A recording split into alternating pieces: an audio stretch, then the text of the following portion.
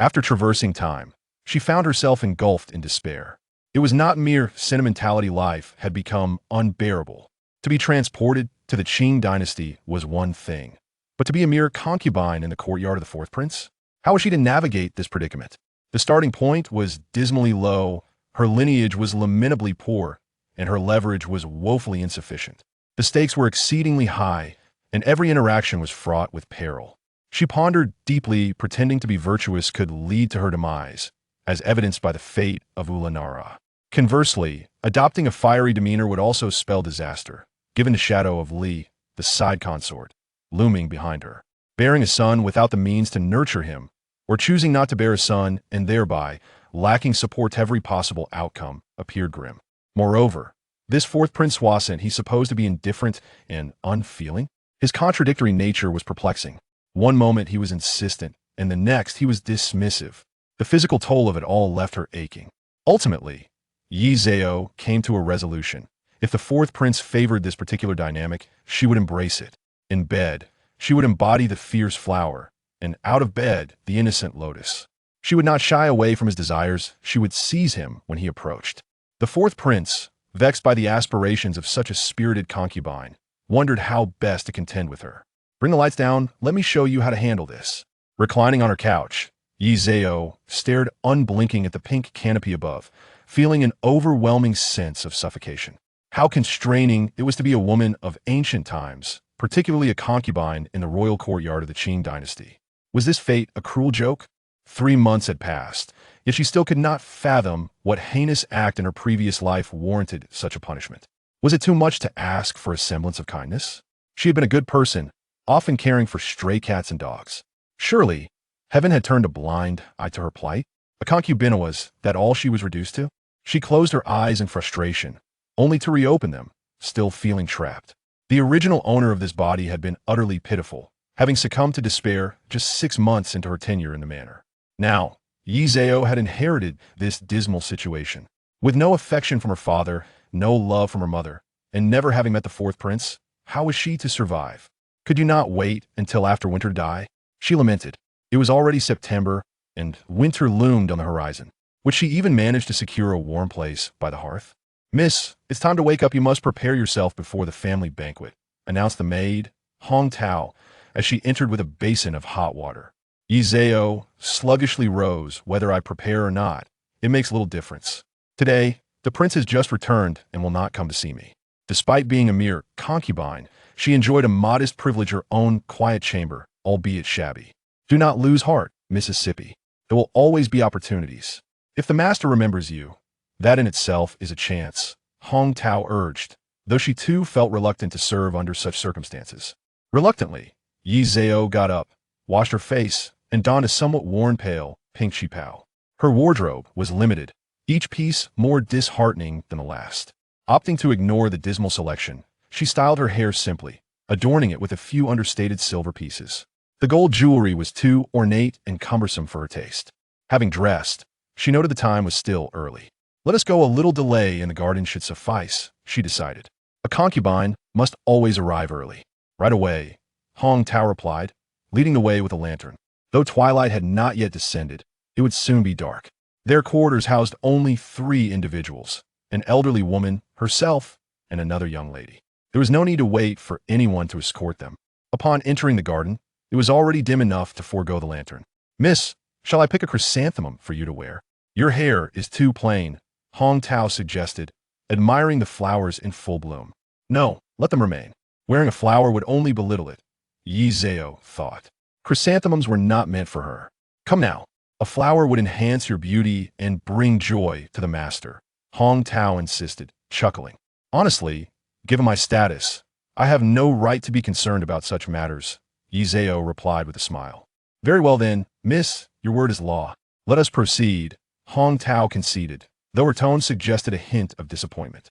But she understood that for a concubine, rising above was no simple feat. As they departed, behind the rockery, a figure clad in a deep blue robe twirled a ring on his thumb and inquired, "Su Peixiang, who is that?" "Your Highness, that is Miss Yi from Jinyu Pavilion, who entered the manor in the first month, a child among the servants," Su Peixiang replied with a smile, secretly wondering if the prince found her appealing. Indeed, she was a sight to behold. The fourth prince merely grunted, showing little interest, and strode away, his tall figure with hands clasped behind his back. His cold yet handsome visage was intimidating, his thin lips pressed tightly, exuding an air of aloofness. Su Peixing dared not utter a word, keeping close behind. In the main courtyard, Yi Zhao had arrived early, and the other ladies and concubines did not dare to delay. The esteemed Ulanara had yet to arrive, nor had Li, the side consort. To her right sat the ladies Song and Yin, and Yi Zhao promptly greeted them. "I pay my respects to Miss Song and Miss Yin." "Rise," Song replied coolly. Yi Zhao stood, then exchanged formalities with other concubines Zhang and Chong before falling silent. It was improper for concubines to sit without being granted permission by the master or the esteemed consort. Yi Zhao silently lamented her dismal status. After a while, several maids emerged, assisting a noblewoman as she made her entrance. It was none other than the fourth prince's esteemed consort, Ulanara. She donned a pale, lotus-colored qipao adorned with large peony embroidery, her hair elegantly styled with delicate accessories, each detail exquisite and resplendent. Her complexion appeared slightly pale, likely a remnant of her recent illness. Earlier in the year, she had suffered greatly after the passing of her eldest son. Now, she seemed to gradually recover from her grief. As she appeared, everyone hurriedly knelt to pay their respects. "Rise, all of you, sit down. You may take your seats as well," Ulanara said with a smile as she settled down. She radiated an aura of grace and virtue, and Yi Zhao quietly took her seat. Once seated, the consort began conversing with Song, a senior figure who had been in the manor longer than Ulanara herself. Yet, she too had suffered misfortune, having lost a daughter and endured a long period of illness after conceiving a son, only to lose him 5 months into her pregnancy. Now, she appeared frail and was less favored. Nonetheless, her seniority granted her a certain status. Yi Zhao listened to their casual chatter, her admiration for Li, the side consort, growing once more. This woman had played her cards well despite having birthed the eldest daughter and the second son. She had not faced such dire consequences. Now, she was the only one in the manor with children, inciting jealousy among the other concubines.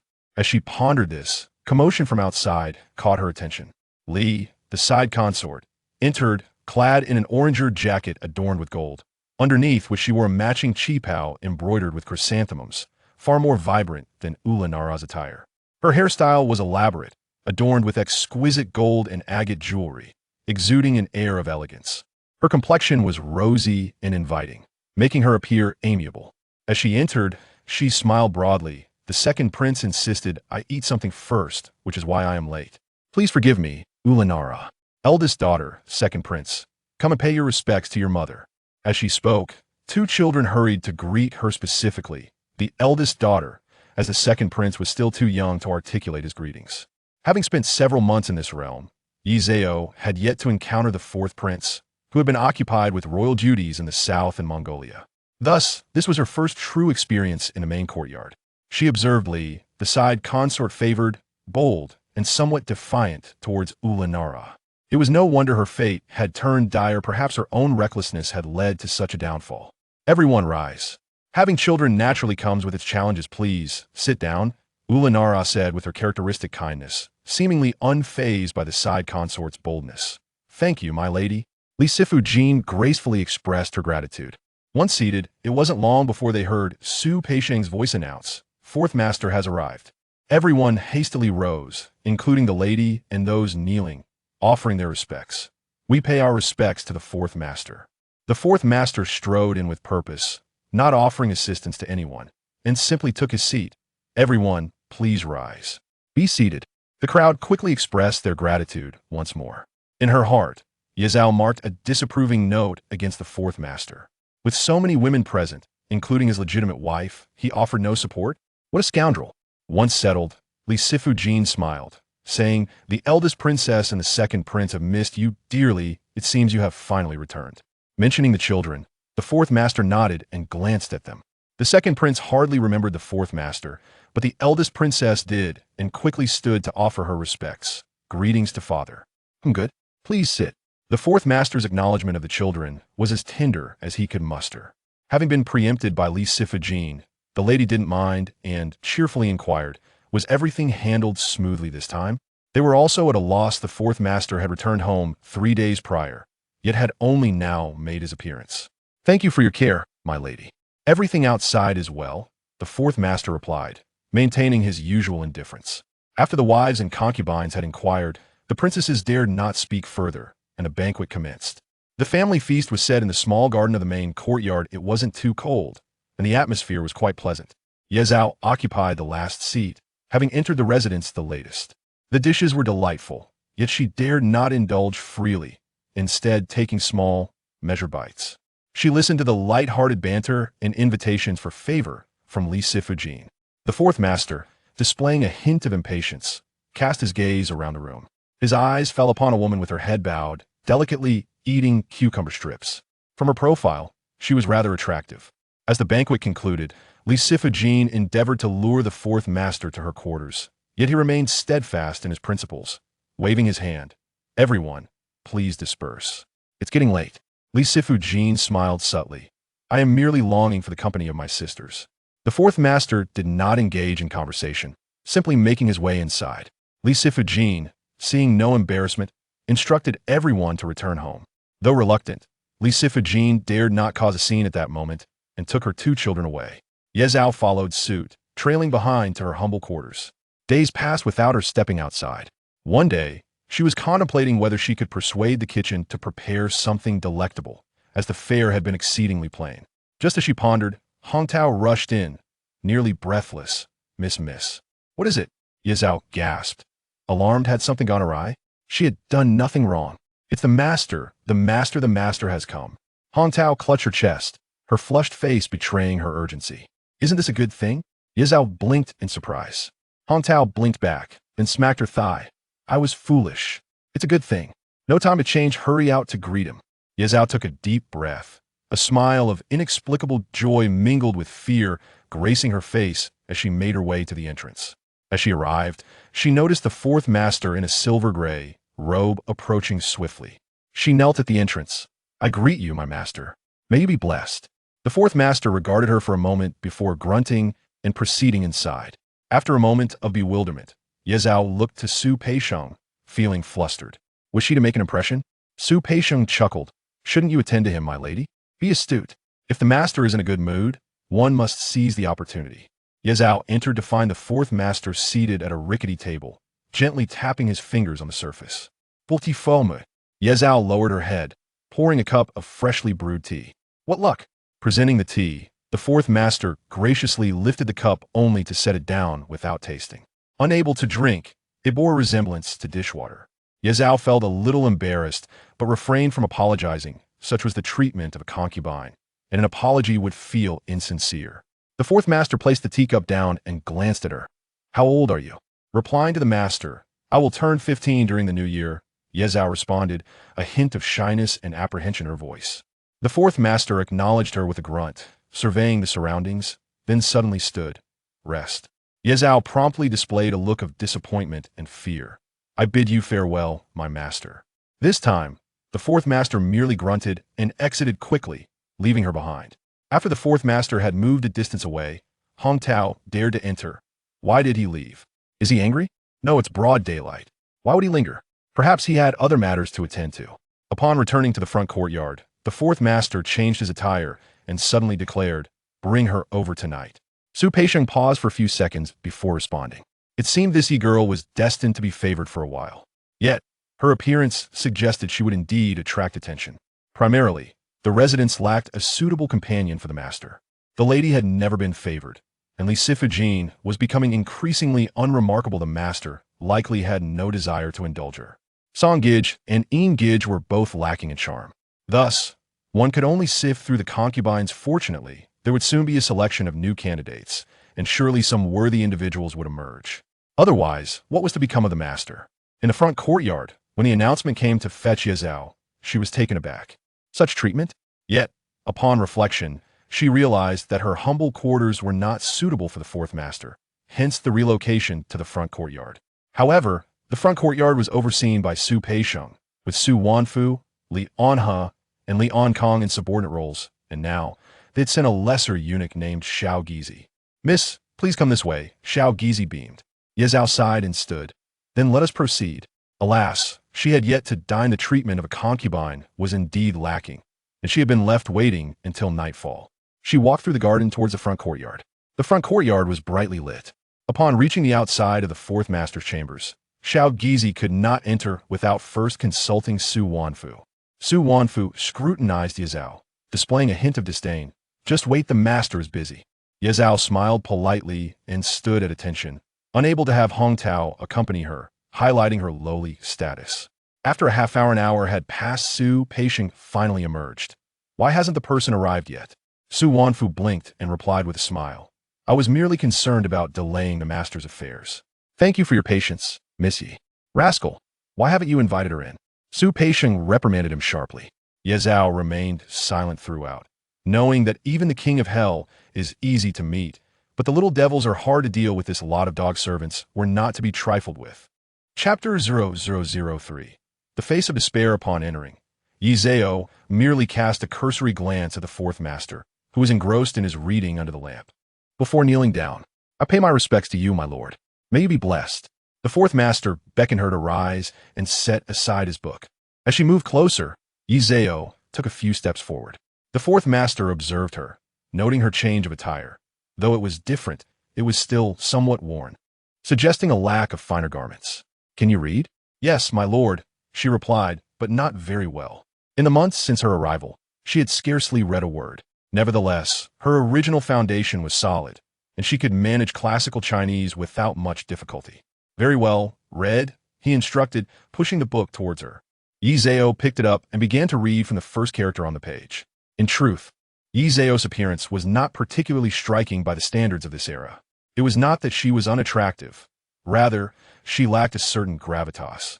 Her eyes were slightly upturned, reminiscent of a mischievous fox spirit, the kind that men might admire but women would scorn. Her voice carried a hint of allure.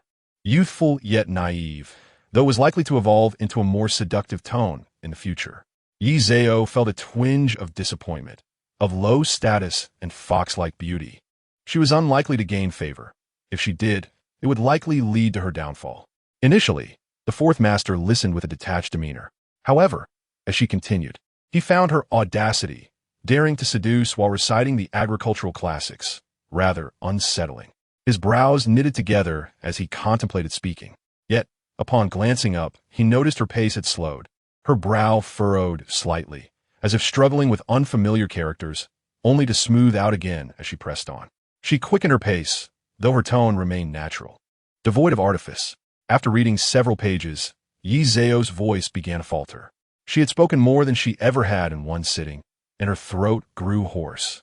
The naturally alluring quality of her voice became even more enticing in its raspiness. The fourth master had initially intended to provoke her, but now found himself unable to maintain his composure. Having spent the night at the main residence, he had engaged in some light exchanges with Li Side, but had found no satisfaction after months away, attended by several maidens, yet still unsatisfied. Now, how could he endure Ye Zhao's subtle provocations?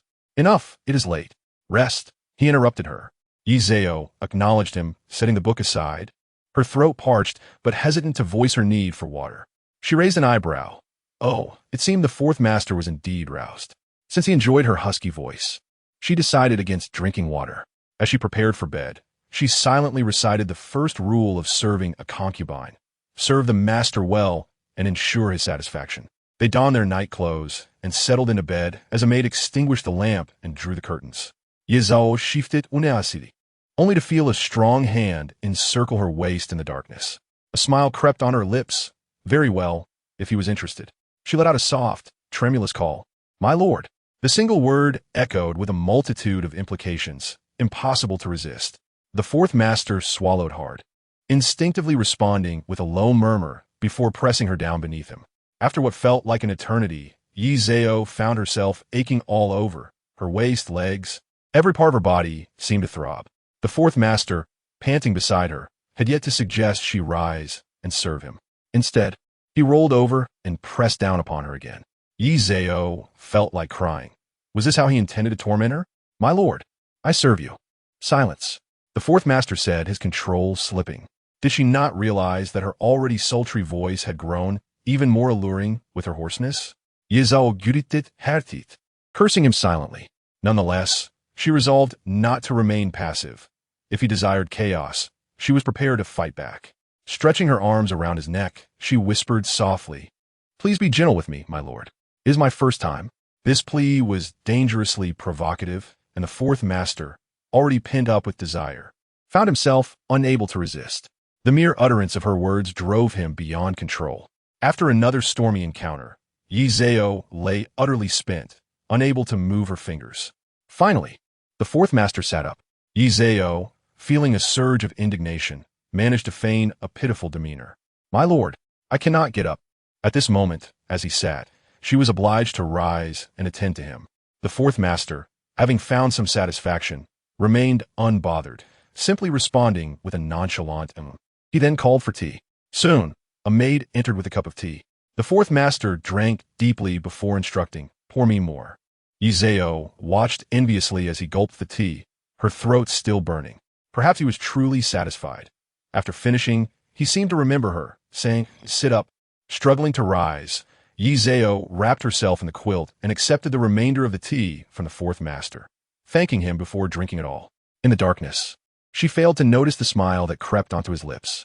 The maid, sensing the atmosphere, quickly retreated, wondering if the master intended to wash up. Meanwhile, Yi Zhao contemplated whether, after assisting him in washing, she could finally escape. She could hardly bear it any longer. Before she could voice her thoughts, the fourth master asked, "Are you full?" Yi Zhao replied affirmatively, only to be pulled down once more. Internally, she railed against him, yet outwardly, she resolved to embrace the situation. After all, if she was to be tormented, she might as well find some enjoyment in it. The mischievous cooperation between the little seductress and the brooding fourth master led to yet another hour of tumult. When calmness returned, Yi Zhao found herself too exhausted to speak. It wasn't until the sound of her stomach growling echoed in the silence that she feigned ignorance, cursing the fourth master inwardly. How could it be that she had not eaten, consumed instead by the chaos of their entanglements? The fourth master raised an eyebrow, surprised but unwilling to inquire further, dismissing it as a sign of Yi Zhao's slight appetite. Lost in thought, she soon drifted into slumber. When she next opened her eyes, daylight poured in. Yi Zhao felt a rush of confusion, and upon regaining her senses, panic set in. She had slept through the night in the fourth master's chamber. This was not a favorable situation. She sprang up, only to be greeted by waves of pain. Frustrated but cautious not to cry out, she hastily donned the clothes she had discarded the night before and braced herself to leave. As she descended, a well-dressed maid entered, her expression respectful yet conceited. "Miss, you are awake. The master has left the residence. You should return now. Pray, dear sister, have you seen my maid, Hong Tao?" Yi Zhao inquired, masking her discontent with a smile. Despite having spent the night on the fourth master's bed, she still considered herself a servant. "She is outside," the maid replied coolly. Without hesitation, Yi Zhao trudged through the pain, knowing she could not afford to confront anyone at this moment. Upon encountering Hong Tao, who initially intended to smile, she quickly suppressed it, seeing Yi Zhao's pallor. "Mississippi. Let's go back," Yi Zhao said, leaning on her for support. Chapter 0004. No reward given. Hong Tao dared not say more and helped her along, bearing her weight as they made their arduous journey back to Yi Zhao's quarters. By the time they arrived, Yi Zhao's complexion had grown pale, almost unsteady on her feet. Setting aside the fact that she had gone without dinner, she had endured the fourth master's relentless advances multiple times throughout the night, and merely returning home was a small victory. At this moment, tears threatened to spill. Yet her feelings towards the fourth master had plummeted to an all-time low. "The master has not rewarded you. Hong Tao Weetspa. I wish to soak in a hot bath. Do we have any medicinal ointment? I am in considerable pain," Yi Zhao lamented, collapsing onto her bed. Hong Tao shook her head. "There is none. You will need to find some silver. Without the ointment, I will perish," Yi Zhao bit her lip. Upon entering the residence, her uncle had bestowed upon her 100 taels of silver, which she had hesitated to spend. However, this was not the time for regret over money. Hong Tao nodded, retrieving a piece of silver before departing. Not long after, upon noticing Yi Zhao's distress, the matron, Song, entered. "Miss, are you in pain?" Yi Zhao nodded. "My skin is quite delicate. Do you have any remedies?" Song sighed. "There is little that can be done. Perhaps we could prepare some hot water for you to soak in. Please bear with it. We are but lowly servants, not entitled to complain of our suffering. I am enduring, Yi Zhao replied. I truly cannot rise today. In ordinary circumstances, the affairs within this chamber were typically managed by the three of them together. It was quite normal for the maidservants to be unattended. She was doing reasonably well. No worries, we must support one another. You just lie there. I shall fetch some water for a bath, declared Madame Song. Is there anything to eat? I'm quite hungry, Yi Zhao lamented while rubbing her stomach. I missed breakfast. And I didn't have dinner last night either. Madame Song looked at her with pity. Such a beautiful girl. Ruined by that heartless uncle who sent her here. Wait a moment, I will get something for you. Though it wasn't that dire. It was certain that the kitchen was beyond her command at this hour, but a dish or two of snacks should be available. After indulging in some light refreshments, the bathwater was ready. She soaked for a while, finally feeling a bit more comfortable. Hong Tao returned with a small jar of ointment. After applying it, she could no longer hold on and succumbed to sleep. As she slept, Hong Tao and Madame Song sighed. After all, this is the first time serving, and yet no reward was given. How will she establish her footing in the future? Forget it. There are benefits to not receiving anything. At least others will not need to be overly cautious. But how can one not strive for progress? Hong Tao stamped her foot. What can striving do for you? A maidservant is merely a maidservant. Striving will not elevate you to a concubine status, Madame Song scoffed, returning to her tasks. In the room, Yi Zhao was completely oblivious to her surroundings. She did not indulge in self-pity. She had long anticipated that life would be arduous. This was merely the beginning. The true difficulties lay ahead. Before noon, the noble lady sent someone to deliver a reward. In the main courtyard, the Ulanara clan had breakfast, and after a short rest, she inquired, "Did Yi serve yesterday?" The reply was that Yi had indeed served and had stayed the night in the front courtyard. However, there was no reward given. Was she not attentive? Xiaohua remarked while massaging her legs. That is simply his nature, Ulanara chuckled. According to custom, there should be a reward. Do ensure something is given. After a while, a reward was sent, a pair of gilded bracelets. This was customary for a maidservant's first night of service, and it was expected to receive some token. Yi Zhao had not yet risen. The little maid had been lazy and lacked patience, thus saving Yi Zhao the trouble of expressing her gratitude. Holding the bracelets, Yi Zhao smiled and said, "Put them away." How thoughtful the noble lady to find such a hideous pair of bracelets. There's even dirt embedded in the patterns. She took it lightly, thinking that since the noble lady had only brought the reward close to noon, it was likely that others would not bestow anything. As expected, by evening, neither Li, the concubine, nor the other noble ladies offered any rewards. Yi Zhao was not surprised in the least. 3 days swiftly passed, and during this time, the fourth master had not entered the rear courtyard, returning home late and leaving early, appearing quite occupied. When it was time for greetings in the main courtyard, Yi Zhao felt considerably better. At least the pain had subsided. She donned the same old robe and proceeded to the main courtyard. Once everyone had arrived and exchanged greetings, Li the concubine remarked, "Oh, I had not realized how beautiful Yi is." She served the master for a night in the front courtyard? Yet, how is it that no reward was given? This remark had a rather unpleasant tone, akin to tossing a few coins to a stray cat or dog. Yi Zhao stepped forward and bowed. "I am but a foolish servant, and my lack of attentiveness to the master warrants no reward." Seeing her respectful demeanor, Li snorted. "Since you did not serve well, you shall be punished to kneel for an hour. Serving the master is a privilege, and you have failed in that duty. Punishment is deserved." Yi Zhao, fearing that someone might intervene on her behalf, hastily agreed and exited to kneel in the main courtyard. Once kneeling, she exhaled in relief. Since Li had punished her, it meant there would be no further repercussions. She dreaded the thought of harboring resentment. Ulanara was displeased, but it was simply because Li had bypassed her to punish Yi with no other intention. An hour equaled 2, indicating that this was Li's way of establishing her authority. While kneeling, Yi Zhao silently recited poems in her mind, reflecting on her past.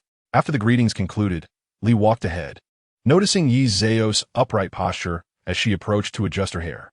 "The weather is quite pleasant today. Yi, I hope you do not hold any grudges against me." Yi Zhao expressed her gratitude for Li's guidance regarding etiquette, insisting she bore no ill will. "That's good. Once your time is up, you may return," Li replied before departing with her attendants. Yi Zhao solemnly noted Li's name in her mental ledger, alongside Yu Ning from the front courtyard. Yes, she was a maidservant, but the future fourth master was destined to become an emperor, was he not? Once he ascended, there would surely be hope for her to rise as well. When the time came, vengeance could be exacted and grievances addressed. This was only natural, was it not? Perhaps she would not live to see that day. But it did not hinder her from keeping a record. Thus, Yi Zhao knelt with remarkable composure, undisturbed by the passage of time. When her hour was concluded, the attendants summoned her to return. Yi Zhao rose, gracefully prostrated herself before the main courtyard, and then took Hong Tao's hand to leave. Though her current status was inferior, she believed that such circumstances would not persist indefinitely. A smile crept upon her lips as she returned feeling quite content. Chapter 5. Serving again after her night of service. The fact that Yi Zhao received no reward became the subject of mockery among many in the rear courtyard over the past 3 days. Aside from the customary pair of bracelets from the noble lady, others showed no interest in her. Yi Zhao returned her chamber, reclining. I noticed those bracelets are quite genuine gold, with no intricate designs. Perhaps we could exchange them? Hong Tao hesitated, but those are gifts from the noble lady. Foolish girl, we can barely make ends meet. Should we not consider alternatives? Yi Zhao chuckled softly. Hong Tao remained silent, clearly unwilling. Yi Zhao winked, choosing not to press further. For now, all was well. They had silver, and if it truly became unbearable, they could simply sell what they had. After the fourth master concluded his affairs, he returned to the estate and rested in the front courtyard. Following dinner, he recalled someone. Had Yi served without a reward during her last visit? The fourth master had been preoccupied and left hastily that morning. However, he now pondered how he must have endured ridicule these past few days without receiving anything. The master has been busy. It is also the servant's oversight, Su Peixing replied, bowing his head. Very well, summon her, the fourth master decided. After several days, it was time. Su Peixing acknowledged and went to fetch her. It was Xiao Gui who was sent, and Yi Zhao, as usual, received a token, though it hardly counted as a reward, more akin to fare for her journey. Dressed in a peach-red robe, adorned with simple silver accessories, she made her way to the front courtyard. Hong Tao, you need not accompany me. I shall return shortly. Remembering that the fourth master had forgotten her last time, she resolved not to sleep in the front courtyard this time. Enticing the fourth master was essential, but not at this moment. He had yet to recognize her existence. Initiating advances now would be perilous. He could easily dismiss her without a second thought. Upon reaching the front courtyard, the fourth master was once again engrossed in reading. Yi Zhao discreetly furuit herburoth, hoping he would not read for too long. The servant wishes to pay her respects. May the master be well. Yi Zhao knelt and stated. The fourth master felt a gentle stir in his heart, as if Yi Zhao's mere greeting had captivated him. What a remarkable beauty she was. With a simple he continued reading, and Yi Zhao dared not rise, remaining kneeling. Noticing this, the fourth master uttered, "Rise." Only then did Yi Zhao express her thanks and stand. Can you play chess? He inquired. Yi Zhao, who indeed possessed the skill, feigned ignorance, replying, I cannot, my lord. I am merely a maidservant, suited for more trivial matters. Please do not engage me in such cultured dialogue. The fourth master felt a twinge of disappointment, albeit not overly so. Years later, he would be astonished to discover her exceptional skills in chess and her artistic talents. Let us retire for the night, he concluded. The role of a concubine primarily revolves around attending to the lord's needs. Yi Zhao silently acknowledged this truth. She stepped forward to serve fourth master as he entered the inner chamber, initially helping him remove his garments and then wiping his face and hands. Once everyone else had exited, she drew the curtains and extinguished the light, only to be enveloped in his embrace. Fourth master's breath was heavy, clearly indicating his urgency. Yi Zhao feigned a gentle push against him, her voice taking on a hint of sultriness. My lord, have mercy on this servant. I was in great pain the other day and have been applying medicine for several days. After saying this, she shivered slightly, adopting a demeanor of genuine fear. After all, as a servant, she had no right to question how her master chose to treat her. Even if she were to perish on the bed, there would be no recourse for her grievances. Essentially, fourth master was merely a bit impatient and fervent after a few months of abstinence. Combined with Yi Zhao's undeniable charm, he was not the sort to derive pleasure from tormenting women. Consequently, upon hearing her timid words, he felt no inclination towards impatience or anger. Even with women of a lower station, a degree of tenderness was warranted in such intimate moments. Thus, although fourth master remained silent, he tightened his hold on her, signaling that he would not subject her to undue trials. Yi Zhao pretended to tremble as she began to remove his inner garments, her delicate hands making contact with the skin. Fourth master shuddered and pressed her down, and when the pain became overwhelming for Yi Zhao, she could not help but let out a soft moan, which only heightened his amusement. After indulging himself, Yi Zhao, enduring the ache, sat up and said, "This servant is at your service, my lord." Fourth master simply uttered, "No need," before calling for others to enter. Yi Zhao internally scoffed at his brevity. Yuning entered with two young maidservants to assist fourth master with his ablutions. Yi Zhao, hesitant to request their help, attended to her own grooming.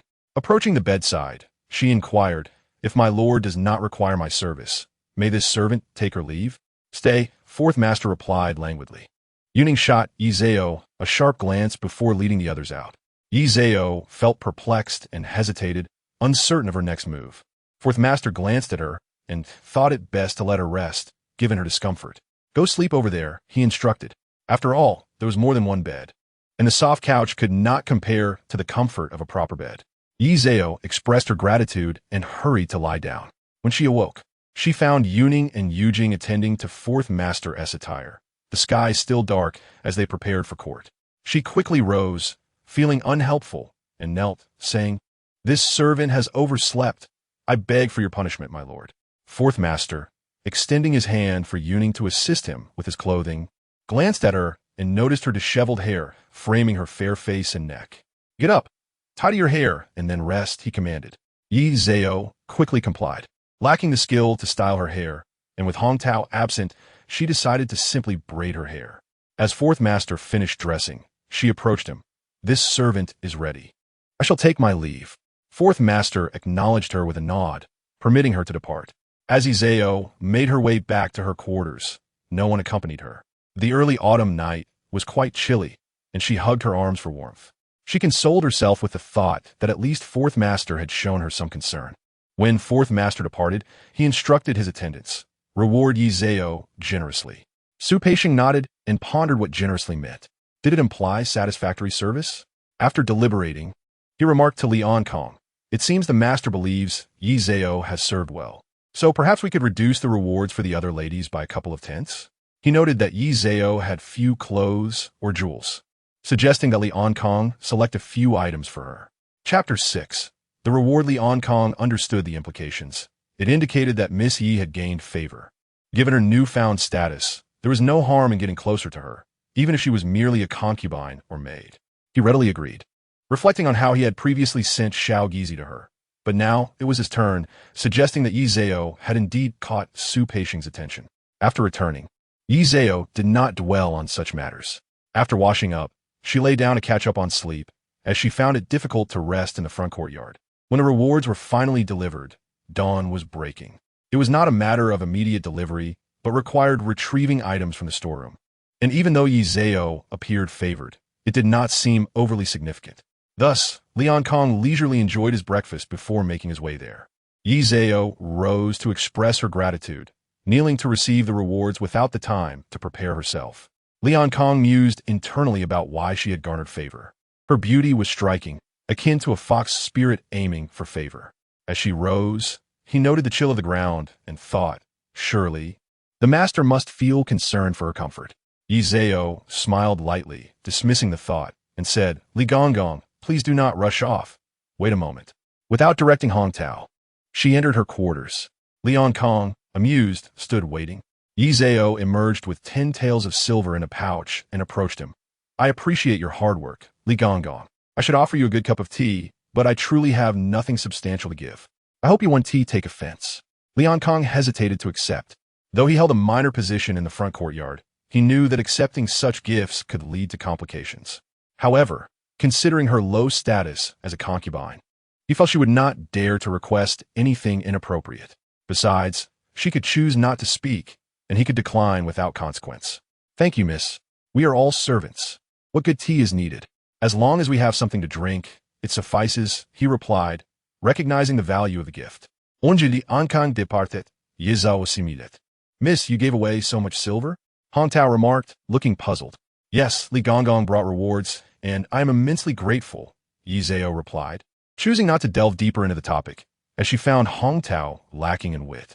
True to form, Hong Tao did not grasp the situation, frowning and thinking about how it was wasteful to give away silver after serving the master twice. In the rear courtyard, news of Yi Zhao's reward spread within half an hour. In the main courtyard, Ulanara chuckled. This time, Li Sure must be feeling quite embarrassed, wouldn't you say? She previously refused to reward, and now whatever she does will be scrutinized. If she rewards, she looks fickle. If she does not, it reflects poorly against Fourth Master. Indeed, Li Sure was furious, incessantly berating Yi Zhao as a seductress. Do not be angry, my lord. She is merely a concubine. How much trouble could she cause? It will be wise to bear another son soon. The selection of new talents is approaching, and if newcomers arrive, that could pose a challenge, said the eunuch Zhao Fugui, attempting to placate her. Looking around the rear courtyard, it was evident that other women were not favored. Song and Yin, despite their beauty, had lost their standing. What does a mere concubine matter? One could easily dismiss her. Do not concern yourself with Yi Zhao. The master has affection for her. If he favors her, he will have less attention to spare for the other ladies. You are the official side consort. Simply focus on bearing children. As long as you provide heirs, your position will remain secure, Zhao Fugui assured her. The flattery from Zhao Fugui eased Li Sure's heart. You dog of servant. You certainly know how to flatter me, she scoffed. Oh, how could a servant dare? I am entirely devoted to your interests. Zhao Fugui replied, servilely. Very well then. Let us proceed with the rewards, Li Sure conceded. Zhao Fugui acknowledged her request and dispatched a young maidservant to carry out the task. Li's family, Zhao Fugui, was the most capable, while the palace maids were increasingly sidelined. It was only around noon that Ye Zhao received the rewards from Li, kneeling to accept them, mentally noting the event. After the rewards were delivered, Song and Yin, the two concubines, were able to visit, and their presence did not seem to bear any malice. Upon examining the gifts, Ye Zhao discovered that many items could be exchanged for silver, a fortunate turn of events. As evening approached, when Hong Tao went to fetch dinner, she summoned Song into the room. How often can the matriarch leave the estate? Once a month? Is there anything you desire, young lady? Song replied with a knowing smile. To speak frankly, I wish to exchange some items for silver, Ye Zhao stated, presenting the goods she intended to barter. Ah, my dear girl, I understand your intentions, but these items may be difficult to exchange. If we touch the rewards from the foreign, it could lead to complications, Song cautioned. It matters not. Who would come looking for me?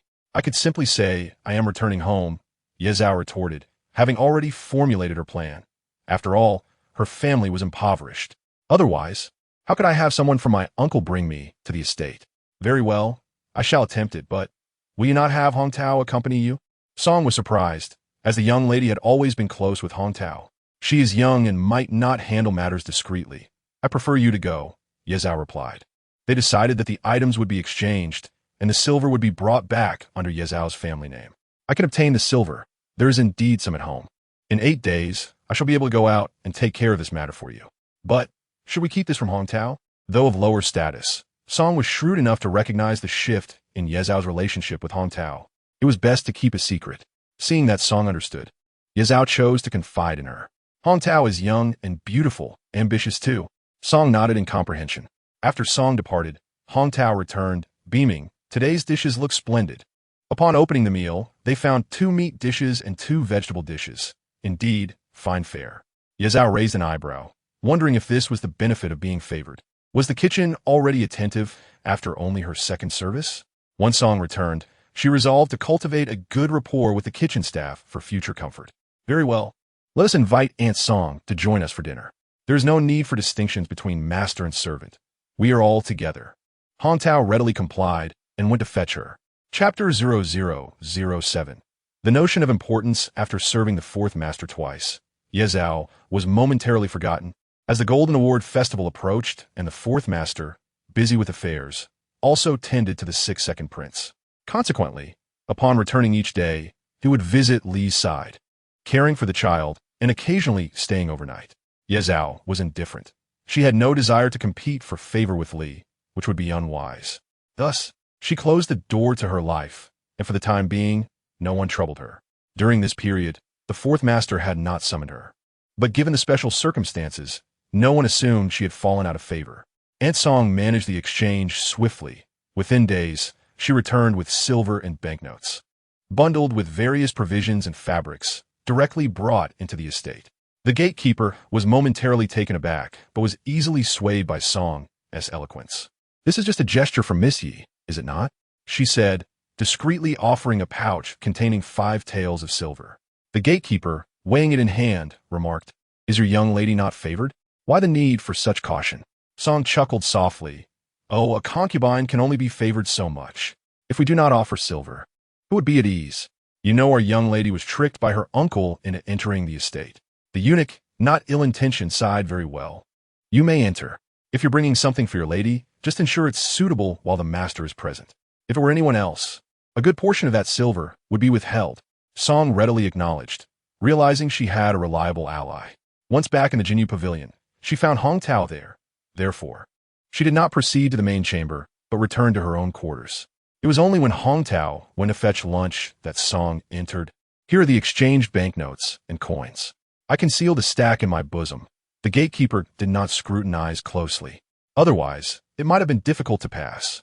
"You are truly clever, Auntie," Ye Zhao remarked as she handed over a pair of bracelets gifted by Yin, which, while not overly extravagant, still held value. Song accepted them with a smile, aware that rejecting them would leave the young lady troubled. She was indeed somewhat pitiable. Ye Zhao securely stored the silver and thought to fetch dinner herself. Seizing the opportunity while the warmth of her recent favor lingered, she sought to establish a rapport with the kitchen. However, in the afternoon, she unexpectedly received a summons from the foreign. Ye Zhao's heart skipped a beat, and unease crept in. What good could come from foreign summoning a concubine? "Please wait a moment. I shall change my shoes," she smiled, as she wore comfortable old cotton shoes that were unsuitable for the occasion. "Are you lacking fabric? With your beauty, you truly ought to dress well," Qiuye remarked. Ye Zhao merely shook her head. "I am but a concubine." Qiuye did not press further, acknowledging the difference between being a servant and serving the master. After a brief wait, Ye Zhao changed her shoes without taking Hong Tao along, deciding instead to go with Qiuye. Hong Tao had become increasingly less useful. Not only was she not clever, but she also tended to speak out of turn. Ye Zhao mused that even without this servant, life would be much simpler. In the main courtyard, Ye Zhao knelt to pay her respects. The foreign greeted her with a gentle smile. "Rise, my dear. You are such an honest child." Ye Zhao stood. "I merely adhere to the customs. It is the foreign's kindness." "Come, take a seat," the foreign said, smiling as she beckoned for a small stool to be brought. Ye Zhao sat down and expressed her gratitude once more. "Why are you dressed so plainly? Are you lacking something?" "Xiu Shui, bring forth the items prepared for Miss Yi," Ulanara said with a smile. "Ah, they're all here. Look, is this fabric not what you mentioned?" Xiu Shui asked, presenting a large tray. Ye Zhao glanced over and saw a dazzling array of exquisite textiles, and a plan began to form in her mind. She feigned concern. "Foreign, this is." "Sit down. Sit down. This is for you. At your young age, you must be adorned well. These are fine materials. Once you wear them, you will understand." Ulanara said warmly. "I am but a concubine. How could I wear such garments?" Ye Zhao protested timidly. "Why not? They are not overly extravagant, merely shades of red and peach. It is simple. I provide you with these items, and naturally, I expect something in return. As long as you repay me, not only with these gifts but also in your future life, I shall ensure your well-being. Serving the master, there will come a time when you may fall out of favor as a concubine. How to survive after losing favor is something you need not hear from me. I trust you understand." Ulanara spoke slowly, gently gliding her cloisonne armor over the table, producing a soft sound between the armor and the Zeton wood. Ye Zhao's mind was clear. How could she repay the foreign? There was but one way, to bear a son for her to nurture. Yet, after bearing a son, would the foreign still spare her life? Such thoughts were futile, for Ye Zhao had no intention of giving birth. To do so, there must be a prerequisite, the fourth master ascending the throne. To conceive now would serve no purpose, and even if she were to reclaim her status later, intimacy would be impossible. Thus, absolutely not. However, she could not voice such sentiments. Promptly, she rose and knelt. "I am afraid, not understanding the foreign's intentions. I am without possessions or lineage. I am uncertain what I could do for you. If there is anything within my capacity, I would willingly give my all. Ulanara did not immediately bid her to rise. At the very least, she recognized Ye Zhao's respectful demeanor. You are a clever one. After serving the master twice, he has not rewarded you with any contraceptive medicine, has he?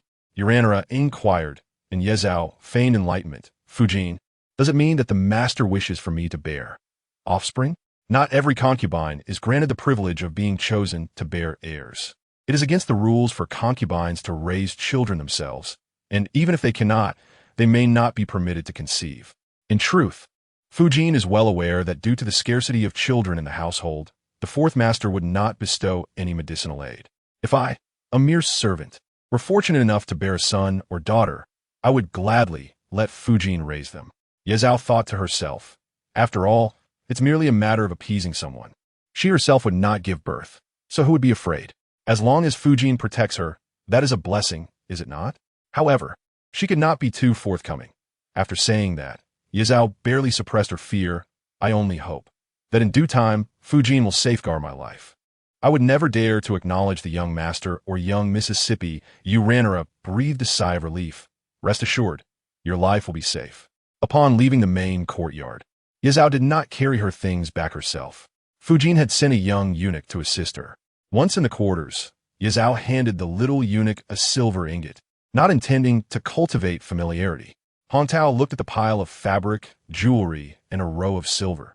There are even 100 taels. Is this a gift from Fujin? Fujin treats you well, Ye Zhao replied. All this kindness comes at a price. Hong Tao pouted. Isn't life meant to be lived this way? Since you have fabric, let us make some clothes. I'll help you. I cannot. The original owner would have known how, but Ye Zhao did not wish to learn. She had a thought in her mind, one she had yet to act upon, but would eventually pursue. Apologies, but I cannot make clothes. There is no need to rush. There is nothing urgent, so you should rest. There is much to do every day, and I will fetch dinner tonight. For a concubine, personally fetching dinner is not a grand affair. Hong Tao snorted and indeed went to rest. Ye Zhao sat at the vanity, gazing at her reflection. In modern times, she would be a film queen. No makeup needed. She was simply too alluring. Such beauty is what men most desire, is it not? The vanity held nothing of value, only inferior rouge and powder. She dipped the rouge on her fingers and wrote Hong Tao on the table, then slowly scratched it out. Forgive me. If I wish to secure my position, I must first ask you to leave. Having an unsettled presence nearby is truly terrifying. Nothing can be done with peace of mind. It is a ticking time bomb. At dinner time, Ye Zhao indeed went to the kitchen herself. Many people were momentarily taken aback upon seeing her, and the admiration in their eyes made Ye Zhao realize her beauty could indeed captivate the fourth master. She greeted the servants. It is ye of Jinyu Pavilion come for dinner. She had not visited since entering the estate due to illness, and the original owner had passed away without setting foot in the kitchen. Had it not been for her illness, no one would have been there to serve her. Hong Tao came this way as well. After her arrival, it was her first visit to the kitchen. Why has the young lady come personally? Did Hong Tao slack off? A young servant asked. Not all. Hong Tao and I are the same. She was feeling unwell today, so I came.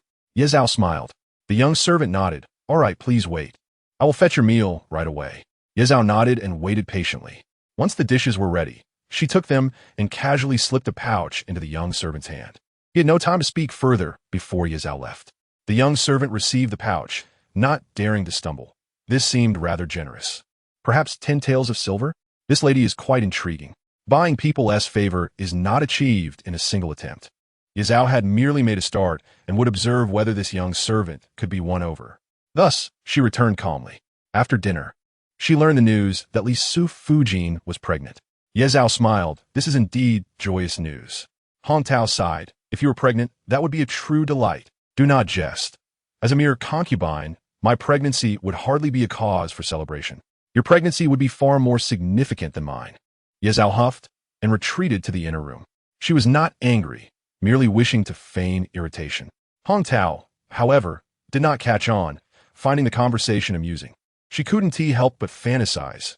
After all, wasn't the Fei also once a maid? Serving the emperor, she became a consort. Yet, she also knew that if she became the fourth masteress woman, hope seemed slim. Shaking her head, she cast a fierce glare at the inner room, thinking, Ye Zhao, you are but a concubine yourself, yet you urge me on. Lisa Fujian's pregnancy was indeed a significant event in the household. Fujian bestowed numerous gifts, and the fourth master also rewarded many items. For a time, the atmosphere was truly jubilant. However, there were downsides. Being pregnant meant she could no longer serve in bed. The second master had recovered and saw no reason to retain the fourth master every day. After a few days of solitude, the fourth master began to think of Yezhao again. When Yezhao was brought to the estate, she wore a somewhat worn pink chi dress. However, her adornments had changed. She wore 3 pieces, a gold hairpin, a flower made of broken gemstones, and a small rose gold hairpin, which sufficed. Her beauty was such that, even without accessories, she was striking. Now, with these slight embellishments, she appeared even more enchanting, a blend of charm and elegance that rendered her all the more alluring. The fourth master had not read today and had just finished exercising, perspiring. He said, "Come and assist me with my bath." Yezhao responded and followed him into the bathing chamber. Yuning smiled and handed her a cloth. "Please, my lady."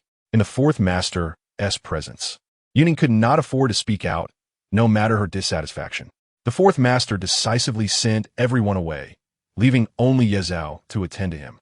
Yezhao appropriately blushed as she assisted the fourth master with his washing. He leaned against the tub, watching her delicate face flush while she attended to him, clearly enjoying the sight. "Harder," he commanded lazily. Yezhao complied, increasing her pressure. After attending to the fourth master, she was covered in fine beads of sweat. The fourth master glanced at her. "You may wash yourself now." There was still water available, both hot and cold. Yezhao agreed, thanking him, then proceeded to bathe. When she emerged, the fourth master had changed into a simple bamboo green robe and was reading a letter. Yezhao obediently stood to the side with her head bowed, occasionally sneaking a glance at the fourth master. After folding the letter, he called for Su Peisheng. "Take this away." Then he turned to Yezhao. "Read a passage for me. There's tea over there. It would do to let someone read until their throat is hoarse without offering tea, would it?" "Thank you, master. I shall read." Yezhao indeed appeared delighted. However, upon inspecting the text, she felt overwhelmed. It was the Avidam Saka Sutra. Unsure how to approach it, she began reading. The fourth master reclined on the couch, initially testing her, but soon realized that she was not doing so intentionally. Her voice, however, was still quite beguiling.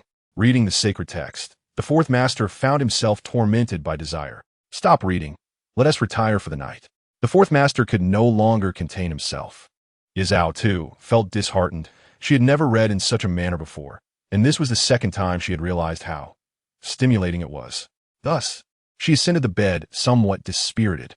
The fourth master was taken aback. "Are you unwilling to serve?" Yezhao hurriedly shook her head. "No, my voice. It was not intentional. It was the sutra. Even if I do not believe, I feel frustrated.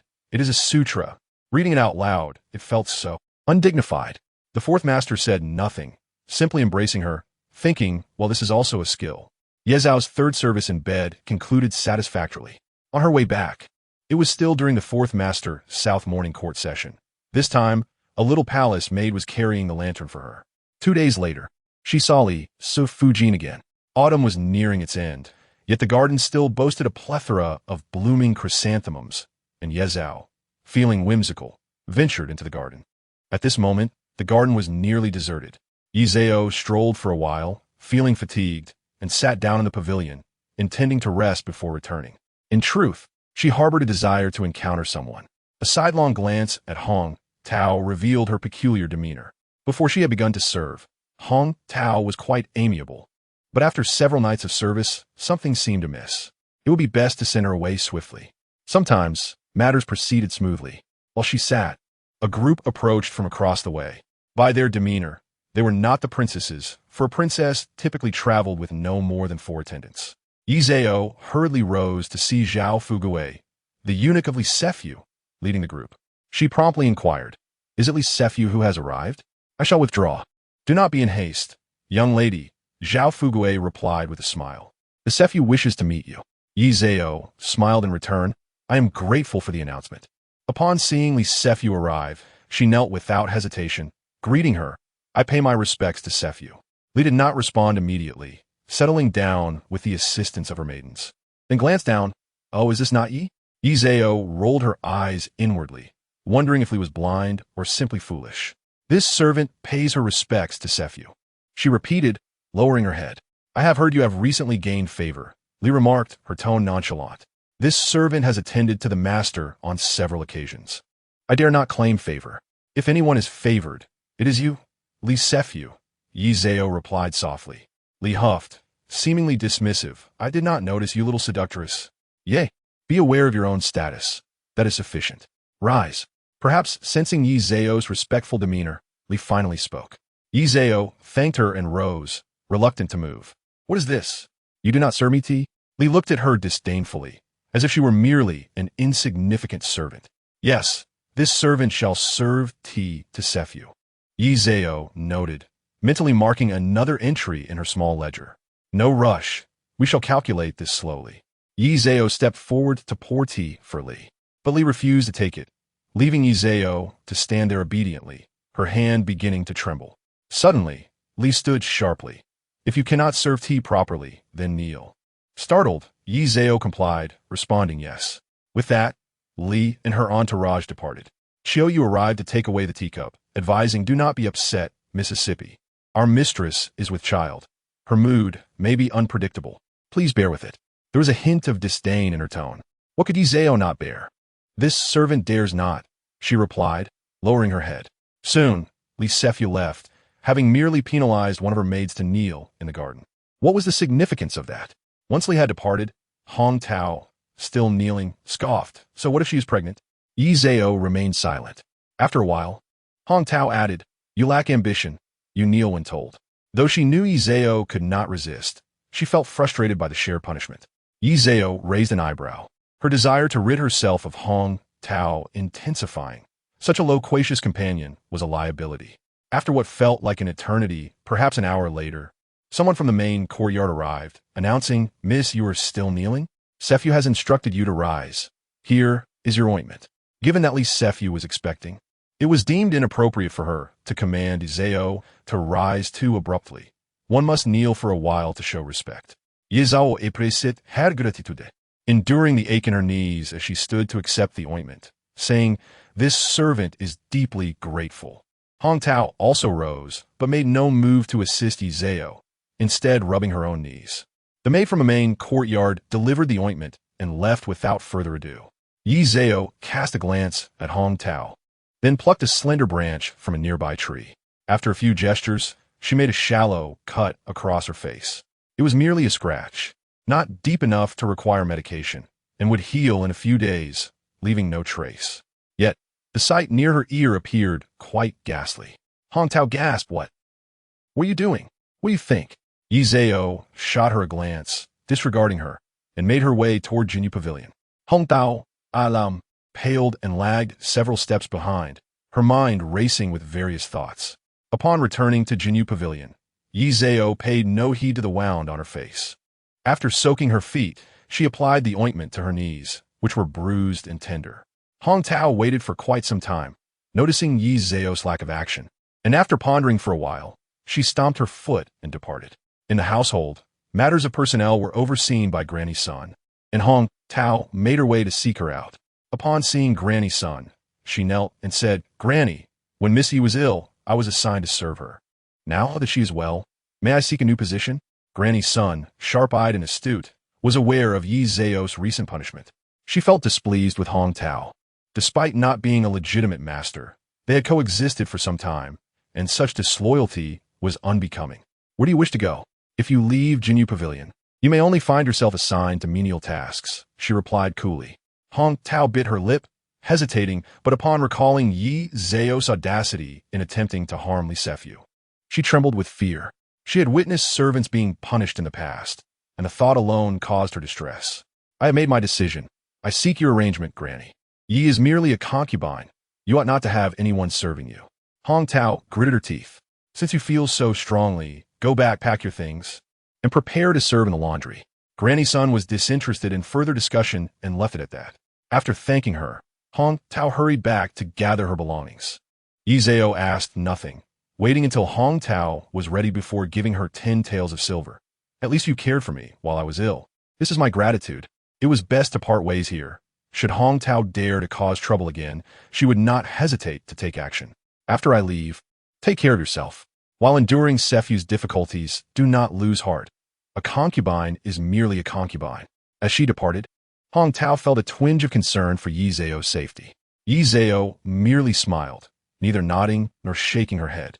Such a demeanor only solidified Hong Tao's resolve to leave immediately. It seemed Yi Zhao had made up her mind that if she did not go now, she would be trapped further.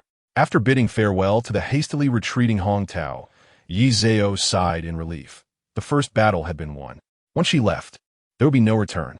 No matter how low her status, she could not be burdened by someone who had departed and then returned. Finally, tranquility enveloped her surroundings. Song Yang, I will fetch dinner. Let's spend a few silver coins to procure something delicious, Yi Zhao cheerfully remarked to Song Posey, who was tidying up the courtyard. Chapter 0010. Suspicion. Yi Zhao was summoned to service again the next day. When Xiao Guizi arrived, she was busy with her hair in a large braid, engrossed in writing. Let us proceed, she stated. Her shoes fit well, and her clothing was appropriate. My lady, will you not style your hair first? Xiao Guizi asked in surprise. I cannot. It will have to do, Yi Zhao replied awkwardly. Xiao Guizi thought to herself, I am not responsible for your downfall. That is your own doing. Thus, she said nothing further and proceeded to the front courtyard. Yi Zhao pondered the fact that she had missed dinner again. However, the fourth master was not so cruel. He had also not dined that evening. Upon her arrival, the fourth master was seated at the table. He glanced at her as she entered. Come and serve. Yi Zhao need not kneel. After bowing, she approached, saying, This servant is unaware of the master's preferences. As she drew near, the fourth master noticed her hair. Did you sleep? In response, Yi Zhao stammered the servant did not. I do not know how to style hair. I must have displeased the master. She quickly knelt down. Who styled your hair before? The fourth master scrutinized her, his expression inscrutable. In response to the master, this servant was unfortunate. After entering the manor, I fell ill for an extended period. Granny Sun arranged for Hong Tao to care for me for several months. Now that I am well, Hong Tao sought Granny Sun's assistance and went to the laundry. I have not yet learned to style my hair. Yi Zhao felt embarrassed. You did not style your hair at home, either? The fourth master inquired, surprised. In response to the master, at home, there were others to assist me, Yi Zhao confessed. Then rise. Su Pei Sing. Have someone teach her how to style her hair. Turning her gaze back towards her, he observed that she was still donned in garments that were neither new nor old. Could it be that you're also unskilled in needlework? Ye Zhao swiftly glanced at the fourth master, her eyes wide with astonishment, as if to ask how he knew, and then fidgeted with her fingers. I am but a foolish servant. The fourth master regarded her intently for a moment before conceding, very well. Then let there be two, one who can braid hair and another skilled in needlework. His interest was unexpectedly piqued. Typically, a concubine's family would either be of merchant stock or impoverished. The Yi family, as the fourth master was aware, did not hail from a merchant lineage. Perhaps their circumstances were still decent? Su Peisheng acknowledged the command and stepped out to relay the orders. Ye Zhao, brimming with delight, hurriedly expressed her gratitude, her voice betraying an unmistakable joy that the fourth master noted clearly. At that moment, he felt no need for her to serve him, inviting her to sit and dine together. Ye Zhao thanked him and took her place at the table. She mirrored the fourth master's choices in food, and after several meals, he discerned a peculiar pattern in her eating habits. What manner of eating is this? I merely recall what the master has enjoyed, she replied, her cheeks flushed with embarrassment. The fourth master intended to inquire further, but her bashful demeanor rendered him speechless. After their supper, once they had washed up, he stood to practice his calligraphy. With nothing to occupy her, he asked, Can you write? Ye Zhao nodded eagerly, I can. Well, refrain from discussing the arts. But if you possess a skill, then write a few characters. Intrigued, the fourth master watched as she approached, took the brush from his hand, and pondered briefly before writing Tao Yuanming's Peach Blossom Spring. The first character caused the fourth master to raise an eyebrow.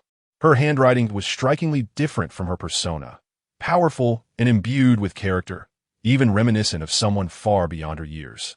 Upon finishing, she noticed the fourth master's gaze fixed on her. Flushing once more, she explained, My father taught me. I began learning at the age of 4.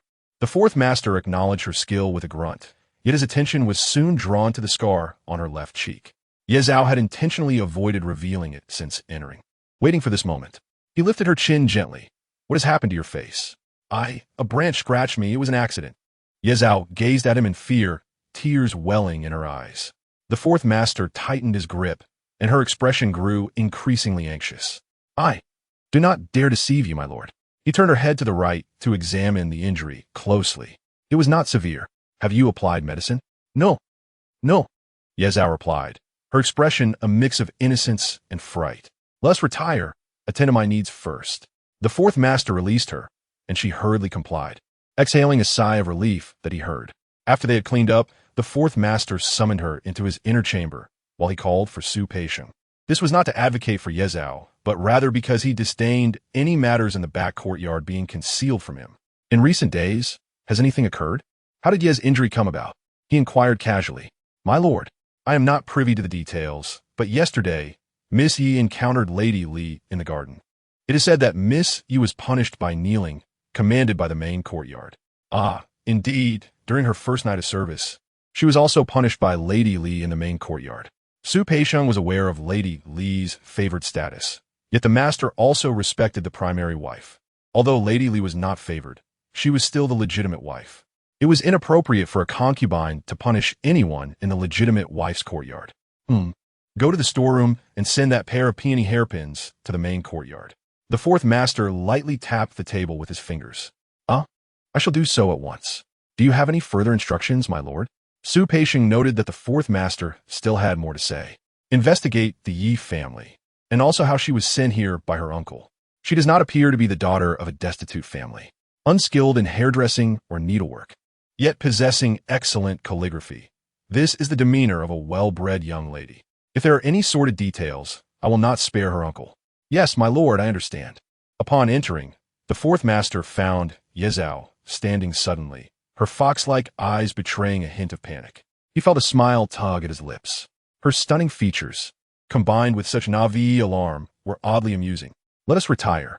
Ye Zhao replied affirmatively. The fourth master did not summon anyone else.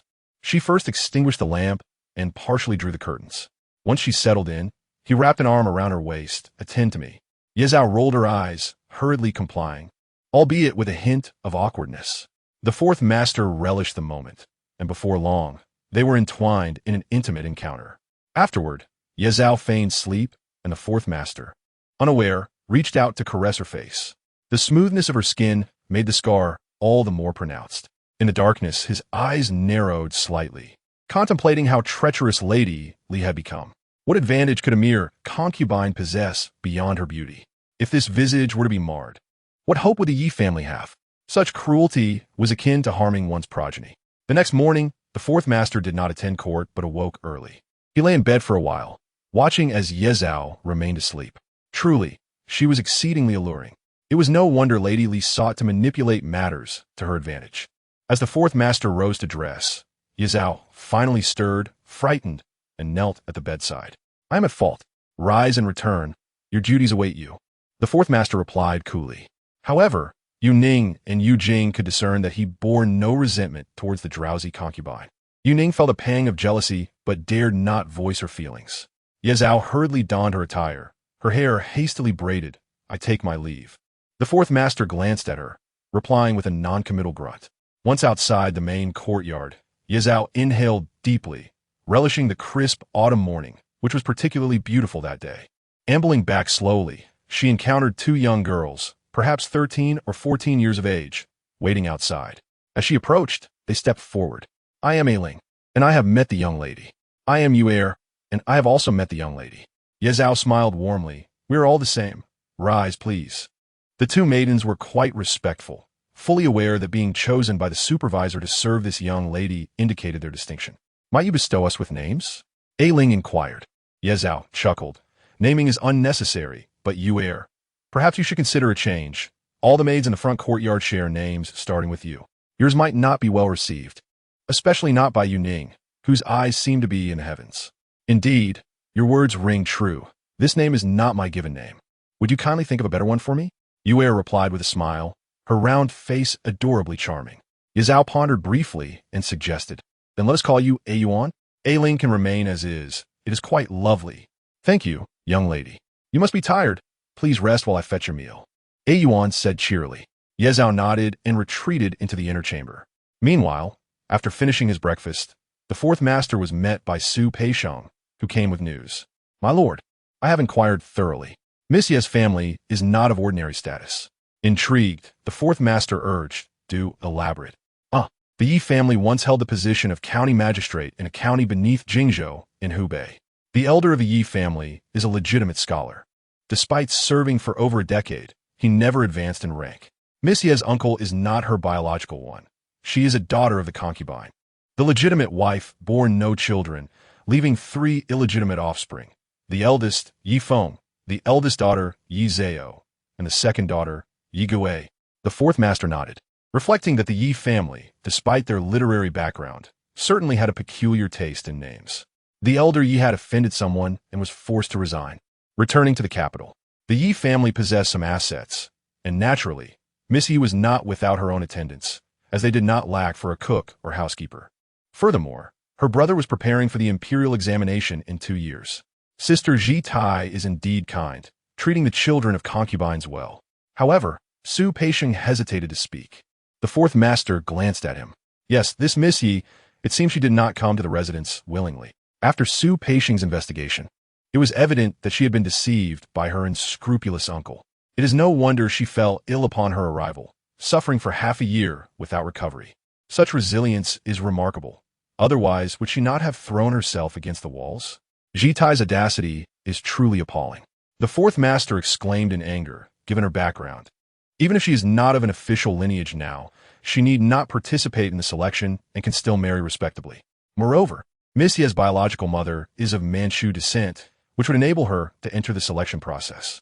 With her beauty, if she were indeed selected and entered the royal courtyard, she would at least become a Gij. Though a Gij and a concubine differ by a mere rank, the distinction is significant. A Gij can elevate her status. Should she bear children, she could become a secondary consort, thereby entering the royal favor. However, a concubine is akin to a servant, unable to rear her own offspring and devoid of any opportunity for advancement. Ji Tai's actions are utterly detestable. Most importantly, it is likely that the Yi family believes he is lusting after their daughter. They must be utterly unaware of how to reprimand her. Call Miss Yi. The fourth master, consumed by rage, was unsure how to channel it. Meanwhile, Yi Zhao had just finished her meal and tidied her hair when Xiao Gizi arrived again. She was taken aback, but dared not speak much, and headed towards the front courtyard. Su Peixiong, waiting outside, greeted her with a smile. The master is inside. Miss, please go in. Yi Zhao nodded, sensing that there was a matter at hand. Upon entering, she found the fourth master seated, his expression stern as he sipped tea. Yi Zhao knelt and greeted him. This servant pays respects to the master. The fourth master did not bid her to rise, merely setting down his teacup. Yi Ji, how did you come to the residence? Yi Zhao trembled slightly. This servant is... Stand and speak. Speak the truth. The fourth master interjected. Yi Zhao hurriedly stood, her head bowed. This servant is voluntary. You dare deceive me. The fourth master slammed the table. Yi Zhao quickly knelt again, internally lamenting why he had asked her to stand. Speak. The fourth master was clearly on the verge of an outburst. Master, this servant would not dare deceive. Initially, I truly did not know I was to enter the residence. My uncle and aunt told my mother of an excellent match and brought me here, merely stating that the lady of the house wished to meet me, and then. My uncle said it was the fourth master who took a liking to me and wanted me to enter the residence. If I did not comply, then my family would. At first, Yi Zhao genuinely believed it was the fourth master's wish. However, after such a long time without being summoned, the original owner realized the truth. Now it was even clearer. The fourth master's fury likely stemmed from being deceived by her uncle. How bold of that uncle! The fourth master clenched his teeth. Do you wish to return home? Master. This servant does not. This servant belongs to you. Yi Zhao feigned terror. The fourth master frowned. Speak properly. Yi Zhao nodded vigorously, attempting to compose herself, though. I was deceived by my uncle. I do not regret it. Meeting you is a fortune beyond measure. Indeed, the fourth master's demeanor softened. Even if she had been tricked into the residence, he hoped she did not harbor any desire to leave. Moreover, a woman he had taken would not be permitted to have ties with others. Your status may be that of a concubine, which might seem unfair. Yet, having entered the residence, I shall treat you kindly. This servant does not feel aggrieved. I am very willing. However, I only have one request of you, master. Yi Zhao hurriedly added. What is it? The fourth master surmised it was likely concerning her desire to visit home. When I left, I fear my father may not be well. My biological mother is exceedingly upright, and my uncle's actions will likely bring her distress. I wish to see them, to explain that you treat me well, and to reassure my father. Yi Zhao smiled, somewhat bashfully. Very well, but it must be delayed a few days. The fourth master was still contemplating her unscrupulous uncle, whose presence was no longer needed in the capital. Indeed, I am not in a hurry. Thank you, master. Yi Zhao similet gratefully. Rise, the fourth master gestured. With a sigh of relief, Yi Zhao stood. Am I delaying your matters, master? I shall take my leave now, she observed, feeling it unnecessary to linger. During the day, what could she accomplish? The fourth master acknowledged her with a non-committal grunt. Tomorrow, I will come to see you. Yi Zhao hurriedly expressed her gratitude before exiting. Upon her departure, she smiled at Su Peixiong, curtsying, this servant takes her leave. Su Peixiong returned the smile. Take care. Earlier, when the fourth master slammed the table, Su Peixiong had heard it. This Miss Yi emerged looking as lovely as a flower, showing no signs of distress, indicating the fourth master's affection for her. He would not waste effort on such matters. It sufficed to relay instructions. Ji Tai and his entire family should not remain in the capital. They could be dispatched to a remote and desolate place. The fourth master needed to be discreet, for he was merely a prince at present. Nonetheless, Ji Tai was indeed sent away to Qinghai, but that is a tale for another time. As for Yi Zhao, she spent the night in the fourth master's chambers and was summoned to the front courtyard early the next morning, promptly rewarded with many gifts. The back courtyard could not have remained silent. Shortly before noon, the fourth master arrived. The Fuju was surprised and hurried to greet him. Master, may you be blessed. Rise. I am here to dine with you, the fourth master said as he took his seat. Ulanara knew there must be something weighty to discuss. After tea was served, the fourth master directly addressed the matter, briefly recounting Miss Ye's background and the deception she had faced, asking the Fuju to extend her kindness towards her. The Fuju was astonished. So that is the case. Although the county magistrate is not a high official, Miss Ye's father is a genuine genshur, which is quite remarkable. He is indeed eligible for selection. How despicable of Ji Tai to deceive his own niece. In truth, is this not ruining the girl's life? What girl would willingly choose to be a concubine if given a choice? Moreover, when considering Zhang and Chong, the former being from a merchant family and the latter having no history of officials in their lineage, their only merit lay in their looks. Furthermore, the family of Gij-in was also unremarkable, comparable to Miss Yi. Yet, such thoughts could not be voiced, for they might displease the fourth master. In a few days, let her return home for a visit, the fourth master decreed. Since she has never worked at home, I shall assign 2 maidservants to attend to her. That is only proper. I understand and will certainly care for her, Ulanara replied. But do not overindulge her. After all, she is still just a concubine. The fourth master valued decorum. Ulanara agreed to all of this, and at lunchtime, the fourth master naturally stayed.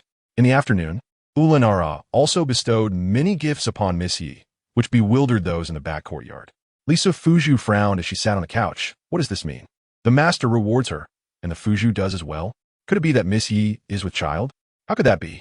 She has only been in the master's chambers for a short time. Even if she were, it would take at least half a month to show. As for the master, he may indeed be fond of her youth and beauty. Regarding the Fuju, over the years, has it not been the case that whichever favored one received the master's gifts? What about Gij-song? Did she not receive many rewards from the Fuju? What was the outcome? Zhao Fuguei chuckled. Li replied, Indeed, Gij-song was favored for a long time. Yet what became of her? She bore a child who did not survive, and her own health deteriorated. The master should focus on preserving his health. I advise you for now. The master is in high spirits. Do not punish Miss Yi again. He likely knows of the previous punishment in the garden. Although it is not a significant matter for a concubine to be punished by a side consort. However, since the master currently favors her, it would be unwise to provoke ill fortune. Understood. Lady Li trusts Zhao Fuguei immensely. This unit possesses both intellect and cunning. Years ago, he managed to outmaneuver the Song family. While it is true that the Song family lacked ambition, Zhao Fuguei's contributions should not be overlooked. Presently, Zhao Fuguei observes that the Yi family poses no threat, and indeed they do not. After all, she is merely a concubine, even if the world turns upside down. She remains just a concubine. What can she possibly achieve? Moreover, I have no intention of being wary of the Yi family, unless she bears a child. If she were to be granted recognition in the main courtyard, that would be troublesome. The child of a concubine would likely be acknowledged as the legitimate son from the very start. Once the jade tablet is inscribed, he would be deemed the heir. Alas, should she be fortunate enough to conceive, she must also successfully deliver. If she possesses the ability to give birth, she must ensure the child survives. And if she is lucky enough to have a living child, she must then raise him. My lord, rest assured, as long as your firstborn is a son. Even if that Yi family manages to produce a son for the main wife, it would be of no consequence. Zhao Fugui harbors no concern regarding this matter. Rather, he fears that Lady Li may become overly demanding and thus irksome to the master. Very well, keep a watchful eye on her. Since she is with child, she should be rewarded with medicine. After all, childbirth is a strenuous endeavor. Lady Li, cradling her belly, chuckled softly. Very well, I shall keep an eye on her. Zhao Fugui shared this sentiment. If she is pregnant, she should be made to miscarry. There's no reason to wait for the birth. It is all too easy for a concubine to suffer a miscarriage. Yi Zhao, however, was not preoccupied with such thoughts. She merely lay there contemplating her two wishes, one of which had already come to fruition. At the very least, she had achieved half of her goal. First, she desired for the fourth master to understand that although she hailed from humble beginnings, she was not of lowly character. At the very least, she was a descendant of officials, having been deceived by a nefarious uncle into becoming a concubine, rather than willingly descending into degradation. Secondly, she wished for the fourth master to develop feelings for her, establishing a certain baseline of respect. The success of this second aspect was inherently tied to the first. Now that the first had been accomplished, the second rested solely on the passage of time. With a blink, she thought of that unscrupulous uncle, awaiting his misfortune. Do not let your niece bask in glory, for if she does, your own fate will be even worse. Yi Zhao harbored no benevolence towards her enemies. She believed in retribution. There was no haste. Every little account was meticulously recorded. Time was on her side, and they would settle scores slowly. Ling, this evening, I wish to eat spare ribs. Take this silver and find Xiao Shun, and speak to him nicely. Yi Zhao instructed. Chapter 0013. Returning home, my lady. You need not use silver, Ling replied, puzzled. You are quite favored now. Be good. It is acceptable now, but what of the future? It is prudent to establish good relations early on, so that when I fall out of favor, we shall not suffer from hunger. Yi Zhao smiled. Ling posed, then nodded. What the lady says is true. Yi Zhao smiled as she nodded.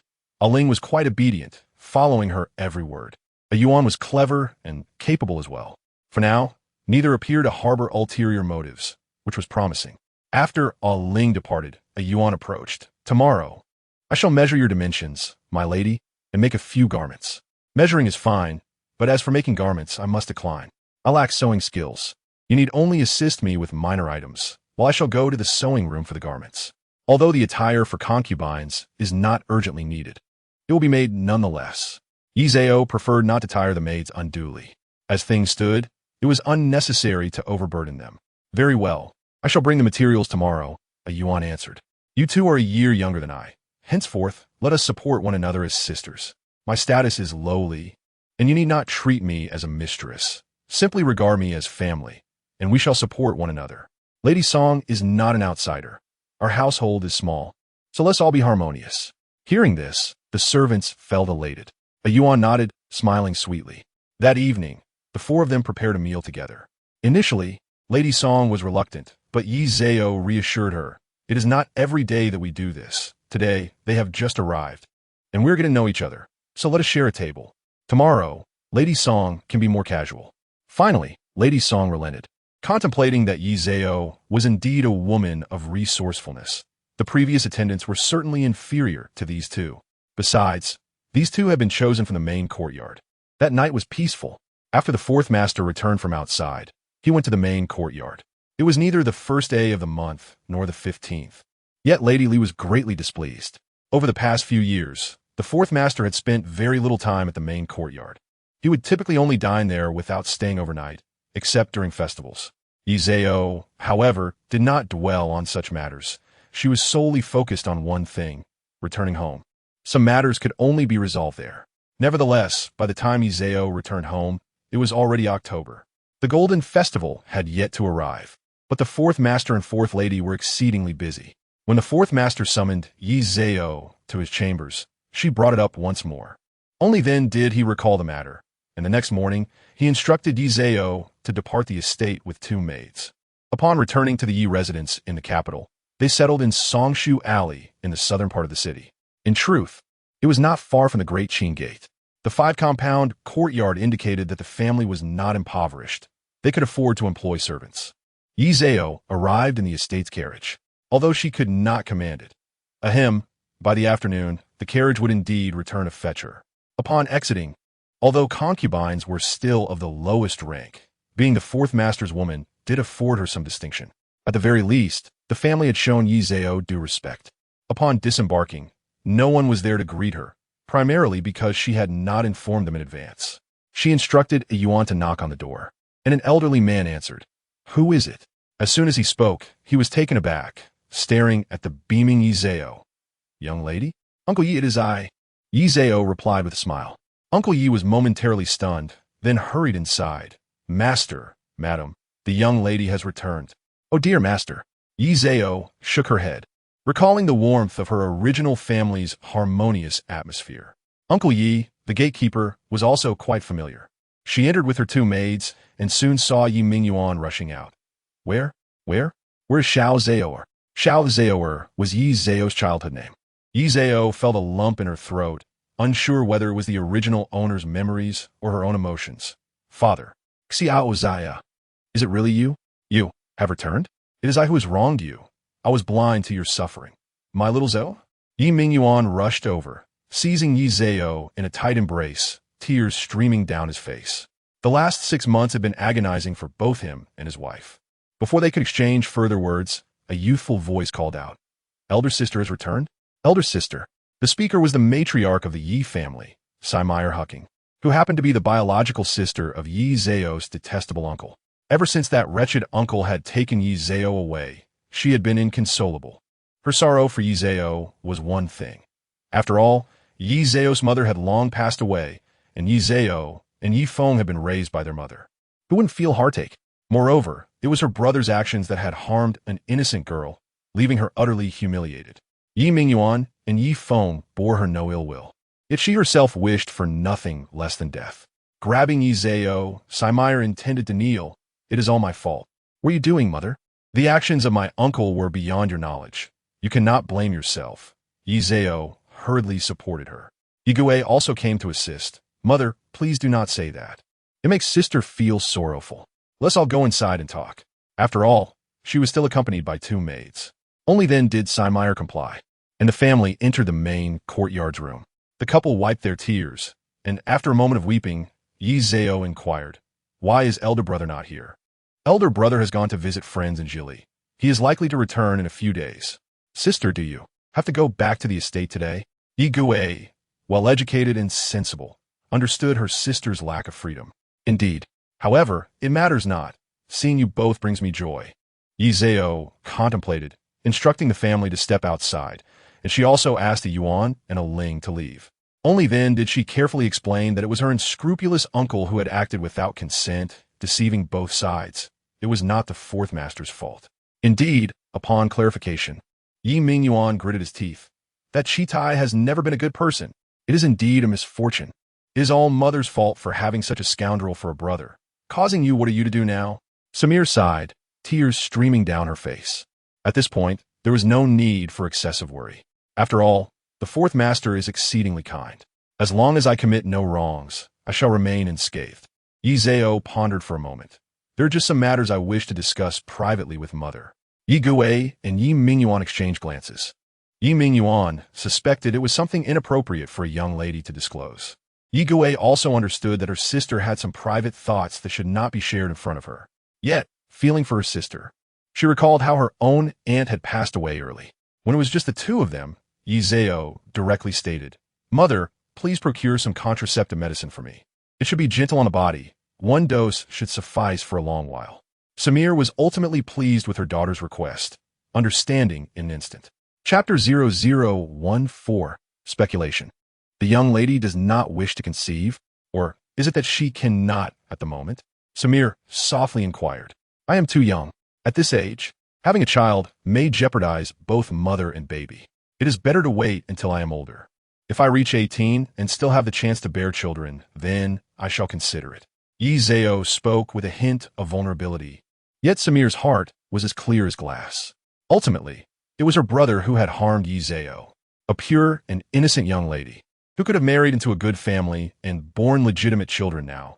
She is merely a concubine to the fourth master, unable to care for her own child. Even if she were to leave her child with its mother, it is not insurmountable, however. One cannot be too reckless. This medicine cannot be too potent. Otherwise, it would continuously harm the body. Samir hesitated. I know this. Just prepare the medicine, and upon returning, I will devise my plans. Of course, she could not solely rely on Samir, as she was not her biological mother. The most reliable person was her brother Yi Feng. Yet it was unfortunate that the bookish fellow was not home. When speaking alone with Yi Mingyuan, Yi Zhao did not cry. She was aware that the original owner would have wept, but she, having taken her place, felt no desire to weep. What good would it do? She had already been sent to the fourth master's residence. Crying could change nothing. It was better to let things unfold naturally. However, her lack of tears only deepened Yi Mingyuan's guilt, leading him to shed tears himself. As they departed, Yi Zhao sat in the carriage, shaking her head. A bunch of fools. No wonder they were sold off. Do not speak so, Miss. Yuan smiled gently. You're thinking of home. Alas, what more can I say? Yi Zhao sighed, not wishing to elaborate, pondering the futility of it all. She might manage a visit home, but upon returning to the manor, she knew all too well the bullying that awaited her. Upon returning to the manor, she first went to the main courtyard to pay her respects. The servant announced her presence. Madam, the young lady has arrived. Yi Zhao knelt and said, Greetings, madam. Rise, child. There is no need for such formality. Your matters have already been discussed by the master. You have not had it easy. Ulanara smiled, gesturing for her to stand, her demeanor sincerely warm. The servant dares not. She replied, Though I am merely a servant, I will still obey your wishes as before. Yi Zhao was equally sincere, thinking to herself, Are you not just afraid of my defection? By all accounts, you are a child from a good family. However, a concubine is still a concubine. Some rules must be adhered to. It suffices that you understand this. Ulanara beamed, yet the sharpness in her gaze was unmistakable. The servants knew to be sincere, in truth. Had the master not inquired, they would not have spoken. They wished not to be singled out. Yi Zhao nodded, her gaze becoming more resolute. Well then, you must be tired from your journey today. Go home and rest. Since you are willing to rely on me, I will ensure your safety. Tonight, go serve the master. Ulanara waved her hand. Yi Zhao expressed her joy appropriately before rising to take her leave. After exiting, she could not help but smile. The fourth master was indeed unfortunate, becoming a mere pawn in the schemes of the women in the rear courtyard. Nonetheless, Yi Zhao's smile, to those with discerning eyes, appeared exceedingly joyful. Ulanara's maidservants were watching Yi Zhao closely, and upon returning, they reported to Ulanara, I observed that the Yi lady was quite pleased. After all, she is merely a concubine. How many thoughts could she possibly entertain? As long as she harbors no ambitions, I shall not be unable to accommodate her.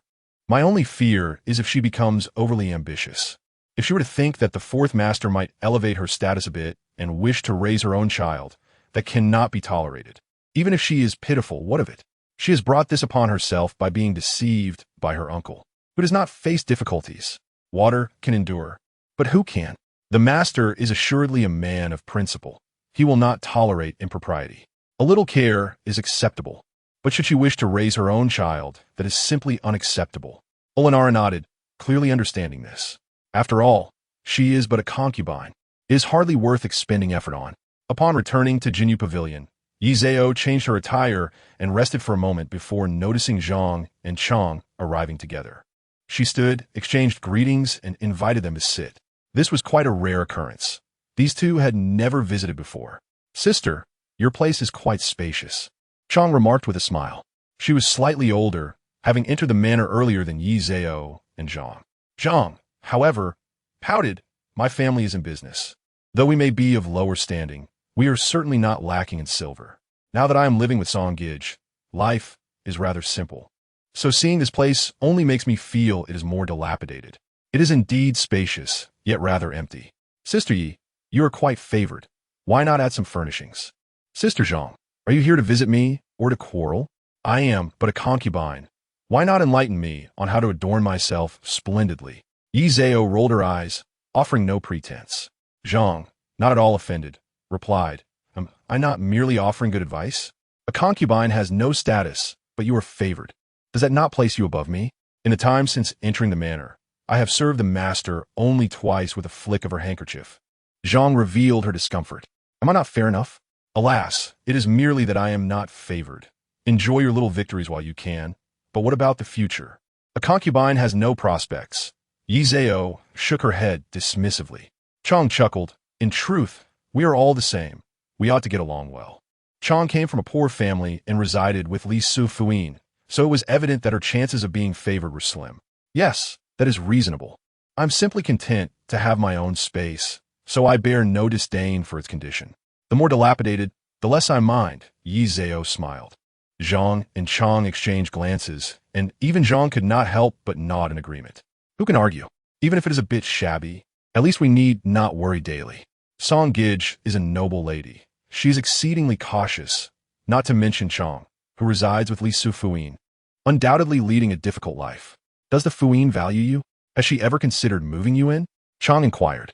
At present, it seems not. Should that change in the future? We shall see. Yi Zhao shook her head, confident that Fuyin would not act thus. She was ever concerned with her reputation. Unless she were pregnant, she would not easily relocate a seductress into the main courtyard, as that would not reflect well, would it? The thoughts of the masters are beyond our understanding.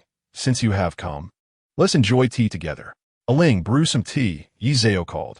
Only then did Chang and Zhang realize they had been conversing for quite a while without any tea. Chapter 0015, Wu Gij. The fourth master was somewhat displeased in the palace.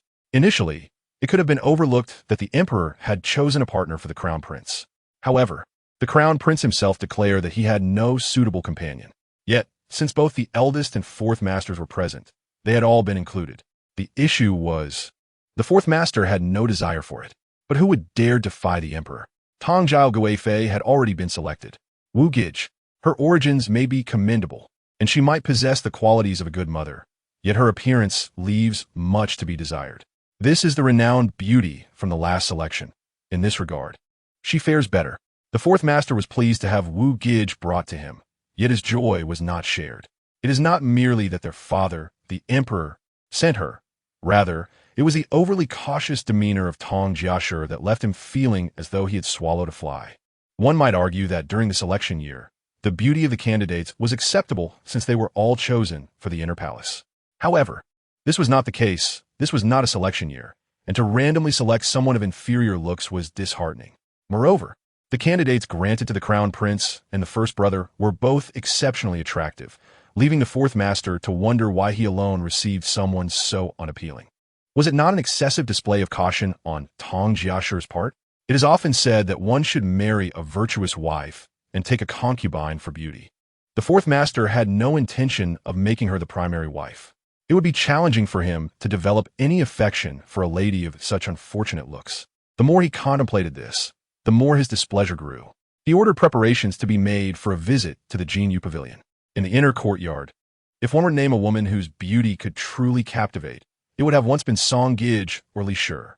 Yet now, the fourth master found himself thinking of Yi Zhao, whose appearance resembled that of a beguiling fox, an image that was hard to forget. This is not meant as an insult, but rather as an honest observation. After dinner, Yi Zhao prepared to rest. The cold weather left her with little desire to read or write. Lying down seemed far more appealing. As for spending the night with him, today, Wu Gij had come, so surely the fourth master preferred her company over hers. However, when the voice of a Ling requesting an audience echoed from outside, both Yi Zhao and a Yuan were momentarily taken aback. Your servant pays respects to the master. A Yuan quickly exclaimed. Rise, prepare tea for the master, the fourth master instructed as he settled into a seat with an air of indifference. Just as Yi Zhao was about to fetch the tea, the fourth master pointed to a Yuan, commanding, You go. A Yuan complied eagerly, and Yi Zhao glanced at the fourth master, pondering why he was still unhappy after recently acquiring a new concubine. It seemed illogical. Master, are you in a good mood today? Yiza venturit. Have you forgotten your happiness? Too busy crying? Father wept terribly, she replied with a smile. The fourth master's lips curled slightly before returning to their usual seriousness. Yi Zhao rolled her eyes internally, thinking, you brooding man, would kill you to smile? Master. Tea, she said, presenting the cup as a yuan returned with it. The fourth master took a sip and commented, this is decent. This is a gift from the master. I have not dared to drink it. Today, when Sister Zhang visited, she did not bring anything of this quality, Yi Zhao replied playfully. The fourth master smirked slightly. I am not that impoverished. If you like it, I shall give you more.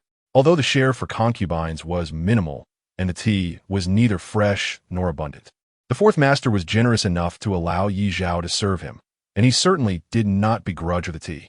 Yiza nervositivistit had fingers. What I mean is, the things given by the master are so good that I cannot bear to use them. The allure of beauty is a potent tool, especially in the case of someone as stunning as Yi Zhao. The fourth master, being a man, felt as though his eyes had been cleansed. It must be said that in terms of appearance, Yi Zhao surpassed Wu Shi by a considerable margin. Song Gij had fallen out of favor for several years, and the fourth master had lost interest in her. Although Li Shi still held some favor, her beauty was merely striking. She lacked the seductive charm that Yi Zhao possessed. As the fourth master sipped his tea, he could not help but admire Yi Zhao's features.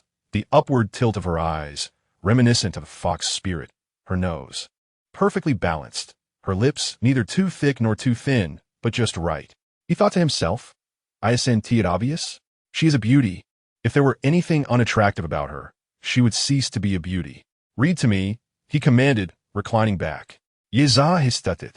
Her fingers fidgeting as she shyly suggested, could I read something other than Buddhist scriptures? The fourth master raised an eyebrow. Why not? Your servant, it is not intentional. I just feel that reading Buddhist scriptures is rather inappropriate. Yi Zhao stammered awkwardly. The fourth master stifled a laugh, then read something else.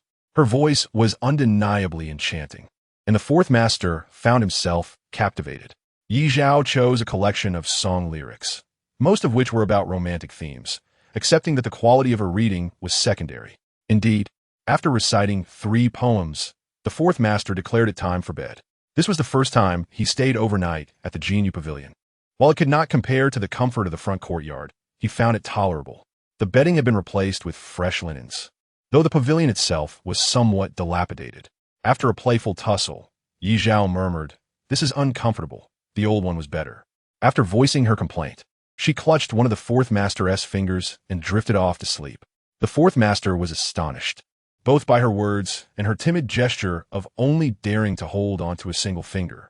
This delicate action stirred an indescribable feeling within him. As he moved, she would instantly release her grip, yet for reasons unknown, the fourth master felt no urge to pull away. She appeared wearied, her sleepy expression endearing. With her dark hair cascading over her fair cheeks and neck, her lips a deep crimson. Suddenly, he felt an urge to kiss her, something he had never done with any woman before. Typically, he would abstain from such actions. Yet the sight of her tempting lips made him restless hastily. He turned away, closing his eyes. He silently recited the Diamond Sutra, thinking how this fox spirit was undeniably alluring. He wondered if she had indeed been a fox in a previous life. Unbeknownst to Yi Zhao, she was oblivious to his inner turmoil. She simply knew that the fourth master had not withdrawn his hand. The single finger she held on brought a smile to her lips. This was perfectly fine. It was essential to understand where the fourth master's boundaries lay. Once she knew them, she could act freely. Indeed, it was a promising start, and she resolved to continue her efforts. As the lights in the Jinyu Pavilion dimmed, one by one, the inhabitants drifted into slumber. Meanwhile, Wu Gij, who had been placed in the same quarters as Yin Gij, lay down in disappointment. Today marked her wedding day, yet the fourth master had chosen to seek the company of a concubine instead of attending to her. Deep down, she understood her own lack of beauty. However, being a princess granted by the emperor, could she truly be inferior to a mere concubine? Chapter 0016. The unfortunate appearance. It is rumored that the Yi family possesses exquisite beauty. Does the noble consort not oversee this matter? Today, she has lost face. In the future, she may well lose the respect of others. Or is it that the noble consort lacking children, has become too weak to even manage a concubine? Regardless, Wu Shi, in her current position, dared not voice her complaints and was left to endure her grievances in silence. In the middle of the night, the fourth master felt a chill. The Jinyu pavilion was undeniably colder than the front courtyard. Beside him, Yi Zhao slept soundly. Instinctively, he drew her closer, wrapping his arms around her. In her drowsy state, Yi Zhao, not pretending this time, pushed him away and muttered a sleepy complaint. The fourth master was taken aback, but tightened his embrace.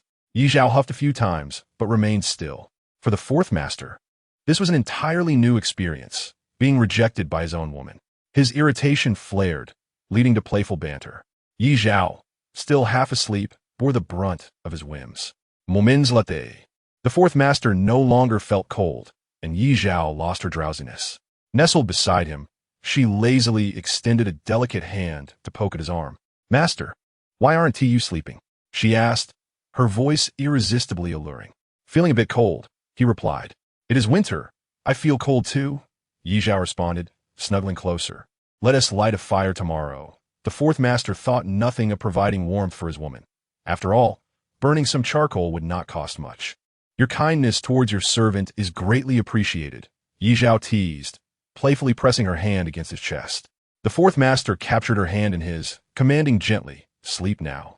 With that, he pulled her into his embrace. "The weather, I must say, is quite delightful. It is indeed comfortable to fall asleep while embracing a warm companion."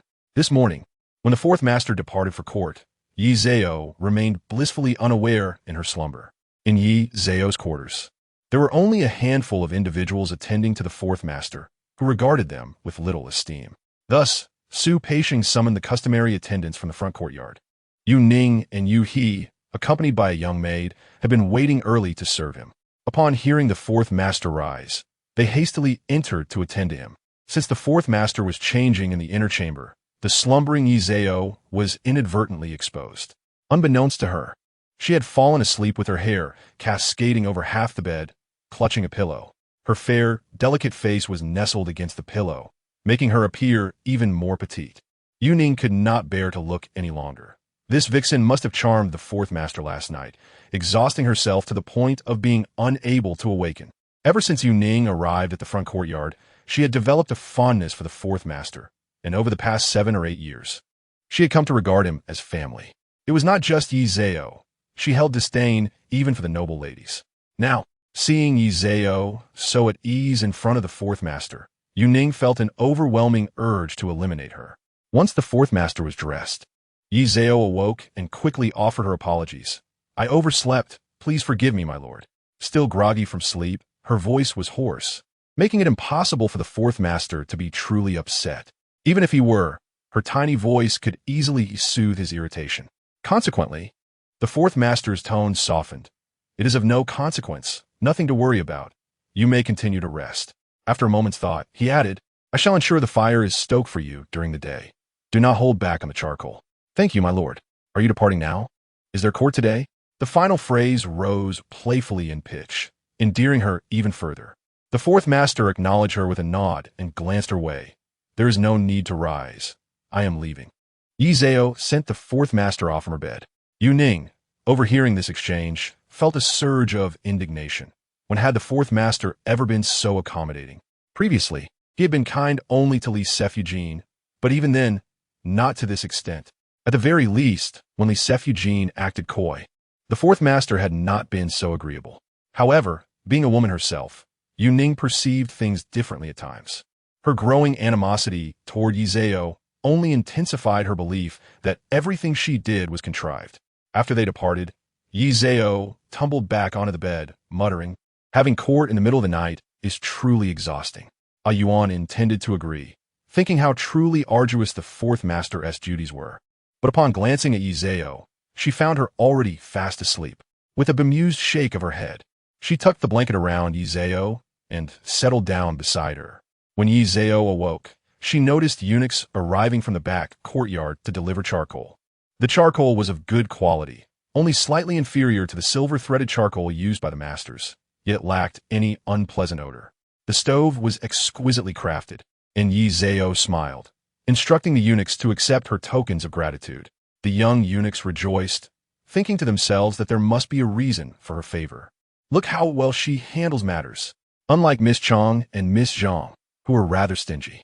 They knew they were mere concubines with little wealth. Yet did they not consider that a lack of generosity would only hinder their own fortunes? Once the fire was lit, Yi Zhao felt a surge of happiness. Before her time here, she had lived in the southern regions, where winters without heating were harsh and unyielding. Now, in this warm and cozy room, there was an undeniable allure that tempted one toward languor. 3 days hence would be the Golden Festival, when the master and his consorts would enter the palace. Yi Zhao inquired about the household regulations for the occasion. Nothing has been established yet. I suspect the consort will address it tomorrow, Ling replied. However, did not the noble Wu enter the manor without a banquet? The fourth master should at least acknowledge her arrival, lest it be awkward, Yi Zhao mused, nodding in agreement, contemplating her own rivalry with Wu. The day before, Wu had taken the fourth master from her. In her heart, she chastised the fourth master vehemently. Who cared for his presence? Was he not simply creating enemies for herself? If Wu to gain favor, or worse, bear a son or daughter, that would be truly unfortunate. As expected, the noble consort was indeed mindful, arranging several tables for Wu that very night.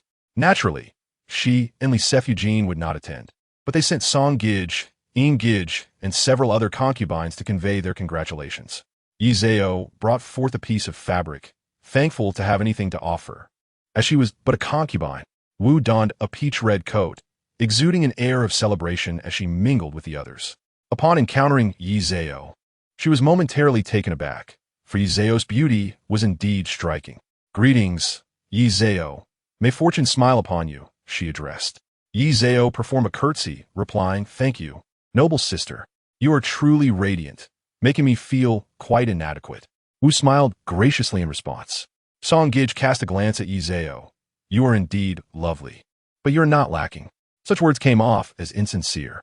Among the gathering, Song Gij was poised and elegant, while Yin Gij was charming and lively. Zhang was bold and bright, and Chang was graceful. To equate Yi Zhao's beauty with Song Gij's was merely due to the latter's superior status. In truth, Yi Zhao was the kind of beauty that captured one's gaze at first glance. As for Wu, she could not even compare to Yi Zhao, let alone to someone as adorable as Yin. Chapter 0017. The matter of pastries, though the noble ladies held a higher rank than the concubines. The atmosphere was not overly hierarchical at that moment. After exchanging pleasantries, the concubines were permitted to take their seats. On this occasion, with neither the consort nor Li Side present, Song took the lead among the noble ladies, having entered the manor a month prior to Li. The fourth master had favored her once, but her gentle disposition could not withstand the trials of motherhood, leading to her gradual decline in favor. The fourth master, it seemed, preferred neither overly assertive women nor excessively submissive ones. Song's loss of favor was inevitable. Although she had not served the fourth master in a year, she remained the first woman he had formally favored, thus retaining some status. Once she was seated, the others followed suit. Today is Wu's special day.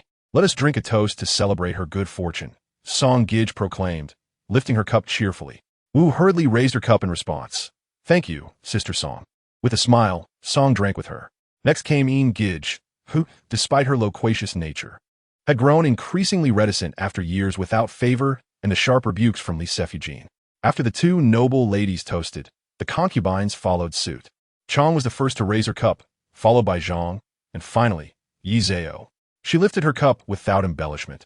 I wish the noble lady early favor.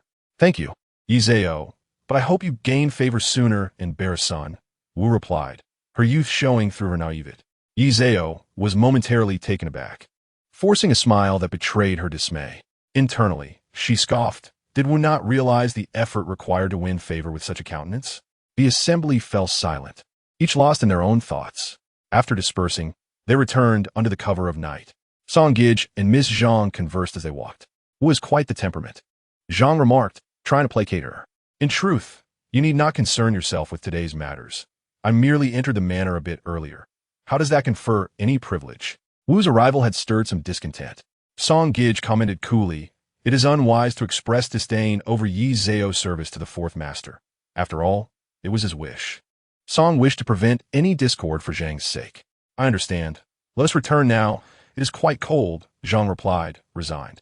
Before Yi Zhao could return, she was intercepted midway. Upon arriving at the front courtyard, she offered her respects to the fourth master and, with a tone reminiscent of a spoiled child, implored, "My lord, could you grant me some pastries to enjoy?" Her voice was pitifully endearing. The fourth master was taken aback for a moment. "Did you not just return from the banquet?" he inquired. Immediately, he felt it was unnecessary to mention, for what delicacies could one truly enjoy at such gatherings? "Bring those pastries," he commanded. Yuning responded affirmatively and exited. When the servants presented the pastries, she accepted them but did not deliver them inside. Instead, she made her way to the adjoining room. No one questioned her actions. Su Peixing understood well. She dared not act maliciously. At most, she might inconvenience Lady Yi. Su Peixing shook his head, realizing this was a perilous game. Although Lady Yi was not in the limelight, she was nonetheless the fourth master's legitimate consort. Was it wise for a mere servant to provoke her? It was best to let him witness how this drama unfolded. In truth, Yuning did not intend to do anything untoward. She had considered sprinkling salt on a plate of savory pastries, believing that Lady Yi would not dare to speak up. However, uncertainty lingered. After all, Lady Yi had recently gained favor. What she did dare? In that case, the fourth master might blame the kitchen. And once the blame was cast, it would lead to undesirable scrutiny. At the very least, Su Peixing would certainly not cover for her. Thus, gritting her teeth, she delivered the pastries as they were. 4 plates of red bean pastries, pea cakes, spice flaky pastries, and pumpkin cakes, accompanied by a pot of milk. Yuning fit. The kitchen was indeed clever. Upon entering, Lady Yi glanced at the offerings and smiled softly. "Thank you, Miss Yuning." Yuning also smiled. No need for such formalities. After Yuning departed, Lady Yi poured herself a cup of milk, noting, "We have this at home too." The fourth master grunted in acknowledgement. "Since you are hungry, eat." He then returned to his writing. Lady Yi felt no guilt as she began to eat. Through their time together, she had discerned that the fourth master was a complex man. One could not touch his sensitive spots, and presently, she was unaware of where those lay. It was a delicate balance. One could not overtly disregard the hierarchy, especially not towards someone of higher status. She needed to be strong, yet not overly assertive. A woman who dared not assert herself easily fell from favor, as exemplified by Song Gij and In Gij. Therefore, Lady Yi gradually loosened her demeanor, akin to requesting little favors from the fourth master. Today's pastries were delightful. Even as a mere concubine, as long as the fourth master was willing, she could feel at ease. It was clear that a woman who was constantly submissive, kneeling and seeking forgiveness, would be rather pitiful. As Lady Yi savored her meal, the fourth master found it hard to concentrate on his writing, often straining to listen. However, Lady Yi consumed her food with such decorum that there was barely a sound, save for the occasional rustle of her feet. The quieter she was, the more he longed to hear her, and eventually, he set down his brush in frustration. "Am I disturbing you?" Lady Yi asked, her eyes wide as she held half a spice pastry. "It's quite delicious." The fourth master chuckled. "Continue eating." This girl had quite the appetite. The 4 plates of pastries were nearly empty. He instinctively glanced at her abdomen, noting it showed no signs of excess. "Do you need assistance washing your hands?" Lady Yi hurried to finish her bite and stood up. "Are you full? Though not wealthy, I would not let you go hungry. Would you like more plates?" he inquired, observing her. Lady Yi's cheeks flushed. "They're simply delightful." The fourth master had intended to say something more, but then recalled that in the customary provisions for concubines, there were no pastries. They could eat only what their masters bestowed or what they purchased themselves. The Yi family was decent, but not to the extent of allowing Lady Yi to spend extravagantly. Moreover, she was a concubine of lower birth. The fourth master felt a twinge of sympathy for her. However, this perception was entirely his own fabrication. Lady Yi harbored no such thoughts. Thus, when she beheld the pastries the next day, she was utterly astonished. The fourth master had indeed been quite thoughtful. In the middle of the night, as Lady Yi pressed against the fourth master's back, she slept soundly, ever since he had shown no intention of sending her away after a few nights of service. She felt quite at ease. The fourth master, too, was in deep slumber, but when a warm body suddenly pressed against him, he awakened, momentarily confused and frowning. However, he quickly recalled that it was Lady Yi attending him. He was not accustomed to such contact, having never embraced anyone during his nocturnal companionships. Yet, he did not reject the sensation. He gently squeezed her waist before returning to sleep. As dawn approached, Lady Yi was startled awake when the fourth master rolled over, inadvertently pinning her down. She exclaimed, rousing him from his slumber, leading to a rather chaotic moment. After extricating herself, Lady Yi scoffed at him before returning to sleep, questioning why one should be awake before dawn. Before departing, the fourth master instructed Su Peisheng, from today onward, increase the number of pastries for Lady Yi. She is young and might not always eat well. After all, the kitchen's provisions for concubines were limited, and if she occasionally lost her appetite, she would have to endure hunger.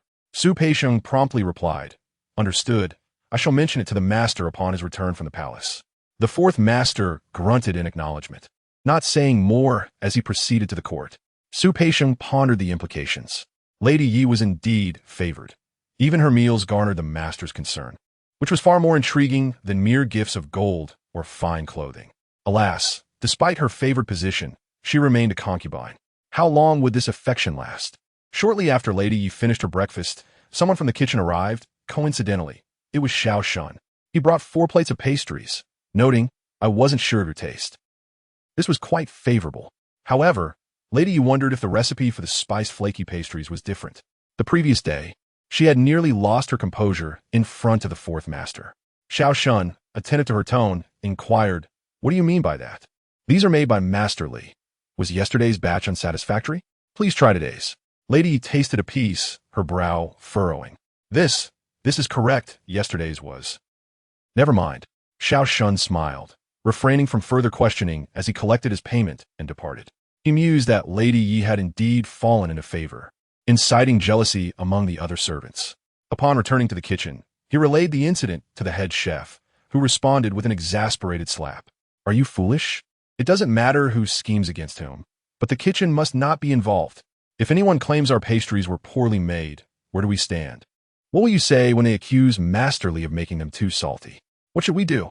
Xiao Shun, feeling the weight of the chef's words, asked, "I care not whether a wolf devours a sheep or vice versa. Regardless, my goods shall remain untouched. Go. Inquire in the front courtyard to find out who handled yesterday's pastries." The head chef was indifferent to the rivalries in the rear courtyard. Those who were favored received better food. This was a matter of decorum. However, if someone used the kitchen's products to settle scores, that was a different story entirely. The kitchen was a place where no one dared to cross lines. Thus, they sought to uncover the truth, knowing that as long as it did not involve the master, they could uncover anything. By midday, they had unraveled the entire situation. As for Yuning's motives towards the master, few in the household were unaware. Consequently, the kitchen had to reassess their stance on her. Once they grasped the situation, the kitchen swiftly implemented a countermeasure. Quite simply, whatever the master wished for, the kitchen staff would deliver. The palace servants were unable to assist, as the kitchen staff would cheerfully evade their overtures. This was, after all, a matter of propriety. In the initial days, all was well, but gradually, the front courtyard servants lost this duty, making it difficult for them to curry favor with the fourth master. After the incident, they sought to trace the origins of the matter, questioning why the kitchen had suddenly become so formal and stringent. Something was amiss. Thus, the servants spent their silver to inquire about the situation and soon learned the intricacies of the matter. This revelation left Yuning feeling quite embarrassed. While her status generally deterred most servants from confronting her directly, there were always those who would resort to underhanded tactics. It must be said that Yuning had rather poor relations with others. Li Side Concubine was the first to hold a grudge against her. In her younger days, when Li Side Concubine was still a young lady, she had suffered under Yuning's hand. However, being from the front courtyard, Yuning was untouchable at that time, and no action was taken against her. Now, the entire front courtyard had begun to ostracize Yuning, and Li Side Concubine had begun to plot her revenge. One might wonder, is now an opportune moment for retribution? The grievances from the past were still fresh in Li Side Concubine's mind. While a master might hesitate to act against a maid from the front courtyard, targeting a concubine of the master was another matter entirely. After all, Yuning had some measure of beauty, did she not? Was it not her own vanity that led her to such arrogance? To suggest that she served the fourth master? But the question remained, had she succeeded in doing so over the years? Li Side Concubine was perplexed. Moreover, what if Yuning were to serve the fourth master and earn his favor? Would that not render her untouchable once more? Rest assured, when she was merely a maid, she was quite adept at serving, but among the concubines, was there not one who had gained favor? You see, Yi Shi had suffered greatly at Yuning's hands. Once their statuses were equalized, Zhao Fugui chuckled. Furthermore, even you, my master, just think who in the inner courtyard, apart from the Fujin, does not harbor animosity toward her? Should she fall from grace, she would surely face dire consequences. After all, she once caused Song Gij great distress, leading to Song Gij being punished with prolonged kneeling by the Fujin. Li Side Fujin smiled. By your account, there are indeed many who wish to settle scores with her. Indeed, look how the kitchen has taken the lead in this matter. The entire front courtyard has become discordant, indicating Yuning's unpopularity. Zhao Fugui lamented that they had yet to uncover the kitchen's motives. Well then, since you have suggested it, let it be so. After all, I am not averse to waiting a few more years. Li Shi smiled. A palace maid capable of serving the fourth master is merely a concubine. In fact, she may not even hold as much esteem as some of the other concubines. The time to deal with her can come later. Meanwhile, Yi Zhao had not anticipated the series of reactions that followed. She merely wished to foster ill will toward Yuning within the kitchen, not realizing just how despised Yuning truly was. What a delightful turn of events. But for now, there was no rush, as tomorrow marked the Golden Festival. Chapter 0019. The Festival at Dawn. The fourth master led the Fujin and Li Side Fujin into the palace, accompanied by the second Prince Hongkan and the eldest princess. Naturally, a multitude of young ladies and concubines remained behind in the residence. After Yi Zhao awoke, she took her time. After all, the evening banquet was set to take place at the Baiwa Pavilion by the garden. Breakfast and lunch will be taken independently. She rose rather late for breakfast and did not eat much. With little to do in the morning, she took some fabric to the sewing room in the back courtyard. Could I trouble you, Auntie, to measure my size? I have two little ones who can sew, but they cannot manage it all. I wish to make a few outfits here. What do you think? As she spoke, she handed over a small pouch. The woman she addressed as Auntie, Hua Zhan, had worked in the sewing room for over a decade. Seeing Yi Zhao's courtesy, she smiled and said, if you wish to make something, please feel free. You need not worry about the silver. This is simply the way of things. Yet, Yi Zhao insisted on offering the pouch. This is a token of our first meeting. I shall undoubtedly trouble you in the future. Hua Zhan, seeing her insistence, accepted the silver. Let us measure your size. How do you intend to use this fabric? She thought to herself that it was quite decent fabric. No wonder the master favored the new Wu Gij, despite rumors that she was not particularly pleasing in appearance. It seemed that Yi Zhao would enjoy favor for some time before the arrival of new concubines. Once her measurements were taken, Yi Zhao returned to her own pavilion, where she found Ah Yuan and Aling escorting an unfamiliar eunuch out. Upon seeing Yi Zhao, the eunuch smiled. Miss, you have returned? Yi Zhao smiled and bowed. Indeed. The eunuch left without further conversation. After he departed, Yi Zhao inquired, who was that? He is in charge of miscellaneous items. He brought us some supplies, including sewing tools, candles, spices, and 2 sets of teacups, along with various other bits and pieces. It perfectly replenished what we had previously lacked. Excellent. A yuan shall fetch some silver to find Xiao Shunzi in the kitchen. Let us have a sumptuous lunch. We will head to Baiwa Pavilion for entertainment. And I suspect we will not enjoy the best fare there. Yi Zhao remarked. The Golden Festival is a grand occasion for the Manchus. Each year on the 13th day of the 10th month, the adult princes are summoned to the palace to celebrate. However, preparations must still be made in the residence, as those left behind are still considered masters, albeit of lesser rank. Furthermore, the fourth master and his company would only spend 1 day in the palace, as they would continue the celebrations the following day. Although the Golden Festival lasts but a single day, the following days are typically free of court duties, allowing everyone to enjoy the festivities. Thus, when Yi Zhao's people returned, they did not need to exert themselves too much. The kitchen readily prepared an abundant feast. After all, she was currently favored and had silver to spare, so the kitchen would not dare to slight her. During lunch, Yi Zhao directly summoned the 2 maids and Song Dinyang to join her at the table. There was an ample spread of meat and vegetables, including a roasted leg of lamb, more than enough to satisfy everyone. Clearly, neither a Yuan, a Ling, nor Song Dinyang had ever experienced such indulgence before, and they relished the meal thoroughly. Meanwhile, in the front courtyard, Zhao Fugui was dining with Su Wanfu, the second in command of the front courtyard. I say, if you have something to discuss, then speak plainly. Why the hesitation? Su Wanfu chuckled as he raised a cup of wine. thinking that he would only have 3 cups at most before the masters returned in the evening, after which they would disperse. I do have a matter to discuss. But it is rather complicated, Zhao Fugui replied, feeling somewhat awkward. Nonsense. You saw me out, so you must have a clear purpose. Speak. What does your master intend? The affairs concerning Li Side Concubine could be negotiated. After all, she had given birth to the second prince and was pregnant with another child. If it were a boy, that would be even more precious. As for that girl Yuning, our master's intention is to facilitate her advancement. As he spoke, he discreetly handed over a pouch. The pouch was light, filled with silver notes. Su Wanfu tucked it away with a grin. Your master certainly holds a grudge. Indeed, now is a favorable opportunity. As long as you are willing, many would gladly elevate her, Zhao Fugui replied. Do not think that serving the master is necessarily a good fortune. Transitioning from a maid to a concubine, that is simply Yuning's own failure to comprehend her circumstances. True, Yuning has pondered this for years. If she is not aided, it would be rather inappropriate. Since you have put it that way, let us indeed facilitate her. Su Wanfu was not one to cling stubbornly to principles. If it involved money and did not harm a master's interests, then it could certainly be arranged. Today presented a chance, and one could only hope that Yuning would seize it. If she were to do so, she could well become the master's woman by tomorrow. Su Wanfu chuckled quietly. In the front courtyard, Su Peixiong held sway, yet Su Wanfu, among the several maids with the character Yu, was not to be underestimated, especially Yuning. In truth, he had long felt a sense of rivalry and had often competed discreetly. Nevertheless, it seemed that this current arrangement was indeed the most favorable course of action. As the saying goes, seek virtue, and one shall find virtue.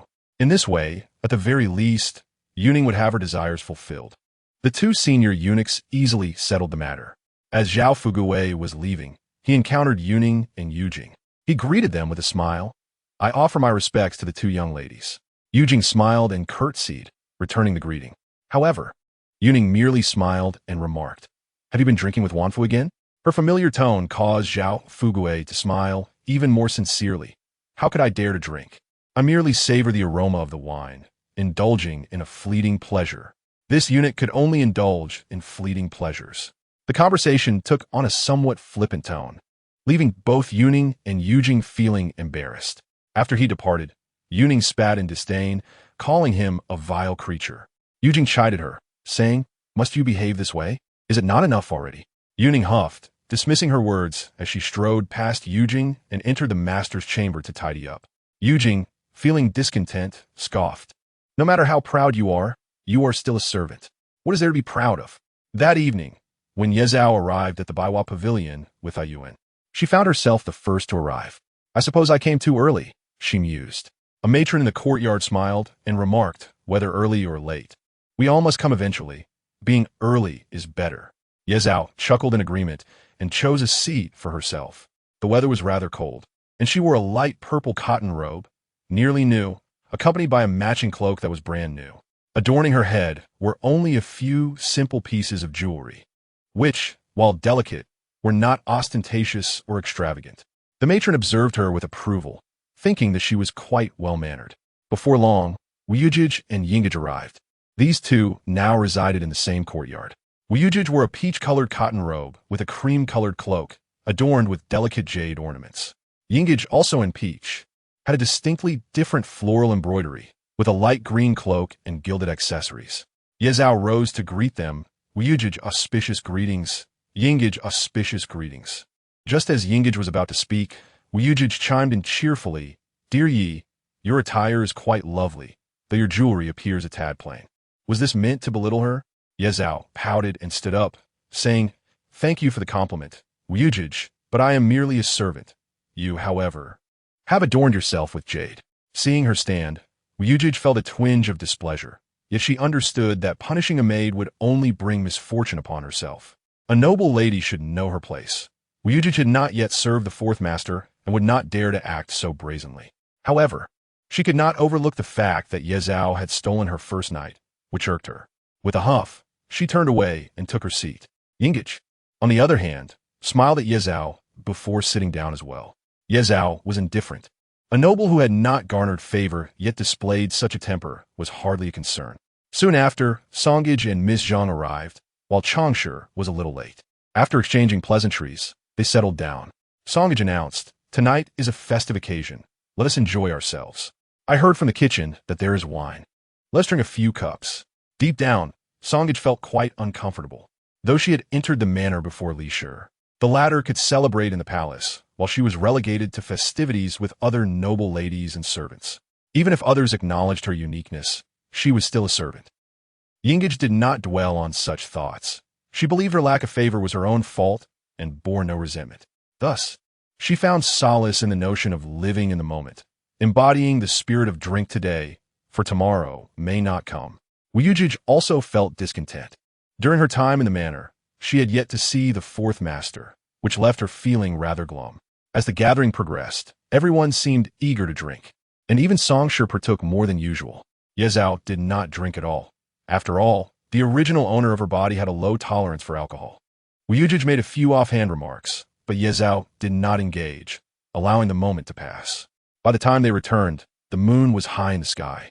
Though the weather was cold, it was clear. The full moon on the 13th night was exceptionally beautiful, prompting Ye Zhao to exclaim, "How lovely!" "Indeed, but it is cold. If you wish to see it, we can look at it when we return, at least with a hand warmer," Yuan replied with a smile. Ye Zhao nodded in agreement. Walking back with Yuan.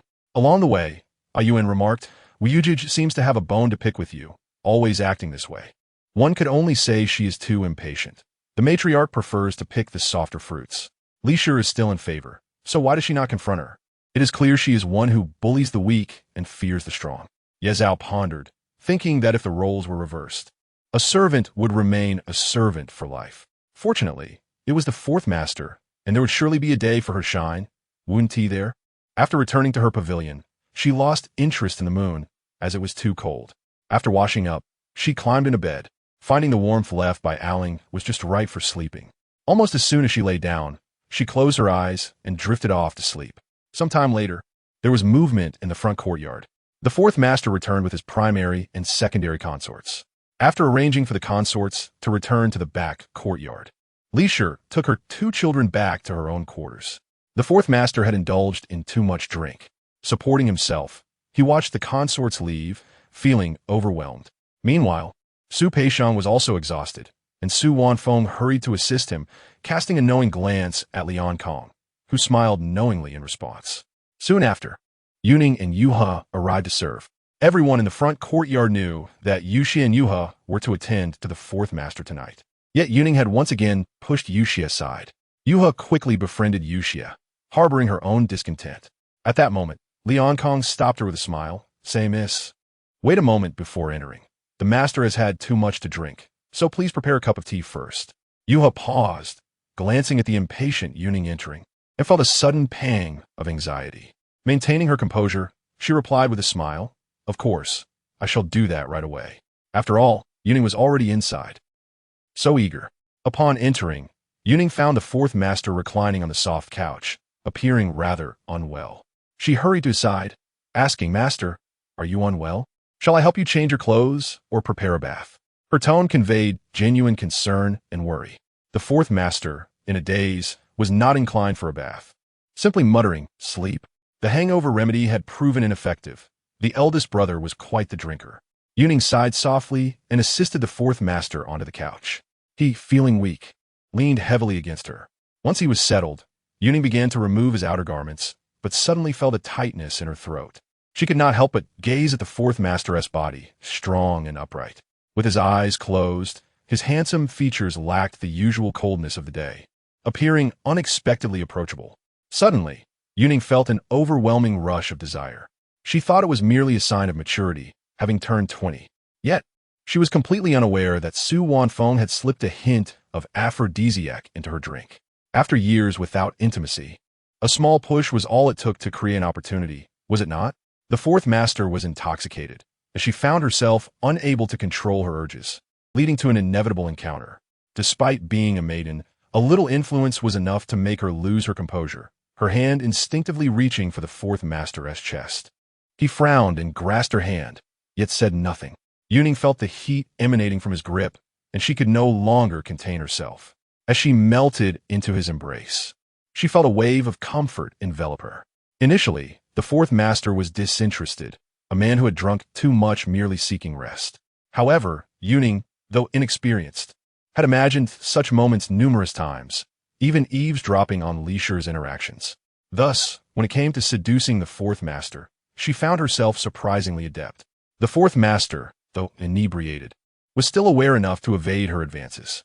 Amidst the gentle push and pull, Yuning transformed from a girl into a woman. Once the encounter concluded, the fourth master regained some clarity and looked at Yuning, whose face was flushed. He was taken aback, followed by a rather disparaging thought. To achieve such results on the first try. Ah, this woman is rather promiscuous. Get off, he commanded, dismissing her. Yuning hastily dismounted and knelt beside him, lamenting. I deserve punishment. However, the fourth master had already succumbed to sleep. Having drunk excessively and exerted himself, he naturally drifted off. Chapter 21. Transformation of Identity. Although Yuning had taken medicine, the dosage prescribed by Su Wanfu was rather mild. Her infatuation with the fourth master was the true reason behind her inability to endure the situation, rendering the medication merely an auxiliary aid. As the effects of the drug began to wane, Yuning felt a wave of pain coursing through her body, kneeling by the edge of the platform, hesitant to move or rise. After sleeping for 2 hours, the fourth master awoke, feeling parched, and called out, Su Peixiong. Outside, Su Peixiong hurriedly entered. The previous night, it was common knowledge that Yuning had been summoned to serve the fourth master. Yet upon opening the door and seeing her kneeling there in her undergarments, he was momentarily startled. Though the room was not particularly cold, it was still winter. How could one remain comfortable kneeling all night? Su Peixiong found the situation amusing. Was it not a sign of someone being schemed against? Master, please drink some water. Su Peixiong approached with a cup of warm water. The fourth master grunted in acknowledgement, propping himself up to sip the liquid. He had returned late the previous night, and now the sun had fully risen. After quenching his thirst, he felt more alert and noticed he was not wearing his undergarments. Who tended to me last night? He furrowed his brow. Su Peixiong quickly knit. It is my fault, I did not enter. Only then did the fourth master see Yuning kneeling on the floor, appearing weak and unsteady. It is my fault for not attending to you properly. Master, Yuning hurriedly interjected. The fourth master's memory returned in an instant, his frown deepening. How dare she take advantage of his drunkenness to climb into his bed? Moreover, this woman, for her first time, behaved as if she were a courtesan of the brothel.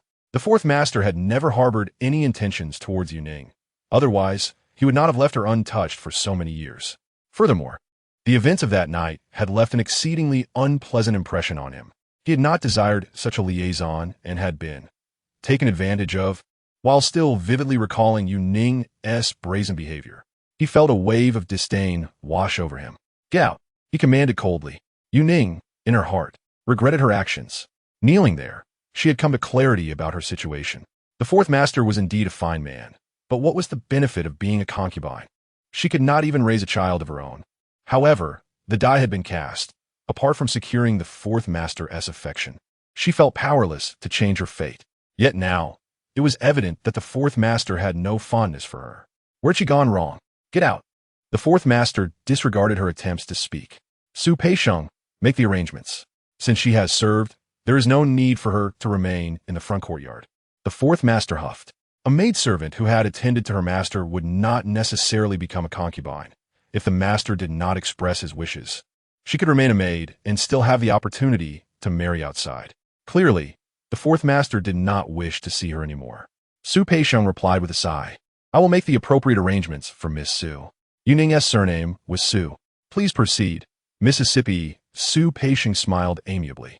Another maid, Yuhi, had already entered with Yuxie to assist the fourth master in rising. Yuning could only leave feeling wronged. In the rear courtyard, where was there any spaciousness? Upon exiting, Su Peixiong inquired, what about the genie pavilion? It is large enough to accommodate her. Su Wanfu chuckled. You are not thinking clearly. He playfully slapped Su Peixiong's hat. The master despises Yuning. Currently, he is fond of Miss Yi. Are you trying to arrange for someone he finds repugnant to stay there? Are you seeking death? Then where do we put her? Su Wanfu appeared travid. He did not genuinely wish for Yuning to reside in the Jinyu pavilion. It was merely a suggestion. Forget the pavilion. Let us find a courtyard. When new maids arrive next year, we will need to tidy up anyway. Let us prepare a side room for Miss Su, suggested Su Peixiong. All right then, Su Wanfu replied, smiling. Yu Ning remained silent throughout. She was no longer a newcomer in the residence and understood the hierarchy. To suddenly fall from grace was disheartening, and it was improbable that anyone in the front courtyard would regard her with favor. Miss Yi was granted her own pavilion and resided in the main house, while she would be relegated to a side room. Yet, at this juncture, there seemed no other recourse. The fourth master evidently held her in disdain. The news of Yu Ning's new status as a concubine spread swiftly. Yi Zhao was astonished. Had she succeeded so easily?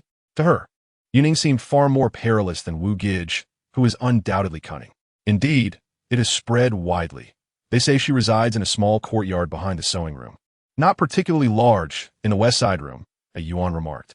This courtyard seems rather inadequate. Yi Zhao mused. It hardly conveys a sense of favor. They say the master is displeased. It is rumored that it was not his intention, but rather her own ambition that led to this. A Yuan whispered. A Ling gasped. Surely not. The maidservants in the front courtyard are all formidable. Could they truly engage in such actions? Yi Zhao raised an eyebrow. Ah. So this is what they call a maidservant climbing into bed? After a while, a maid from a main courtyard arrived to relay a message. An evening banquet was to be held. Yi Zhao responded cheerfully and arrived early. Indeed, upon seeing her, the foreign greeted her with light conversation. Do not concern yourself with Yu Ning's situation. If the master had any affection for her, he would not have waited until today. Yi Zhao nodded earnestly. I understand. My sole focus is to serve the master and foreign diligently, and I shall not meddle in other matters. The foreign smiled and nodded, clearly pleased with Yi Zhao's compliance. As for Yu Ning, she would have to endure her own fate. After all, had not the good days only just begun? The evening banquet was notably subdued.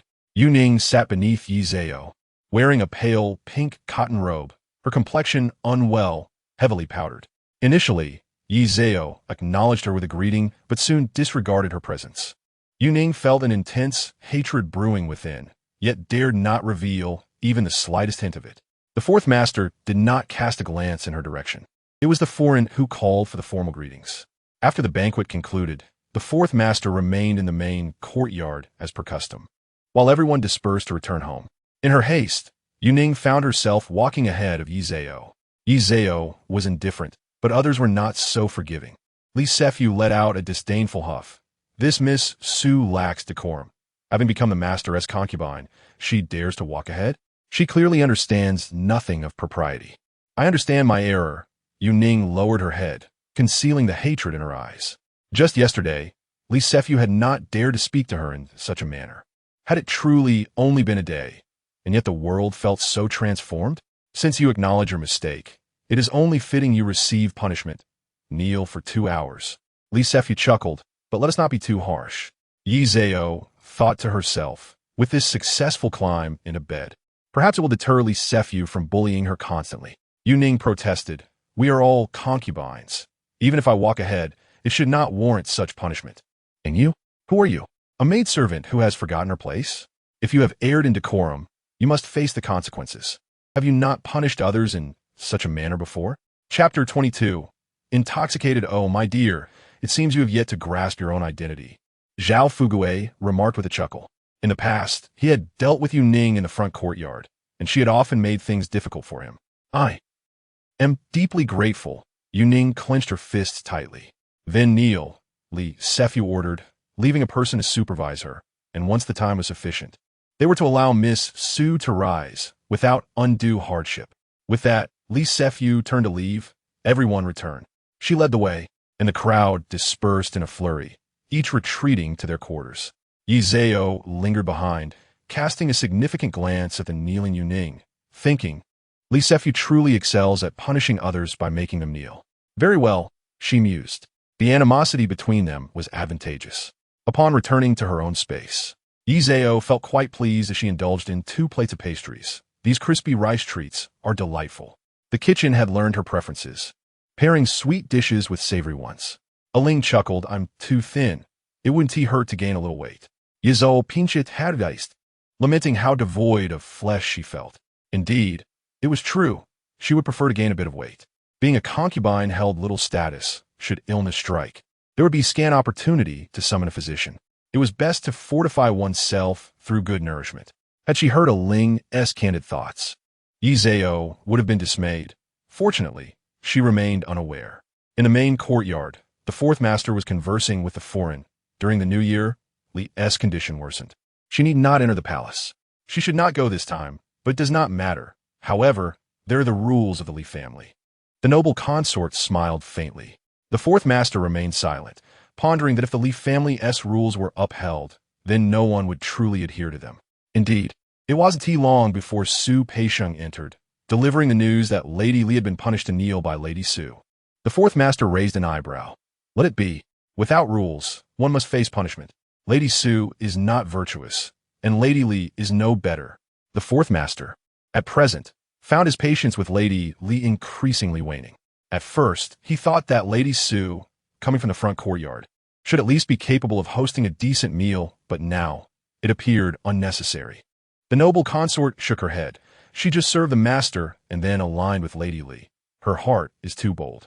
Indeed, she is not virtuous, and henceforth, there is no need for her to serve the master.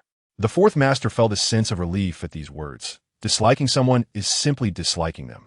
The noble consort smiled and changed the topic, saying, "Today, the empress praised Hong Fan. That child is truly clever, so young yet aware of filial piety. Yes, Hong Fan is a good child. There are too few children in this residence." The fourth master felt displeased again. The noble consort awkwardly replied, "It is my fault. The lack of children in the household reflects poorly on the primary wife, that is the rule. Never mind, it is not your fault. Let us rest." The fourth master had lost interest in conversation. His feelings for the noble consort were not deep, yet there was a semblance of respect. Thus, though they did nothing, he still chose to sleep in her chamber. Ulanara gazed at the fourth master's sleeping visage, her heart a tumult of emotions. In truth, she could still bear another child. Yet the fourth master rarely engaged with her during the 1st and 15th days. She knew well that she did not hold his favor. Poor Honghu had been weak from birth and passed away early. Otherwise, how could she be in such a plight? Now in her 20s, having fallen from the fourth master's grace, how would she navigate the future without another child? She sighed silently, hoping that the inner courtyard could produce a concubine to bear children for her. The fourth master slept soundly, while the noble consort remained awake throughout the night. In the morning, the fourth master arose refreshed, choosing not to dine in the main courtyard. Days passed, and for over 10 days, he did not visit the inner courtyard. As the year drew to a close, affairs of state grew hectic. The fourth master, alongside the crown prince, was tirelessly occupied. After finally managing to return, he lacked the spirit to enter the inner courtyard. Instead, he rested for 2 days in the front courtyard.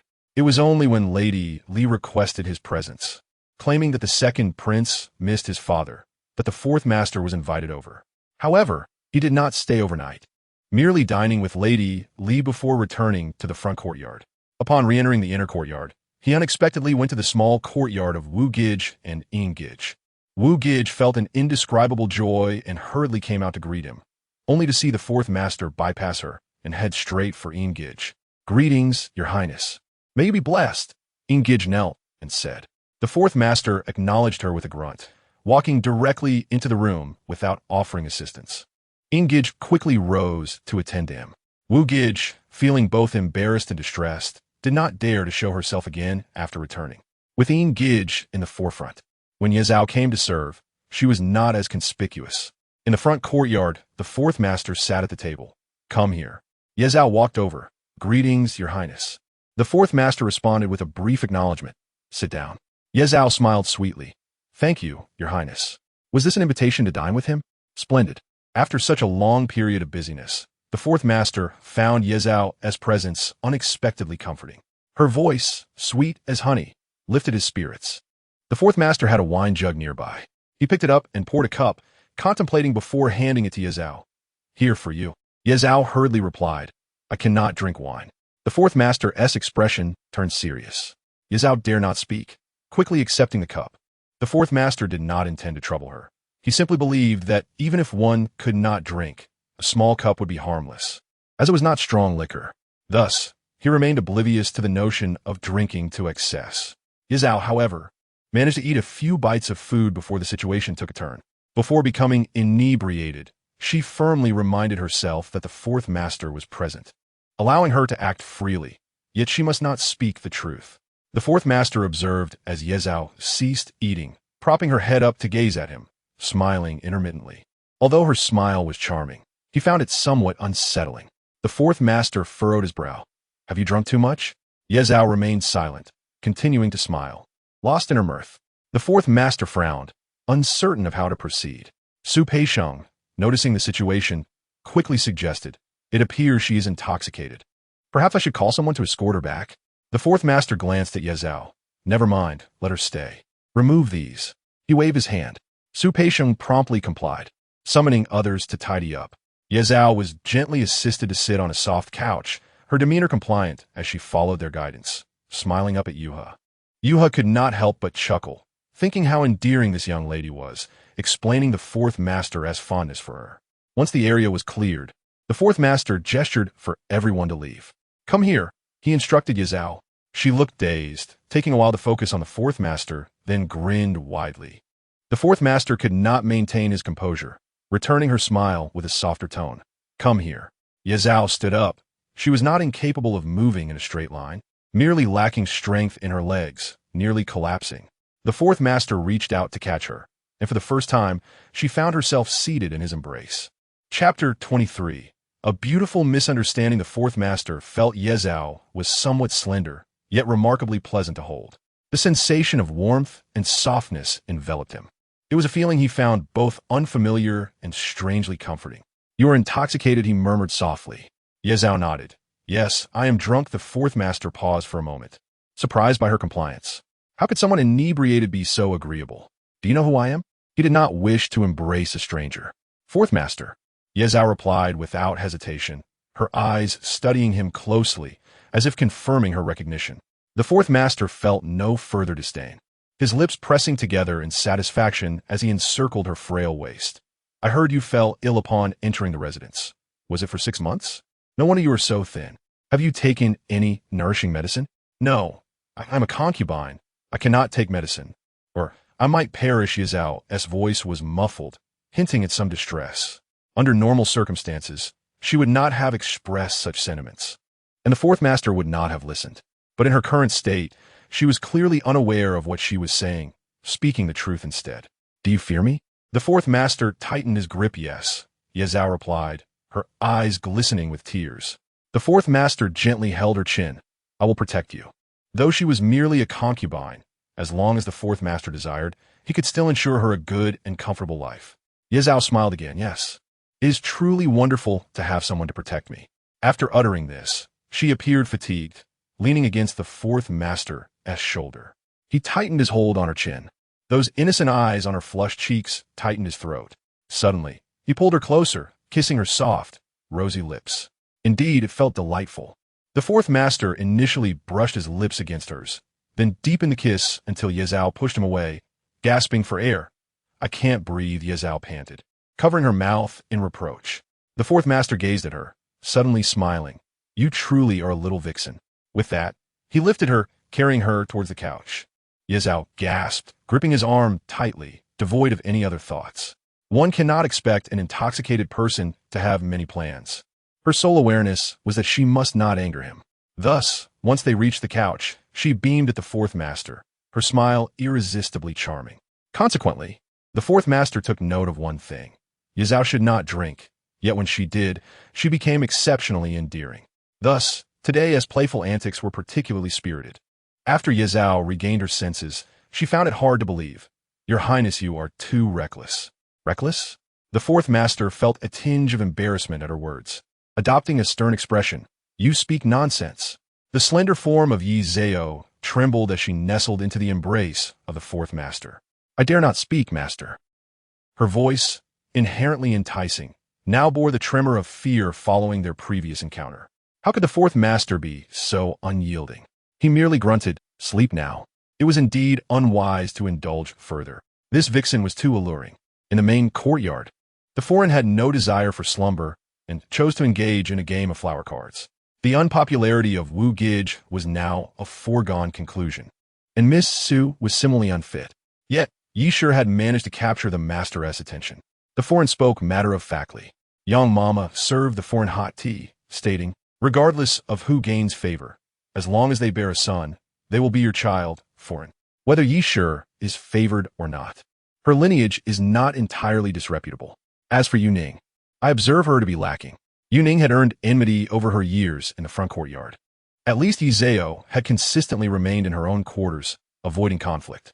Even if a concubine were ambitious, upon giving birth, they would still present the child. However, whether Yu Ning would have that chance remained uncertain. The foreign was well aware of the servant's disdain for Yu Ning. As for Yu Ning, she harbored ambitions. But they bore little fruit. Ambition alone does not elevate a servant. The master was astute, but had yet to discern Wu Gij's true nature. Young Mama, having received silver from the Wu family, felt compelled to speak. The master does not favor her. Should I force him to visit? He has even gone to see the long unfavored Ingij, yet refuses to visit Wu. The Wu family was unappealing to the master. And it was not solely due to her appearance. Young Mama understood the nuances of her own wet nurse's sentiments. Indeed, I shall remain silent moving forward, the servant acquiesced, sensing the displeasure upon the wet nurse's face. Mama, you are only looking out for me. Please rest. I shall retire now and summon them to attend to me. The foreign smiled, delegating the matter of her retirement to Young Mama and a few others. Young Mama sighed, exiting to call the maidservants to assist. Meanwhile, Yi Zhao found herself unable to sleep beside the now slumbering fourth master. Hunger gnawed at her. She had hardly eaten before the wine had overwhelmed her. Now, with the effects of intoxication waning, her hunger became unbearable. The fourth master, though on the brink of sleep, sensed her discomfort as she rubbed her belly. He had not anticipated her hunger, but felt a twinge of embarrassment. Had their earlier encounter been too intense? The fourth master, feeling remorseful, placed his large hand on her abdomen, gently kneading it. Though he would not utter apologies, he could not bear to see her suffer. Such matters should not bring pain to a woman. It unsettled him deeply. Yi Zhao, momentarily taken aback, thought to herself, Master, it hurts. Her mind was sharp, realizing the fourth master misunderstood her plight, yet she pondered the beauty of this misapprehension. Why clarify such a delightful misunderstanding? The fourth master murmured, continuing his gentle ministrations, resolving to cherish her more in the future. Yi Zhao, obediently leaning against his arm, was consumed by hunger. Internally mocking herself, she acknowledged the cost of her deception. Her hunger was now a certainty. Eventually, she succumbed to slumber. The following day, upon awakening, she realized the fourth master had already departed. A sudden thought struck her, with Yu Ning gone. Surely the maidservants in the front courtyard could no longer harbor animosity towards her. Indeed, upon rising, she encountered Yu Jing, accompanied by Yuan, who greeted her with a smile. Miss, you are awake. Yu Jing, I apologize for oversleeping, Yi Zhao replied with a smile. Initially, Yu Jing had not held Yi Zhao in high regard. However, with Yu Ning's downfall, even if she disliked Yi Zhao, she was now compelled to show her respect. They were all too aware of the perils of excessive ambition. Regardless, the master departed without a word. Yu Jing remarked, he did not order you to return, which signifies his indifference towards your presence.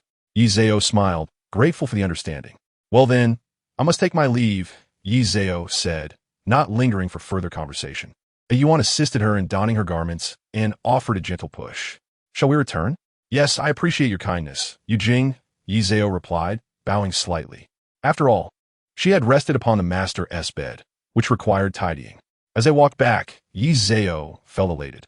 The fourth master allowing her to stay, without waking her or summoning someone to see her off, was a positive sign. Upon returning to Jin Yu Pavilion, Yi Zhao's hunger took precedence. Quickly, bring me something to eat. Anything will do. As soon as she finished speaking, a Ling joyfully announced, Here they come, with your favorite shrimp dumplings. Wonderful. A Ling, you are truly a savior. Hurry. Yi Zhao exclaimed, leaping up. Bring me some water too. Her hunger and thirst were overwhelming. A Yuan and a Ling chuckled. Didn't you just eat in the front courtyard? How can you be this famished? I drank too much. The master didn't know and poured me a cup. And then I passed out without eating, Yi Zhao explained quickly. After downing several mouthfuls of porridge and a shrimp dumpling, she finally felt some relief in her stomach.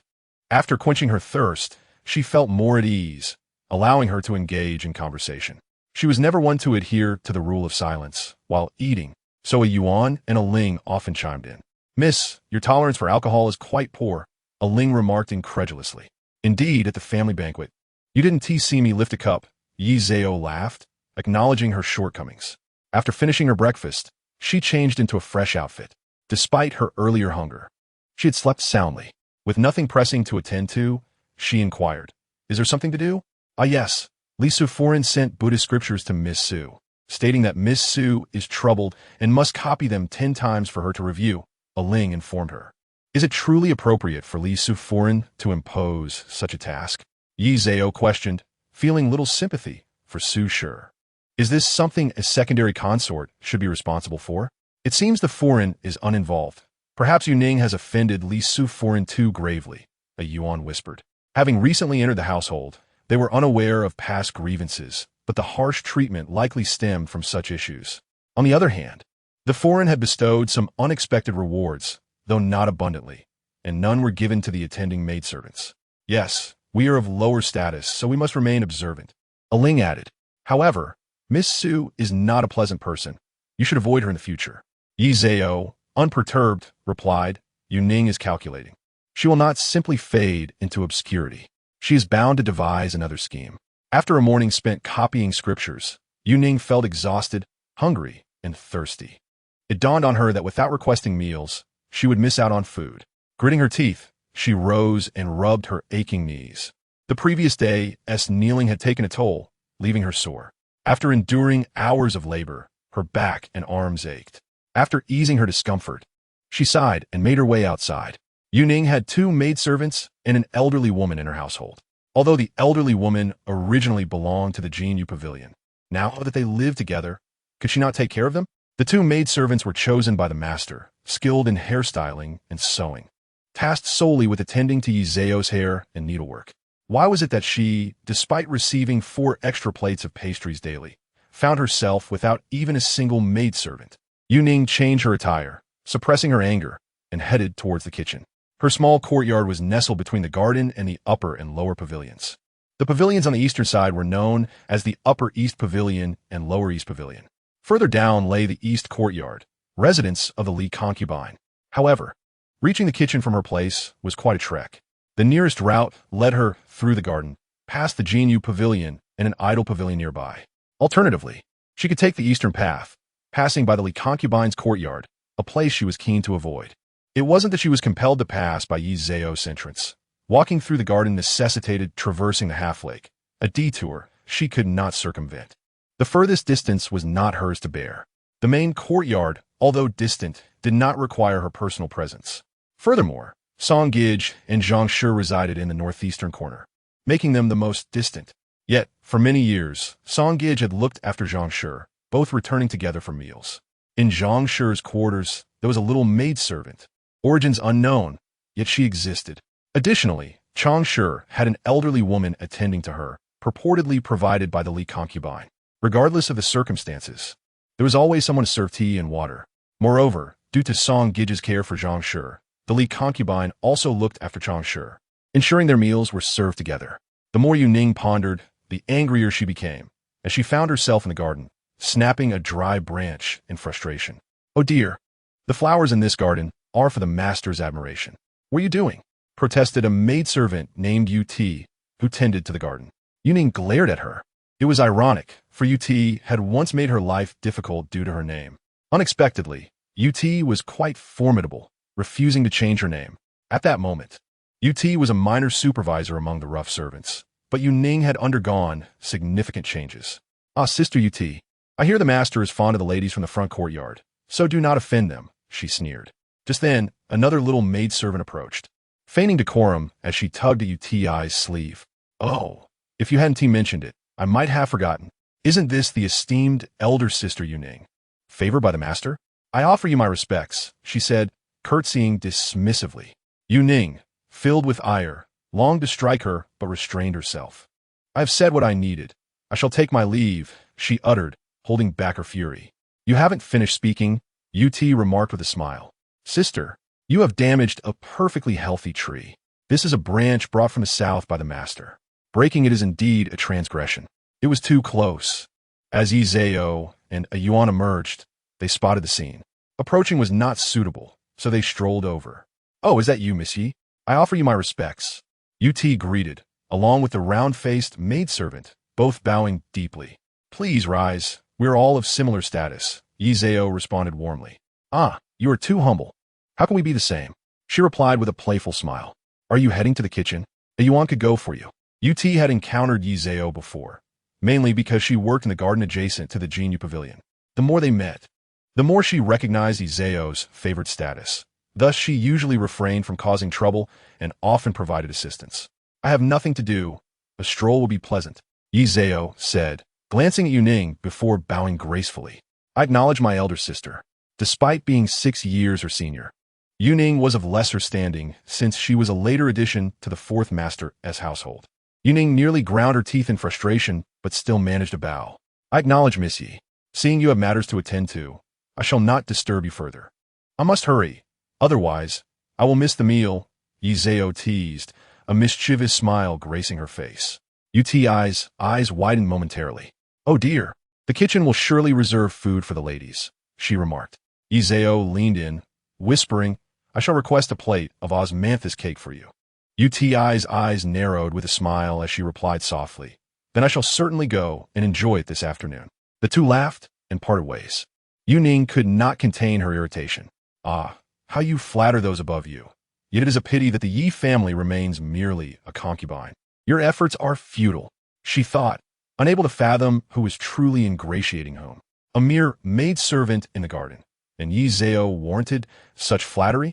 Both were concubines. It was evident who was favored, as Yi Zhao visited the kitchen for leisure, while Yuning felt compelled to go, lest she starve. Ut chuckled. "What is this? Even now, you look down upon others?" She has been proud for over a decade. How could she possibly swallow her pride now? The round-faced maidservant laughed. "Besides, although Miss Yi is a concubine, everyone knows her family has held positions of power and is well educated. She is kind, never mistreating others." The implication was clear. Yuning had a penchant for making others' lives difficult. While it was said that those who rose high often looked down upon others, one's character was revealed when they fell from grace. While it is true that people possess inherent flaws and enjoy exerting power over others, a person who has never bullied others would find their suffering limited. Unless one were truly malevolent, targeting the innocent, the average person would not be as universally despised as Yuning appeared to be. After lingering with Ut for some time, Yuning finally made her way to the kitchen. By then, the Jinyu Pavilion had already commenced their meal. Upon her arrival, the kitchen staff met her with indifference. Even the little steward was reluctant to acknowledge her. A young eunuch sent to fetch something took half an hour. Yuning returned to her courtyard, carrying a food box that had grown cold, tears streaming down her face. Shiniti looked to know the contents within. In such frigid weather, how could she eat? Though her room had a coal fire, the quality of the coal was poor, producing thick smoke. Opening the window brought in the cold. Keeping it shut suffocated her. Even drinking water required her to boil herself. Sitting there, she wept aloud. The sole consolation was that in her courtyard, she was alone, and no one could hear her cries. Ultimately, she managed to boil a pot of water and ate a bit of rice with vegetable soup. She could not allow herself to starve. After satisfying her hunger, she had no time to rest and needed to continue copying scriptures. 10 days' worth of scripture. Such a thick tome. Yuning could not even read. Do not ask how she could copy scriptures without being literate. It is precisely why this was a trial for her, an exercise in imitation. Meanwhile, after finishing her meal, Yi Zhao retired for a rest. In the afternoon, a maidservant named Xiao Gui Zi came from the front courtyard to pay her respects. Xiao Gui Zi greeted her with utmost politeness. "What brings you here?" Yi Zhao asked, smiling as she returned the gesture. "Oh, this is a delivery from the master," Xiao Gui Zi said, opening a cage she had been carrying. Inside was a small puppy, its black fur resembling that of a Pekingese, though it was likely a breed Yi Zhao had never encountered before. "This is for me?" Yi Zhao exclaimed, astonished. Indeed, the master had someone retrieve this puppy from the palace. "There are 2 in total. One was given to the Li concubine, and this one is for you," Xiao Gui Zi explained cheerfully. "Thank you. I adore it," Yi Zhao replied, her affection for animals evident in her smile. As Xiao Gui Zi left, she received 2 taels of silver, her joy palpable. Yi Zhao opened the cage and lifted the puppy into her arms. It appeared to be only 2 months old, clean and well-groomed. With big eyes, it gazed up at Yi Zhao and affectionately licked her hand. "Oh, how sweet. What shall we name you?" A Yuan came closer to pet the puppy, equally enamored.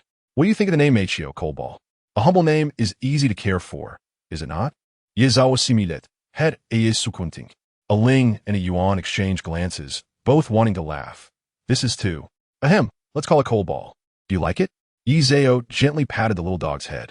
Whether the dog liked the name or not was uncertain, but it seemed to be quite fond of its new owner. After being petted, it let out a soft bark, woof woof. Yi Zhao chuckled in response. Go ask how to take care of a dog. In both this life and the last, I have truly never raised a dog. A Yuan and a Ling, being young girls, were also quite fond of the little creature and hurried off to inquire. In the garden, those who had previously cared for dogs could certainly provide some insights. Yi Zhao had already picked up the puppy. Coldball, this is your new home. You must behave and not run around. Yi Zhao contemplated that if the dog were to venture out, it could lead to trouble. She would need to keep a close watch on it to prevent any mishaps. Otherwise, there would be no place to complain if something unfortunate happened. Xiao Gui returned to the front courtyard to meet Su Peisheng. Grandpa Su, I delivered it, and Miss Yi is quite taken with it. Her eyes lit up upon seeing it. That's good. Did you earn some silver for it? Miss Yi is generous. You won't lose out by making a few trips. Su Peisheng chuckled. Chapter 26. The so-called protective instinct. The little rascal grinned. Grandpa dotes on me. Saying this, he produced the silver. His lowly status meant that if he could show filial piety to Su Peisheng, it was certainly a good thing. Well then, keep it for yourself. Since the master is attentive to that side, you should also be a bit more attentive. If anything comes up, just let me know, Su Peisheng remarked. As he passed by him, Xiao Gui patted his head, thinking he would indeed have to be more careful in the future. Did you see? Grandpa Su is already concerned. The next day, he went to the main courtyard to pay his respects. Snow began to fall at midnight, and by now, it had accumulated to a considerable depth, with flakes still drifting down, indicating that it would not cease anytime soon. Yi Zhao glanced at the sky. Just let it be. I can manage on my own. While she had attendants, she did not wish to subject them to hardship. If Lady Li and others intended to trouble her, there was no need for her maids to bear witness. A Ling wanted to follow, but a Yuan, being sensible, pulled her back. After Yi Zhao donned her cloak and opened her umbrella, a Ling was displeased. Why did you pull me back? You let the young lady go alone? You see, she does this for our sake. We will go fetch her shortly. Just don't wander off in that direction. A Yuan pointed towards the east. A Ling finally nodded, realizing that was where Lady Li's quarters were located. Yi Zhao chose not to walk through the garden, but instead took a narrow path towards the main courtyard. This was the place where she had been moved to live alone due to her illness, and there were no other women of the fourth master around. It was rather peaceful. Along the way, she merely encountered a few sweeping eunuchs and some rough palace maids, who smiled and greeted her respectfully, calling her Mississippi. In the main courtyard, some had arrived earlier than Yi Zhao. The Song and Zhang families lived closest, hence their early arrival. Due to the inclement weather, Yi Zhao's slightly delayed arrival caused no comment. After all, many others had yet to arrive. In fact, Yi Zhao's arrival was considered early, given the distance from the main courtyard. Finally, when everyone had gathered, Yi Zhao felt relieved. Due to the weather, the pregnant Lady Li did not attend, and it was Lady Chong who came instead. During the greeting, the lady smiled and asked everyone, "It's awfully cold. Do you all lack anything?" Naturally, no one would mention any deficiencies, for who expected the lady to genuinely care? What could the Su family possibly lack? If you're a newcomer, you have served the master for long enough. If you are an old hand, then you are not. In any case, if you find yourself lacking something, just come to the main courtyard, the lady said with a smile. Thank you, my lady. Su hu di den nen let. All right, the weather is unpleasant, and this snow doesn't seem like it will stop anytime soon. Everyone should head back. It's cold. Take care of yourselves. The lady stood up. Everyone hurriedly expressed their thanks and then exited. Once outside, Lady Chong smiled and asked, "Why did you come by yourself? Where are your maids?" "I'm a maid myself," Yi Zhao replied with a smile. Lady Chong nodded, understanding fully, thinking how rare it was for Yi Zhao to be so considerate, fearing her maids might suffer. Yuning glanced at Yi Zhao. "Miss Yi, that outfit looks nice." "Indeed, Sister Yuning has an eye for quality. I have few fine garments, unlike you, who have only the best in front of the master," Yi Zhao replied with a faint smile. "All right, you should hurry along. Our paths do not align." Lady Chong laughed as she gently pushed Yi Zhao. Yi Zhao smiled and nodded, bowing as she headed in her own direction. Upon reaching the entrance to the west courtyard, She saw a Yuan waiting with an umbrella. The west courtyard was currently unoccupied, with only a gatekeeper present. It was merely an empty courtyard. A Yuan stepped forward with a smile. Mississippium, how long have you been standing here? Yi Zhao asked with a smile. Not long. I was keeping track of the time. Actually came out early. Saying this, they returned together. Once inside the pavilion, Yi Zhao immediately went to warm herself by the fire. It was terribly cold, and her hands were icy. Ling handed her a hand warmer. Warm yourself first. I'll pour you a cup of ginger tea. Will our charcoal last until spring? Yi Zhao noticed the fire in the charcoal basin was quite vigorous and asked, Well, I truly worry it may not be enough. If we continue like this, we might run out by the new year, a Yuan replied. Then should we conserve it? Ling just happened to bring in the ginger tea and chimed in. Conserving it one tea even lasts until March. In late February and March, despite it being spring, it can still be quite chilly. If we don't keep the fire burning well, one can easily catch a cold. Right now, this room with just one fire basin is somewhat insufficient, a Yuan frowned. I'll ask the master the next time I see him, Yi Zhao thought, considering that the fourth master had proactively mentioned needing fewer fire basins. He should not be stingy with providing sufficient charcoal for her. However, there are also established norms, and she feared that exceeding them could lead to gossip in the estate. That would not be good. Perhaps we could spend some silver? A Yuan felt that directly asking the fourth master might not be wise. Spending silver was not a concern, but the charcoal needed to be brought into the estate. It was not a trivial matter. How could one keep that hidden? Yi Zhao shook her head. Rest assured, I'm not asking for anything extravagant. No fine clothing or jewelry. I have never asked for those. However, treats and charcoal, I might occasionally need a little. Would the fourth master think me too compliant? Moreover, this would seem like a last resort to ask the fourth master for little necessities. Perhaps he would appreciate it. A beautiful woman relying on him. After all, men do enjoy being protective, don't they? A Yuan and a Ling exchanged glances, thinking their lady was quite perceptive. They chose not to speak further. Let us drink something warm first. Ling handed over the ginger tea. Yi Zhao accepted it and took a hearty sip, feeling much of the chill in her stomach dissipate. That evening, the snow finally ceased. The sky had darkened, and the eunuchs, fearing to rest, had to clear the snow. Otherwise, how would the masters move about come morning? When the fourth master and Su Peixiang arrived at Jinyu Pavilion, they found the outside still unshoveled, with only a narrow path barely passable. The fourth master's expression darkened. The eunuchs, watching from a distance, were terrified. Their master had come here, and they had yet to clear the snow. Outside, Old Song had intended to clear the snow from under the eaves, but, upon seeing the fourth master, hurriedly knelt. I pay my respects to the master. Hearing the commotion, a Yuan also stepped out. I pay my respects to the master. Where's Miss Yi? Su Peixiang thought, having just favored her for a few days, and she already had an attitude. The master arrives, and she doesn't come out? In response to Grandpa Su, she isn't feeling well. I shall call her up right away. Just as he spoke, Yi Zhao appeared. Her hair down. I pay my respects to the master. The fourth master responded with an pulling her up. Are you ill? Not really, just too cold. I was being lazy. Mainly, I didn't expect you to come in such weather, my lord. Chapter 27. Mother and son once inside. The fourth master looked at her and noticed that her complexion was not particularly revealing. However, she was only wearing thin clothing, giving her a somewhat pitiful appearance. You should rest. If you don't feel well, call for the doctor. The fourth master waved his hand, summoning Su Peixiang. Yi Zhao wanted to intervene, but held back. She thought to herself that it was not discomfort, but merely a chill. However, the physician's arrival would certainly not express such sentiments.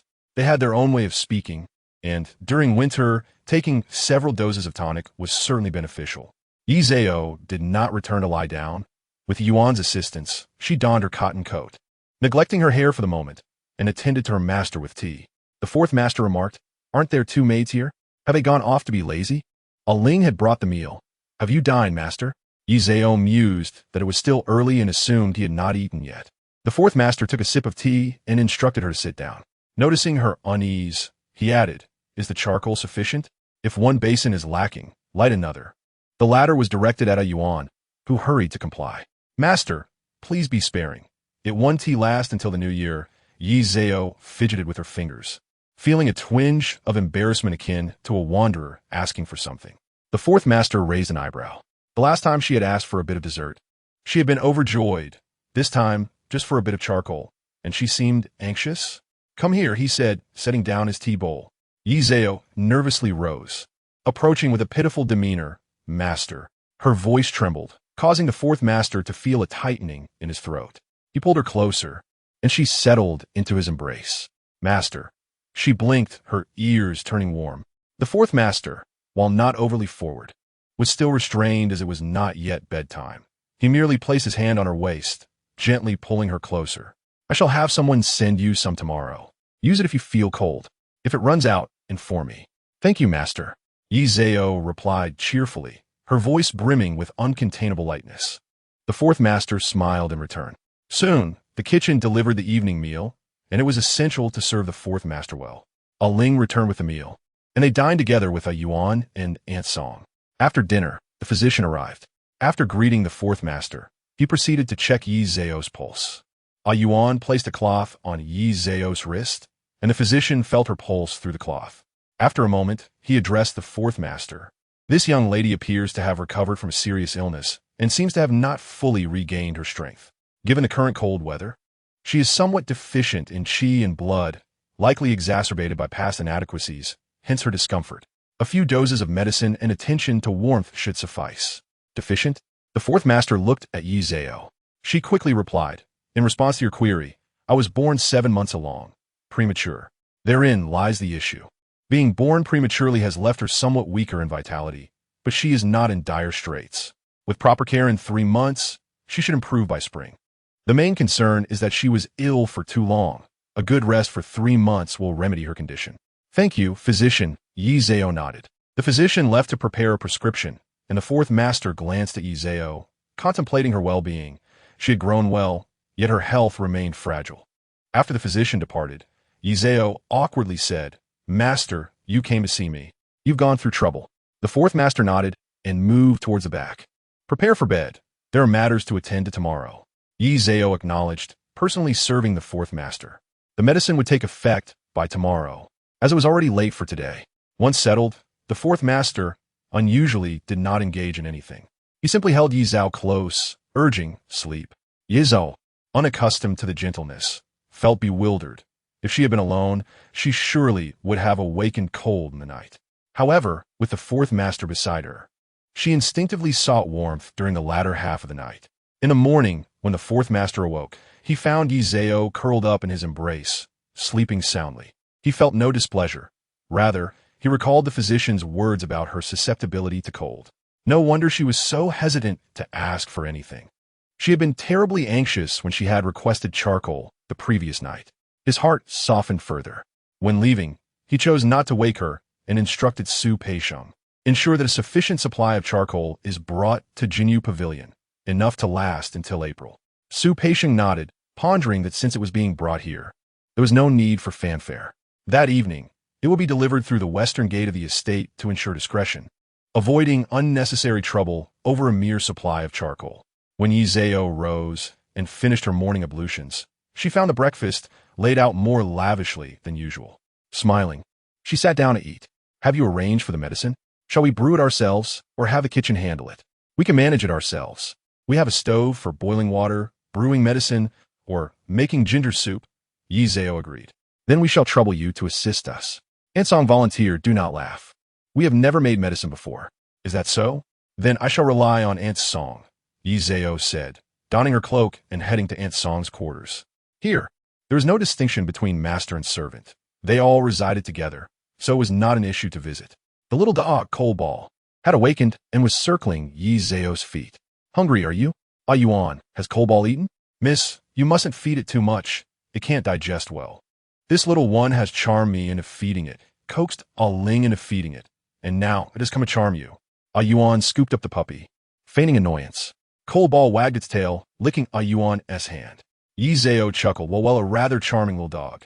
She affectionately rubbed Coalball's head before stepping out. After entering the palace, the fourth master learned that there were matters to attend to in Qianqing Palace and could not meet with them. He inquired about the crown prince and, upon learning he was still in Yushi Palace, made his way there. After paying his respects to the crown prince, the latter stated, "This snow is falling heavily.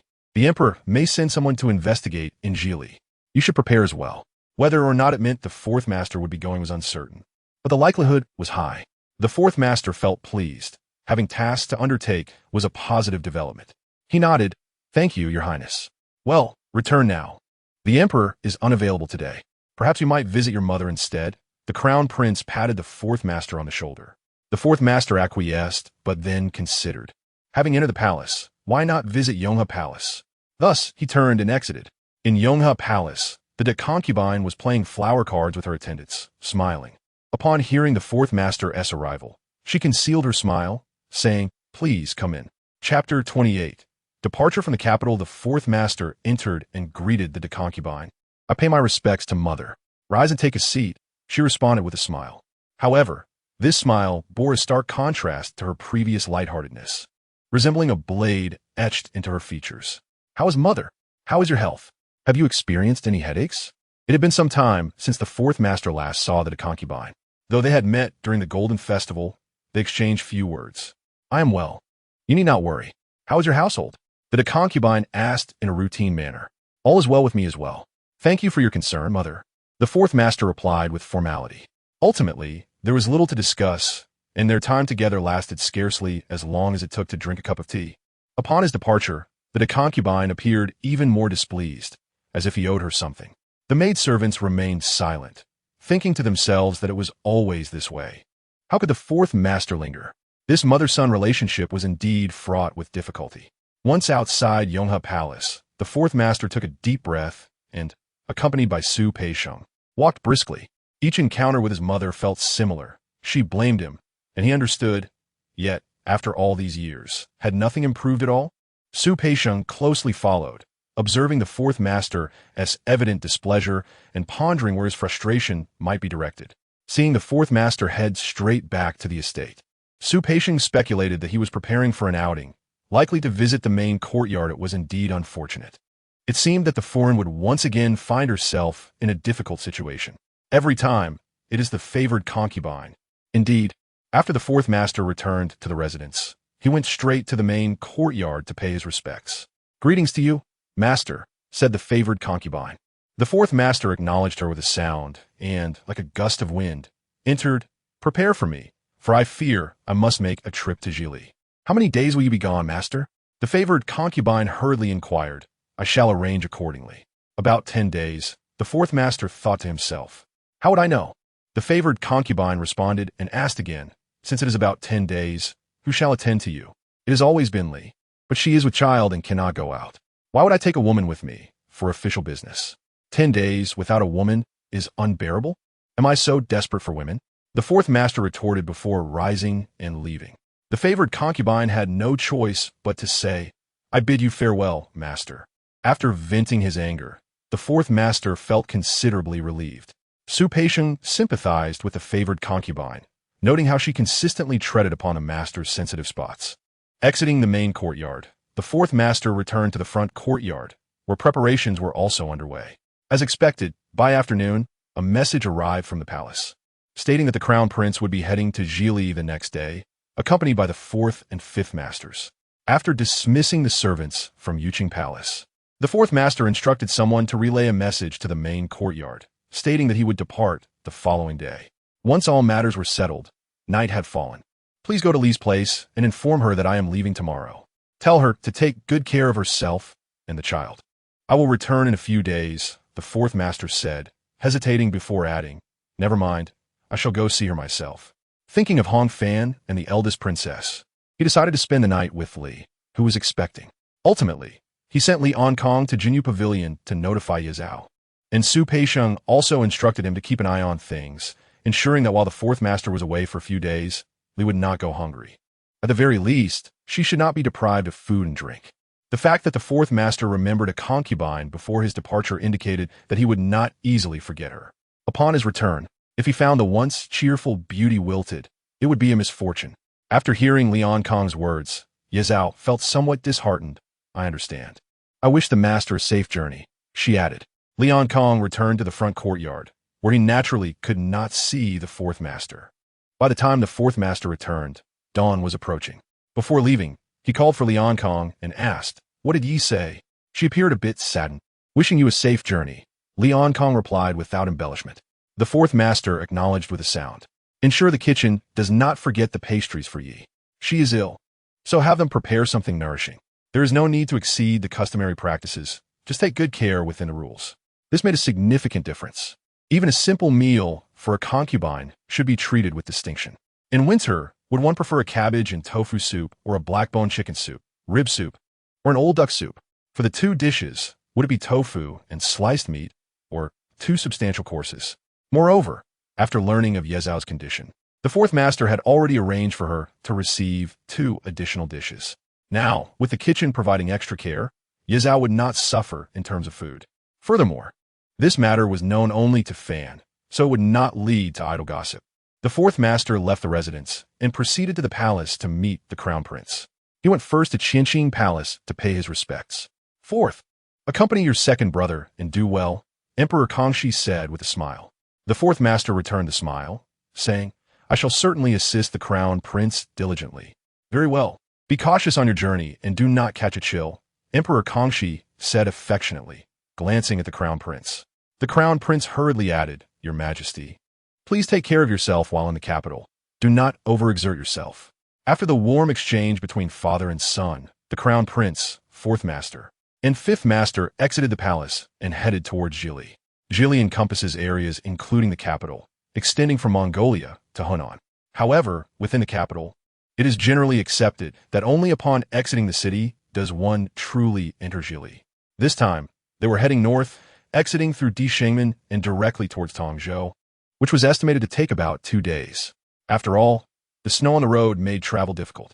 In the residence, after the fourth master departed, an unusual stillness settled in. The weather was indeed harsh, and 2 days later, another heavy snowfall occurred. The usually boisterous Li Side was also subdued, as she was with child and thus precious, only occasionally asking servants to check on how Miss Su's transcription of the classics was progressing. The favored concubine showed consideration for everyone and did not cause any disturbances. The rest were all obedient individuals, lacking in favor, and thus remained tranquil. Ye Zhao, residing in Jinyu Pavilion, felt significantly better after several days of restorative medicine, no longer feeling so cold. Miss, outside the window, Aunt Song called out. You're back. It's so cold. Why are you still outside? Ye Zhao smiled. Aunt Song went out today. There is still a nephew to visit, so I had to see him to put my mind at ease, Aunt Song replied. It is quite the coincidence. Today, I encountered someone who lives next door to my nephew's house. When they dropped by, they inquired about you. Upon further inquiry, I learned they are acquainted with your family. There is news that your mother is expecting. Ye Zhao raised an eyebrow. Samir is with child? Is this a good thing? Chapter 29. The fourth master is still too young. Ye Zhao toyed with the tassel in her hand. That is truly joyous news. Will you send a gift, miss? Ailing asked. Silly girl, how would I know what to send? Ye Zhao laughed. Aunt Song chuckled as well, indeed. It is not proper for a concubine to communicate news with her family. Ailing scratched her head. Oh, she said, thinking, isn't that knowing already? Why say otherwise? Her words elicited laughter from everyone. Seeing the merriment, the little dog, Coal Ball, was eager to leap into Ye Zhao's lap.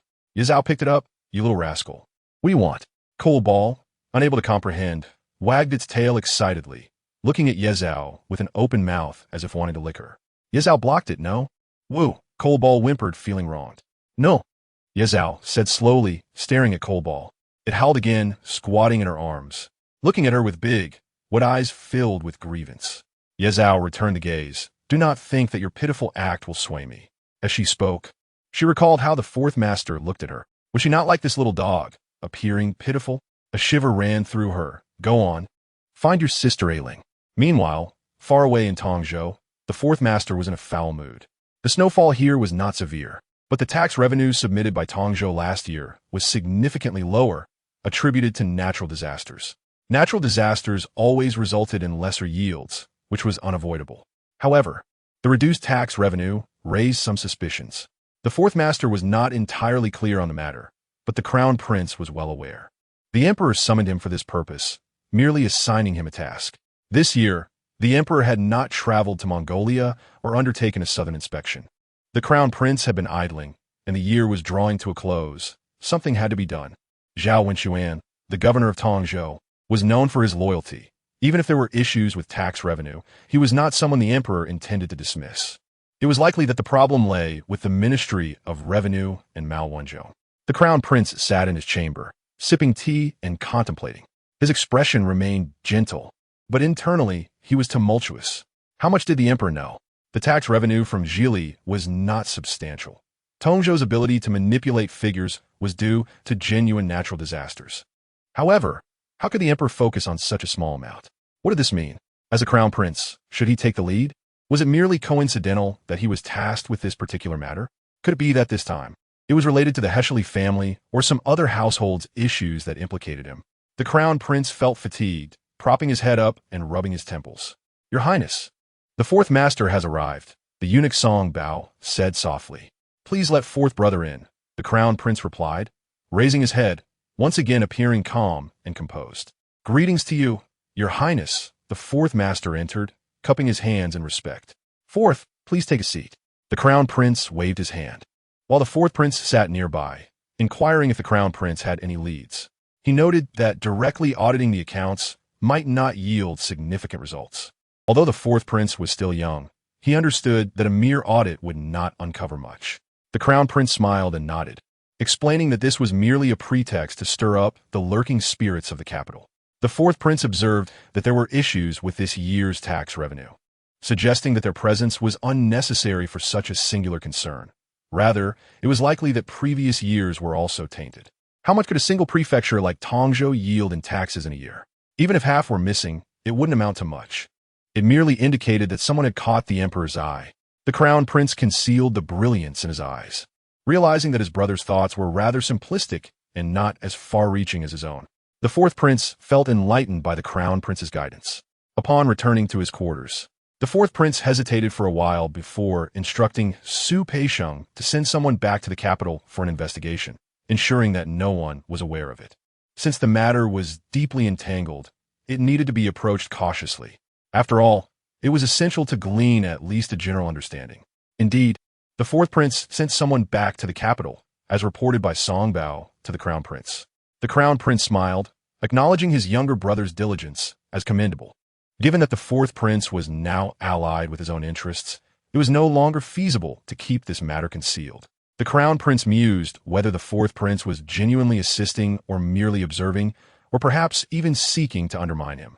The second prince was watching closely, and it would serve the fourth prince well to discern the situation early on to avoid future complications. Regardless, the crown prince would not falter in this endeavor. The fourth prince, however, lacked experience and remained oblivious to the precarious position he had stepped into. He only wished to obtain information as soon as possible, to alleviate concerns for the emperor and the crown prince. The investigation in Tongzhou yielded no results. Governor Zhao Wenxuan was indeed clean, at least on the surface. Zhao Wenxuan was exceptionally hospitable, yet the fourth prince felt an urgent desire to return, realizing that if no issues arose here, they must delve into the Ministry of Revenue. 10 days passed without any significant developments for the crown prince, the fourth prince, and the fifth prince. On their return to the capital, Zhao Wenxuan appeared reluctant to part ways, which was quite revealing to the crown prince. As the fourth prince glanced back at Zhao Wenxuan, who bowed again, he muttered to himself that he was merely a sycophant. Before returning to the capital, the fourth prince had yet to receive any news. Ultimately, the matter fell into the hands of the Ministry of Revenue, overseen by Deputy Minister Mao Wanzhong, a confidant of the crown prince. When the fourth prince discovered this connection, he sensed trouble brewing. Clutching the letter in the carriage, he bore a solemn expression, regretting his decision to investigate. Should he feign ignorance or continue his inquiries? Unfortunately, his subordinates were quite competent. They not only traced Mao Wanzhong, but also scrutinized the tax records of Tongzhou, which had been managed by Mao Wanzhong upon entering the capital. Days prior, the crown prince had already corresponded with Mao Wanzhong.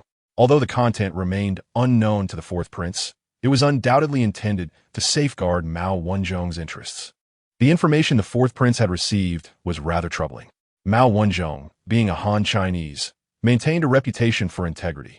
How could he possibly engage in corruption regarding Tongzhou's tax revenues? If he were to embezzle, numerous opportunities would present themselves. So, was he acting on behalf of the crown prince? What could the crown prince possibly need the money for? The fourth prince tightened his grip on the letter. feeling its lightness transform into an unbearable weight. Digging deeper would lead to a precipice. He dared not imagine that this could be the crown prince's handiwork. Did the emperor truly remain unaware? Had the emperor summoned him and the fifth prince solely for this matter? Now that he had unearthed some insights, he could no longer proceed with the investigation. The fourth prince felt a sense of suffocation. My lord, the crown prince mentioned he would arrive in the capital by evening. Su Peixiang reported. The fourth prince crumpled the letter in his hand, determined that, for the time being, he could only feign ignorance. Chapter 0030. The Prince of Ji, the fourth prince, carefully folded the letter and tucked it away. The situation had unfolded as it had. Once one stepped in, how could the shoes remain clean? He found himself envious of the fifth prince, blissfully unaware and seemingly at ease. As the carriage approached Donghua Gate, the crown prince had already dismounted. The fourth and fifth princes hurried over. Crown prince, they called. Let's enter the palace. I presume the emperor is awaiting us. We can discuss matters later, the crown prince replied, patting the fourth prince's shoulder and proceeding inside. The fourth prince felt the weight of that hand, as if it bore 1,000 pounds, and could only force a smile as he followed the crown prince into the palace. Upon their return to Qingqing Palace, Emperor Kangxi expressed his delight. Come, Baiqing, you must be weary from this endeavor. Fourth and fifth princes, you have both worked hard. The trio quickly denied any fatigue, and the emperor gestured for them to be seated. Once settled, they heard the arrival of the third and eldest princes. The fourth and fifth princes rose to greet them.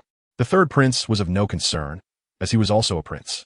However, the eldest prince had been conferred the title of Prince of Ji the previous year, making him the second in rank among the brothers after the crown prince. The Prince of Ji and the third prince entered, exchanged greetings, and then laughed heartily. This task must have been accomplished. Just look at the crown prince's demeanor. Emperor Kangxi chuckled. Your brotherly bond is indeed deep. The crown prince's gaze flickered, while the Prince of Ji continued to smile. As brothers, understanding one another is essential. Very well, you are all weary today. Baiqing, return home. Fourth and fifth princes, you two may leave. We shall discuss matters tomorrow. The emperor suddenly stated, his jovial expression fading. Yet a faint smile lingered at the corner of his mouth. The princes, recognizing the cue, rose to take their leave. As they exited Qingqing Palace, the eldest prince turned to the fourth prince with a smile. Fourth brother, shall we share a drink? The fourth prince hesitated, but ultimately acquiesced. Seated in Jinxiu Tower, the fourth prince felt a twinge of anxiety. Fourth brother, what have you gleaned from this outing? Zhao Wenxuan is quite capable. I presume you found it challenging to obtain any incriminating evidence? The eldest prince inquired with a laugh. Eldest brother speaks truthfully as I embark on such tasks. I find myself lacking experience. The crown prince believes that merely auditing the accounts will yield little, and the issues likely reside within the Ministry of Revenue. Thus, we returned early, the fourth prince replied with a smile, sharing only half the truth. Oh, fourth brother, do you know who might be at fault? The eldest prince probed. Tongzhou is a small and not particularly wealthy place. Even if there have been discrepancies in tax revenue over the years, it cannot amount to much. The fourth prince felt a jolt at this line of questioning, wondering how much the eldest prince already knew. As for me, I'm still navigating the bureaucracy within the Ministry of Personnel and hold no significant position. Matters pertaining to the Ministry of Revenue are beyond my purview. He replied with a nervous smile. Fourth brother, you know that Mao Wenzhong is aligned with the crown prince, correct? The eldest prince suddenly asked. The fourth prince's grip tightened. This is not a secret, is it? Although it was somewhat inappropriate for a crown prince to directly amass allies. The emperor was not oblivious to the situation. Furthermore, the crown prince, like any heir, had the right to cultivate his own circle. However, the Qing Dynasty did not fully replicate the previous dynasty's practices. The crown prince resided in Yuqing Palace rather than having a separate eastern palace, thus lacking a true foundation. Did you know that Mao Wenzhong has managed the tax revenues of Tongzhou, Dingzhou, Hejian, and several other prefectures in recent years? The eldest prince continued. The fourth prince paused, then slowly regained his composure. He lifted his cup for a sip before responding. Though Tongzhou has encountered issues, I doubt Mao Wenzhong possesses such vast influence. As a Han, he is well aware of the limitations. Moreover, the Ministry of Revenue is not a typical establishment. He answers to two ministers above him. Even if he were astute, it is improbable that he could orchestrate everything single-handedly.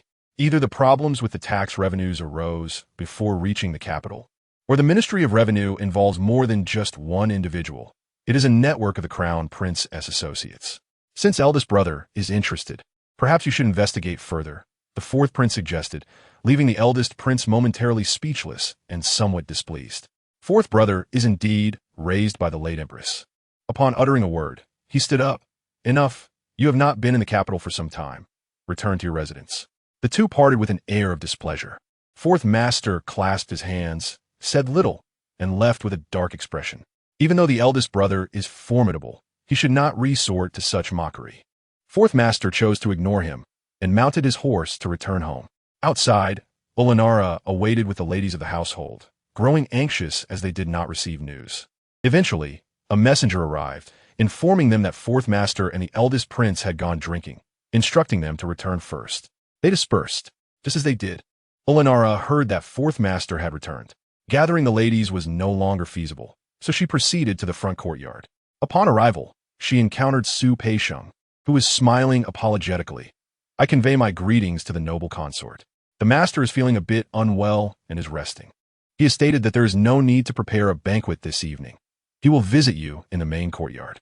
The noble consort had a multitude of questions, which she swallowed. Is he unwell? Should we summon the imperial physician? He is fine. The master merely wishes to rest. He is tired. As you know how much the eldest prince can drink, Su Peisheng replied with a smile. The noble consort nodded. Then let him rest. I shall take my leave. With that, she turned back, glancing over her shoulder several times. Fourth master had not slept. He was merely restless. Has she left? He inquired upon seeing Su Peisheng return. Yes, the noble consort has departed. Su Peisheng confirmed. Is there anything happening in the residence? Fourth master leaned against the soft couch and asked. In response to your query, there is nothing amiss. The second prince and the eldest princess are both well, and Lady Li's condition is stable. The noble consort has made a visit to her maternal home. Su Peisheng counted off on his fingers.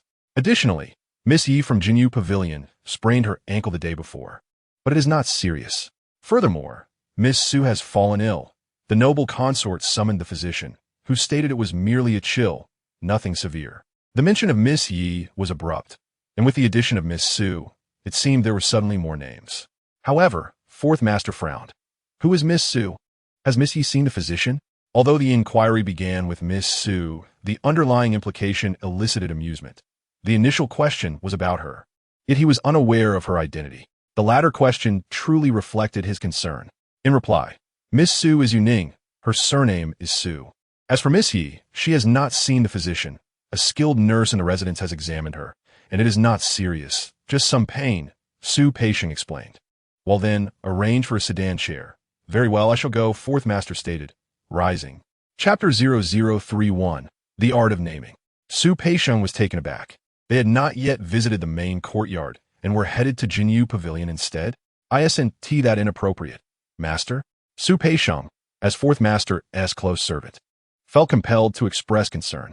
What is it? Fourth master retorted, somewhat displeased with Su Peisheng's apparent disapproval. I simply wish to see her for a moment, and then proceed to the main courtyard. Su Peisheng dared not argue further and hurried to make arrangements. Before long, fourth master arrived at Jinyu Pavilion. Outside, old lady Song was sweeping. Upon seeing fourth master, she hastily knelt, but he stopped her before she could speak.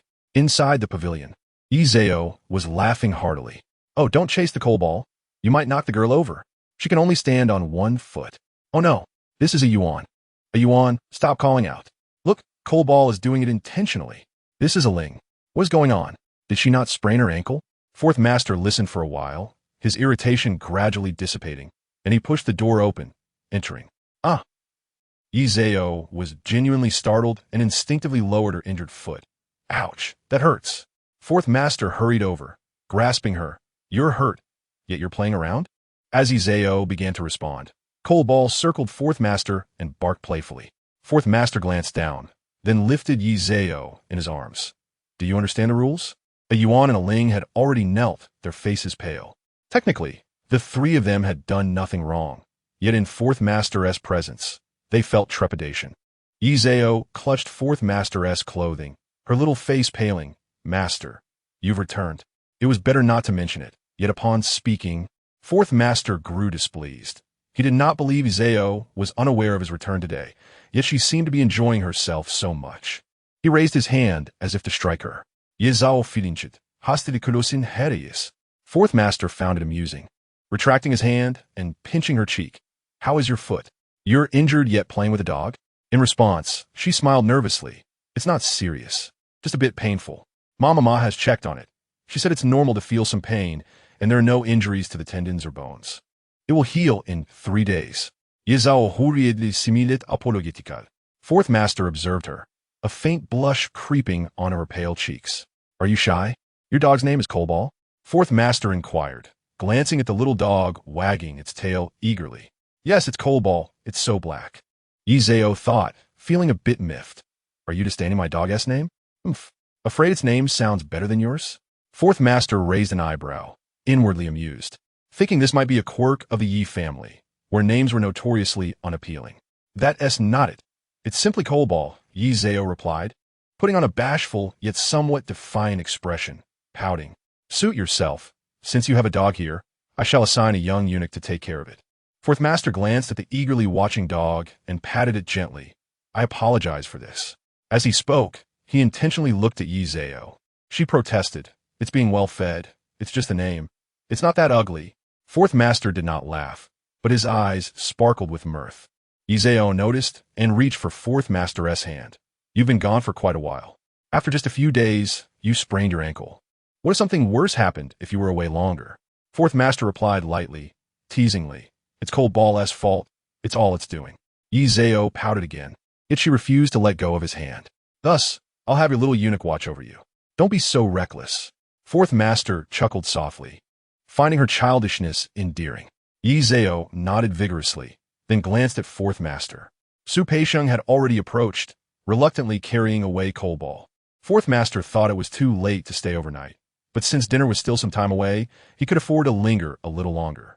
Upon entering the outer room, he waved for the 2 kneeling servants to rise. Fourth master tilted Yizao's chin. Have you taken your medicine properly? I've taken it, though it's quite unpleasant. But I still managed to eat it, she replied, reaching for fourth master's hand. He understood this was Yizao expressing her yearning for him. Such subtlety was quite evident. Fourth master grasped her hand. Take care of yourself and rest your foot. I will come to see you in a few days. Today is certainly not suitable for me to stay longer. If I linger, it won't matter for me. But the noble consort will be displeased. Yes, I understand, master. Can you stay for just another quarter of an hour? Yizao beat Hadip, holding on to fourth master's hand. Fourth master smiled again, greedy. Yizao laughed along. I'm being sincere. Well, how can one not be greedy? If you forget me, what shall I do? How will I seek revenge? Fourth master fell silent, lifting her chin and leaning down to kiss her. He was quite fond of her soft, warm lips, and, as he embraced her petite form, he felt a deep sense of satisfaction. After the kiss, Yizao blushed, lowering her head and nervously twisting her fingers. Fourth master felt an overwhelming urge to indulge her further, yet he ultimately restrained himself. He gently stroked her chin and embraced her. Take care of yourself. I will visit soon. Yes, I shall. See you off, master, Yizao said, attempting to rise. Fourth master pressed her back down. No need to rise. Thank you, master, Yizao hurriedly expressed. Fourth master replied with a simple before rising and departing. After he left, Yizao sighed in relief, gently furrowing her brow. Fourth master was indeed treating her rather well. Did he come specifically because he heard of her injury? Or did he genuinely miss her? Regardless of the reason, it was a matter of great significance. In this residence, there exists a certain Lady Li who is with child and possesses a jealous disposition, often prone to causing trouble for others. However, it would be foolish to reject the affections one has rightfully received. Yizao pondered how she could ensure that Lady Li would not bully her. Upon exiting the Jinyu Pavilion, the fourth master made his way directly to the main courtyard. Inside, the foreign was aware of the fourth master's visit to the Jinyu Pavilion and felt a twinge of discomfort. Yet she also recognized that Lady Yi had been injured and was limping during the morning's greeting. With the fourth master's arrival, her spirits lifted somewhat. The fourth master, known for his fondness for Lady Yi, was merely checking on her due to her injury. Moreover, It was evident that he had not engaged in any meaningful activities during his brief visit. She stood to greet him, only to find the fourth master entering with his hands clasped behind his back. With a smile, she said, "Greetings, your highness. Please rise. It has been a difficult time with you away." The fourth master assisted her to her feet and replied, "You need not speak so, for it is my duty to ensure your comfort. Indeed, there is little to attend to here. Lady Li's pregnancy appears stable," she responded, gesturing for tea to be served. "With you here, I feel assured about matters in the rear courtyard." The fourth master nodded in agreement, leaving little else to discuss. This was their usual interaction, and a wave of melancholy washed over the foreign as memories of the past flooded her mind. In the days when Hong Hu was alive, she could converse with the fourth master more freely. Though he had never favored her, he had shown great affection for Hong Hu. Unfortunately, that fragile child had passed away at a tender age. The upcoming selection of candidates for the court left her wondering how many would enter and from which families they would hail. Regardless of their backgrounds, they're all noble ladies. You need only oversee their arrangements, the fourth master remarked, his indifference palpable. If we could have someone of good lineage join us, it would be beneficial. Lady Li had shown promise, yet she had only produced one son, the second prince, while her daughters were deemed inconsequential. The fourth master acknowledged this point but felt discontented, recognizing that such matters hinged on fate. Even with his dissatisfaction, he had no desire to prolong his stay in the main courtyard, where his feelings for her had not changed since their wedding day. As he contemplated, a sense of frustration enveloped him. The entire rear courtyard was unsatisfactory. Among the noble ladies, Song was weak and unable to bear children, while Yin was timid. The fourth master had little recollection of Wu. Lady Li, once agreeable, had become increasingly arrogant. The fourth master lamented that his current interest lay with a concubine, which only added to his vexation. Lady Yi was not without her merits. However, her status made it difficult to elevate her further, particularly as she could not raise children. He sighed, "If someone of noble birth were to join us, we shall see how to arrange it. Indeed, in a few days, we shall enter the palace, and if there is anyone suitable, we shall retain them," the foreign replied, acknowledging her responsibility for the lack of children in the household. The couple spoke over their meals, their conversation strained. Meanwhile, a young eunuch named Xiao Tingzi, only 8 years old, arrived at Yi Zhao's quarters. "Is he not too young?" Yi Zhao inquired of the eunuch who had brought him. "Ah, do not underestimate his youth. He is quite capable. Besides, he is young and can do no other tasks. If you find him unworthy, he may have nowhere else to go. Please, be kind and keep him," the old eunuch pleaded, clearly distressed for the child's fate. Yi Zhao gazed down at the kneeling boy, his eyes filled with hope yet hesitant to speak. "Very well, I shall keep him. But let me be clear, I am sparing your life because of your youth, yet if you disrupt the rules, I cannot protect you. I am but a concubine, and you are here to observe.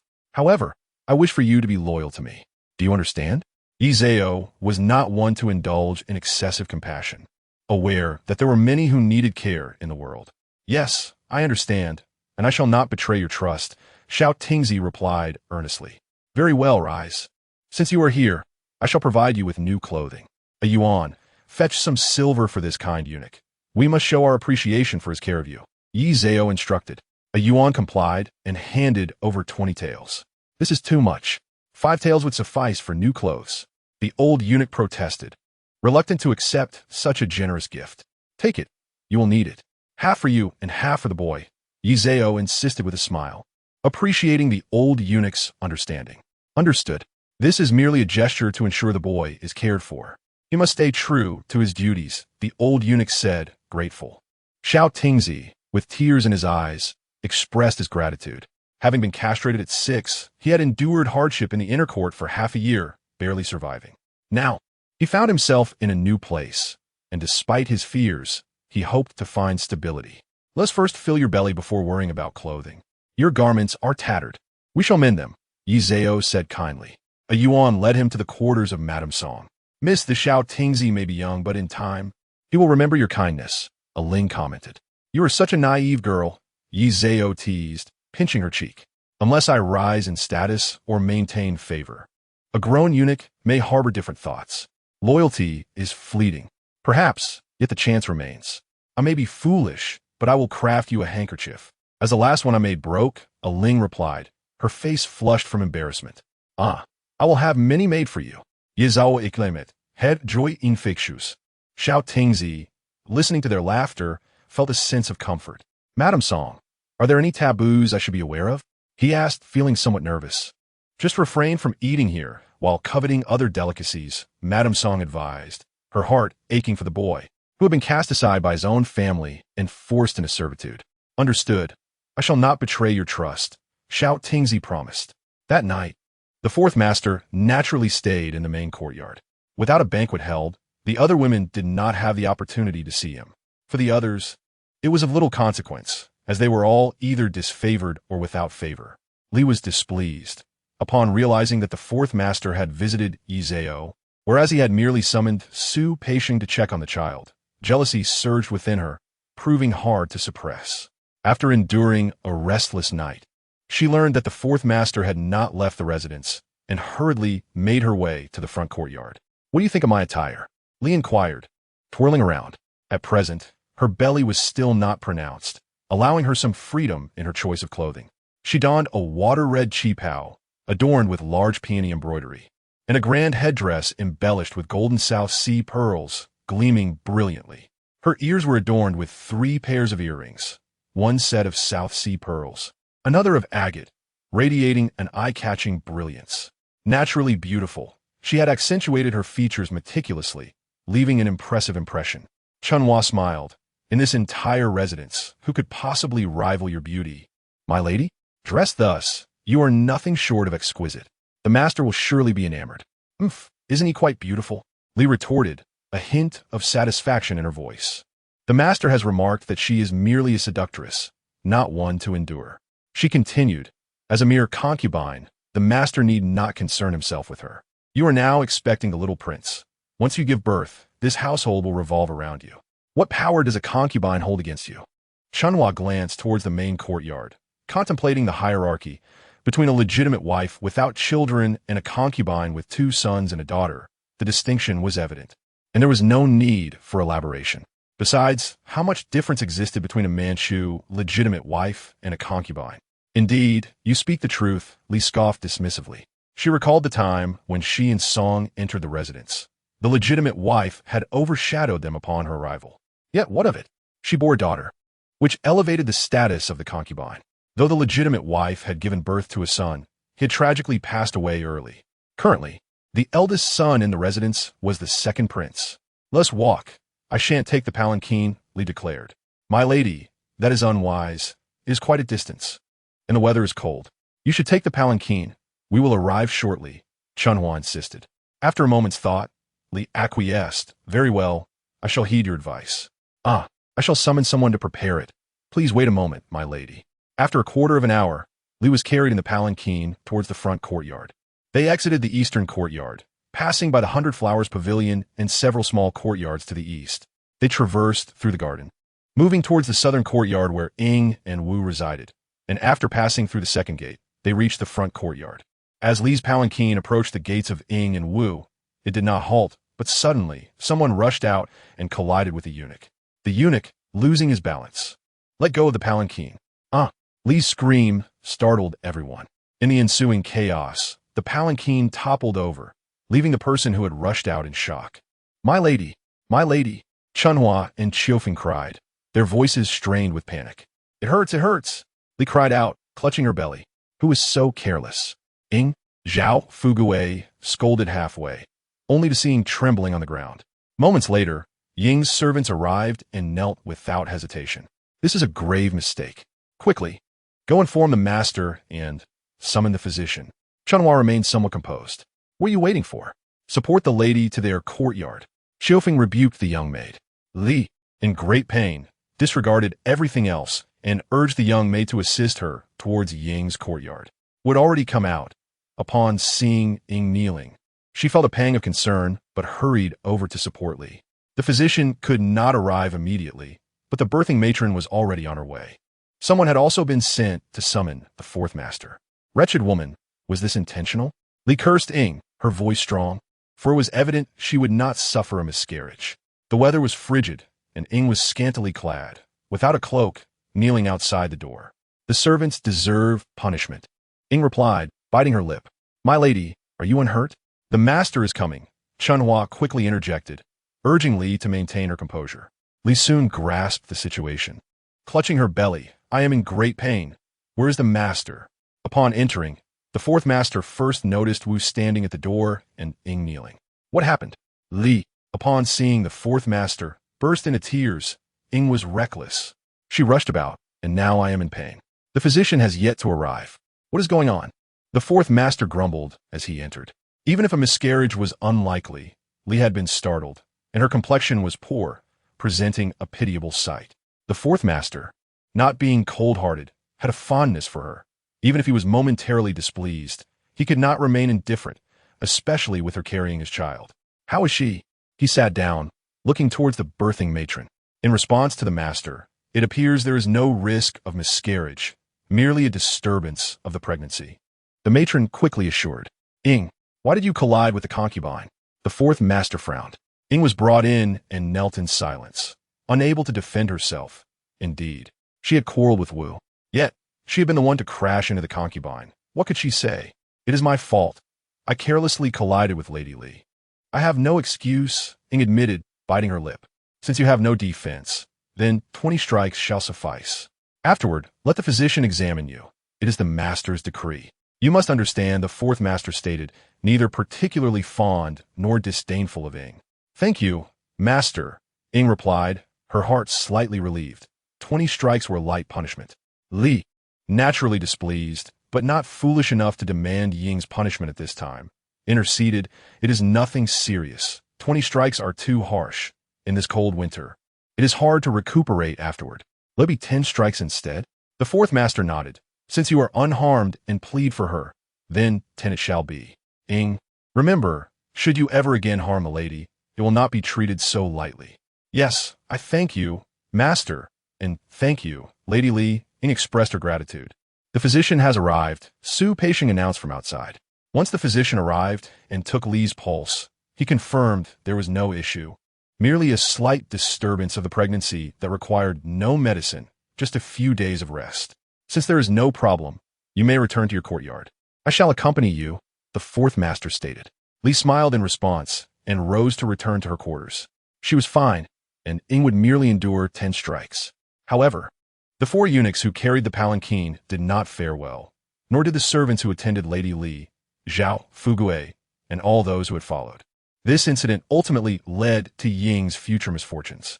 At that moment, although Ying had been struck, she could still manage to walk. Seeing you like this, are you not pleased? Ying clenched her handkerchief tightly. Your heart is truly unforgiving. What have I done? Can you blame me for your misfortune? Wu retorted, turning to return to her own quarters. Lady? Ying's servant called out, but Ying said nothing as she entered the room. With Lady Li unharmed, the fourth master lingered for 3 days, feeling quite pleased. Meanwhile, Ying fell ill, and although the legitimate wife initially intended to discipline her, either through copying scriptures or house arrest, upon hearing of Ying's severe illness the next day, she had no choice but to impose a 7-day house arrest as a formality. In Jinyu Pavilion, Yi Zhao learned of Ying's illness after 5 or 6 days had passed. Did they not say she received only 10 strikes? Can 10 strikes be fatal? These strikes are different. They are not the same as those given to servants. Ying is far too fragile. Perhaps she had concerns to begin with, a Yuan speculated. Indeed, it is not easy. Did the legitimate wife not summon the physician? She should recover soon, Yi Zhao replied. This matter does not concern us. Where are the coal balls? Xiao Ting has taken them to the garden. She must run for a while every day, or will not do, a Ling chimed in. The small pavilion was indeed quite industrious, assisting Madame Song with her tasks. Remarked Ailing. Yi Zhao smiled faintly, choosing not to respond. The younger one must be diligent. Otherwise, how can they grow up well? There is no need for excessive care. Ensuring they are well-fed and warmly clothed is sufficient. My dear, that is indeed care. Being adequately nourished and warmly dressed is essential for the future, sighed a Yuan.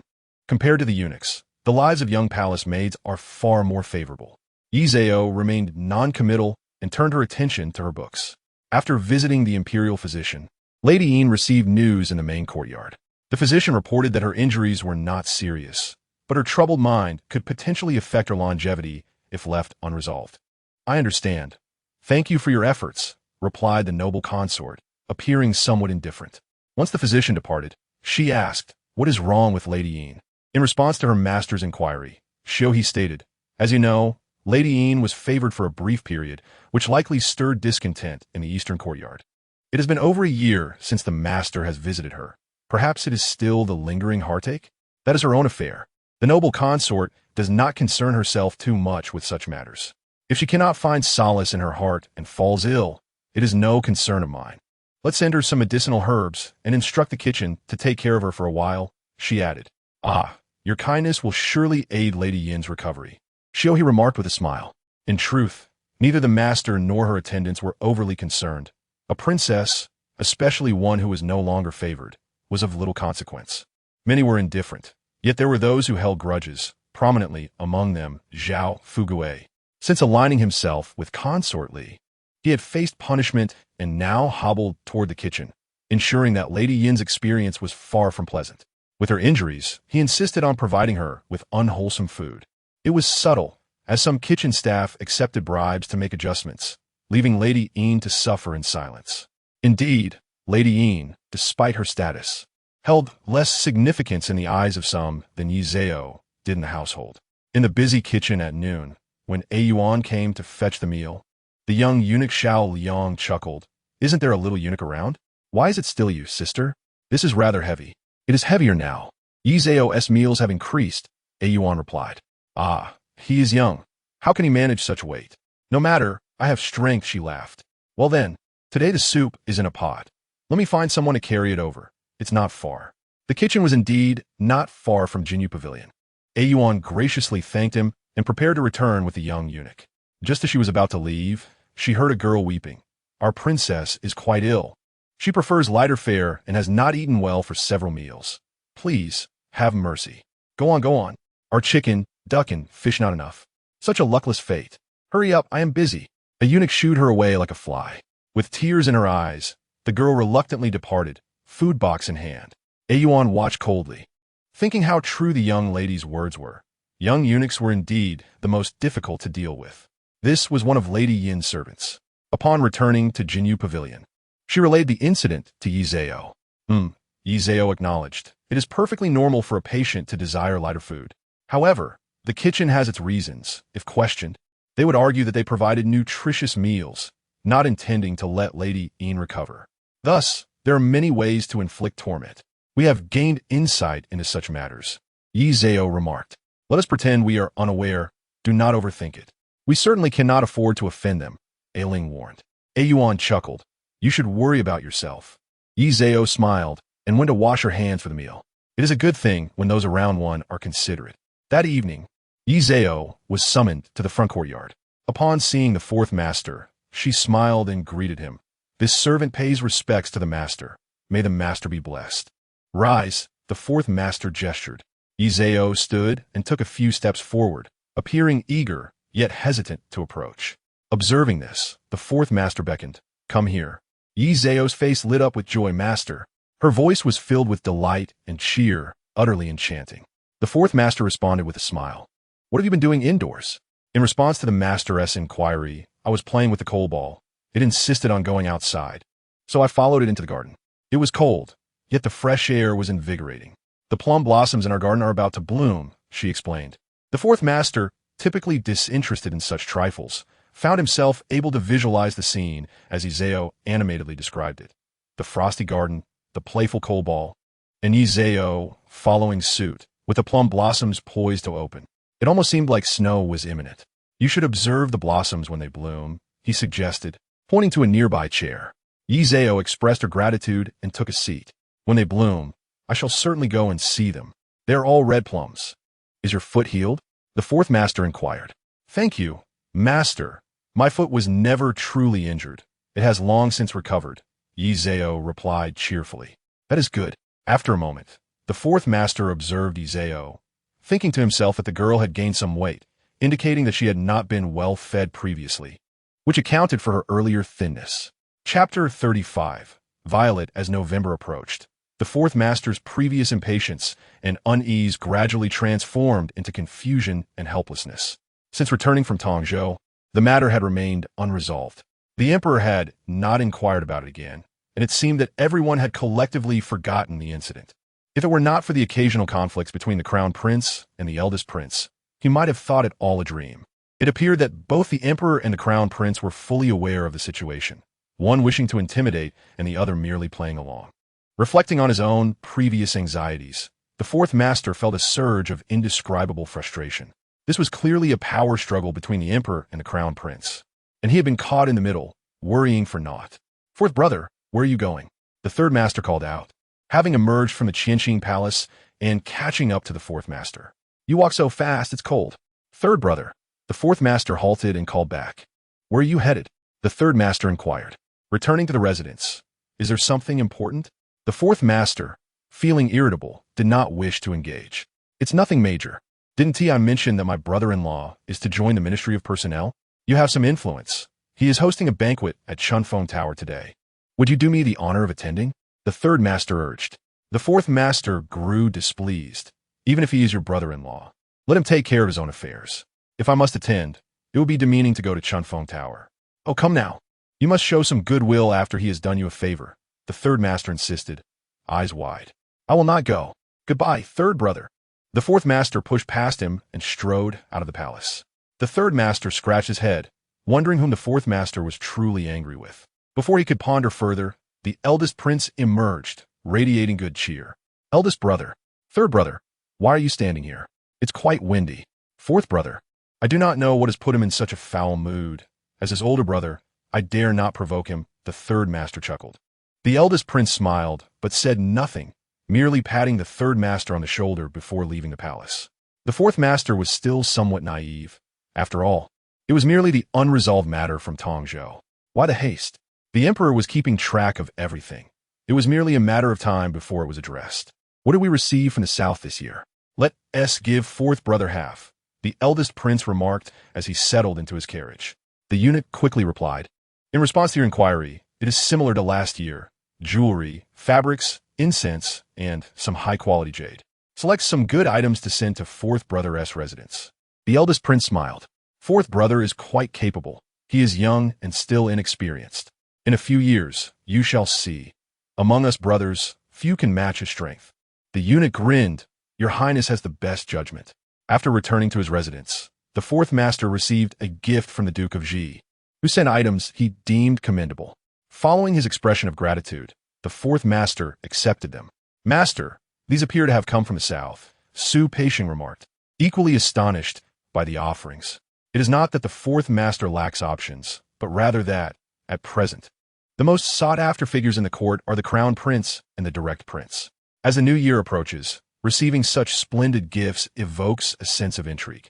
The fourth master, lost in contemplation, can only respond with a non-committal Where else could one find such exquisite offerings? Clearly, the items have been meticulously selected by the sender. Surely, it was the eldest brother who arranged for their delivery.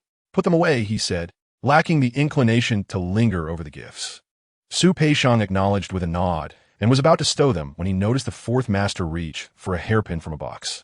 It was a piece crafted from the finest purplish jade, intricately carved in the shape of a plum blossom, radiating quality that could only be described as exceptional.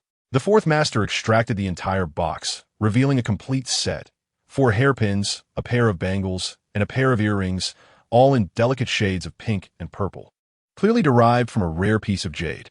Additionally, there were 3 pendants. The first was a lovely pinkish purple, the second exhibited a blend of purple and green, and the third was a subtle gradient of purple and green fading into transparency, indicating it was a remnant from the same jade.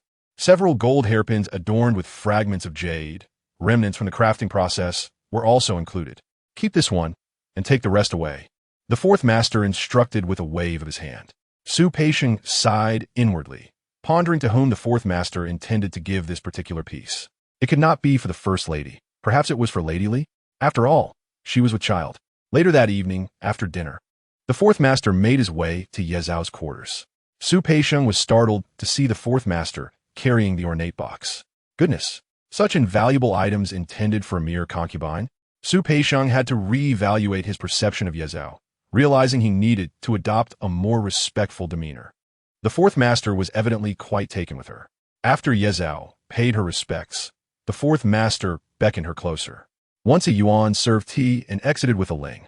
The fourth master gently placed the box on the table. Yezhao looked at him in astonishment, then opened the box, her expression frozen in shock. Goodness! Before her time travel, she was not a poor girl. Her father had prepared a whole jewelry box as her dowry, though she never married. She had always favored diamonds over jade, but she possessed a few exquisite pieces, including a violet jade ring and a large bean-shaped pendant. Back then, she had complained about the lack of creativity in the pendant's design. Master, is this truly for servant? Yezhao asked, her disbelief palpable. The fourth master seemed pleased. Master, I cannot accept this. The violet jade is far too precious, she protested, overwhelmed. Violet jade? What an unusual term, the fourth master mused. Yet he was impressed by Yezhao's discernment. Have you seen it before? I have never owned any. It is too valuable. I once saw it at a sister's home in Guangxi. She had only a ring and a pendant and was utterly content with them. That sister was her past self, who had been so naive and unworldly. Just accept it, the fourth master chuckled. Yezhao bit her lip. Master, I truly want it. It is beautiful. But such valuable jewelry, my status is too low. If Yezhao had outright refused or spoken of self-sacrifice, the fourth master would have been displeased and left immediately. However, her approach was charming. She expressed her desire and admiration before mentioning her low status. The fourth master found her endearing, a refreshing contrast to the more sophisticated women outside. Come here, he beckoned. Yezhao hesitated, then took his hand and sat in his lap. Master, please keep it. In the future, if there are other fine items, you may gift them to me. Your dog? The fourth master inquired. In response to your question, I sent Xiaoting out. He is currently in the garden. He loves to play, just like you, she replied with a shy smile. The fourth master nodded, acknowledging the importance of a woman getting fresh air. Master, there is news from Lady Li. She is unwell and requests your presence. Su Peishing's voice broke the moment. Yezhao quickly stood. Master. The fourth master frowned. Very well. I shall go see her and return shortly. Yezhao complied, respectfully sending him off. Once he left, she instructed, bring me something to drink, then I shall retire. With his departure, it was clear the fourth master would not return. Lady Li had certainly earned her place in the tally. Yezhao examined the jewelry box, marveling at the treasures within. Alas, wearing them would only attract trouble. She selected a few gold hairpins embedded with jade, which were more understated. Put these away, she instructed a yuan, sighing at the thought of not being able to wear them. Perhaps one day, I shall look upon them again. After sipping a bowl of snow pear soup, Yezhao retired for the night. Though the lights remained on, she had already washed up, indicating her intention not to wait for the fourth master. Indeed, that night, he stayed in Lady Li's quarters, where she reveled in her triumph. With a child on the way, it served as a perfect excuse. As a secondary consort, she had usurped the affections of a mere concubine. Who would dare speak against her? As the 12th month of the lunar calendar arrived, the fourth master was exceedingly busy and rarely visited the inner courtyard. After a prolonged illness, Yuning finally recovered, but Ingu remained ailing for over a month, showing no signs of improvement and exhibiting a troubling decline. The First Lady, having shown great compassion, summoned the imperial physician for another examination. He, however, could only shake his head in dismay, declaring, "This is a matter of the heart. Only a change of heart can remedy it. No medicine can help if one cannot find peace within." The First Lady, feeling frustrated, dismissed the physician. "Very well, do your best." Once the physician departed, only the First Lady, Ingu, and the First Lady's wet nurse, Yang Mama, remained. "Ingu, if you do not cherish your own health, I cannot assist you. No physician, no matter how skilled, can discern your thoughts. The new year is approaching. You must find a way to accept things. Do not bring misfortune upon this household. To die in the middle of the year would be most inauspicious." Ingu murmured weakly, her face pale. The First Lady huffed and left with Yang Mama. Ingu clutched her handkerchief, exhausted, and lay back down. Not long after, she heard Wu Ji's voice outside, having seen off the First Lady. "Ingu, the past is the past. Why do you torment yourself over someone who is gone? Is it worth sacrificing your health for?" Ing Ji's already pallid complexion grew even more ghastly, and she coughed weakly, struggling to respond, but lacking the strength. Wu Ge did not linger and left. Tears streamed down Ing Ji's face as she bit her lip, unable to utter a word. "Ingu, Please do not act this way. Wu Ge is intentionally slandering you. You should clarify matters with the master. Her maid, Xiao Yu, urged anxiously. It was merely a glimpse of a man's hairpin. How could she dare to malign you? You must explain. Are you truly wishing to give up on life? Xiao Yu, I cannot explain, Inga lamented, because she truly had feelings for another, a classmate of her elder brother, who genuinely wished to marry her that year. Unfortunately, she was a noble lady and could not accept. Your Highness, Xiao Yu exclaimed anxiously. What will you do now? Xiao Yu, this matter cannot be discussed. I cannot bring harm to my family. Once investigated, the truth will be revealed. What will happen to my family then? What about that person? It was she who foolishly allowed Wu Gij to see the hairpin. Wu Gij was indeed heartless. She had always been without favor. What malice could she harbor toward a noble lady? Her intentions are truly sinister. Xiao Yu cried. Alas, my fate is unfortunate. Ingij wearily closed her eyes. As the new year approached, Ingij's health deteriorated day by day. She evidently could not hold on much longer. Ultimately, she passed away on the eve of the little new year. That night, the fourth prince and the Fujin entered the palace. While Li Side Fujin felt unwell that day and did not attend, the household also celebrated the little new year with a banquet set up at the Baiwa Pavilion beside the garden. Ingij, being gravely ill, did not join, and Li Side Fujin was absent. The other noble ladies and concubines prepared a modest meal to acknowledge the occasion. After all, it was the little new year. As the fireworks erupted outside, they dispersed. While returning, they crossed through the garden and heard a commotion by the lake. A Yuan sheltered Yi Zhao, retreating behind a tree. Miss, let's not rush. Ye Zhao nodded. Indijatink had understanding. You, even if you have harmed me, you cannot conceal it. You are so ruthless. You have driven our noble lady to her demise. Xiao Yu's panicked and fearful voice resounded. I truly had no such intentions. Who knew Ying would? Enough. If you do not perish, I shall be the one to suffer.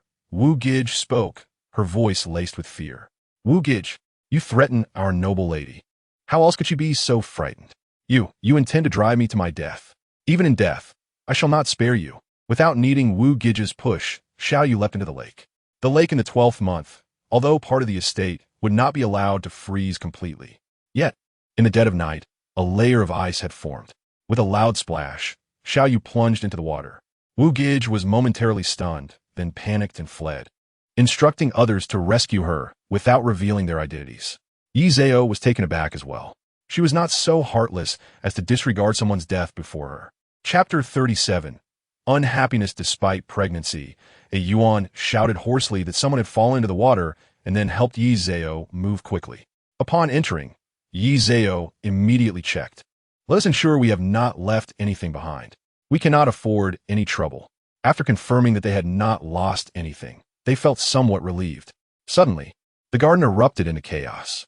I hope they can save her, Yi Zhao remarked. What has happened to Ingij? She inquired. Miss, you do not yet know. Just as you left, news came that Ingij has passed, responded Aunt Song, who brought in a large basin of hot water. No wonder. But why was Wu Gij alone in the garden? Was she planning to silence someone? A Yuan whispered. Xiao Ting, go closer and find out if that girl has been rescued. If she has, tell her that if she wishes to survive, she must feign ignorance. It is best if she remembers nothing. Ye Zhao instructed. Xiao Ting, clever as she was, nodded and went out. Amidst the commotion, before Li Side Fujin arrived, the fourth prince and the Fujin returned. Upon hearing about Ingij's passing, both wore grim expressions, entirely overlooking the incident of the girl who fell into the water. Xiao Ting seized the opportunity to find Xiao Yu. Sister Xiao Yu, Our Lady said that if you wish to survive, pretend not to remember the past. Do not seek death. We shall address the matters of the noble ladies later. Xiao Yu was momentarily stunned before recognizing who the young eunuch was, crying as she nodded. When she fell into the water, her face was cut by the jagged ice, leaving half of it disfigured. In the main courtyard, the Fujin frowned. Ying has died. How could her maid fall into the water? Did anyone see what happened? Did she truly die of illness? Could it be that someone conspired against her under my very nose? The servants have confirmed that Ingij indeed died of illness, though the nature of her ailment was suspicious. There's certainly some hidden truths, reported Mama Yang. How troublesome, with a new year approaching. Let's send Ingij off properly. Since Xiao Yu is in such a state, let her go live in the countryside. The Fujin waved her hand dismissively. Even if there are hidden truths, they do not concern her. It is better to keep Xiao Yu alive. Should any turmoil arise later, she shall not bear the consequences. Perhaps it could even be an opportunity. Better to send her away, preserving her life. Ye Zhao Sikit. What if Wu Gij still desires to commit murder in the countryside? A Yuan expressed her concern. Wu Gij is merely a noble lady. Unless she wishes for her own demise, how much power can she truly wield? Even if she acts secretly, once Xiao Yu dies, there will be an investigation. What influence does Wu Gij possess? That night was filled with chaos. The following morning, the news that reached the Fujin was shocking. My lady, Gij is with child, likely 2 months along, reported Mama Yang, equally astonished. This information should not have been revealed. However, the midwife who examined the body had drunk too much the previous day and could not keep it secret. Soon, rumors spread throughout the estate. Aling was in the midst of dressing Yi Zhao when Xiao Ting brought this news, causing Yi Zhao to scoff. I knew it. What could possibly compel Wu to pressure Gij so fiercely, especially when she has not yet served the fourth prince? Surely, she intended to force Ying into a miscarriage. But it has escalated. This person was indeed heartless. Yet, unbeknownst to anyone, Gij herself was unaware of her pregnancy. It was another maid who discovered it inadvertently and was subsequently bribed by Wu Gij. Therefore, neither she nor Xiao Yu knew. Wu Gij, however, was intent on causing her to lose the child. It was unfortunate that she was seen playing with that hairpin, leading to her exposure. Upon learning the news, the fourth prince, in a fit of rage, executed all those who had attended to Gij, sparing only Xiao Yu, who was sent away due to her madness and thus escaped death. It was even accepted that Xiao Yu had attempted to drown herself out of loyalty to her deceased mistress, thus earning a reputation as a devoted servant. Before the new year, Yi Zhao had not seen the fourth prince.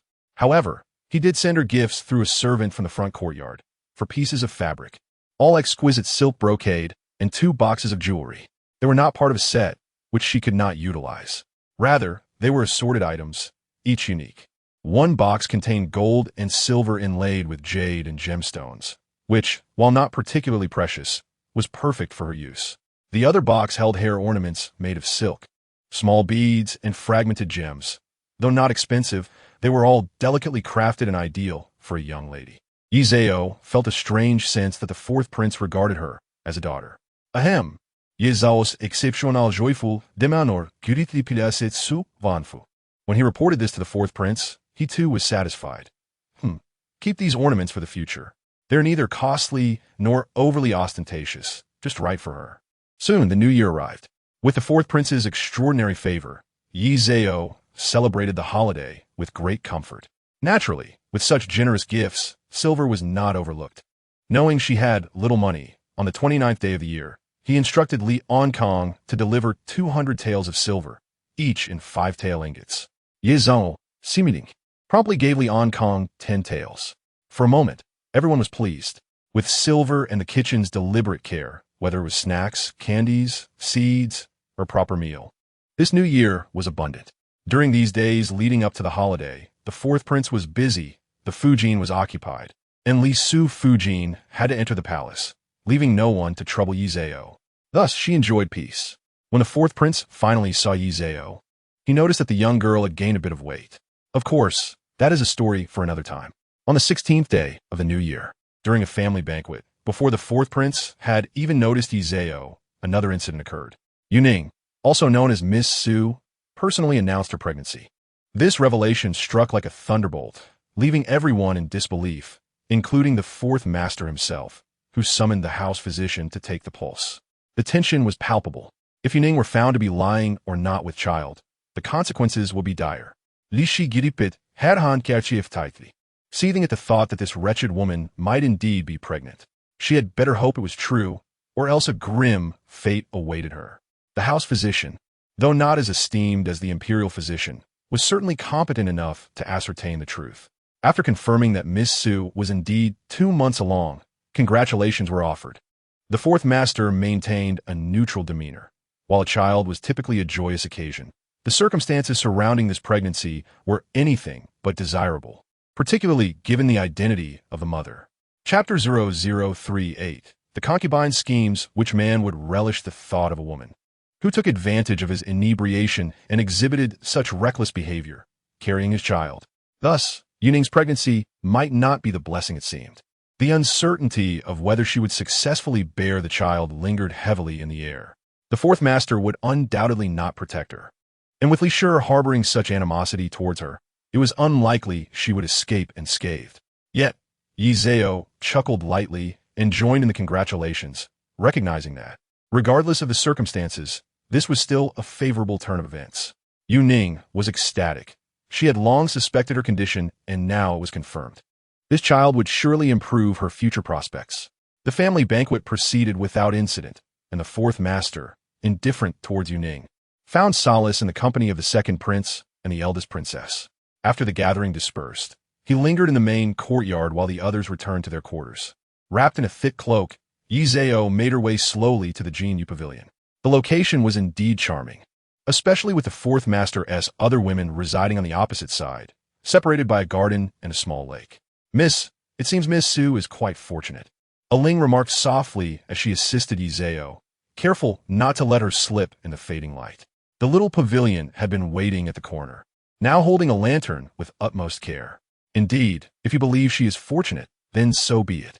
As long as Yu Ning gives birth and both mother and child survive until the fourth master ascends the throne, perhaps it truly is a stroke of luck. Ling mused, though she noted the fourth master's lack of enthusiasm, casting doubt on the favorable interpretation of events. When Yi Zhao returned, a Yuan awaited her with a warm smile, ready to assist her out of her cloak. "I'm back. Please bring me some pastries," Yi Zhao instructed. "Of course. They are being prepared, along with some soup. I specifically requested it from the kitchen for you to enjoy," a Yuan replied cheerfully. After feasting and sipping the soup, Ling relayed the news from the front courtyard. A Yuan was astonished. Just once, and she is pregnant? Miss Su is indeed fortunate. Yi Zhao chuckled, recognizing Yu Ning's remarkable luck in this matter. "Let us wash up and rest. I suspect tomorrow will bring plenty of drama. Let us be cautious not to let these matters affect us." Having eaten her fill, Yi Zhao felt drowsy. Yu Ning was the last to leave, receiving a few parting words of advice from the concubine. The fourth master had remained aloof, and though she wished to engage him, she lacked the courage to initiate conversation. Ultimately, a maid was dispatched to accompany her back to her quarters, as it would be inappropriate for her to be unattended in her condition. Li Side returned home, her face a mask of fury. "That wretched woman is pregnant. This is all you're doing." Zhao Fugue, kneeling in despair, lamented, "This is sheer luck. Just once. And now she is with child? I heard the fourth master didn't even call for her to serve again. And she spent the latter half of the night on her knees. Is this truly possible? To conceive immediately after such an encounter? Li Side, please, my lady, do not be angry. Even if Yu Ning gives birth, the child will belong to the main courtyard. Moreover, whether she can carry the child to term, or whether it will be a son or a daughter, remains uncertain. It is still too early.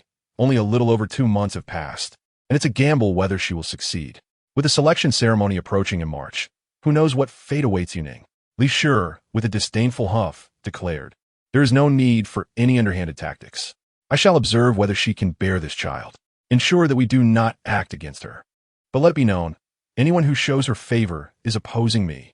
As she spoke, the implication was clear, even without direct intervention. A pregnant concubine facing constant hardship would struggle to carry her child to term.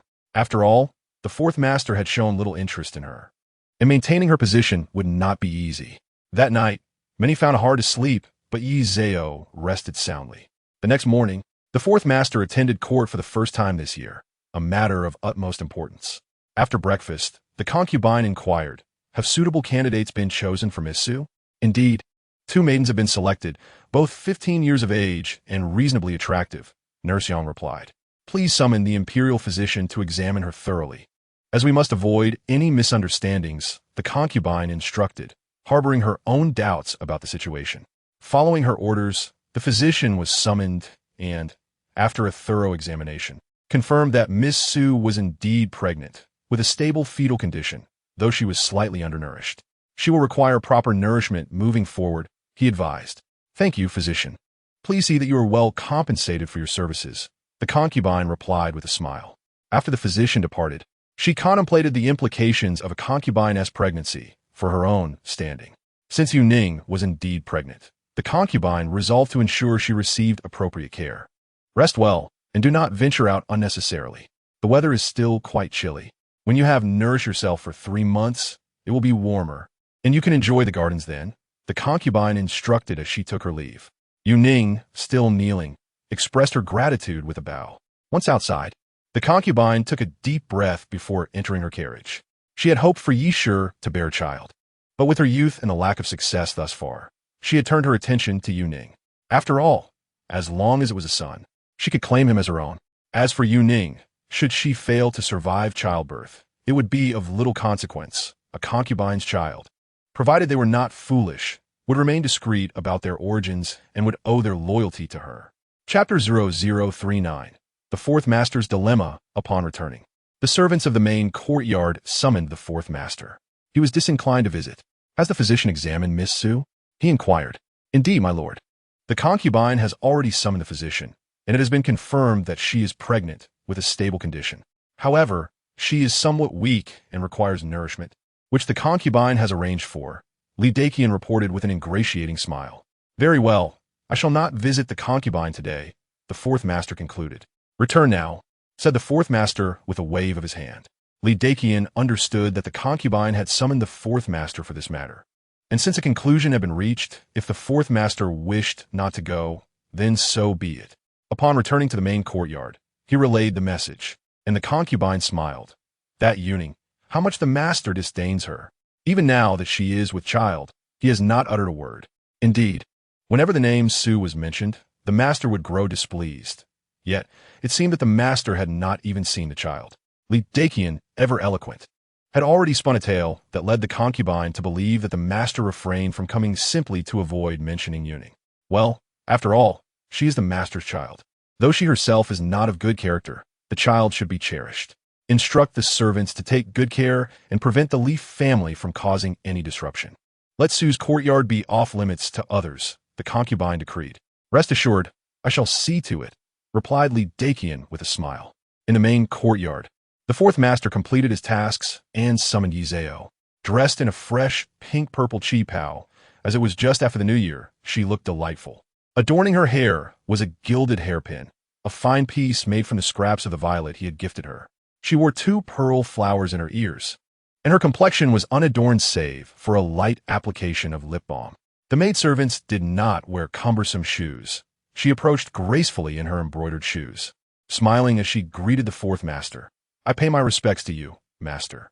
For nearly a month, the Fourth Master had not seen her alone, and hearing her gentle salutation made him feel, well, he found himself speaking more softly. Rise. You look splendid today. Maintain this appearance henceforth. A pretty young lady ought to present herself well. Are you not busy today? Yi Zhao stepped closer, tilting her head to inquire. The Fourth Master, who had been standing, noticed how diminutive Yi Zhao was. When is your birthday? He asked. My birthday has passed. It was on New Year's Eve. Yi Zhao replied with a smile. My father said that I was born just before the New Year, not even a full month along. New Year's Eve? The Fourth Master paused momentarily. So, she had turned 14 just recently. Previously, she was only 13? 13, a mere child. The Fourth Master felt a pang of guilt. He began, unsure how to continue. True, he had been young at his wedding, as had the concubine. But back then, he had been naive, had he not? Now, in his 20s, he was suddenly aware of the tender age of this little maidservant, and he had already taken her to bed. Is my birthday unworthy of mention? Yizal quidiet, her tonet unjertain. I never dared to bring it up upon entering the household. Generally, such occasions are celebrated only by those of high rank. Are they not? Not at all. How could a birthday be deemed unworthy? Do not overthink it, the Fourth Master reassured her. Pour me a cup of tea. Yizal compliet. Though she was perplexed by the Fourth Master's thoughts, after serving him the tea, he received it directly. The New Year has passed, yet you have not rested. Is this time of celebration more exhausting than usual? She softly asked, gazing up at him with curiosity. Indeed, the Fourth Master replied. Is your comfort not sufficient? Have you been gaining weight? He sat down, placing the teacup aside, and pulled her onto his lap. Yi Zhao, petite and slight, was treated as a young girl in his embrace. Am I too thin? I thought if I ate more, I would gain weight and avoid falling ill, she said, climbing the metaphorical ladder of conversation. Yes, eat, gain some weight, he urged. You are still rather slender. The thought of her tender age made the fourth master feel compelled to nurture her. In her home, while not lavishly clothed or fed, she had been accustomed to a life without want. "Master, you must eat as well. You have grown thin during the new year," she remarked, extending her hand cautiously, hesitatingly brushing against his waist. The fleeting touch felt electric, and she quickly withdrew her hand, lowering her head in a display of innocence and concern that was utterly charming. Her adorableness evoked a deep affection within him. After all, she was not only endearing in her demeanor, but also possessed a captivating beauty. Any man would naturally be drawn to her. The fourth master lifted her chin, feeling a mix of desire and self-reproach, recognizing that she was still just a child. Yet, in a moment of indulgence, he grappled with his conflicting feelings. As the day wore on, the fourth master refrained from any impropriety, for it was still daylight, and soon it would be time for the midday meal. After conversing with Yi Zhao, Su Peisheng arrived to announce that the meal was ready. Naturally, Yi Zhao would not be dismissed at such a time. They dined in the front courtyard. She sighed, remarking on the extravagance of the fourth master's feasts. Following his lead, she ate what he did. After the fourth master enjoyed a cup of wine, Yi Zhao finally dug into her cucumber strips. The fourth master chuckled. He would not press her to drink again, for she was still a child, and he felt a pang of sympathy for her when she had last become intoxicated and laughed uncontrollably. After the meal, the fourth master prepared to leave and instructed, "You may return to rest. I shall visit you tonight." "Yes, I take my leave," Yi Zhao replied hastily, rising. As she exited the front courtyard and turned a corner, she spotted a Yuan waiting, Mississippi. "What are you doing here? How long have you been waiting?" "It's quite cold," Yi Zhao exclaimed in surprise. "Not long. Earlier, a Ling was waiting, but we assumed you would return after lunch," a Yuan explained. "It's quite a distance back. We cannot allow you to walk alone." Yi Zhao nodded, acknowledging that the return journey was indeed longer than expected. Upon reaching the Jinyu Pavilion, she changed her attire and lay down for a nap. Reflecting on the fourth master's behavior that day, she discerned that it had been quite favorable for her. Meanwhile, the fourth master rested briefly before departing for the Ministry of Personnel. With the new year underway, there were matters to attend to. Unbeknownst to him, his little maidservant was weighing the pros and cons of their situation. Chapter 40. Side Story. The importance of resilience. How did Lady Yin meet her demise? There was no other reason. Indeed, she succumbed to illness. The fragility of human life can be astonishing. However, had it been another person, the outcome might have differed. It is true that she harbored secrets that Lady Wu discovered, igniting her fear. Yet, even in fear, one does not necessarily torment oneself to death. Naturally, after the servants of the Li family were punished, they harbored resentment towards Lady Yin. For years, Lady Yin had been without favor, while Lady Li basked in the limelight. Her servants had seldom faced punishment, particularly Zhao Fuge, who merely had to issue a few commands for others to act on his behalf, covertly orchestrating Lady Yin's demise. After the events in the kitchen, Lady Yin's situation grew increasingly dire. Consider her diet. How could a severely ill person have an appetite for rich meats? Yet, the kitchen provided only heavy dishes, justified by the belief that they were nourishing her due to her illness. With a poor appetite and days of fasting, compounded by the presence of a child within her, she remained oblivious. Coupled with her timid nature and the looming threat from Lady Wu, ultimately, Lady Yin relinquished her will to live, convinced that her death would bring peace to her household. A person who is gravely ill and devoid of sustenance, once they abandon hope, will deteriorate rapidly, collapsing like a withered plant. In the end, the kitchen staff grew apprehensive, yet they remained emboldened. Who could hold them accountable for the unseen consequences? As Lady Yin's condition worsened, Lady Wu grew frantic, even visiting her. "Why must you do this? I merely sought to frighten you." "Lady Wu, are you satisfied with what I have become? I cannot take you with me. You must live well. In this lifetime, you shall never expect to be favored." Ingege held her breath, already feeling the chill of the approaching New Year's Eve. Despite being ill, she had the warmth of charcoal fire. Wu Geji's face was pale. "Why must you be so obstinate? We are both Gege, and a bit of quarrel is only natural. I never wished for your demise." "Enough," Ingege replied coldly. "Go on, but may your threats remain concealed. Once I am gone, I shall have no fears." She knew well that it was not Wu Gege who sought her death, yet at this point, she no longer wished to live, indifferent to who it was. In her final moments, perhaps out of resentment, she confided in Xiao Yu. if you have the chance. Speak for me. Li Sure is not a good person. She incited the servants to harm me. Wu Gugu is even more of a wolf in sheep's clothing. How could I have been so blind to trust her at the outset? Just a few months, and it has cost me my life. Yi, why do you not inform the master? He will return shortly, and if you tell him, surely nothing will happen to you. Xiao Yu cried. Foolish girl. If I am to perish, I must depart. You must take care of yourself. Nguji's gaze had already become vacant. Once she passed away, Xiao Yu rushed outside, hoping to see the Fujin or the fourth master. Upon witnessing this, Wu Gugu forbade anyone from following and dashed out. This led to the scene that Yi Zhao witnessed. Regrettably, only Yi Zhao was privy to it. Subsequently, none of the servants dared to mention Wu Guji's departure, who would wish to shoulder the blame. However, the saying a wild goose leaves a trace holds true. Although only Yi Zhao saw Xiao Yu fall into the water, there were indeed others who witnessed Wu Guji's hasty exit. After Nguji's death, it was true that Wu Gugu was fearful. Yet Zhao Fu Gui was also apprehensive. He was entirely unaware that Ngugu was pregnant. Should this be investigated thoroughly, it would spell trouble for him as well.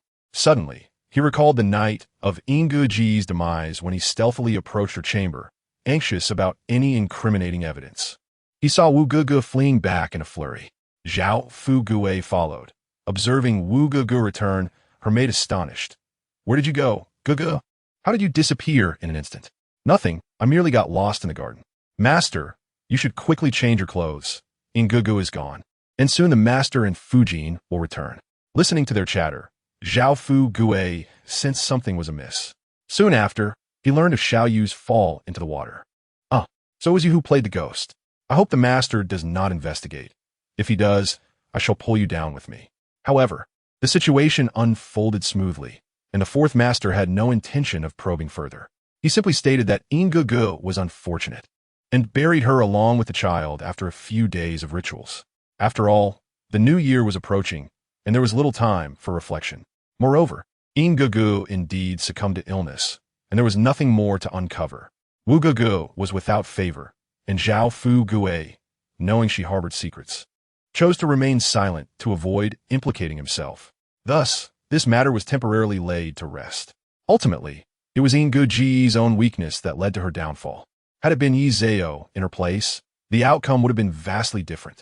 Yi Zhao would have gone directly to the fourth master, fearlessly clarifying the situation, ensuring her innocence. As for the hairpin, it could easily be destroyed, placing the blame of false accusation squarely on Wu Gugu. The kitchen would not dare to neglect her. Ultimately, carrying a child is not an opportunity to be squandered. A Gugu could certainly raise her own child. Therefore, it is often better to be resilient, especially for women in ancient times. If one lacks strength, even the slightest adversity can become unbearable, rendering life a struggle. Yi Zhao was acutely aware of this. All grievances would only serve to empower her further. After the fourth master expanded his harem, it was impossible for him to attend to each woman individually. In his heart, he categorized women into many types, and a woman like Ngugu was precisely one he overlooked. The fourth master would not go out of his way to mistreat her. He would arrange for someone to attend her needs. Alas, she was merely a woman he was indifferent towards. The servants would inevitably neglect her. This was a common occurrence. Conversely, a lowly concubine like Yi Zhao, as long as she was favored by the fourth master, would be surrounded by many who cherished her. This is the survival rule in the inner quarters of the royal household. In this light, Yi Zhao was indeed fortunate.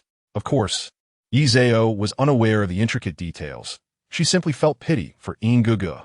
When everyone belittles you, you must hold your ground. Otherwise, even in death, what difference would it make?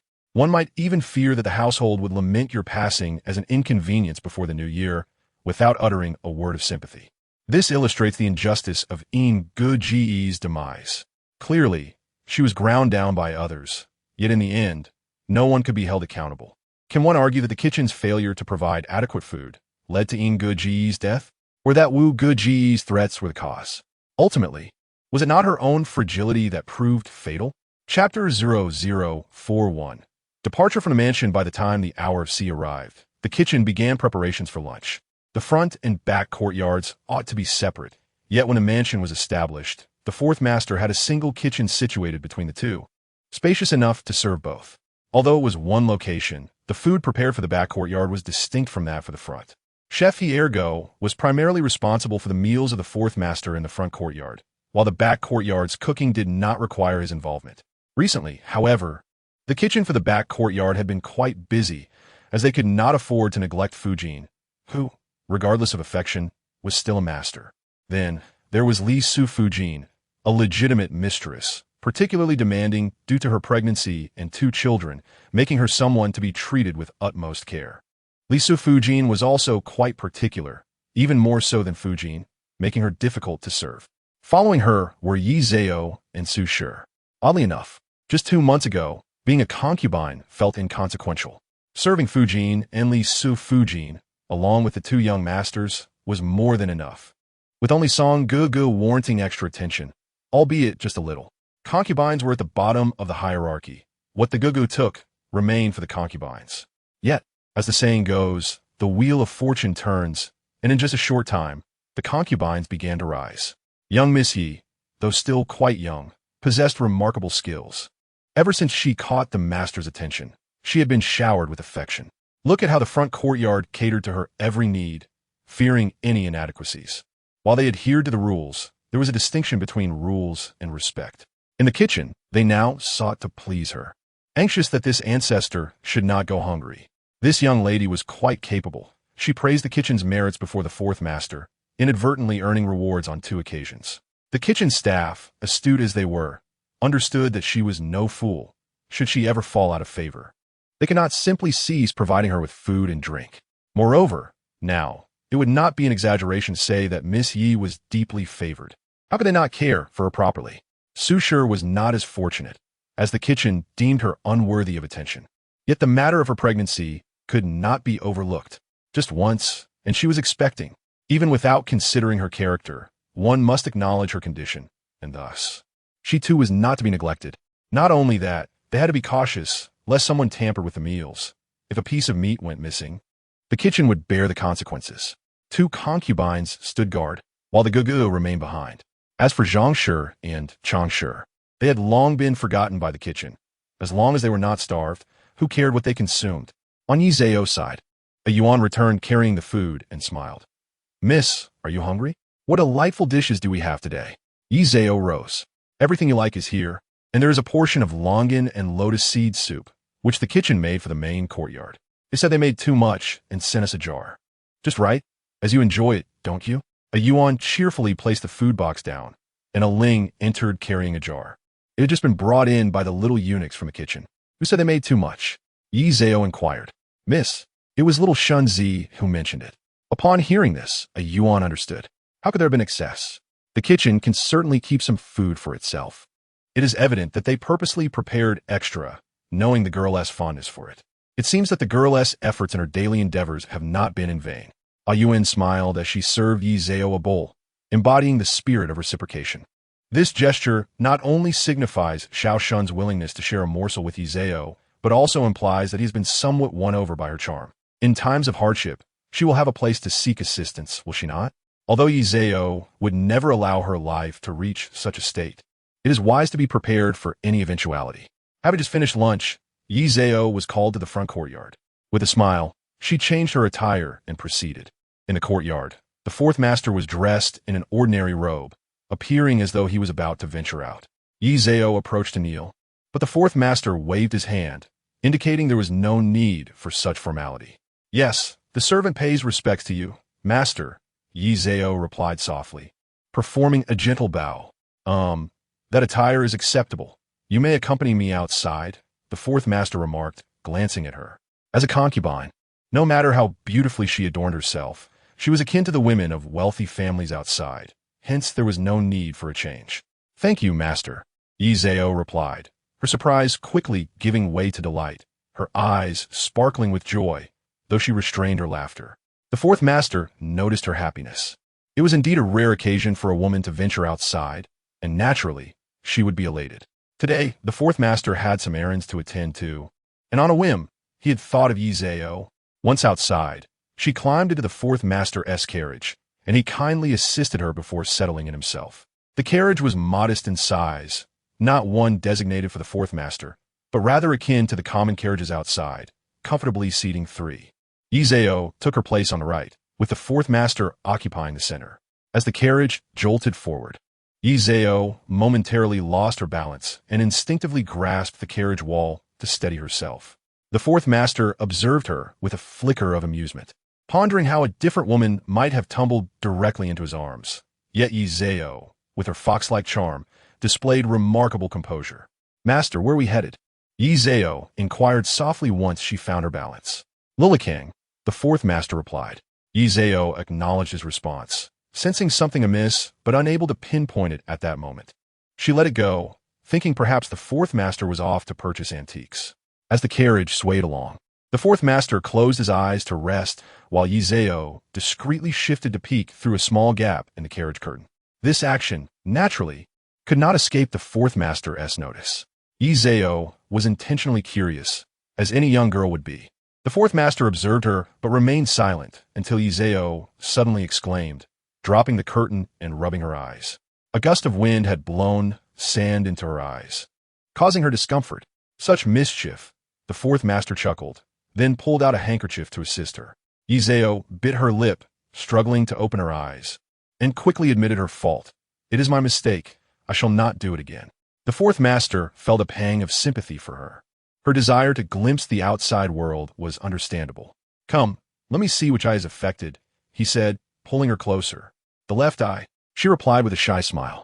The fourth master nodded and gently wiped away the tears from her left eye, allowing her to try opening it again. After a few blinks and some tears, she exclaimed, "Master, we have arrived." Just as she was about to express her gratitude, Su Peishing's voice called from outside. "Yes," the fourth master replied, putting away his handkerchief and preparing to disembark. As he stepped down, Su Peishing extended a hand to assist Yi Zhao, who had not brought any servants along. Upon exiting the carriage, they were greeted by a bustling crowd of merchants eager to attract the attention of someone of notable status. However, the fourth master paid no heed to their calls and proceeded inward, a gesture that Yi Zhao understood as a sign that the outer stalls offered little of value. Following the fourth master deeper into the market, they encountered fewer street vendors and more respectable shops. The fourth master chose to enter a store named Bogajai, and Yi Zhao couldn't help but smile, recognizing that places dealing in antiques often bore such names. Upon entering, they were approached by an elderly man with a goat-like beard, who greeted them warmly, inquiring about their desires. With hands clasped behind him, the fourth master asked, "Do you have any authentic items?" The old man beamed, "You have come to the right place. We have everything. Are you interested in porcelain, jade, swords, or writing supplies?" "Paintings," the fourth master responded succinctly. "Very well. We have plenty of paintings. Would you prefer landscapes or portraits?" "We have a piece by the recluse Lu Ru," the old man introduced eagerly. "By Tang Bohu?" the fourth master inquired. "Indeed, but I do not care for his works. Landscapes are preferable," he replied disinterestedly. The old man, discerning the fourth master's taste, quickly summoned several paintings, knowing he could not dare present any fakes. The fourth master, having seen countless masterpieces since childhood, was not easily impressed. "May I ask, is this for gift?" the old man ventured. "Yes." "Then, might you consider this piece?" After a brief hesitation, he unveiled a painting depicting a sprawling mountain range that evoked a profound sense of vastness. Created by a lesser-known Qing Dynasty artist named Wenan, the painting exuded grandeur. Despite its obscurity, the old man smiled as he and his assistant unfurled the artwork, revealing a majestic landscape that seemed to stretch for miles, shrouded in mist and dancing shadows of trees, drawing the viewer into an endless mountain expanse. The craftsmanship was superb, and the fourth master indeed appreciated the piece. The old man, astute in his observations, realized that the fourth master did not concern himself with renown, but rather sought quality, making this lesser-known yet exquisite painting a prime candidate for his attention. "How do you find it? Do you like it?" the old man pressed. The fourth master had already made his decision, but noticing Yi Zhao's interest, he playfully teased her. "Master, I think it is wonderful. It conveys a sense of grandeur, as if one is standing amidst the mountains." The artist must have been a remarkable man, possessing a profound spirit, Yi Zhao responded, her eyes wide with admiration.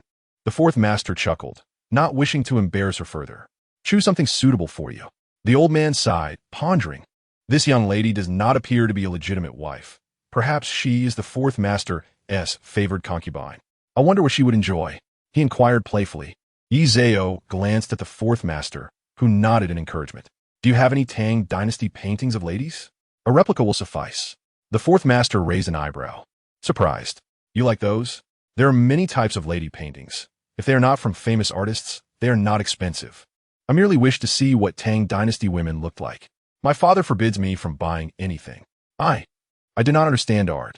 So a replica would be delightful, she confessed, fidgeting with her fingers, feeling bashful. Indeed, we do have replicas in the shop, often purchased for decorative purposes. I shall gift one to you. The old man called for his assistant to retrieve an item he had acquired recently. The fourth master remained indifferent, continuing to browse other offerings. Yi Zhao observed him from the side, noting his silver-gray robe with dark brown trims adorned with bat patterns, elegantly detailed with water wave motifs on the sleeves. On the belt, 3 pieces of jade were arrayed, accentuating the lean and upright figure of the fourth master. Generally, he was not one to smile or engage in much conversation. His countenance bore an air of coldness. Now, viewed from the side, his features were strikingly three-dimensional, with a high-nose bridge and thinly pressed lips, holding a snuff bottle in his hand. His fingers were well-defined and fair, the thumb of his left hand adorned with a jade ring, enhancing its beauty. Yi Zhao, before her transmutation, had an affinity for sounds, for hands, and for strict control. How remarkable was that now all of Fourth Master's attributes were to her satisfaction. Lost in thought, Yi Zhao did not respond when Fourth Master called her name. It was only after Su Peixiang cleared his throat that she jolted awake. Master, what are you looking at? Fourth Master inquired. Your hands. Upon uttering this, Yi Zhao hurriedly covered her mouth. No. What is there to see about hands? Fourth Master frowned. He had already noticed Yi Zhao's gaze fixated on his hands. A peculiar habit, indeed. Here, take a look. Do you like it? An old man and a servant presented a box. Upon opening it, inside lay a jade pendant of a phoenix. Yi Zhao did not pick it up, but glanced at it a few times before asking, is there a significance to this pendant? In terms of jade quality, it is not impressive at all. Compared to the violet jade you gave me, it pales considerably, does it not? The young lady has an eye for quality. This pendant is not of the highest caliber, but its value lies in its provenance. It once belonged to the empress of the southern Tang. The old man cherished the box as if it were a treasure. Yi Zhao chuckled softly. Such a grand origin, yet I find it even less appealing. Fourth Master looked surprised, but remained silent. Why is that? Items like this are typically favored by women, are they not? Could it be that this one is less favored? Perhaps the master is unwilling to part with silver? The reasons for disinterest are manifold. First, though the empress had a penchant for green items, this jade pendant is of poor quality, which I do not favor. Secondly, the empress was extravagant. She would not have wanted this inferior piece, which is undoubtedly why it became a surplus. Most importantly, Li Hozhu was a deposed ruler, and the empress was a fallen sovereign. Although I am merely a concubine of the master, I do not covet it. The master possesses countless treasures. Even if there were jade 100 times finer than this, I would still have it.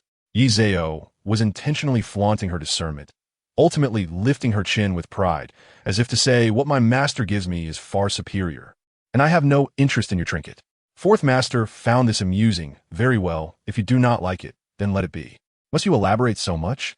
Are you the only one capable of reading? Yi Zhao lowered her head in silence.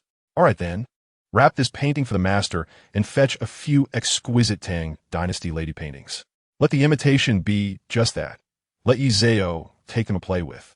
The old man, seeing that the jade pendant could not be sold, dare not say much, and hurriedly prepared to send Fourth Master off. 80 taels were spent on a Song Dynasty painting and 4 imitations, which was not overly expensive. Upon exiting the antiquities shop, Fourth Master remarked, upon returning, find her a fine jade pendant, a pair preferably, so she does not boast without substance. Supacing quickly smida. The servant remembers there is still a pair of white jade pendants in the storeroom, carved with orchids. Let us give that to her. It can serve as a reward for her recitation today. Fourth Master cast a glance at Yi Zhao. She hurriedly expressed her gratitude. I thank you, Master. Just moments before in the shop, she had refrained from calling herself a servant. Fourth Master did not smile, though there was warmth in his gaze. He was genuinely pleased by Yi Zhao's charming demeanor. Her indifference towards lesser treasures made him cherish her more, though he knew she did not possess many fine items. Her lack of interest in that jade was sincere. In fact, she truly found it unappealing. In her past life, she had possessed many ornaments, and whatever she desired, regardless of value, was assuredly exquisite. With only one daughter in the household, and a mother long deceased while her father focused solely on making money, the numerous mistresses outside could not stake a claim to the family fortune. Izao was left with nothing but money. Thus, upon seeing that mediocre jade, what feelings could it evoke? What the Empress's belongings? Even Wu Zetian's would not suffice. However, Yi Zhao's disdain naturally led Fourth Master to regard her with newfound esteem. If she were one to eagerly accept everything, Fourth Master would surely be displeased. Men are alike. Even if one spends silver to win a woman, they hope she possesses discerning taste and is not easily impressed. Only foolish, wealthy men wish to overwhelm you with money. This illustrates a principle. Daughters should be raised with affluence. Once a girl has seen the finer things in life, ordinary items simply do not capture her attention. Fourth Master did not take Izao out shopping. Having acquired the painting, he returned home. During the journey, Izao sat in the carriage, too shy to look outside, feeling somewhat awkward. Noticing her discomfort, Fourth Master said, "Come sit here." Izao, fulustedet, replied. If I move over, Master may not sit steadily. Fourth Master then pulled her over to sit beside him, wrapping an arm around her. Is there anything else you desire? I shall have Su Peishing find it for you. No, I do not want anything. Izao hastily waved her hand. At that moment, the carriage jolted, causing her to sway. Oh. Fourth Master felt a tug. This girl's voice truly stirred him. He silently recited mantras. Izao, bewildered, obediently closed her eyes. In the midst of the swaying, she surprisingly fell asleep. Upon reaching the entrance of the estate, Fourth Master gently shook her. Izao quickly opened her eyes. Master. I fell asleep. We've arrived. Wake up and alight. Fourth Master was not at a stage where he could carry Izao down, so he needed to rouse her. Izao responded, and once Fourth Master disembarked, she hurriedly scrambled down. Just as she entered the estate, she was met by Su Wanfu, who approached with urgency. Master, Li Master has requested your presence. The physician is here, stating there are complications with the pregnancy. What happened? Fourth Master frowned. In response to Master, Li Master had a fall. Su Wanfu replied hastily. Before Fourth Master could speak, Izao quickly bowed. I shall take my leave first. Fourth Master acknowledged with a sound, not changing his attire, and strode quickly towards the eastern courtyard of Li. This was still at the entrance. Izao had no choice but to walk alone. Su Wanfu pondered for a moment. Allow me to escort the young lady. Izao smiled. There is no need. I presume Master has matters to attend to. Please go ahead, I know the way. Su Wanfu, having his own considerations, thought that Fourth Master might have business to attend to, and if someone were to snatch her away, it would surely leave Su Wanfu with a grudge. He awaited this very statement. Then, you may accompany the young lady home. See her off properly.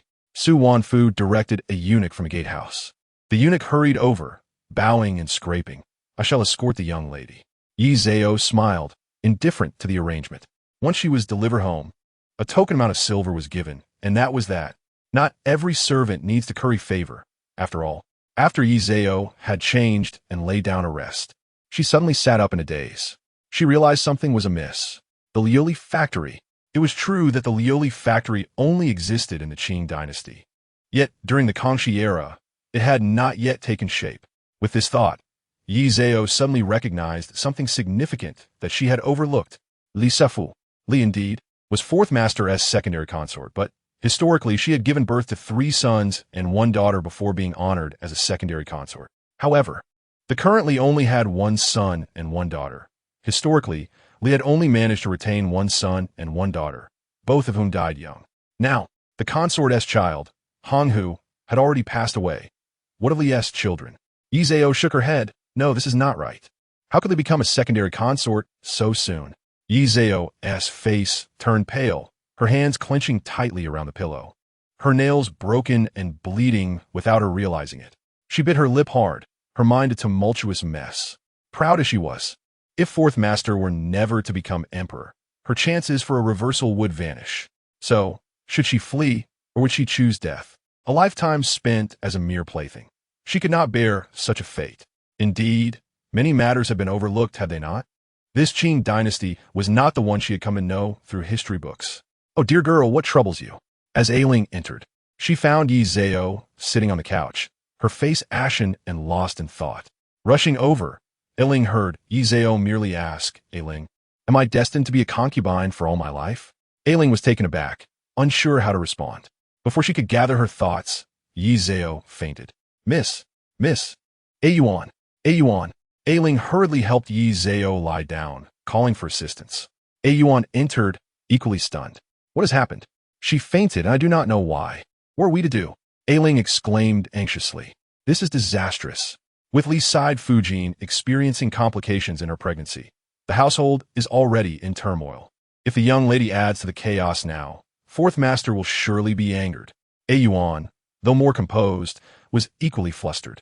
"We must summon the physician." "For Li Side Concubine, we must call the imperial physician," Ailing insisted.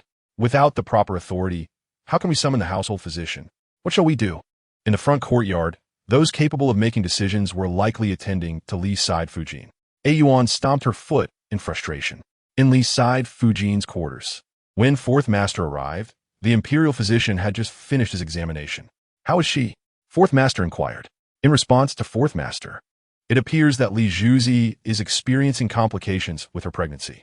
Fortunately, we acted in time. I have administered acupuncture and with a few doses of medicine. She should recover well. However, it is imperative that there be no further incidents. Should it happen again, the child cannot be saved. This occurrence has already resulted in bloodshed." "Understood. Proceed with the prescriptions," Fourth Master replied, frowning. "Your Excellency," the physician bowed. Thankfully, the imperial physician arrived promptly. Li Shi experiencia blading. And it was indeed concerning at first glance. She, too, was taken aback. If Li Shi were to lose her child, she would be the first to be suspected, despite the fact that it was Li Shi's own clumsiness that caused the fall. What transpired? What did she fall? Fourth Master furrowed his brow. Recent events at the residence had been tumultuous, and in the midst of the New Year festivities, Fourth Master was not in a celebratory mood. The incident occurred in the garden. I have ascertained that it was not the fault of anyone else. Li Shi herself stumbled while wearing flowerpot shawls and lost her balance. The Fujin remarked, "What pregnant woman wears flowerpot shawls? Who goes to the garden to observe withered branches during the New Year?" Fourth Master scoffed, dismissively entering the room. "Your Excellency," Li Shi wept, her face pale, appearing quite pitiful. Fourth Master's tone softened slightly. "Since you have experienced complications, you must rest well. The servants who attend to you are not diligent. Whoever fails in their duties shall receive 40 lashes. Should there be another incident, their life will not be spared." Li Shi, knowing she was at fault, could not dare to plead for her attendance, and simply complied. Fourth Master offered a few words of consolation before leaving. Upon exiting, he noticed a servant kneeling before the Fujin, and upon closer inspection, it was one of Yi Shi's. Fourth Master was infuriated. Had Yi Shi no sense of decorum? How dare she make her presence felt upon her return? To think that Li Side Concubine was experiencing complications, and that a concubine would presume to visit. What audacity! At this moment, Fourth Master was like a lit fuse, ready to explode. If it was suggested that Yi Shi had summoned her servant to inquire, she would no longer be welcome. In response to Your Excellency, the girl claimed that Yi Shi fainted upon her return, and now she is in poor condition. We dare not disturb you, but we wish to call the household physician. The Fujin explained. What has transpired? Let us summon the physician at once. Fourth Master frowned. Though displeased, he realized that Yi Zhao was ill and not intentionally seeking attention, which warranted his forgiveness. Nonetheless, he instructed Su Peisheng, "You go and check on her. If she truly had fainted, it could be disregarded. Illness is beyond one's control. However, if it were an act, then Yi Shi would have no chance of recovering. If she were foolish enough to compete with Li Shi for favor, it would spell her doom. Fourth Master would not be the one to deal with her. However, should she continue to be favored, her foolishness would lead to her downfall among the other women of the household. Fourth Master had no desire to witness such a spectacle, and moreover, he cared for the women he cherished and wished to spare them from such folly. Su Peisheng understood this well and hurriedly complied. However, he did not believe Yi Zhao to be so naive. She was likely genuinely ill. Upon seeing Yi Zhao, Su Peisheng felt a pang of concern. How could she appear so unwell after seeming fine just moments ago? What has happened to the young lady? Su Peixiang inquired, observing that Yi Zhao's complexion was alarmingly pale, almost translucent when she had just been a vibrant beauty moments before. In response to the esteemed master, our young lady returned home and said she was tired, then lay down. When we entered, she was in this state. We speculated whether she had experienced a nightmare. In ancient times, nightmares were taken very seriously, sometimes even life-threatening. Go, see if the household physician has arrived. Su Peixiang furrowed his brows. He understood that fourth master still cared for her, although he appeared somewhat irritated. If he truly wished to dismiss her, he would have simply pronounced judgment without needing to summon the physician. The household physician arrived promptly, and upon examination, concurred with the theory of a nightmare. It is evident she has been frightened. In response to the esteemed master, it seems she has indeed experienced a nightmare. It is perhaps for the better that she is in a deep slumber, thus spared from further fear. The physician remarked, "Very well, prescribe the necessary medication. I shall inform the master." Su Peixiang replied, knowing that fourth master would likely wish to summon the imperial physician upon hearing the news. When Su Peixiang returned, fourth master had already returned to the front courtyard. She experienced a nightmare? She fell asleep right after returning? Fourth master was taken aback. Yes. A Yuan said that the young lady sat up suddenly, her nails having pierced her flesh, blood everywhere, suggesting she struggled in her sleep. Su Peixiang had witnessed the bloodstains on Yi Zhao's left hand, which had yet to be cleaned. Though fourth master maintained his composure, he found the situation quite distressing. You should go and take a look. Do not let those in the east courtyard know. If Li Shi learns that Yi Shi is ill, she may harbor resentment. Su Peixiang sighed, and the two of them made their way through the small side door to the Jinyu pavilion. Inside the pavilion, it was tranquil. Yi Zhao remained unconscious, and after the physician had prepared her prescription, there was little else to be done. We pay our respects to the esteemed master. A Yuan and A Ling exclaimed, kneeling upon seeing fourth master. He acknowledged, moving closer to observe Yi Zhao. With just a glance, he furrowed his brow. Has your young lady also experienced nightmares? In response to the esteemed master, we have not witnessed her having nightmares during our time here, A Yuan replied. Neither have I seen her experience nightmares. Having been here since the beginning, old Madame Song added. Fourth master nodded. Is it serious? He inquired, directing his question to the physician. In response to the esteemed master, it is not overly severe. The young lady has merely been frightened and will recover with a few doses of medication. Are you confident in your ability to treat her? Fourth master scrutinized the physician. The physician, knowing the gravity of the situation, quickly knelt. This humble servant dares to guarantee. The implication was clear. Fourth master did not intend to summon the imperial physician. Very well, I entrust her care to you. Should you fail to heal her, you shall present your head as recompense. Your Excellency. Just then, Yi Zhao seated avake. Fourth master was seated by her side. You are awake? Yi Zhao gazed at him in confusion, unsure of her surroundings. Her earlier call of Your Excellency had been mere instinct. Fourth master? Is that truly you? Yi Zhao murmured, her tone heavy with uncertainty. Dear girl, do not be disoriented. How can you speak to your master in such a manner? Su Peixiang gantireminditeh. Had it been anyone else, he would have reprimanded them. Yi Zhao was momentarily taken aback, then suddenly sat up, throwing herself into fourth master's embrace. Master. Fourth master. Fourth master frowned, but recalling that she had been frightened, he instinctively wrapped his arms around her. Do not be afraid. I am here. Seeing this, Su Peixiang quickly gestured for everyone to leave and shut the door. Do not fear. All things in dreams are but illusions. I am here. Fourth master reassured her, gently patting her back. Yi Zhao, not fully comprehending his words, merely nodded. Master, is that truly you? How amusing, fourth master chuckled. What did you dream about? Do you still doubt me? I am but a servant. Yi Zhao finally calmed down, realizing she had overcome a significant hurdle. A nightmare, was it? How splendid. Who had devised such a notion? Truly delightful. I dreamt that someone impersonated you, claiming to be you, but that was not the case. You are not like that. The servant lamented, It is not that. That thing is, it wants to strangle me, and I am powerless to resist. As she spoke, Yi Zhao's face was etched with terror. Her complexion was already pale, and any expression made it all the more vivid. The fourth master placed a reassuring hand on her shoulder. There, Do not dwell on it. It was merely a dream. However, this did explain the state of her nails, the remnants of her struggle within the dream. The fourth master took her left hand, inquiring, "Does it hurt?" Only then did Yi Zhao notice that 3 of her left-hand nails were broken, 2 of them bleeding. With a delayed realization, she murmured, "It hurts." "Now do you understand why I did not summon the physician?" The fourth master asked.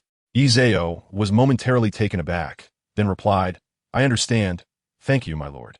I am fine." At that moment, if a physician were to be called, Lady Li would surely resent her deeply. In her current state of doubt and fear, she clung tightly to his waist. "Please do not leave." This was not an expression of attachment to the fourth master, but rather a desperate need for someone to anchor her in her emptiness and terror. The fourth master, not showing any signs of impatience, gently patted her back. "Let us tend to your hand first, and then I shall accompany you for dinner. There is no rush to leave." Initially, he had intended to summon her to his chambers that night, but given her condition, it was not suitable. Remaining here, Lady Li would surely make her pay. Moreover, in her current state, she was unfit for such duties. It was essential for her to rest. A Yuan brought some medicinal wine to clean her nails, trimming the broken ones and bandaging them carefully. Throughout, Yi Zhao remained silent, biting her lip to stifle any cries of pain. The fourth master watched her with a hint of sorrow. Her delicate fingers, akin to tender green onions, had never known suffering, and how could they not ache now?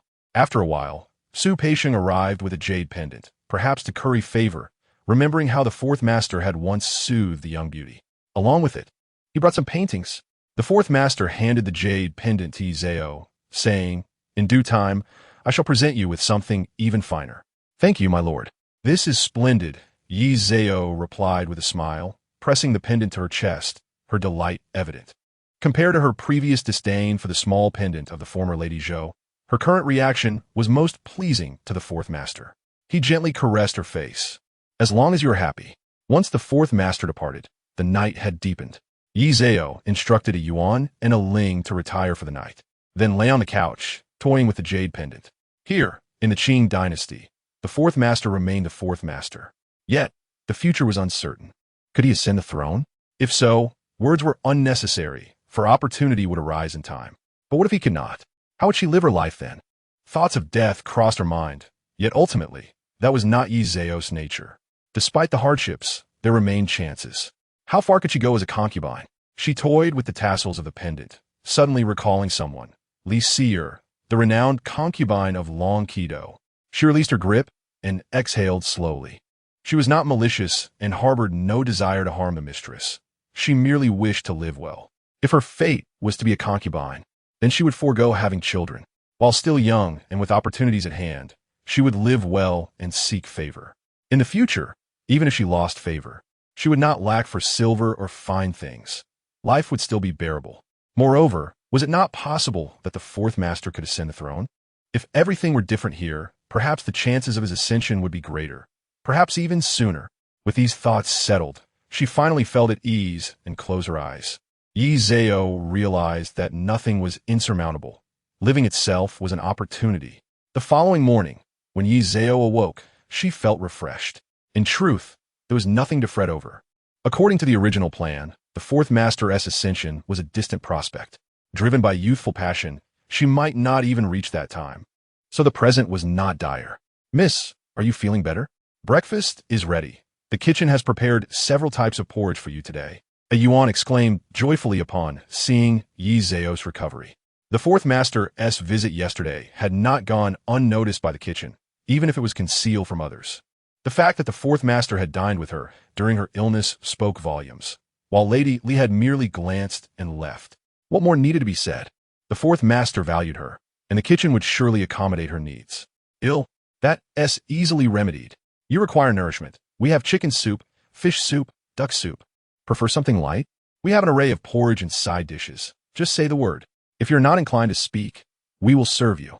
The porridge was prepared with such care that if she did not fancy it, they would change the menu for the next meal. Yi Zhao nodded and dined with a Yuan and a Ling. The 2 maids, delighted by her recovery, busied themselves serving her, hardly pausing to eat themselves. "How is Lady Li? Is the child well?" Yi Zhao inquired, having fainted the previous day without learning the outcome. "All is well. The physician has checked." She did experience some bleeding, but fortunately, the term is advanced, so there's no major concern, Ling replied. We must avoid her. If there is another mishap, the child may not survive, and we cannot bear that, Yi Zhao cautioned. Indeed, that makes sense. We will do our best to keep our distance, Yuan agreed. Yi Zhao mused that this could be a fortunate turn. Lady Li was preoccupied with her child, perhaps unable to attend to other matters for a month or two. What about Su Shi? Yi Zhao realized it had been some time since she had seen Yuning. She is well. She hardly ventures out. Claiming the fetal position is stable. She can eat and drink, Ling whispered. There are rumors among the wet nurses that it is a son. That is wonderful news. It brings blessings, Yi Zhao smiled, her eyes glinting. A son, indeed, was a promising prospect, especially for the favored concubine. However, it was also said that Lady Li was expecting a son. How entertaining. Would Lady Li watch as a future legitimate heir overshadowed her own child? A rivalry was brewing. As they competed, her own safety would be assured, would it not? Regardless of whether it was Lady Li or Su Shi. They would keep their distance. With spring approaching, residing by the garden, they would find ways to avoid any encounters. After all, pregnant women were not to be trifled with. I only hope this year's new arrivals to the residence are formidable, Yuan remarked wisely. She understood that the fiercer the competition, the safer Yi Zhao would be. Yi Zhao began to dream of what sort of individuals would join the household this year. Clearly, the fourth master now held less interest in Lady Li, and others had fallen from favor. At this juncture, the arrival of a favored concubine would be nothing but beneficial for Yi Zhao. She felt confident that in the short term, she would not lose favor. Thus, if someone else entered the scene to share the burden, her safety would be greatly enhanced. Would it not? Chapter 0046. The schemes of Yuning, the favored concubine, did not involve herself in matters concerning Lady Li. Yet she placed great importance on Yuning's pregnancy. Ever since Lady Li had experienced signs of miscarriage, the favored concubine had shifted her focus, closely monitoring Yuning's quarters. Now, Lady Li's attempts to act against her had become increasingly difficult. However, it was already February, and with new arrivals expected next month, everything would change. Whether Yuning could safeguard her child and bring it to term remained uncertain. In her heart, Yuning had her own plans. If the favored concubine took her child, she feared for her own life. Yet, coexisting with Lady Li was equally impossible. She placed a hand on her belly, furrowing her brow in distress. Now, she was at a loss for what to do. She yearned for the child, but if having it meant losing her own life, what was the point? After several days of contemplation, she devised a plan. Although protected by the favored concubine's people, Yuning was not entirely imprisoned. She could still find ways to venture out. Therefore, when she expressed a desire to visit Song Gij, the others were surprised, but ultimately did not stop her. Yuning thought her plan well through.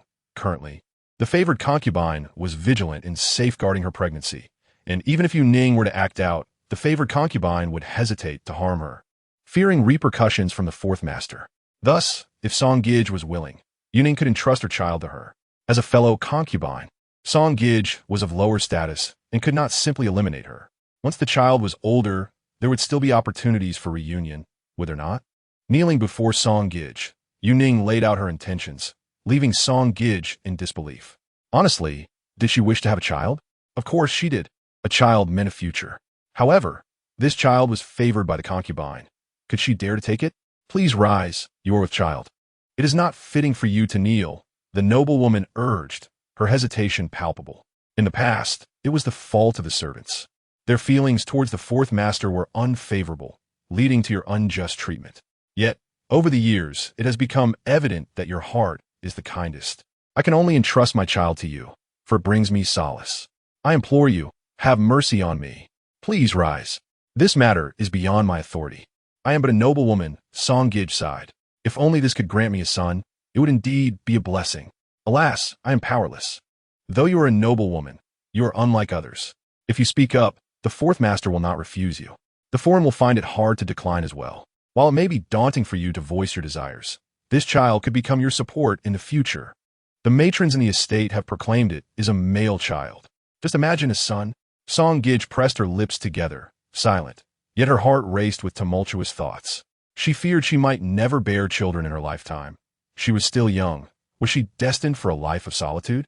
Please, allow me a moment to contemplate, she said, reaching out to steady herself. Indeed, I shall not disturb you any longer. Please, ponder well. I merely seek to preserve my own life, Yuning said, bowing as she prepared to leave. After Yuning departed, Song Gij remained silent for an extended period. What do you think of this matter? My lady, Yuning's words hold some truth. You are indeed different from them. If you were to speak up, the master may very well acquiesce. Even if it is for the sake of the departed Gij and the child who never came to be, the master would likely agree. For you were the first to serve him, were you not? It must count for something. However, regarding the foreign, Song Gij hesitated. My lady, how did you lose your previous pregnancy? It is not entirely the foreign's fault. Yet if the main courtyard had shown a modicum of care, you would not have faced such loss. Had it not been for the foreign's repeated encouragement of Li Side, who knows what your situation would be now? Even if the foreign is displeased, it would only be a matter of a few difficult years. However, having a son would be a lifelong blessing. The maid encouraged, thinking that if a son were born, the master would surely come, and perhaps then she could bear another child herself. A woman without children is often deemed incomplete. Very well, I shall plead with the master. Song Gij finally succumbed to the temptation. She had never asked the fourth master for anything before, but she hoped he would consent to this. She merely desired a child to alleviate her loneliness in the latter part of her life. The following morning, Su Peisheng dozed under the sunlight when he spotted Song Gij approaching with her maid. She was elegantly attired in a lotus-hued qipao, presenting herself beautifully. Upon seeing Su Peisheng, she bowed, "Greetings, esteemed eunuch." "Ah, no need for such formality. Have you come to see the master?" Su Peisheng inquired, surprised by her visit. "Is the master busy?" "I have a matter to discuss with him," Song Gij smiled. Knowing she must have a purpose for her visit, Su Peisheng replied, "Please wait. I shall inform him." Entering the master's chamber, he found the fourth master engrossed in a book, perceiving it was not a pressing matter. "Let her in," he instructed. Song Gij entered and knelt. "I pay my respects to the master. May you be blessed." "Rise," the fourth master said, stretching before taking a seat. "You may sit." "Thank you, master," Song Gij said, finally settling down. "Is your health improving? Have you been taking your supplements?" The fourth master inquired. "Thank you for your concern. I am well, and I have been taking the supplements," she replied, feeling warmth in her heart. "That is good. Good health is indeed a blessing. You have come to see me regarding something?"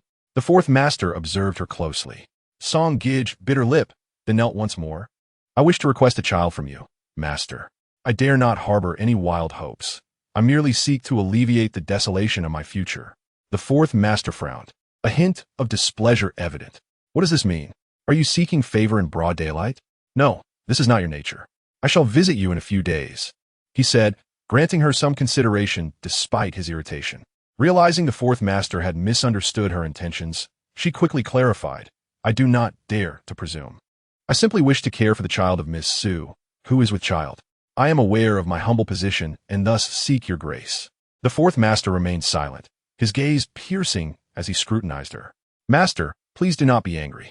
I often dream of the departed Gij. It brings me great sorrow. I ask for your understanding." Song Gij hurriedly added as she noticed his displeasure. Chapter 47. Wisdom or Folly? The fourth master scoffed. "Song Shi, are you certain you want this child? Whether it is a boy or a girl? Are you prepared for the consequences?" "Yes, I only seek a child, regardless of gender. I will not regret it," Song Gij implored, bowing low. "Very well. I shall grant your request. You may return now," he said, a cold smile gracing his lips. "Thank you, master. Thank you," Song Gij exclaimed joyfully, oblivious to the fourth master's indifference. Once she left, the fourth master chuckled derisively. "Su Peisheng, tell me, how could Song Shi be so foolish?" "I dare not speak on such matters, master," Su Peisheng replied, lowering his head. Yet he thought that Song Gij had indeed misplayed her hand. It seemed she might bear a child, but her scheming had erased any trace of the fourth master's fondness and guilt towards her. By stepping forward now, she was challenging the authority of the foreign. The fourth master may not favor the foreign, but he was not necessarily enamored with Song Shi either. After undermining the legitimate wife, her position would likely diminish, and he might not visit her chambers again. In truth, there was no need for haste. If Yuning bore a son, and the next concubine became pregnant, the fourth master would not be angered if Song Gij sought the child. "Go! Move Su Shi to Song Gij's quarters," the fourth master commanded. "I will visit the foreign." In the main courtyard. The foreign smiled upon hearing the fourth master's words. Song Shi has a heart. This child was meant to be raised by you. Now that she has spoken, it would be unkind to deny her. There is no need for concern. Your child will come in due time. Indeed, I had intended to nurture this child myself. But now that Song Shi has expressed her desire, I shall not rush it. There will always be children in the estate. Yi Shi is still young. In a few years, she too will bear children, and I shall care for both her and her offspring, the foreign replied. To speak candidly, I am not particularly fond of Yuning. She pales in comparison to Yi Shi, who is sensible, polite, and delightful. These words struck a chord with the fourth master, who harbored immense disdain for Yuning. You understand, I appreciate your sacrifice. I have ordered Su Shi to reside in Song Shi's quarters, the fourth master stated. Though Song Gij seeks her child, I will still care for it. After all, the child is innocent, the foreign affirmed. The fourth master nodded. I appreciate your efforts. I have matters to attend to and will return for dinner tonight. The foreign promptly rose to see him off. I wish you well, my lord. The fourth master acknowledged her with a nod as he exited. With a cold smile, the foreign mused, Su Shi is quite resourceful, having found a favorable situation. With Song Shi claiming her child, she will not face demise. This will ensure that mother and child remain close to Song Shi, fostering a bond with her instead. How foolish. Master, should we? Asked Granny Yang, making a pinching gesture. Do not. The estate has few children as is. If Song Gij desires a child, let her have one. Not only will we refrain from interference, but we must also protect her. From today onwards, guard her well. No one is allowed to interfere. Let her give birth. Ideally, it should be a son. The child of a concubine can be raised by a noble lady. What is the dignity in that? She is still young, and even if she doesn't give birth herself, there will be no shortage of children in the household for her to nurture.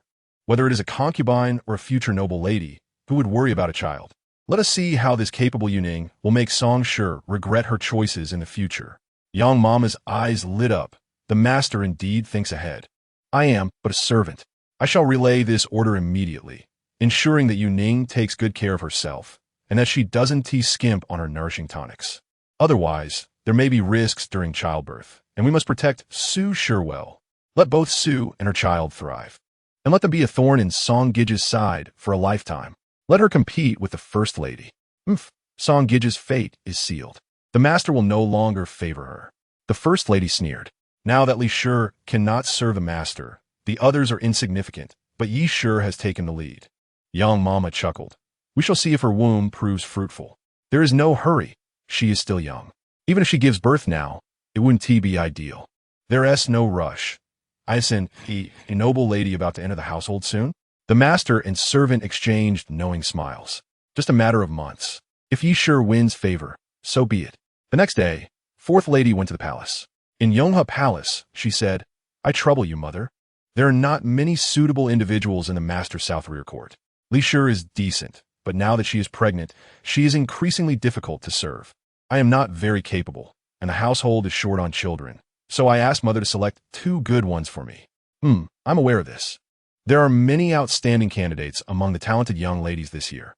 I shall select 2 for you. I also know what the fourth likes. You prefer petite and fair ones, right? Thank you, mother. The fourth lady hurriedly replied. After she left the palace, the Fae summoned people with the roster. Are there any exceptional ones?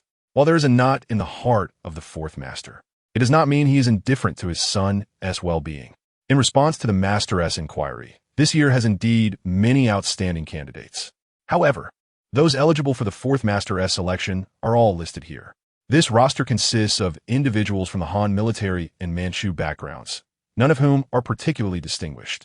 The truly notable ones are only granted by the emperor. How does this one look? The Fae pointed at the name of Geng Shi and asked.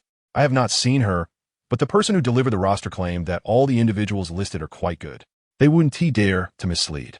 Then choose this one, and select another. Look for one who is good-looking but comes from a relatively modest family background. The Fae instructed. The maid responded affirmatively and left.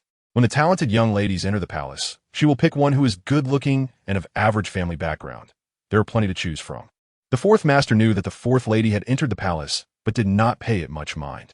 Recently, aside from the main courtyard, the fourth master has been attended to primarily by Yi Zhao, who is currently quite favored.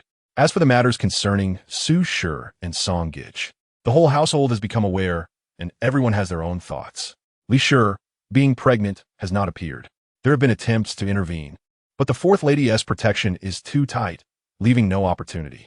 The Fourth Lady is truly benevolent, even though these are not her children. She still protects them so diligently. What a virtuous wife and mother. Li Side scoffed. My lady, they are not even the Fourth Lady's children. Why do you bother with this?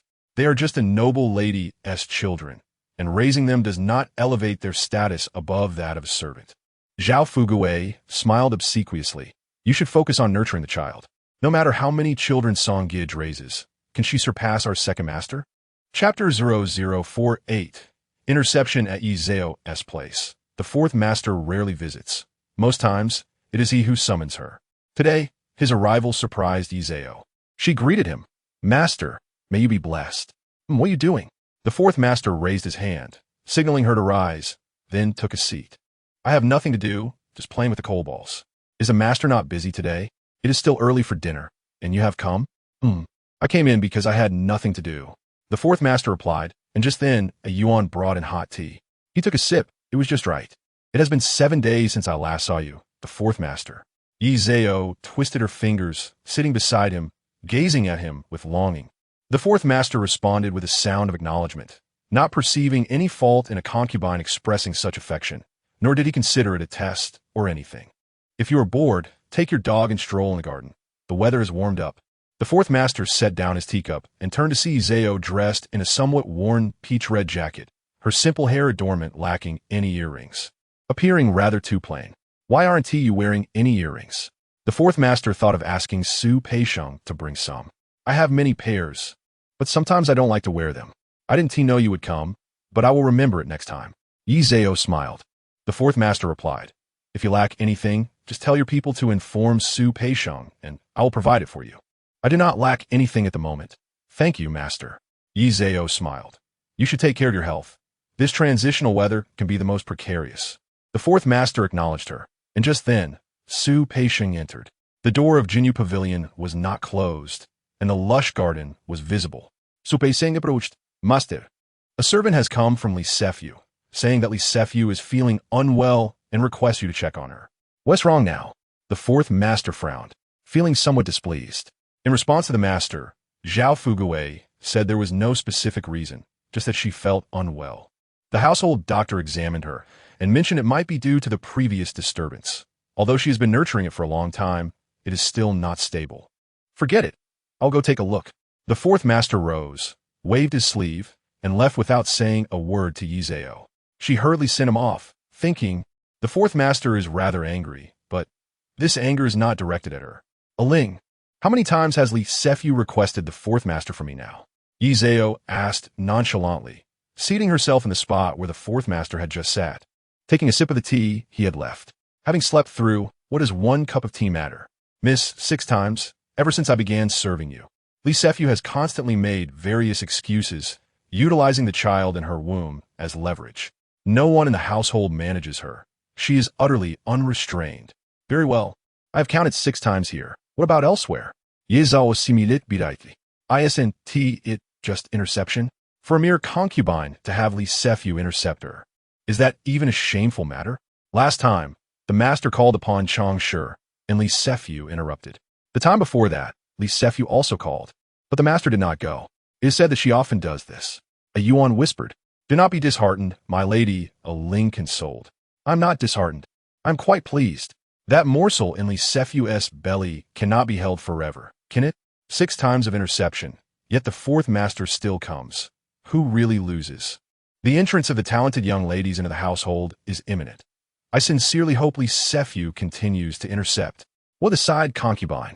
Losing favor is indeed a difficult endeavor. Now, the fourth master tolerates her because of that child, but what of the future? The more she stirs, the quicker she will lose favor. A yuan and a Ling thought Yi Zao was merely putting on a brave front. Did they not see? The lady is even drinking from the master's cup. What could that mean if not distress? However, no one dared to speak further at this moment. It was better to let the lady ponder on her own. The fourth master entered Li Side's chamber with a grim expression. Li Side, are you unwell? Li Side hurriedly stepped forward. I pay my respects to you, master. I feel somewhat unwell and have summoned the household doctor, who said I just need to rest. I have not seen you for days. I have been thinking of you. Li Sure has always been bold. If she were to lie, the fourth master would only become angrier. It is better to admit that she missed him, prompting the summons. Indeed, the fourth master felt somewhat better.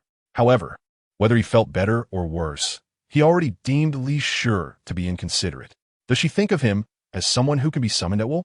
In the main courtyard, upon hearing that Lady Li had once again intercepted Lady Yi, the matriarch shook her head, remarking, Lady Li's position as a concubine has come too easily, far too simply, and she does not know how to cherish it. Initially, the fourth master favored her, as there were no suitable companions in the residence, which is why, upon the birth of the second prince, Lady Li was granted her title. Now, one wonders whether the fourth master feels any regret.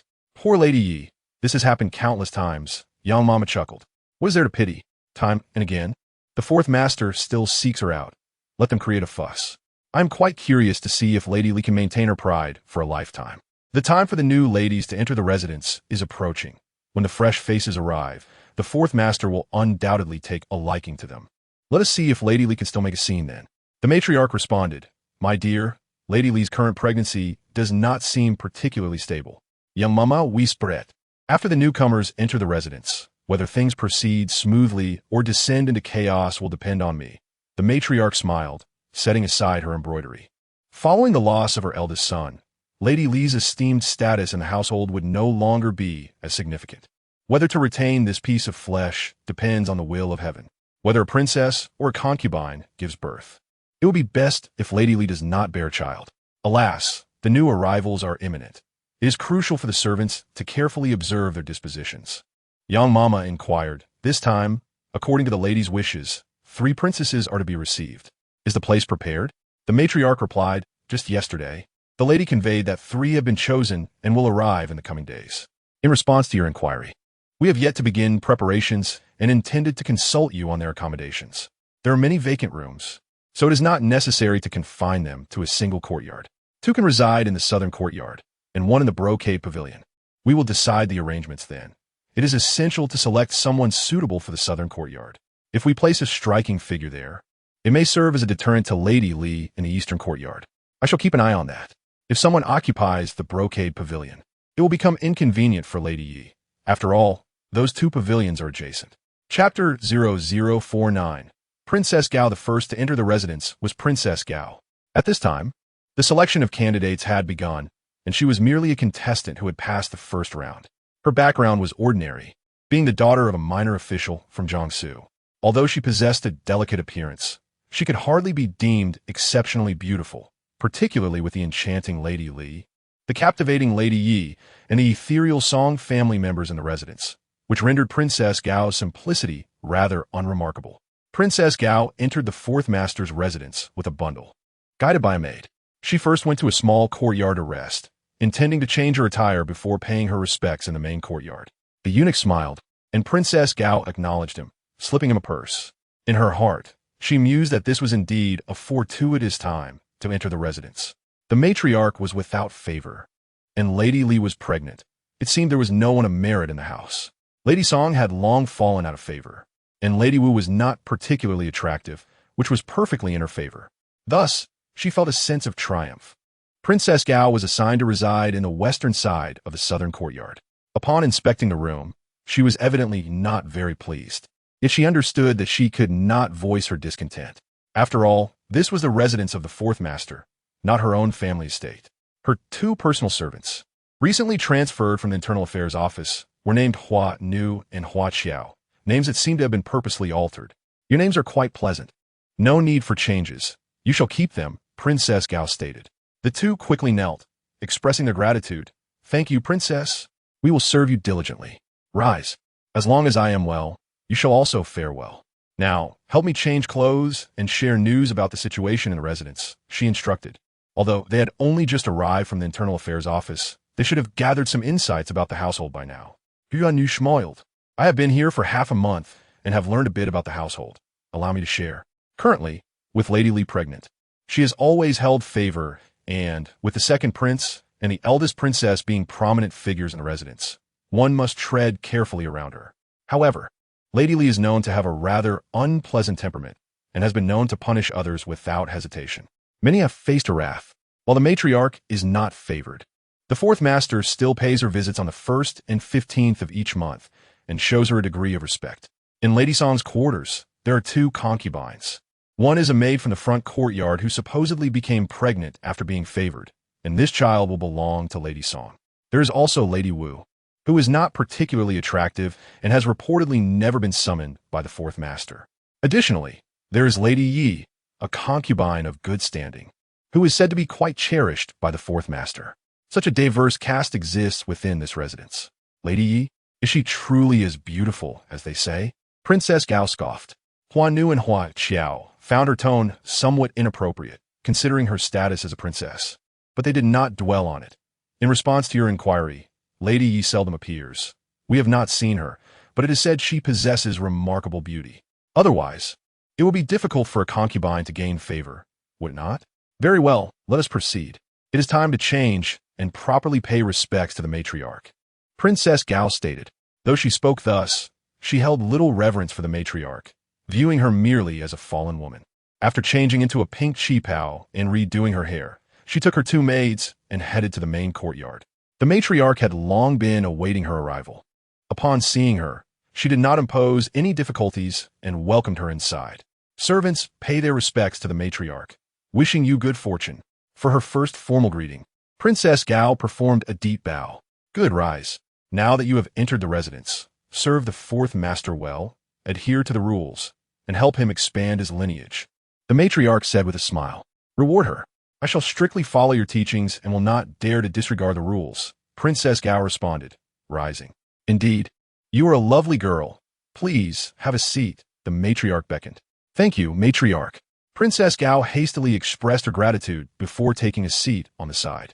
The matriarch was consistently amiable, and after exchanging a few pleasantries, she remarked, I believe Lady Li is also expecting your visit. Do go and pay your respects. She can be rather impatient, so do not provoke her, as she is with child. Yes, I shall certainly refrain from upsetting Lady Li. Princess Gao thought to herself with a scoff, interpreting this as a form of provocation. After all, with 2 children already and another on the way, who would be foolish enough to confront her? Exiting the main courtyard, she turned towards the eastern courtyard to pay her respects to Lady Li. Lady Chong was already waiting and greeted Princess Gao with a bow. Servants, pay their respects to the princess, wishing you good fortune. Lady Chong, rise. There is no need for such formality, Princess Gao replied with a smile, internally dismissing the impoverished concubine while still maintaining a facade of courtesy. As she now found herself in Lady Li's quarters. Upon entering, she knelt and announced, I am Gao, here to pay my respects to the esteemed concubine. Wishing you good fortune.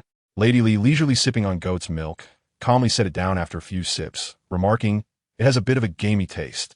I shall inform the kitchen about it. Forgive me for the inconvenience. Lady Gao, Lady Li called out. Still kneeling, Princess Gao promptly replied, I am indeed Gao. Rise.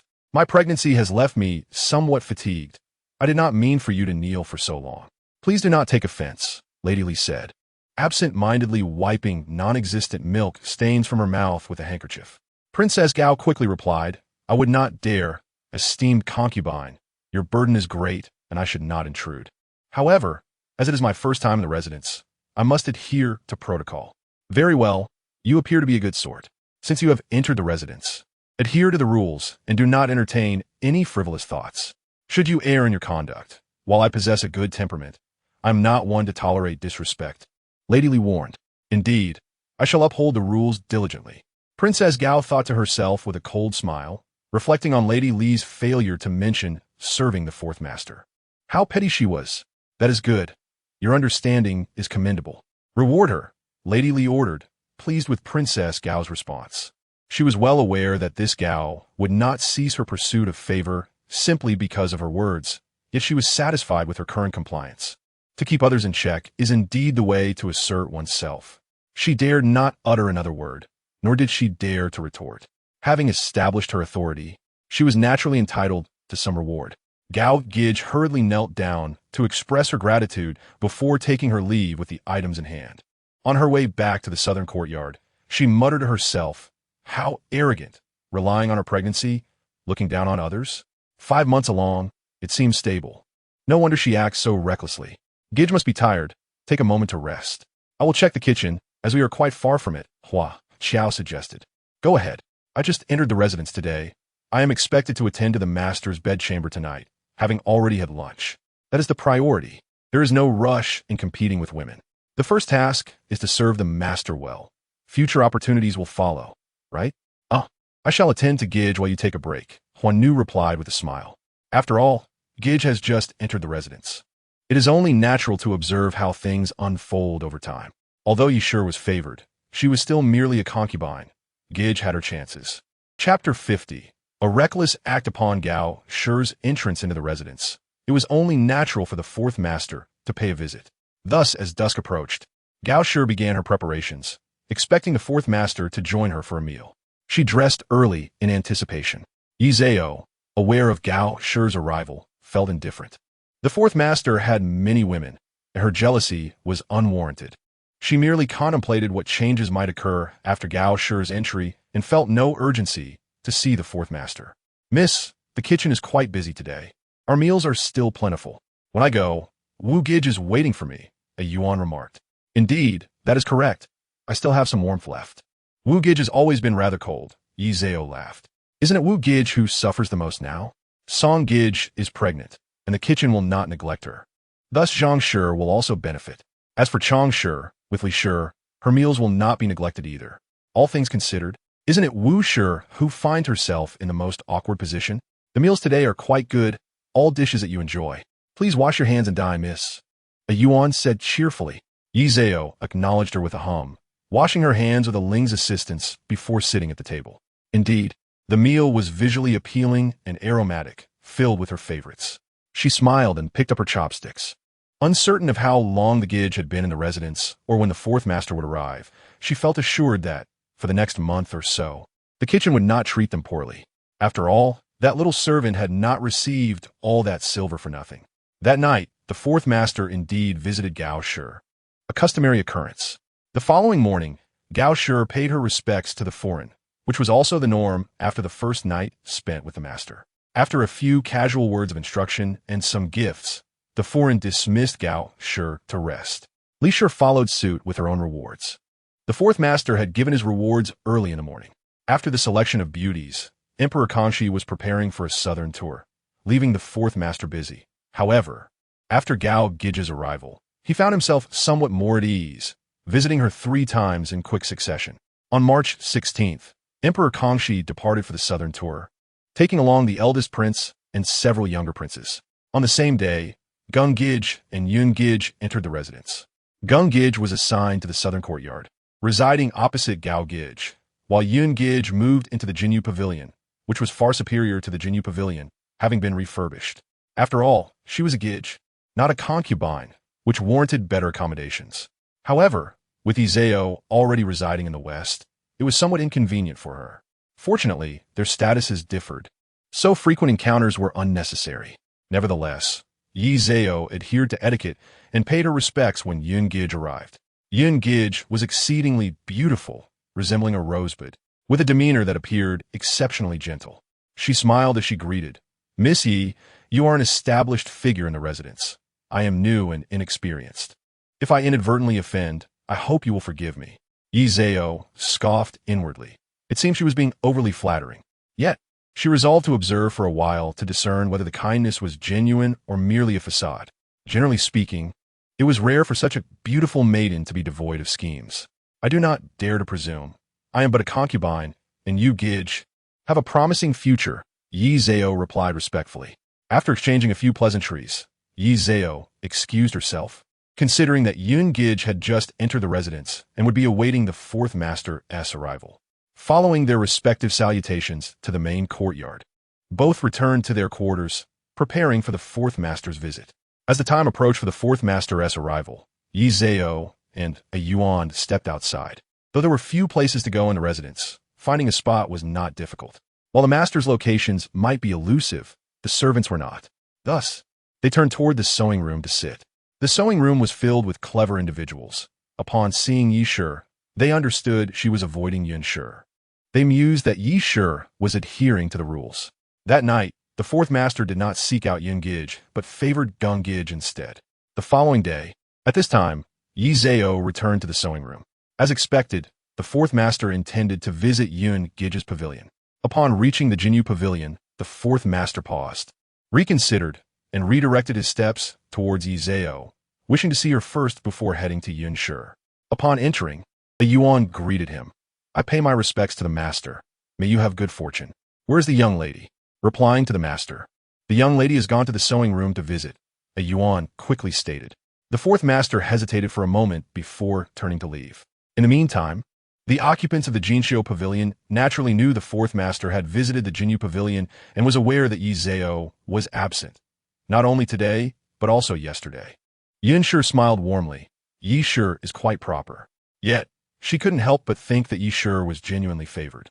Once the fourth master settled in the Jinshio pavilion, Yi Zhao returned leisurely, stopping by to pick up her meal.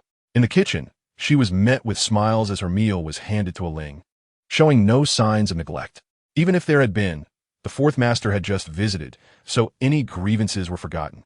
It seemed Yi Shi's favor was indeed on the rise.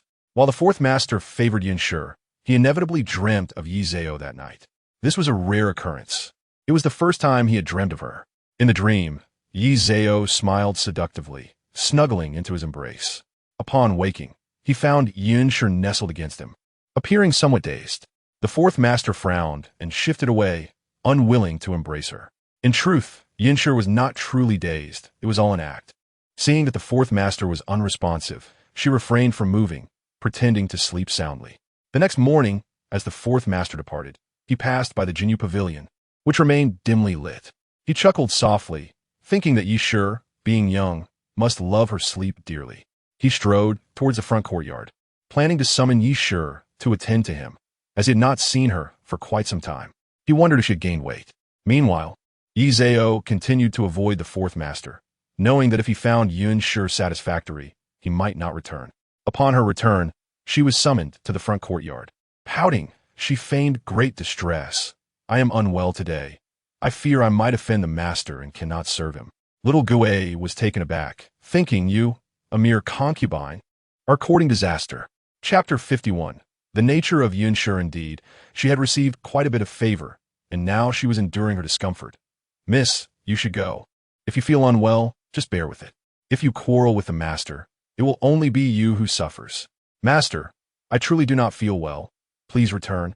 Yi Zhao insisted, appearing even more distressed. Little Gue was infuriated. Fine, suit yourself. If you do not wish to live well, then go ahead. With that, he stormed off. Back in the front courtyard, he wore a rather displeased expression as he sought out Su Wanfu. Su Peixiong was inside, and he dared not enter. This situation was quite awkward. Su Wanfu noticed his downcast demeanor, surprised that he was merely there to summon Yi Shi. This is hardly a matter of concern. How could it possibly lead to trouble? What could have happened? Did I offend Miss Yi? No. She mentioned that she was unwell and feared disturbing the master. Hence her absence. Xiao Gizi wore a face of frustration. Unwell? Is she ill? Has a physician been summoned? Su Wanfu was equally astonished. Ill. For what I observe, she seems to be merely obstinate. Xiao Gizi scoffed. She is now a favored person. Su Wanfu paused, taken aback. Surely not. Miss Yi has never been foolish in the past.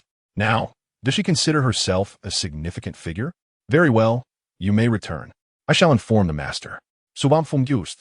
Yi, you have brought this upon yourself. I cannot be blamed. Upon entering, after paying his respects, he awkwardly relayed, replying to the master. Miss Yi claims she is feeling unwell. The fourth master responded with a grunt. Ill? Has a physician been called? Is it serious? Upon hearing the fourth master's concern, Su Wanfu felt a sense of morbid delight, anticipating that the fourth master would soon be enraged upon discovering that Yi was merely pretending. He had heard from Xiao Gizi that Miss Yi had not called for a physician and did not appear ill. Perhaps there was something amiss that Xiao Gizi failed to discern? Su Wanfu forced might. The fourth master paused, gesturing for him to leave. Su Wanfu had hoped to see the fourth master lose his temper, but to his disappointment, he did not. The fourth master, however, was in a rather peculiar mood. After setting down his teacup, he looked at Su Peixiong and inquired, Do you think Miss Yi is throwing a tantrum? Su Peixiong thought to himself, well, if the fourth master is not angry, then if Miss Yi is truly in a huff, she is certainly starting off well. With a forced smile, he replied, I wouldn't dare say, but perhaps she genuinely is unwell. Women do have their moments of discomfort. The fourth master chuckled lightly. Well, if she does not wish to serve today, so be it. He neither mentioned punishment nor the timing of her return, instead appearing quite absorbed in his own affairs. In the Jinyu Pavilion, ever since Yi Zhao declined to visit the front courtyard, a Yuan and a Ling had grown anxious. Yi Zhao, however, was in high spirits, playing with the coal ball, thinking to herself that a little disruption was necessary. Always being respectful and cautious would surely lead the fourth master to forget her. A slightly willful concubine could be delightful, especially one as beautiful and soft as she. If the fourth master were not such a coarse man, he would surely appreciate her spirit, wouldn't he? If a little fuss could lead to her complete downfall, then Yi Zhao would have no reason to strive. Truly, under such a fourth master, striving would be futile. Thus, she remained untroubled by her situation. Meanwhile, Yin knew well that Yi Zhao had not gone to the front courtyard. This information had been intentionally leaked to her. Since Yi Zhao resided behind her, it was only fitting that she remained informed about Yun's temperament. Should she choose to stir up trouble, it would serve to inform the fourth master. Yin found it amusing. Is this how Miss Yi has always been? A mere concubine daring to throw a tantrum at the fourth master? I have been in the household long enough to know that Miss Yi has never been unreasonable. Green Willow, not long arrived from the laundry, was somewhat aware of the household dynamics. Perhaps Miss Yi is genuinely unwell? After all, she has been avoiding encounters these past few days. It makes no sense for her to suddenly act out. Yi nodded, sharing the same sentiment that perhaps Miss Yi truly was unwell. That night, the fourth master did not visit anyone. Over the next 3 days, he was busy with the crown prince and did not enter the rear courtyard.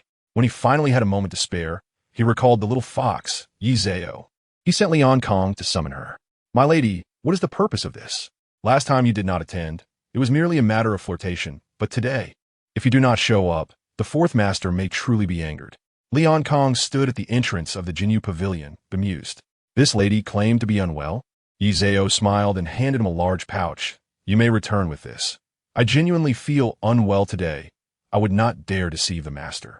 Lian Kong felt a mix of helplessness as he adjusted the pouch. My lady, I understand your intentions, but you must consider your standing. Frankly, I do not wish to see you fall from favor. After all, Missy had provided him with the most offerings.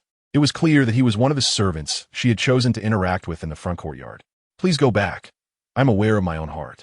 Yi Zhao did not elaborate further, merely smiling and bowing. Lian Kong shook his head, placing the pouch within his robes and departing, reasoning that he had offered his counsel. And if the master became angry, it was no longer his concern. Lian Kong relayed the matter to Su Peixiang, who wore an expression of disbelief. Shaking his head, he went to report back to the fourth master, feeling quite perturbed. If the fourth master were to become enraged, it would not bode well for him. The fourth master needed only to glance at him to understand that Miss Yi was absent. He was rather intrigued, having been waiting, pondering whether the little fox's temper had improved, only to see Su Peixiang's dejected demeanor. What? Is Miss Yi still claiming to be unwell? The fourth master chuckled softly. Seeing the fourth master smile, Su Peixiang couldn't help but admire him in his heart. So, the fourth master was not angry at all. In fact, he seemed quite pleased. This Miss Yi certainly had a way about her. In response to the master, I ponder if Miss Yi is truly unwell. Su Peixiang himself felt the absurdity of his statement. The fourth master glanced at him lightly. Enough, let it be. Since the little fox wished to create a stir, today she would remain unseen, and he would focus on his official duties. Su Peixiang hurriedly acknowledged, thinking to himself, Master, you are truly indulgent towards Miss Yi. Meanwhile, Yin had realized that Miss Yi was clearly refusing to attend. During the day, she had seen Miss Yi and her companion frolicking in the garden. Yet suddenly feeling unwell in the evening, she found it puzzling. Had Miss Yi truly developed a boldness? Or had she become so favored as to reach this point? The servant thought to herself that Miss Yi had indeed grown audacious. Green Willow was equally astonished, questioning how a concubine dared to act so recklessly. Yin tightened her grip. Let us observe for now. Even if she is bold, as long as the fourth master does not acknowledge her, what does it matter? After all, she is but a concubine. As long as she does not obstruct my path, she may create a fuss at her leisure. Chapter 005-2. Afterthoughts and Truth. The household had already become aware of the situation, yet no one had yet sought to exploit it for gossip. However, on the following day, while Yi Zhao was wandering in the garden with the coal ball, she encountered Gao Gij. Upon seeing her approach, Yi Zhao initially intended to evade her, but as the coal ball continued to run, she decided against hiding, waiting for Gao Gij to come closer, and greeted her. "I pay my respects to you, Gij." Gao Gij responded, "Ah, is Miss Yi. Indeed, a beauty. No wonder you have the audacity to throw a tantrum at the master." Supporting herself with her maid, she adjusted a pearl hairpin at her temple, displaying a hint of disdain. Yi Zhao raised an eyebrow slightly, realizing that this Gao Gij had such an ostentatious nature. She directly addressed her as Miss Yi. "I would not dare. You are the beauty, while I am but a willow branch," Yi Zhao replied. "If you are but a willow branch, then I cannot bear to look. You are indeed beautiful, but perhaps lacking in solemnity, which is my fault." Gao Gij laughed. "As a mere concubine, it is better to be charming. If you were dignified, that would be inappropriate." With that, Gao Gij burst into laughter. Yi Zhao lowered her head in silence, thinking to herself, "Very well, this temperament is delightful. Let us see who suffers misfortune once Li gives birth. This garden is not a place for you. You should return," Gao Gij declared, waving her hand dismissively, as if swatting away a fly. Yi Zhao exchanged glances with a Yuan, who picked up the coal ball, and they respectfully took their leave. Upon exiting the garden and returning to the Jinyu Pavilion, a Yuan said, "Do not be upset, my lady. Gao Gij has gone too far. Neither the Fulin nor the Side Concubine forbids you from the garden. Yet she acts as if she is someone of importance. Why should I be angry? I am still a concubine favored by the fourth master. Yet I have been bullied by her. If this continues, who else will be bullied?" Yi Zhao retorted. "It would be best to provoke someone who cannot be trifled with. Gao's temperament will not allow her to remain favored for long. You all, pay attention. If the fourth master comes to visit me today or heads to the Jinshio Pavilion, be alert. Since I am favored, shall I not cast a glance at Gao Gij?" Yi Zhao chuckled. Mississippi. A Yuan's eyes widened, thinking how bold the young lady was. "All right, enough of that. I am sweating. I shall go wash up," Yi Zhao said with a smile. On that day, the fourth master was too busy to visit.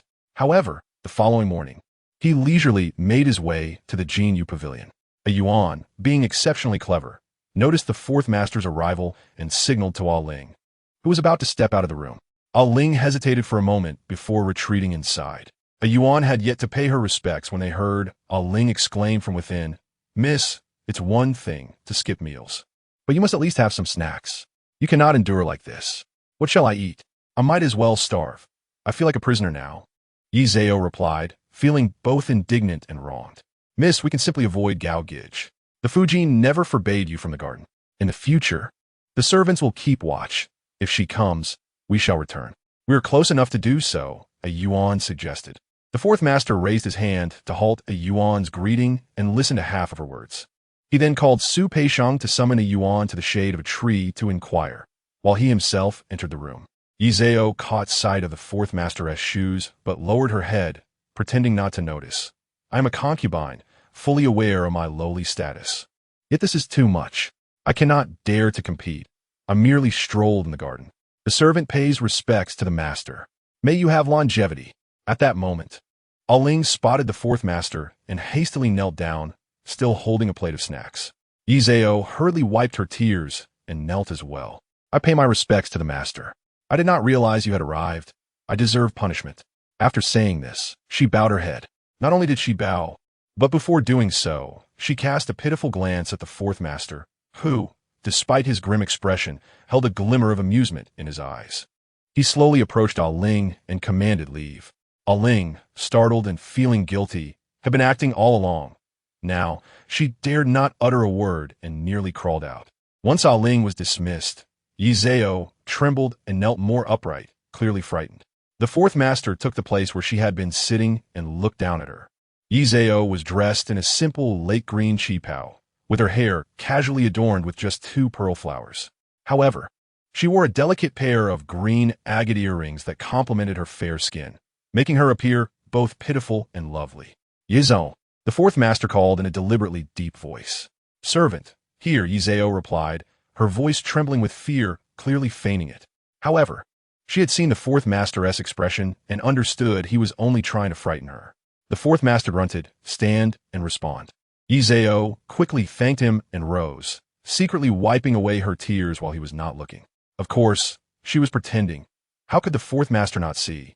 Have you been wronged? He asked. Servant has not. Master. Yi Zhao bit her lip, appearing to plead for him not to inquire further. After all, she could not deny it, could she?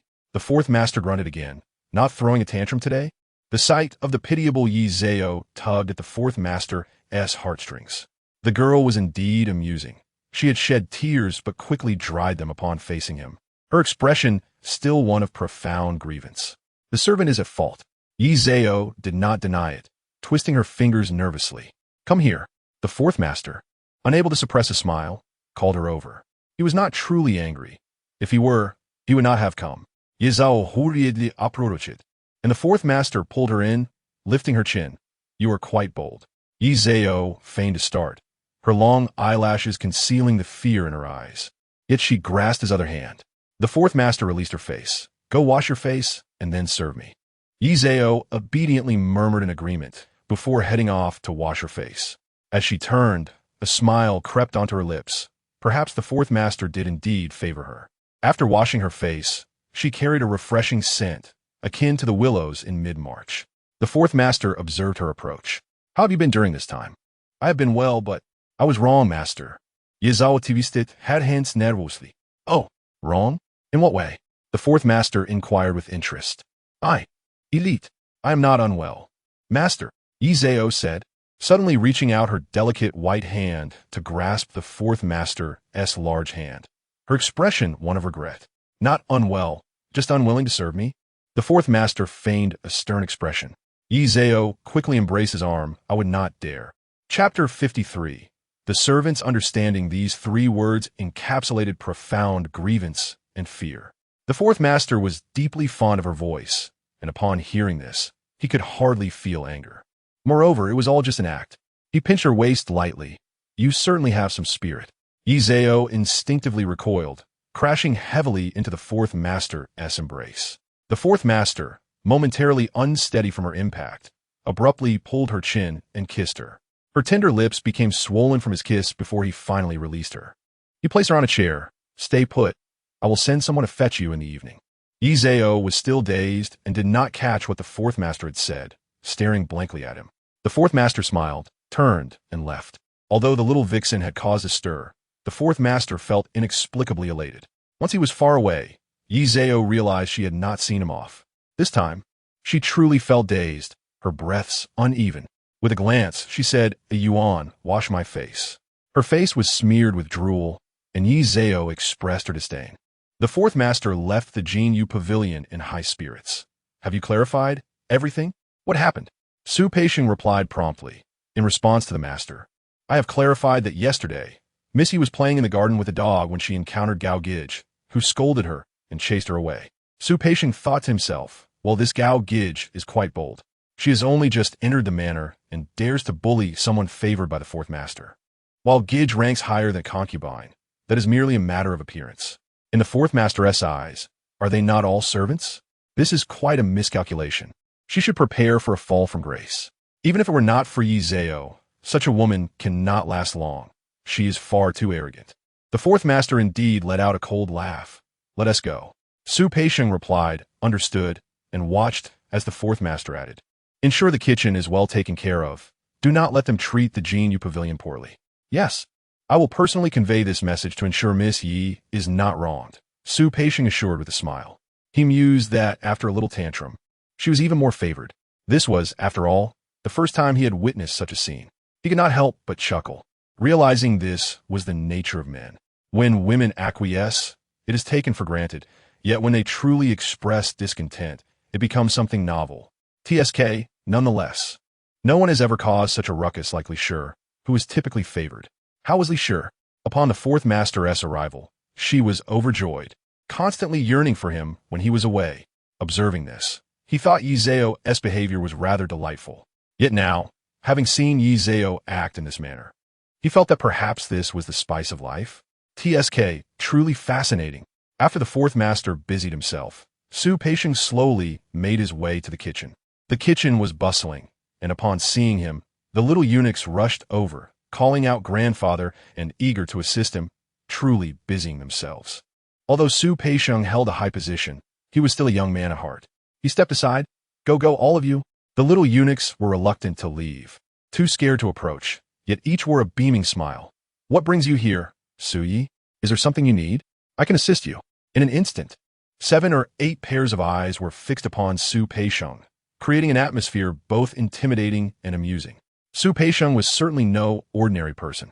He coughed lightly and remarked, "It's nothing of consequence. The master has given orders that you must not neglect the meals at the Jinyu Pavilion. Serve with utmost care." The crowd was momentarily taken aback. The Jinyu Pavilion?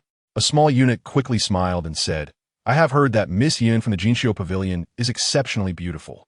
This was an implication that it was no wonder the master favored her. Su Peixiong cast a disdainful glance at him.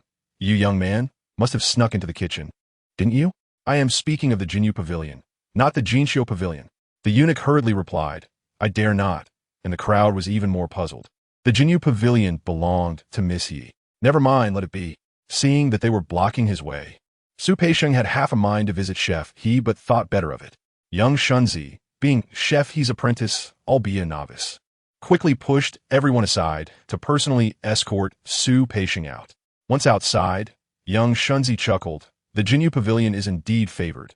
Fortunately, the kitchen has not been negligent during these times.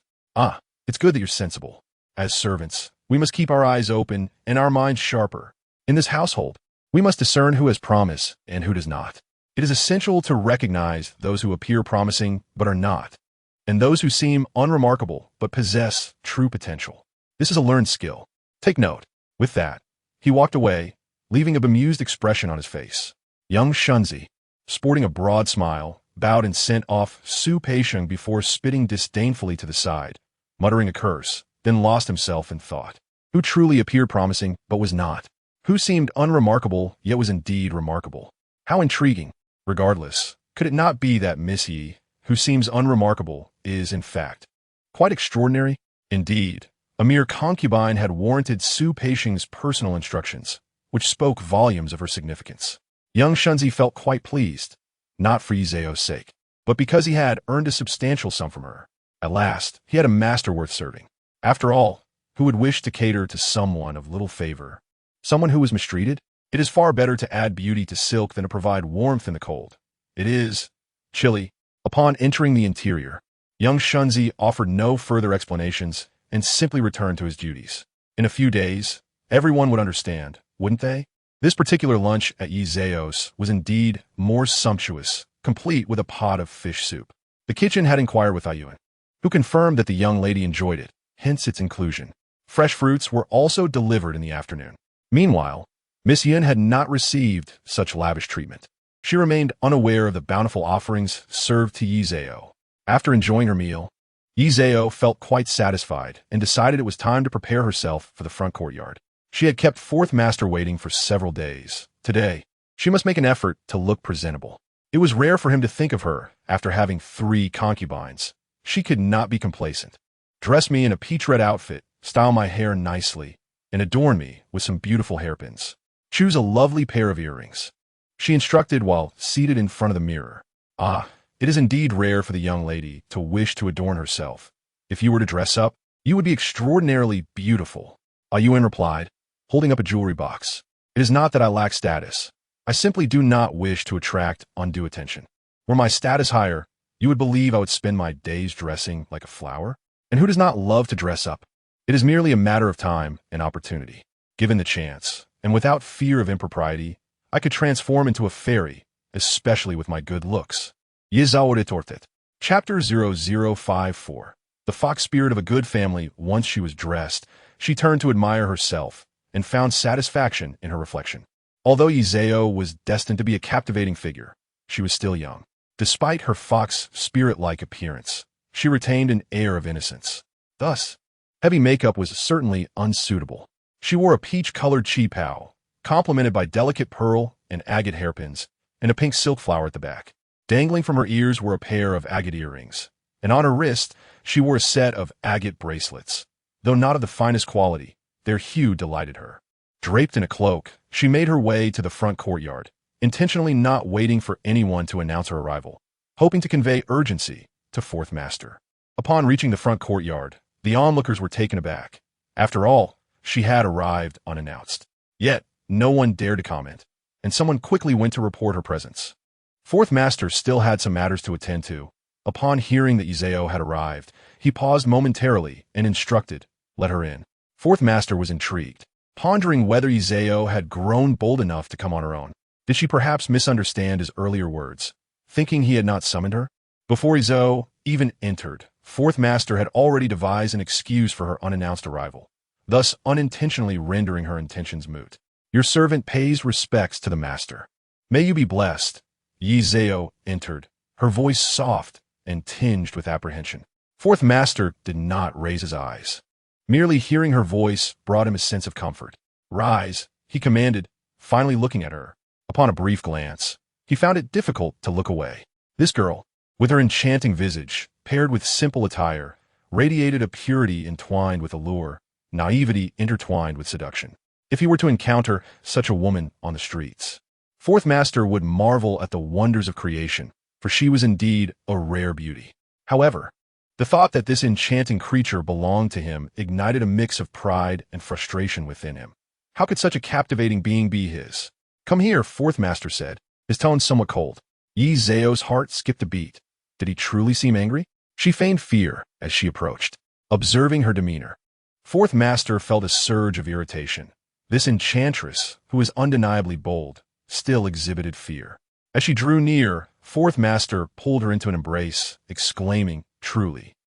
But he left the thought unspoken, merely holding her close while resuming his unfinished work, a letter addressed to a certain minister in the Ministry of Works. Izeo rested her hands on Fourth Master's shoulders, lowering her gaze and closing her eyes, embodying a demeanor of shyness. Fourth Master smirked, ignoring her, and continued writing. When he finished and called for Su Peixiong, Izeo took the opportunity to rise and stand to the side. Fourth Master, momentarily surprised, said nothing. But after Su Peixiong retrieved the documents, he curiously asked, "Why are you hiding?"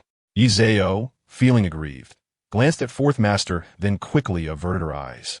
Fourth Master, now intrigued, beckoned, "Come here."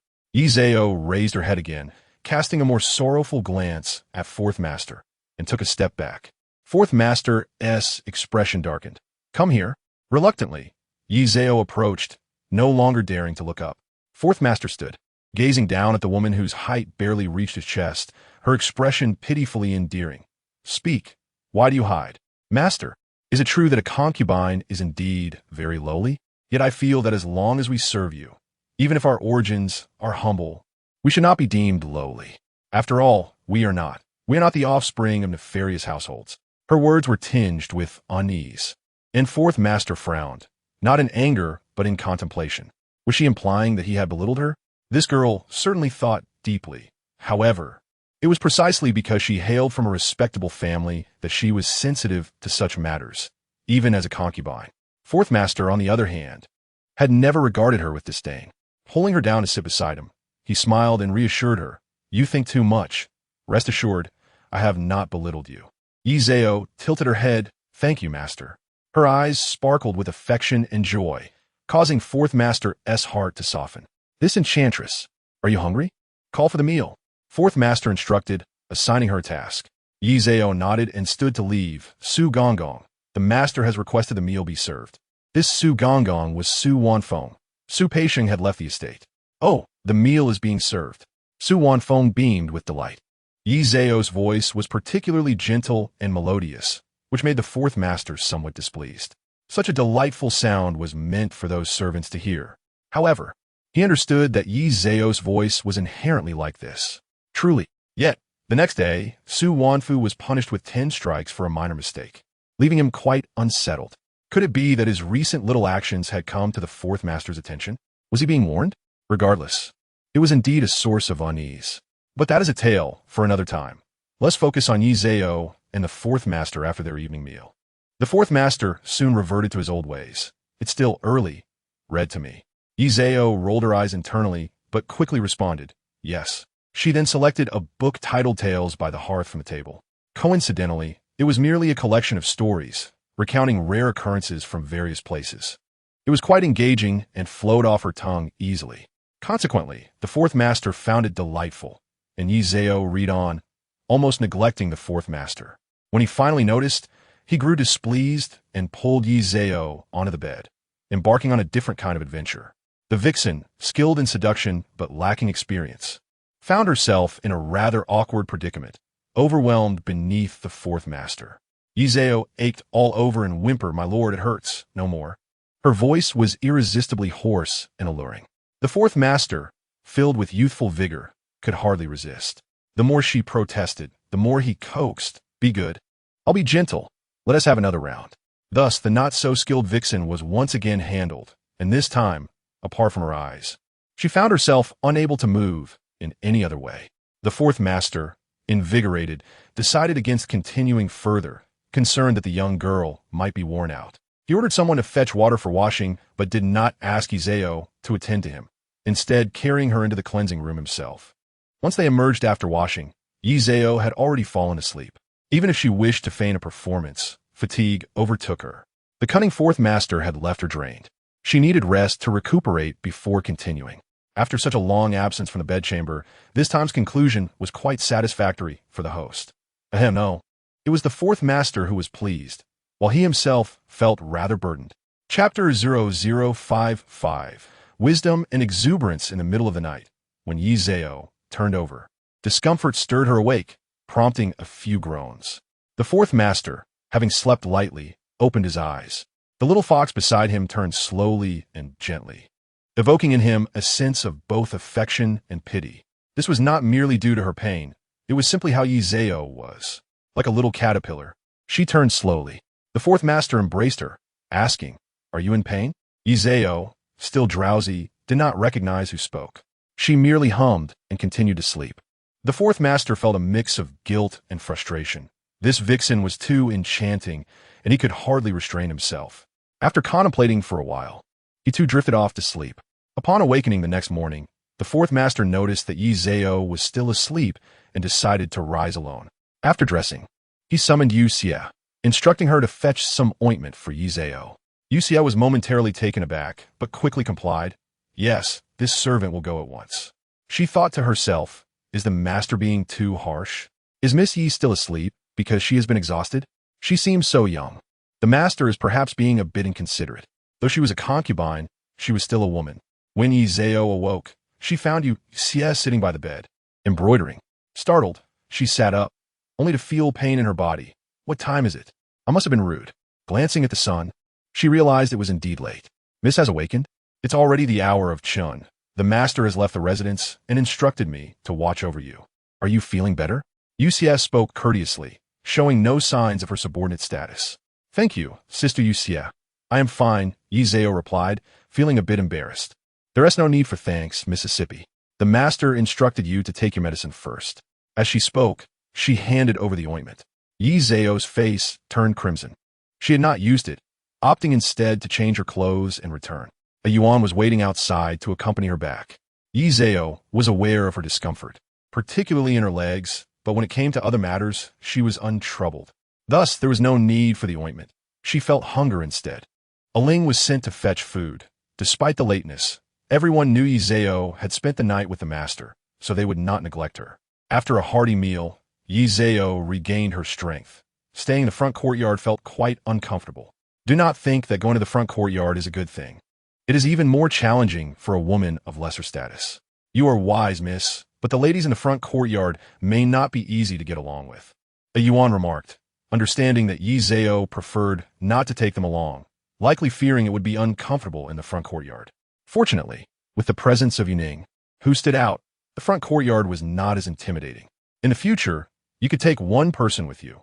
However, my own status is low, and if you go to the front courtyard. As she spoke, Yi Zhao smiled, thinking that as long as she was favored, she need not be overly concerned with status. Very well, I will take one person with me in the future. A Yuan and a Ling nodded in agreement, thinking they should be cautious in the front courtyard to avoid causing trouble for the young lady. After Yi Zhao attended to the fourth master, it was natural that some in the household felt displeased, especially among the newly arrived. They were all keenly observing the happenings in the front courtyard. Although they were unaware of what transpired there, they certainly knew that Yi Zhao had returned at this time. Gao Gij was infuriated. crumpling the handkerchief in her hand like a rag. What a seductress!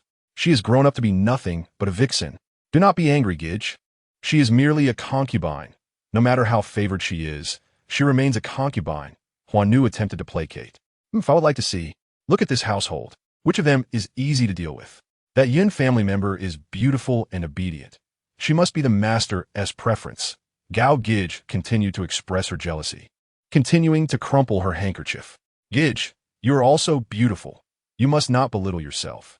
You have just entered the household, and, among these ladies, the master favors you the most.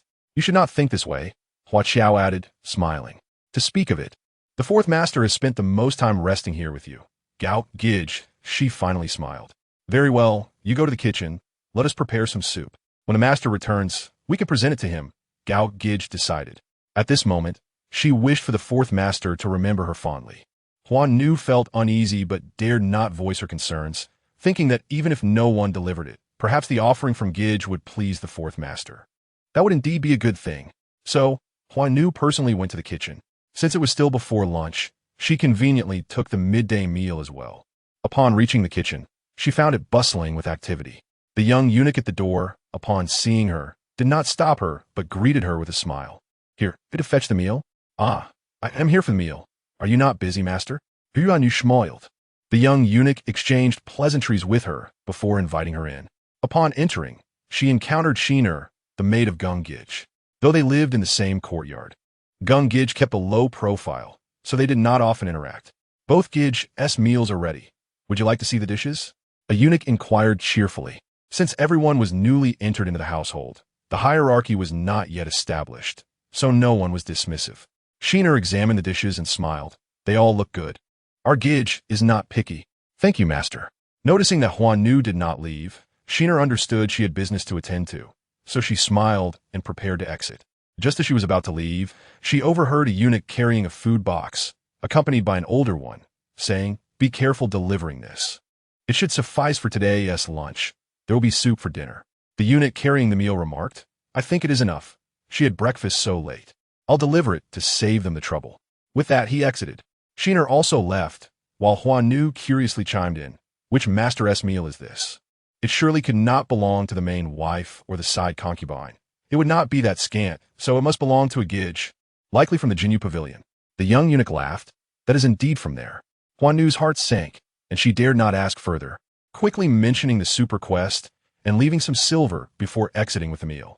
Meanwhile, Shiner, who had left earlier, naturally overheard this and returned to the southern courtyard shortly after. Gung Gidge spoke to Exiner, expressing her thoughts. Miss Yi is indeed favored, and the kitchen staff seem eager to curry favor with her, complaining that she has been taking her breakfast too late. Gung Gidge chuckled. Did not the Yi family claim she was exceptionally beautiful? It is only natural for her to be favored. Gung is quite shrewd and capable. Her current modesty is merely a temporary retreat. However, she possesses a commendable trait. She does not harm others. Indeed, the servants had noted Miss Ye's striking beauty. As for the flower slave, she lingered even after the servants had left, leaving one to wonder what her intentions were. Exiner whispered, "Let them be. It's unfortunate we share a courtyard with them." Gung Gidge smiled, "Let us live our lives.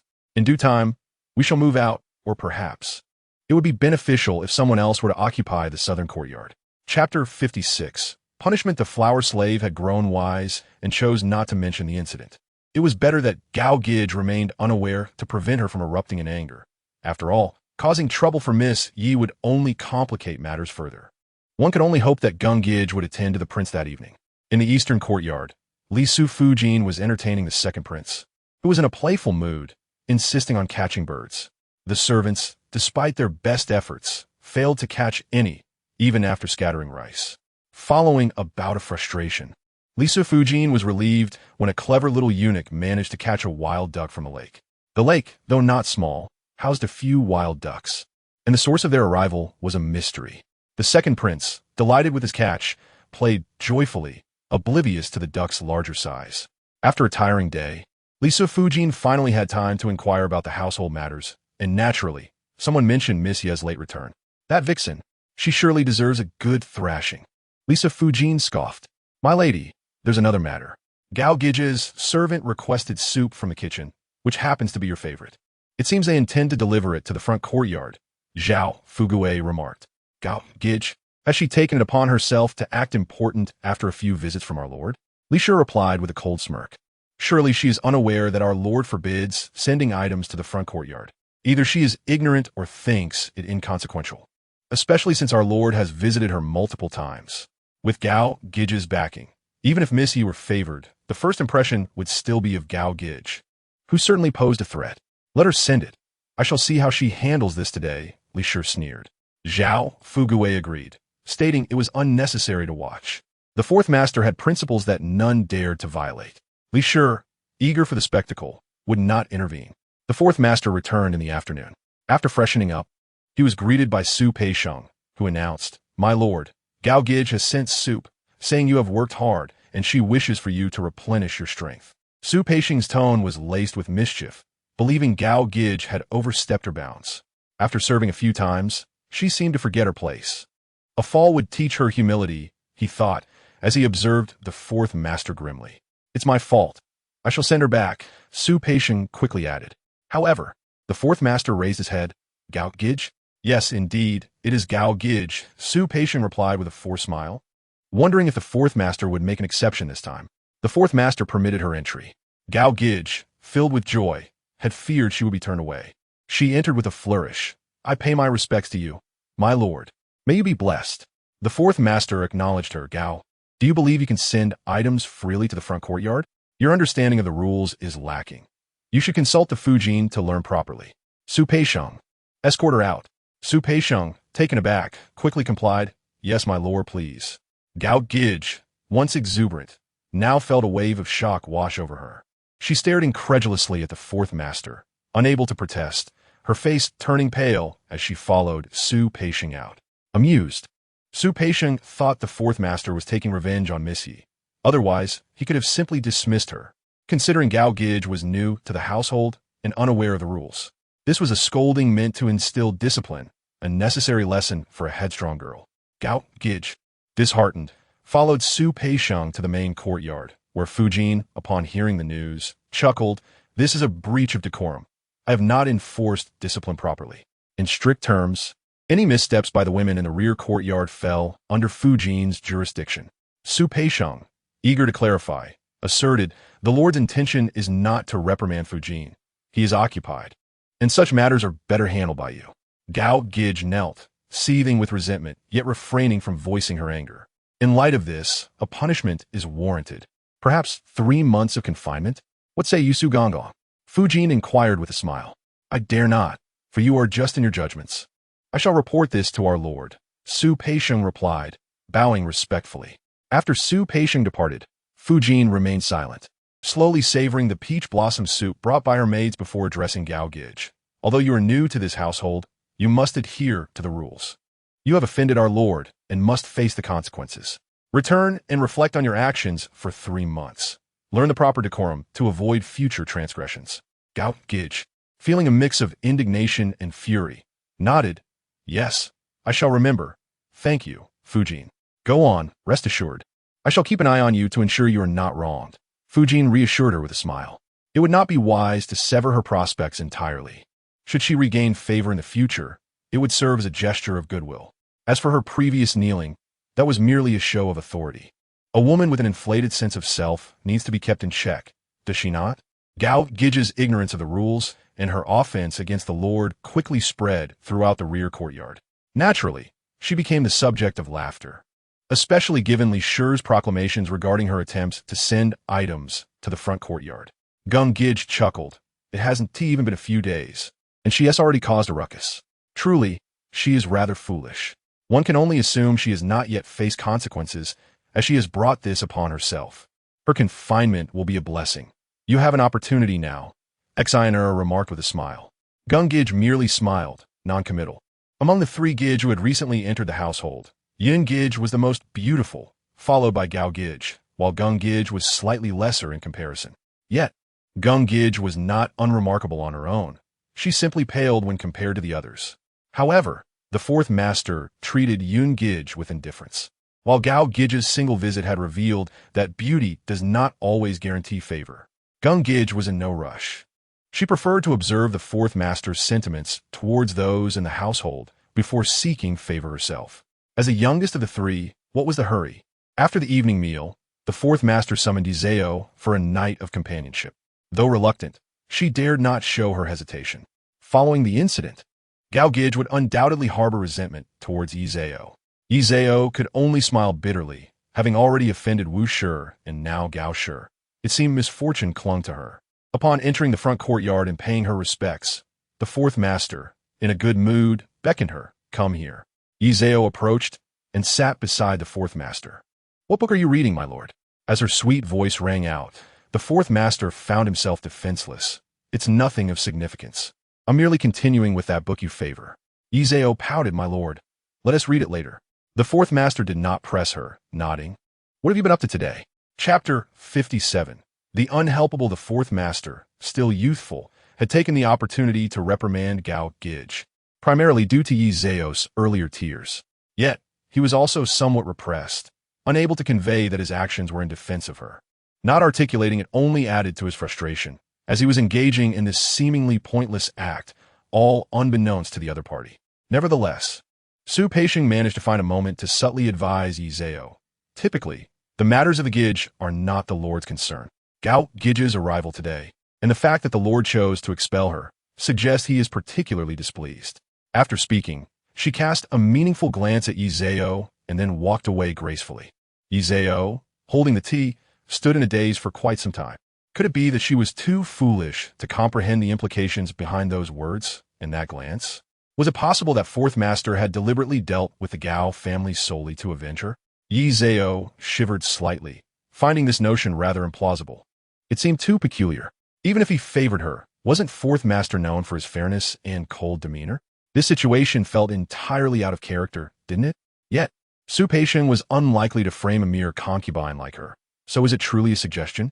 Izao shook her head, casting aside the tumultuous emotions swirling in her mind before entering the room. Upon entering, she presented the tea to fourth master and stole a glance at him.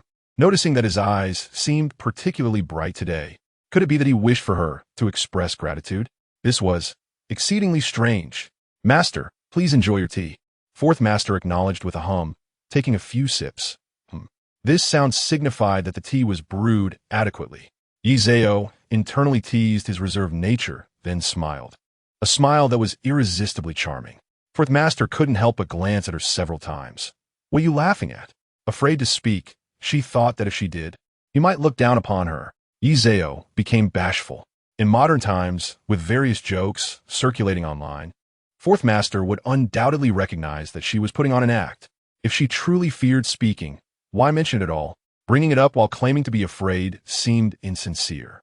In truth, had it been anyone else, fourth master might have harbored doubts, but it was Izao. Her face was simply too captivating to ignore. Which man could look at her and question her sincerity? Moreover, her melodious voice added to her allure. With such a coy admission of fear, fourth master could hardly doubt her intentions. He was simply unable to resist her charm. Furthermore, fourth master had not contemplated that direction. He merely raised an eyebrow. "Speak, and I shan't blame you for it." Izao blinked and took a step back, summoning her courage. "Today, I saw Gao Gij being punished, and I felt quite pleased. I know I shouldn't feel this way, but she has bullied me." The first part of her confession was uttered softly, while the latter half seemed tinged with self-reproach, her words hastening, rendering her utterly adorable. Fourth master, naturally, shared this sentiment, chuckling softly and shaking his head. "You little rascal." Izao bit her beautifully shaped lip. "I won't do it again." Fourth master grasped her hand. "So, you are indeed one to hold grudges." Izao lowered her head. "But she has bullied me. I am grateful to you, master. Now that she has been punished, she won't dare again." Her words, however, were somewhat naive. It was not merely that she wouldn't dare, but rather that Izao would forever remain a thorn in Gao Gij's side. Fourth master paused, pulling her into his embrace. I have avenged you, and you must thank me.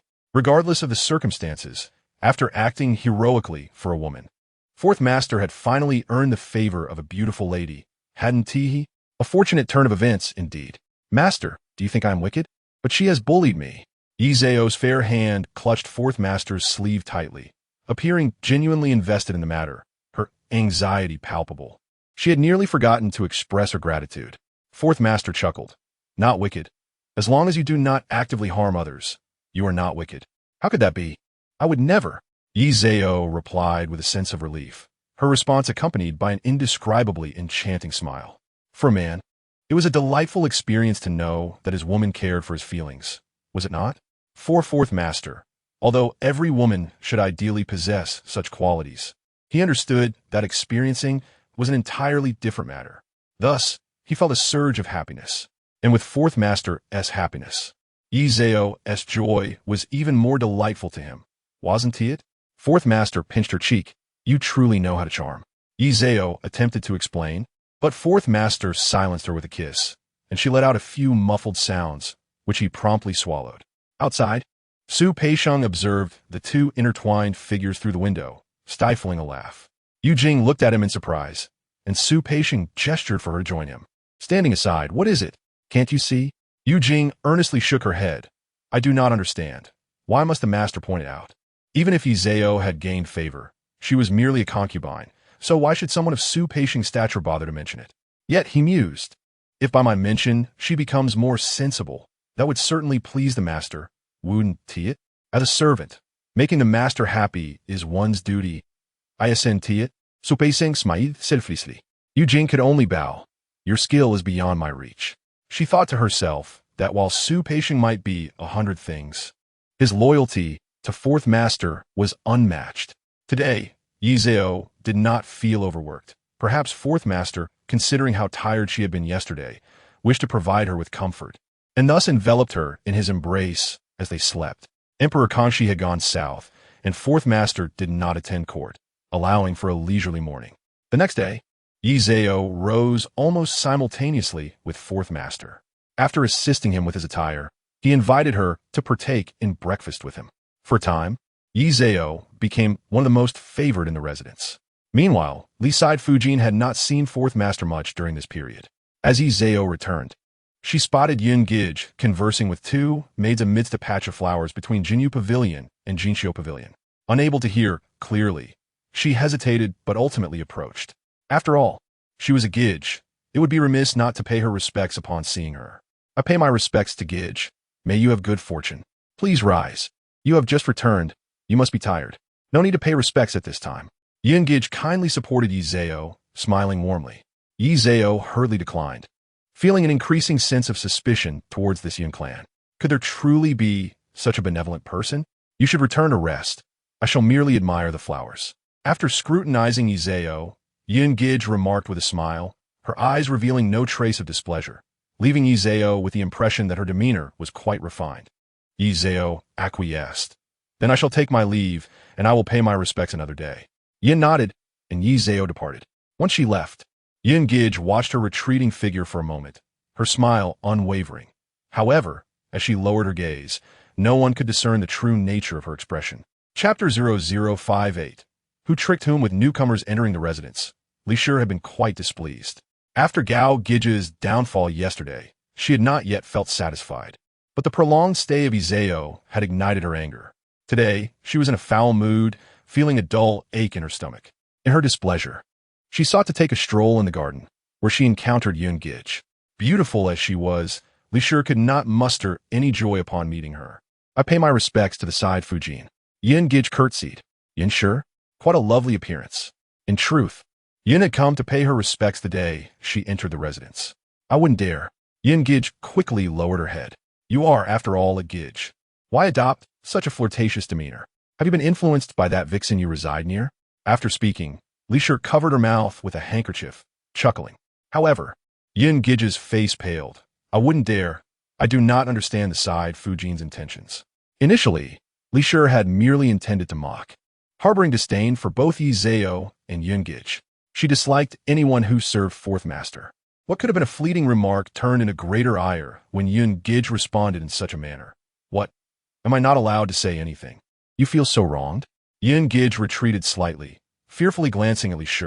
I wouldn't dare. Zhao Fugui pulled her closer. Am I going to eat you? Li Shi snurta coldly. Observing Yun Gij's demeanor, Zhao Fugui felt a surge of anger. What was she doing? The Gij was merely chatting. What was Li Shi's intent? Zhao Fugui snorted and approached. They were standing near the edge of the lake, and, as Zhao Fugui moved, Yin Gij stepped perilously close to the water's edge. Almost falling in, Zhao Fugui froze, fearing that if Yin Gij fell into the water, it would lead to complications. Suddenly, Yin Gij grasped Zhao Fugui's arm. "Master," sighed Fujin. I wouldn't dare. I cannot swim." Immediately following this, Zhao Fugui, still in a state of shock, witnessed Yun's head plunge into half of the lake. A moment later, Yun's maid let out a piercing scream. "Li, you have gone too far." The voice of the noble consort emerged. Her face composed as she stepped out from the shadows, commanding, "Why has no one gone to rescue her?" Li was both astonished and furious. A sudden pain gripping her abdomen, rendering her unable to retort. The noble consort's gaze flickered slightly, assist Miss Yun back, summoned the imperial physician to the residence, and informed the master. She disregarded Li's sentiments entirely. Supported by her servants, Li returned to her courtyard, her anger palpable. Meanwhile, the noble consort exchanged glances with Yang Mama, who understood the unspoken cue. Medication was unnecessary at this juncture. However, given Li's precarious condition, it was an opportune moment. The noble consort, childless, could not afford to be overshadowed by the side consort, who bore children in succession. This was a matter that required resolution. Yi Zhao and a Yuan concealed themselves in a corner, observing intently. Once the noble consort and her entourage departed for Yun's splendid pavilion, Yi Zhao scoffed. Residing too close to the garden brings nothing but filth into view. What do you think, a Yuan? A Yuan bit her lip. Miss Yun is not visible to the noble consort, but Maid behind Li also saw it and chose not to speak. Thus, I wonder how a mere concubine like myself could dare to bear child. Yi Zhao chakit koldi. Shall we return? A Yuan, noticing her discontent, quickly suggested. If we go back now, we will raise suspicion. Let's take a detour elsewhere. We shall pretend to be unaware of this incident. After some contemplation, a Yuan nodded in agreement, recognizing the wisdom in her words. The fourth master soon arrived, not with concern for Miss Yun, but rather in a fit of rage. What nonsense is this, pushing a lady into the water? Upon seeing the fourth master, the noble consort knelt. It is my fault for not managing the inner courtyard properly, causing you undue worry. The noble consort had her own struggles. She was without children and occasionally felt powerless against Li. The fourth master could not lay blame upon her. Rise. I do not hold you accountable. It is Li who has become increasingly unreasonable. The noble consort continued. Today I cannot defend Li. I witnessed it firsthand. She sighed. However, with Li pregnant, I hope you will show her mercy. The child is paramount. The fourth master scoffed. Do I laugh for a child? The noble consort hastily replied, I would not dare. As Miss Yun regained consciousness, she murmured the side consort. The maid, terrified, confessed, I cannot swim. Suddenly, she opened her eyes to find the fourth master and the noble consort before her. The noble consort lamented, poor thing, frightened out of her wits. The fourth master glanced at her, saying, let her be cared for. Miss Yun quickly expressed her gratitude, but before she could utter more, Su Peishing entered. Master, Li has. Scene read. The fourth master frowned. Where is the physician? The physician had yet to arrive. The household doctor had gone and reported that. It did not bode well. Su Peishing's countenance was sorrowful. Without hesitation, the fourth master departed, followed closely by the noble consort. He instructed, you stay here. Ensure everything is arranged properly for Yun. Do not let her suffer. The noble consort promptly agreed, escorting the fourth master out. Outside the Jinyu pavilion, he encountered Yi Zhao, clad in a light pink jacket, holding a blooming forsythia, her face bright with laughter as she conversed with the Yuan. Upon seeing the fourth master, her smile widened. Su Peishing mused that had it been anyone else, they would surely find themselves in a predicament, given the fourth master's current displeasure. Yet with Miss Yi, the outcome seemed uncertain. Indeed, before Yi Zhao could pay her respects, the fourth master raised his hand. Where have you been? Replying to your inquiry. I went to the garden. The forsythia is in full bloom, she said, raising the flower as if offering a treasure. Very well, return now. Do not wander these days. If you wish for something, have the kitchen prepared for you. The fourth master spoke gently. Yi Zhao responded with an O, her smile fading as she anxiously peeked at the fourth master. He found her amusing, yet feigned sternness. Why do you not return? Startled, Yi Zhao trembled and fled. The fourth master watched her retreating figure, shaking his head before continuing on. Su Peisheng internally commended Yi Zhao. This little concubine is remarkable, even in such dire times. She can divert the fourth master's attention. Meanwhile, chaos reigned at Li's quarters. By the time the fourth master arrived, it was too late. Li was in labor. His expression darkened. A 6-month pregnancy culminating in labor did not bode well for the child. It was evident that the child would not survive. Inside, Li endured excruciating pain, not at full term. It was a forced delivery. After over an hour of agony, just as the noble consort arrived to tend to Miss Yun, Li delivered a boy who cried briefly before falling silent. The physician could do nothing. The infant was so frail that his insides were visible. How could he possibly survive? Li felt as though her very bones were being pulled apart, and the fourth master departed, his expression grim. Li had brought this upon herself, and now she had lost her child. It was no wonder the fourth master looked so displeased. On the other hand, Miss Yun leaned against a soft couch, her complexion pale as she reflected on the events that had transpired. After the fourth master left, the physician assessed her condition and found her unharmed. The noble consort then dismissed all the servants, taking a seat beside her. Miss Yin was astute and perceptive. With a jolt, Yin rose to her knees. I dare not. I merely wish to rely on the noble consort. Rely? I am not like Li. Should I lose this child, I still have 2 others. I am without children. And should you depend on me, what will you do if you find yourself in water again? The noble consort smiled and shook her head. Miss Yin felt a pang of fear. Clearly, the noble consort had observed everything. I dare not. Let today's events be my submission. Li, as the side consort, should not overshadow you. Yun, your methods are clever, yet you have made an enemy of Li. Have you considered the consequences? The noble consort remarked leisurely. I deserve punishment. I seek the noble consort's protection. I shall serve you faithfully. Miss Yun hastily bowed her head. The noble consort regarded her beautiful visage and smiled. Yun, initially, Song also submitted in a similar manner, and what was the outcome? She took in Su. Do you believe I can trust your submission today? The noble consort scoffed. Miss Yun raised her head. I willingly submit to the noble consort's command, and I will heed your words. Should you doubt me, feel free to punish me. I come with sincerity. The noble consort chuckled lightly, rising. Very well. Since you are unharmed, take care of yourself. I must check on Li. It seems things are not well there. Miss Yun's pallor deepened as she respectfully saw the noble consort out. Once she had departed, Yin contemplated her situation. It was indeed fortuitous that Li could not maintain her pregnancy. However, she merely wished for the fourth master to recognize her plight. She had anticipated offending Li early on. Even if she did not act, Li was destined to fall out of favor. It was inevitable. Yet now, she had catalyzed this incident. But was Li's pregnancy truly so fragile? After all, it had been 6 months. In truth, she held no interest in Li's child. Whether the child lived or perished made no difference to her. What she truly desired was for Li to perish during childbirth. If the side consort were no longer in the residence, it would be much better. Upon learning that the fourth master had departed, Li felt utterly defeated. When informed that the noble consort had arrived, she threw her pillow in frustration. I shall not see her. Yet, the noble consort entered regardless. Li, your audacity has grown. The noble consort's expression was dark, yet her eyes sparkled with mockery. Ah, how pleased I am to see you in this state, pretending to be virtuous. That Yun has conspired with you to bring about my miscarriage, turning the master against me. How revolting. Li Shata Inwarli. But her physical condition prevented her from rising. Li, you are truly incorrigible. I merely witnessed you commanding your servants to push Miss Yun into the water. The noble consort retorted. Thank you for your concern, but I wish to lie down now. Li replied dismissively. Your second son is still young. You cannot care for him now.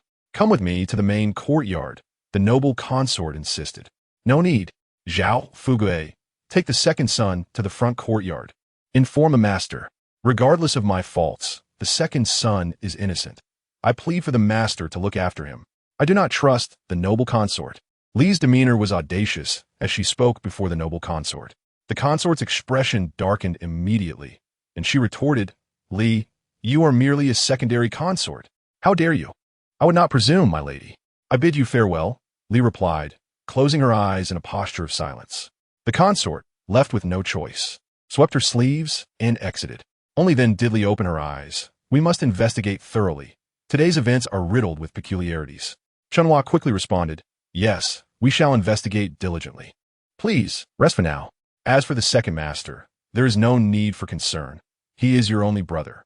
Li merely acknowledged with a sound, engulfed in indescribable pain, fatigue, and sorrow. A boy, gone just like that. Even if he had been born a month later, or 7 months, he could have survived. Tears streamed down her cheeks, and at that moment, the fourth master was angered by Yun's actions, believing she had maliciously harmed Yun, and refused to acknowledge her. Oh, the anguish! Once the consort exited the eastern courtyard, young Mama remarked, my lady, there is no need to be vexed. She will still enjoy her fleeting glory for a few days.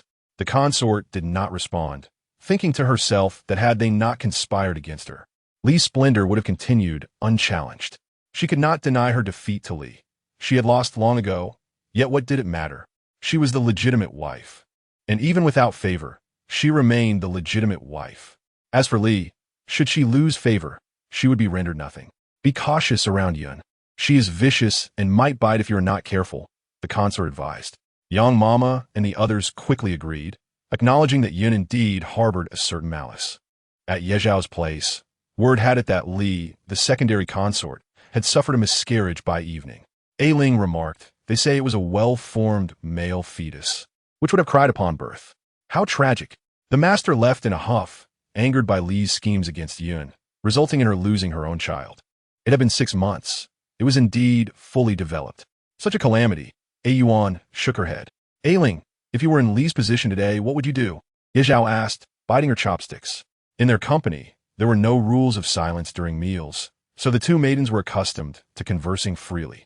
A Ling pondered. Then I would kneel and plead with the master to believe that I did not conspire against anyone.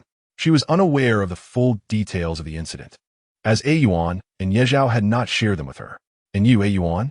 A Yuan bit her lip. Aside from kneeling and pleading, there seems to be no other recourse. The consort will surely obstruct any attempts. What about you, miss? A Yuan inquired. As for me, I would not plead. Since I am wrongfully accused of harming Yun and losing my child, how could I let it rest? While I am still a secondary consort, I would ensure that Yun is thrown into the water. Anyone who attempts to save her will be met with my wrath, until she drowns, if necessary. The two maidens burst into laughter, realizing her words were said in jest. Yet, Ye Zhao understood that breaking Li's current predicament would not be easy. Nevertheless, this situation opened her eyes to many realities. In this household, her lower status turned out to be advantageous. This time, Li had encountered a rival. It would be interesting to observe her response. Such matters were none of their concern, yet they had to be cautious in the future. If we set our sights on them, Ye Zhao would be doomed. Be wary of Yun. Is she not the victim? A Ling asked, puzzled. Foolish girl, a victim can also harm, and a perpetrator can feel wronged. These matters are not so easily defined. It is prudent to exercise caution, Ye Zhao replied with a smile. A Ling smiled sheepishly, realizing she was not naive, merely momentarily confused. Chapter 60. Administering medicine for the women of the inner courtyard. Li's misfortune was, in fact, a boon. Once her son was born safely, she would be a mother of 2 sons. Even the consort would have to tread lightly around her. Moreover, Li was a flamboyant individual, known for her harsh demeanor towards those beneath her. Thus, her downfall was welcomed by many. With her loss, who could predict whether there would be another child? Yun, having suffered injustice, should have been comforted by the fourth master.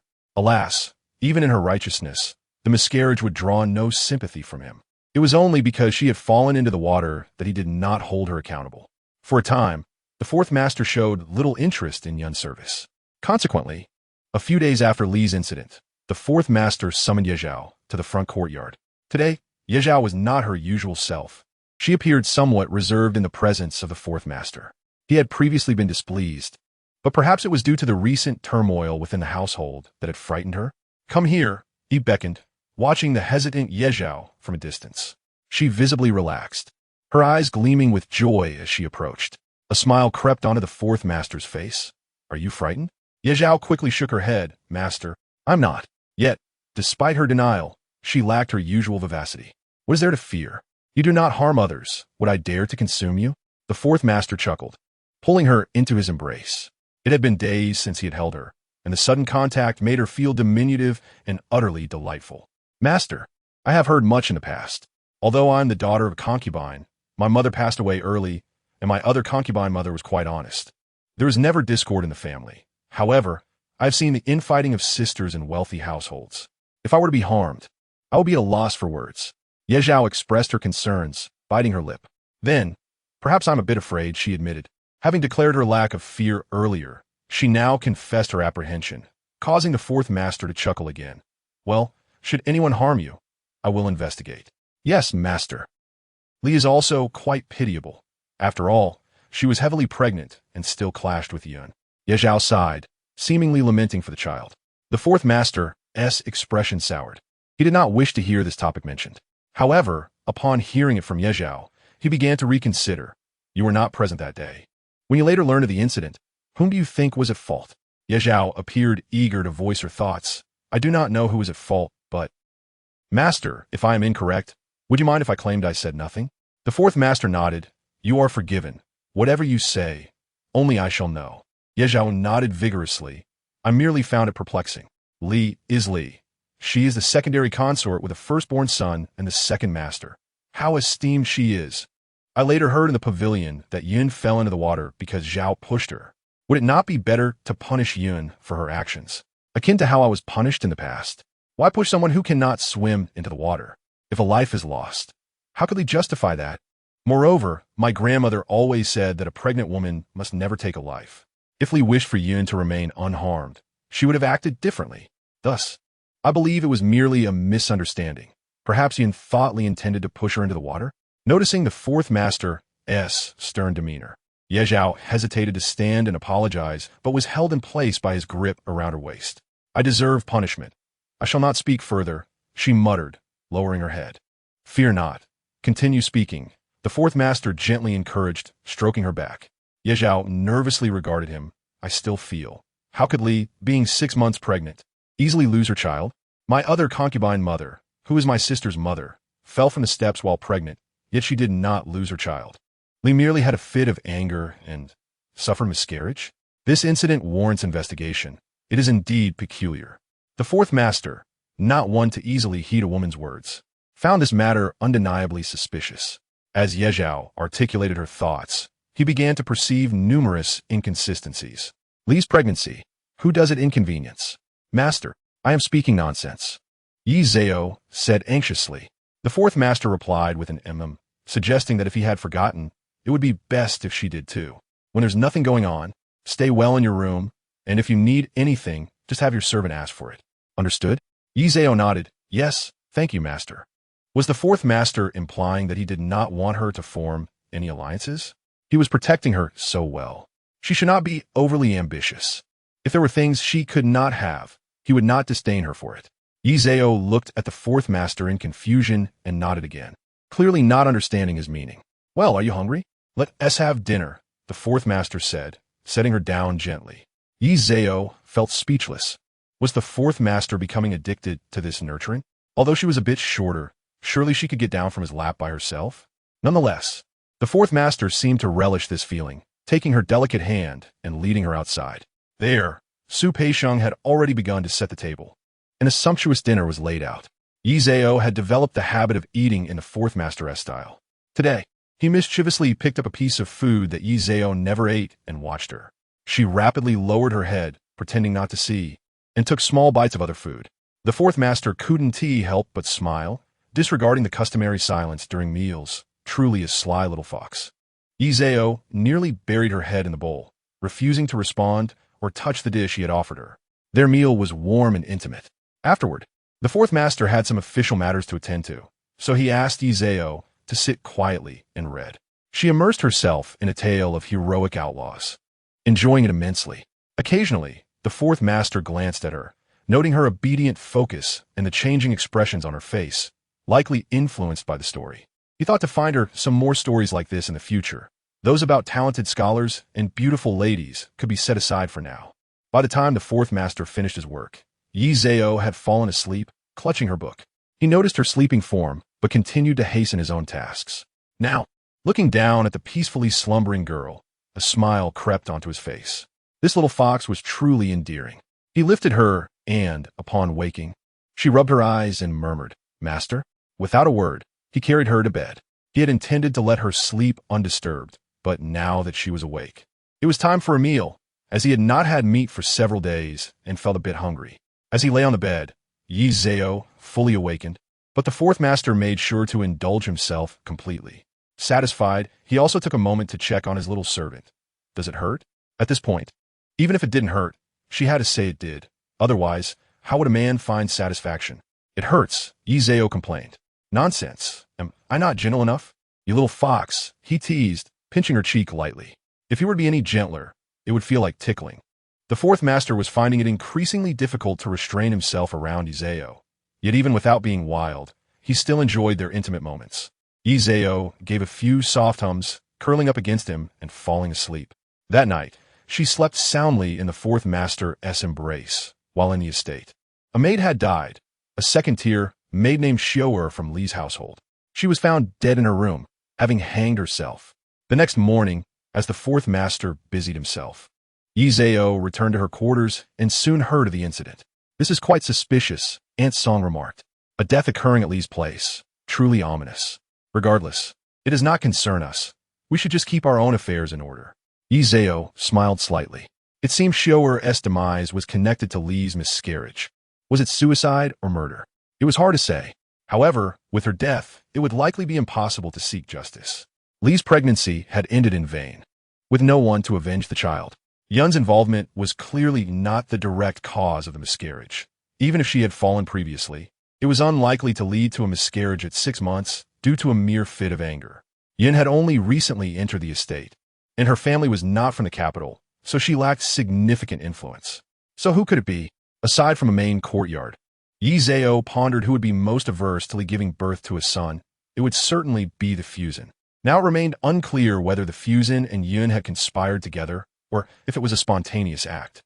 Regardless, it was evident that Li had been schemed against. The adult was inconsequential, but it was a pity for the child, who had reached 6 months and yet could not be born properly. Aunt Song, you see, having a lowly status does have its advantages, does it not? Yi Zhao said, sitting on a chair. A Yuan had moved outside, playing with the coal ball. The weather was pleasant, and the coal ball had been frolicking around since morning. Now it was outside, playfully tugging at branches while engaging with Yi Zhao. She picked up a branch to tease the coal ball, which barked excitedly and jumped to grab it. As Yi Zhao stroked its head, it took the opportunity to lie down, exposing its belly for her to rub. Aunt Song watched Yi Zhao play with the dog, her hands still pruning the hydrangeas. Indeed, everyone aspires to rise, all because of their lowly status, much like ants. One misstep, and they can be crushed. Yet, these ants also have their own merits. If I were to lose favor in the future, I would find a secluded place to live, unobtrusive and inconspicuous, Yi Zhao replied with a smile. Oh, Missy is playing with the dog? A cheerful eunuch from the main courtyard entered. The eunuch has arrived? Yi Zhao stood and smiled. Too modest, too modest. The main courtyard has summoned everyone from the back. If you have no matters to attend to, you should go, the eunuch said kindly, for Yi Zhao was currently favored. Yi Zhao nodded with a smile, not bothering to change her clothes. She washed her hands and followed him, while Yuan thought for a moment before trailing behind. Upon reaching the main courtyard, they encountered Chang, who greeted Yi Zhao courteously and quietly remarked, I suspect it's about Xiao'er. Yi Zhao nodded, acknowledging her understanding. She felt sympathy for Chang, who lived so close to Li. It was truly unfortunate. After entering with Chang, the only ones missing were Li and the sickly Gao. Yi Zhao had thought both would remain confined and bedridden. However, in less than a quarter of an hour, Yin entered first, followed closely by Gao, who shot Yi Zhao a glare upon entering. When the Fusen appeared, everyone hurried to pay their respects. The Fusen waved her hand, please sit. I have called you here today because something unsavory has occurred in the estate. Yi Zhao thought, undoubtedly, this was about Xiao'er's suicide. Yu Ning sat at the lower end, her belly already prominent and her complexion better than before. She had not participated in any matters recently, so she appeared bewildered. Yesterday, the second-tier maid from Li's household, Xiao'er, suddenly hanged herself, leaving behind a blood-stained letter. Bring it here for them to see, the Fusen ordered, gesturing dismissively. Li Dequan held a tray with a snow-white old handkerchief atop, which was scrawled a character for injustice. The expressions of everyone darkened, as no one had directly encountered such a thing before. Yi Zhao observed that Li Dequan lingered a bit too long in front of Yu Ning. Xiao'er had been in the estate for over 10 years, and to die so inexplicably was shocking. Our estate has never treated its servants harshly. How could a well-born palace maid end up dead like this? Therefore, I will certainly investigate this matter. If you know anything, do not conceal it. Chong, you live in the east courtyard. Do you know anything? Chong hurriedly rose and knelt. I am unaware. I went to bed early last night and truly know nothing. Xiao'er was not close to me. Rise. If you truly do not know, there's no need to fear, but if you know something and do not speak, I will not spare you, the Fusen said sternly. Chong trembled, not daring to respond. Inside, she was in turmoil. To claim complete ignorance while living in the same courtyard seemed too far-fetched. But what could she say? Could she assert that Xiao'er had not committed suicide? However, where is the evidence? If it is not a case of suicide, could it be that the side consort harmed her? Yet, would the side consort go to such lengths to kill a servant, thereby inviting suspicion? Thus, this matter cannot be so simple. What can she say? There is nothing more to say. Everyone is rendered speechless, and after a brief visit, they all return to their respective quarters. The noble lady returns to her confinement, while Yi Zhao accompanies Yin Guge home, as they reside in close proximity. On the way, Yin Guge remarks, Miss Yi, your attire is quite exquisite. You are quite beautiful, and such fresh fabric suits you perfectly. Chapter 62. A lack of discipline. I merely wear what is available. It is you who truly looks splendid. Yi Zhao replies respectfully, her demeanor markedly more deferential than before. Once they have returned home, Yin Guge furrows her brow. Have you noticed how Yi's attitude toward me has changed? El Lu responds with a smile. Indeed, she appears much more respectful. Yin remarks, I have fallen into disfavor with fourth master, yet Yi is favored. Why is she so respectful toward me? It seems illogical. I cannot say, the servant replies. But Miss Yi has always been respectful. El Lu thinks to herself that Yi is indeed favored, but never haughty. I understand now. We must steer clear of any matters concerning Li's side consort. In the main courtyard, the consort resolves to investigate this matter thoroughly. Thus, upon fourth master South return to the estate, she seeks him out. After hearing her words, fourth master scoffs. This prince's residence is indeed filled with chaos. Do you truly believe that a mere maid could be the victim of Li's machinations? The consort feels a pang of anxiety. Not long ago, fourth master expressed disdain for Li, yet now he seems to defend her. That is not my intention. I only worry that this incident surrounding Xiao'er is suspicious. I fear that Li's side consort may be wrongfully accused, especially since she has recently suffered a miscarriage and cannot endure any more turmoil. Her words are stiff and lacking warmth.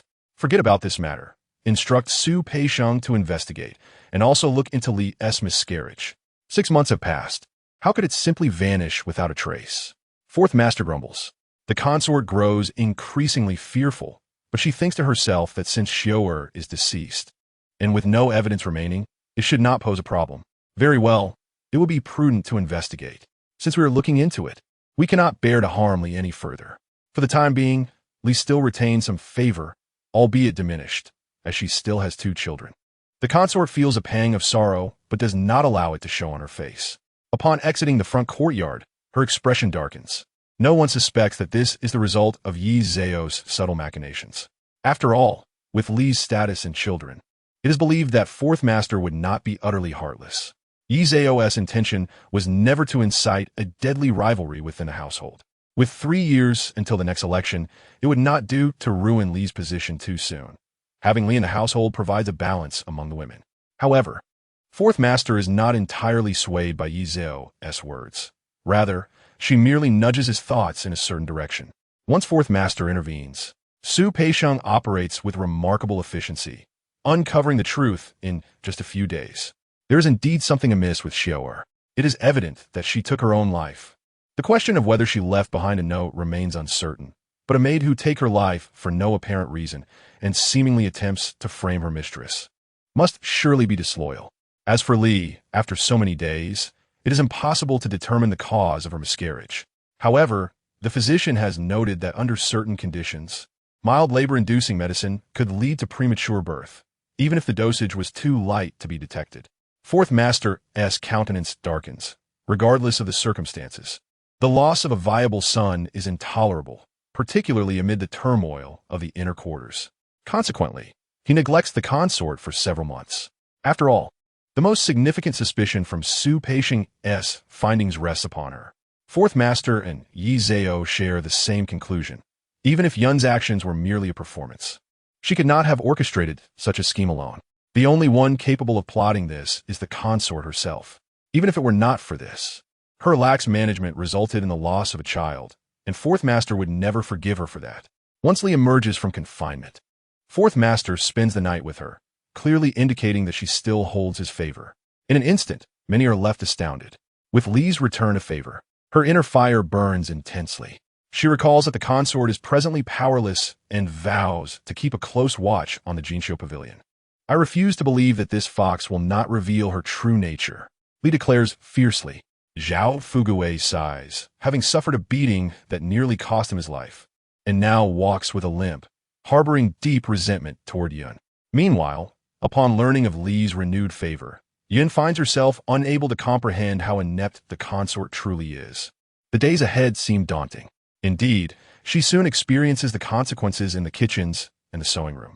With just a little more silver, Zhao Fugui makes Yun's life increasingly difficult. In stark contrast, the nearby Jinyu Pavilion flourishes with abundance. Yi Zhao enjoys a comfortable life, already indulging in seasonal fruits by May. She has developed a fondness for cherries. Upon discovering this, Fourth Master discreetly sends her a basket, ensuring no one else is aware, allowing her to savor them in secret. Yi Zhao smiles with delight, appreciating Fourth Master's generosity, since she must rely on favor to survive. It is indeed a fortunate circumstance that he is willing to give her gifts. While Yi Zhao thrives, the atmosphere in Jinqiu Pavilion is one of despair. Upon returning from fetching meals, El Yao sighs to El Lu. What is happening with the provisions? The kitchen is becoming increasingly intolerable. You know that little eunuch? He mentioned he was planting cherries in the north. How could that be possible? Cherries? They are indeed a rarity. Does Jinyu Pavilion have any? El Ulanara. This life is worse than that of a mere concubine. Not just any, there are many. We see Aunt Song burying cherry pits daily, alas. El Yao sighs, passing a plate to the approaching little eunuch. It all comes down to favor. Ever since our ladies entered the estate, they have only served Fourth Master twice. Clearly, he has little interest in them. Yet they are not without merit. El Lu bites her lip in silence, recalling her fear when they conspired against Li's side consort.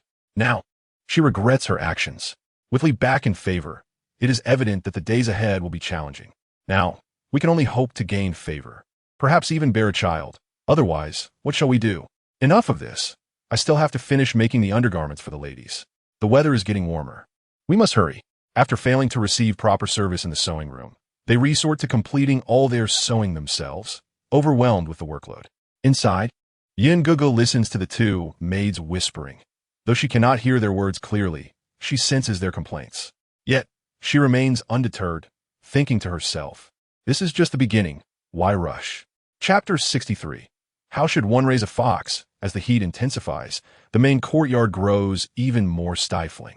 Since that day, the consort has fallen ill, though not severely enough to summon a physician. However, her sleepless nights and lack of appetite are taking a toll, and in just a few days, she has lost considerable weight.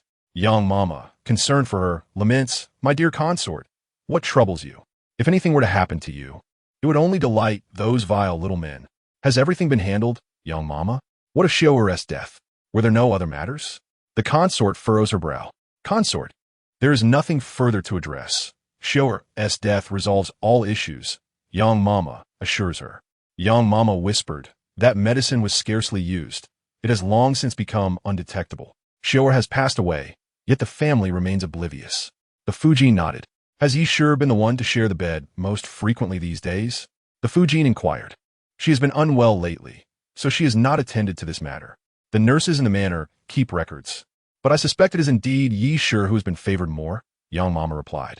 Perhaps the master is drawn to her youthful charm, as she is quite pleasing in appearance. However, recently, Gengshi has also experienced a few moments of favor.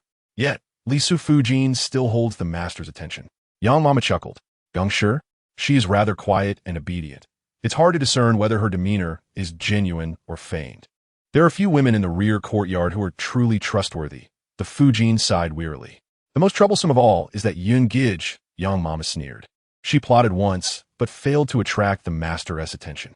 Li Shi caught on, saying that Yin Shi is no good. They say she has been careless in the kitchen. Young Mama felt a sense of delight. She instigated trouble for the Fujin, and now she is paying the price. She deserves it, doesn't she? As for Yin Shi, she is not entirely without use, but caution is warranted. As long as we ignore her, she will bear her own burdens without seeking my assistance, for she does not trust me. Eventually, when she can no longer endure, she will naturally come to me, the Fujin scoffed. She prefers those who pledge their allegiance. Yet with someone like Yin Shi, I cannot be at ease. Such a woman possesses too much cunning and boldness, and she may very well turn against us in the future. Young Mama acknowledged and summoned someone to bring in ginseng soup. Regardless of the circumstances, the master must eat and drink. Nourishing oneself is essential. There is nothing that cannot be overcome. The loss of a young prince has long since passed. What else is insurmountable? It was clear that the Fujin was also reflecting on this, and despite her lack of appetite, she sipped a bowl of soup. The master is returning today. I must take a moment to rest. The Dragon Boat Festival is approaching, and there will certainly be opportunities to converse with the fourth master. As the legitimate wife, she had this advantage. Even if the fourth master was not inclined to visit, she would still have the chance to see him. Rest easy, my lady. We shall keep a watchful eye. When the master returns to the manor, we will invite him, Young Mama assured with a smile. The Fujin merely responded with a hum and lay down.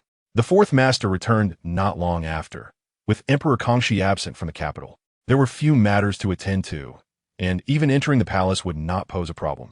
Thus, after venturing out in the morning, he returned before lunch. In the main courtyard, Li Daqian personally came to invite the fourth master. Our master has said that with the Dragon Boat Festival approaching, he would like to discuss matters in the main courtyard. The manor is not what it used to be. We must arrange a banquet. Whatever needs to be done, let be done. We will pay our respects to the empress in the palace during lunch and host a lively banquet at night. Since the Fujin wishes for a grand celebration, we should invite a troupe of performers, Li Daqian suggested. The fourth master showed disinterest. So, you are not going? Li Daqian quickly agreed and retired. Once outside, he wiped the sweat from his brow. Although the weather was warm, what he felt was a cold sweat. Truly, the fourth master's presence was becoming ever more formidable. With his head lowered, he was filled with dread, pondering how he would explain this upon returning. He had no desire to face the Fujin's displeased countenance. In the main courtyard, the Fujin listened to Li Daqian's report, merely responding with a hum, waving him out. She had anticipated this and felt unconcerned. If they did not meet today, the Dragon Boat Festival would soon arrive, and they would inevitably see one another. She sighed. Since the master has spoken, this year's Dragon Boat Festival shall be lively. We must properly invite a troupe into the manor. Instruct the kitchen to prepare zongzi to ensure none is overlooked. With the side Fujin regaining favor, the other ladies would certainly expect it. As Yi Shi has gained prominence, the Fujin did not wish for the kitchen to neglect their duties. Typically, this might have been tolerable, but if they were careless now, the fourth master might very well be angered. That night, the fourth master went to the Jinyu Pavilion. Upon entering, he was spotted by a maid behind him, who hurried back to inform LV Lu, Sister LV Lu, the master has arrived. Her tone was somewhat excited, pondering that if a mere concubine could attract the master, surely a Gidge would be able to do so as well. LV Lu shook her head in disbelief. Enough of your daydreaming. Attend to your tasks, and stop your idle speculation. If it were anyone else, it might not have mattered, but this was Yi Shi.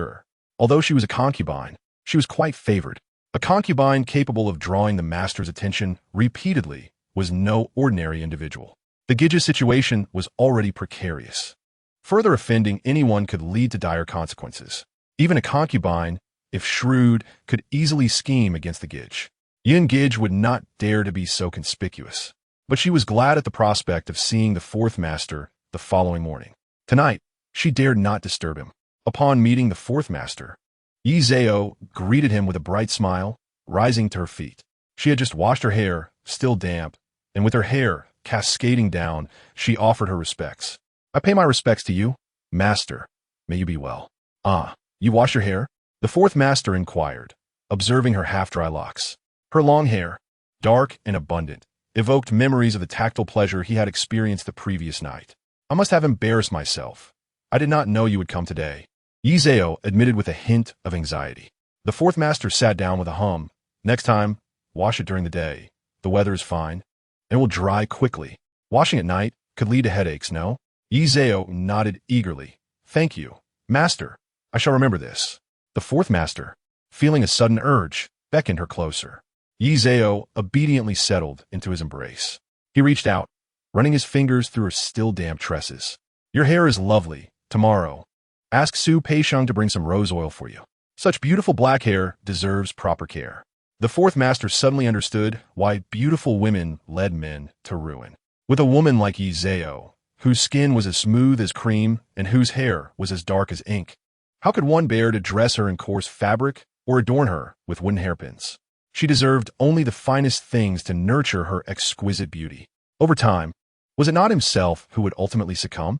The fourth master chuckled at his own self-mockery, having long looked down upon those men in Han history who squandered their wealth for women. Yet here he was, contemplating how to provide for this little enchantress. Yi Zhao's reaction brought forth a smile from the fourth master, who queried, What is it? I was just thinking, master. How should one care for a fox to keep it sleek and shiny? Yi Zhao's eyes widened in surprise. The fourth master ruffled her hair. Well, do you like rose oil?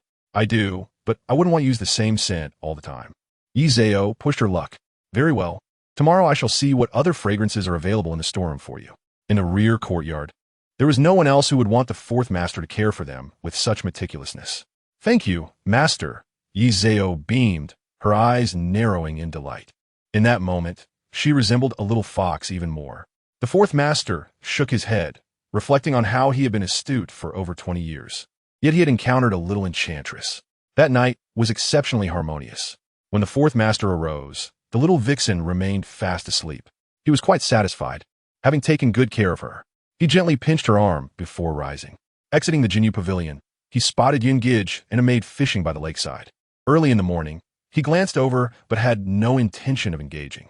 However, upon noticing the fourth master, how could Yun Gij refrain from offering her respects? She hurried over. I am Yun Shi, paying my respects to you, master. May you be well. Rise, the fourth master gestured. Yun Shi was dressed in a peach-colored jacket, with a delicate headpiece adorned with butterflies and a light touch of rouge on her brows, making her appear quite lovely. Yet, having just embraced a flawless beauty devoid of any makeup, the fourth master found Yun Shi less captivating in comparison. He did not oppose makeup, but the allure of the little vixen now overshadowed his feelings for Yun Shi. Moreover, Yun Shi fishing this early seemed rather pretentious. The fourth master understood that his women all sought his attention, so Yun Shi's presence was unmistakably intentional. However, he felt a twinge of displeasure. If you wish to fish, then fish properly.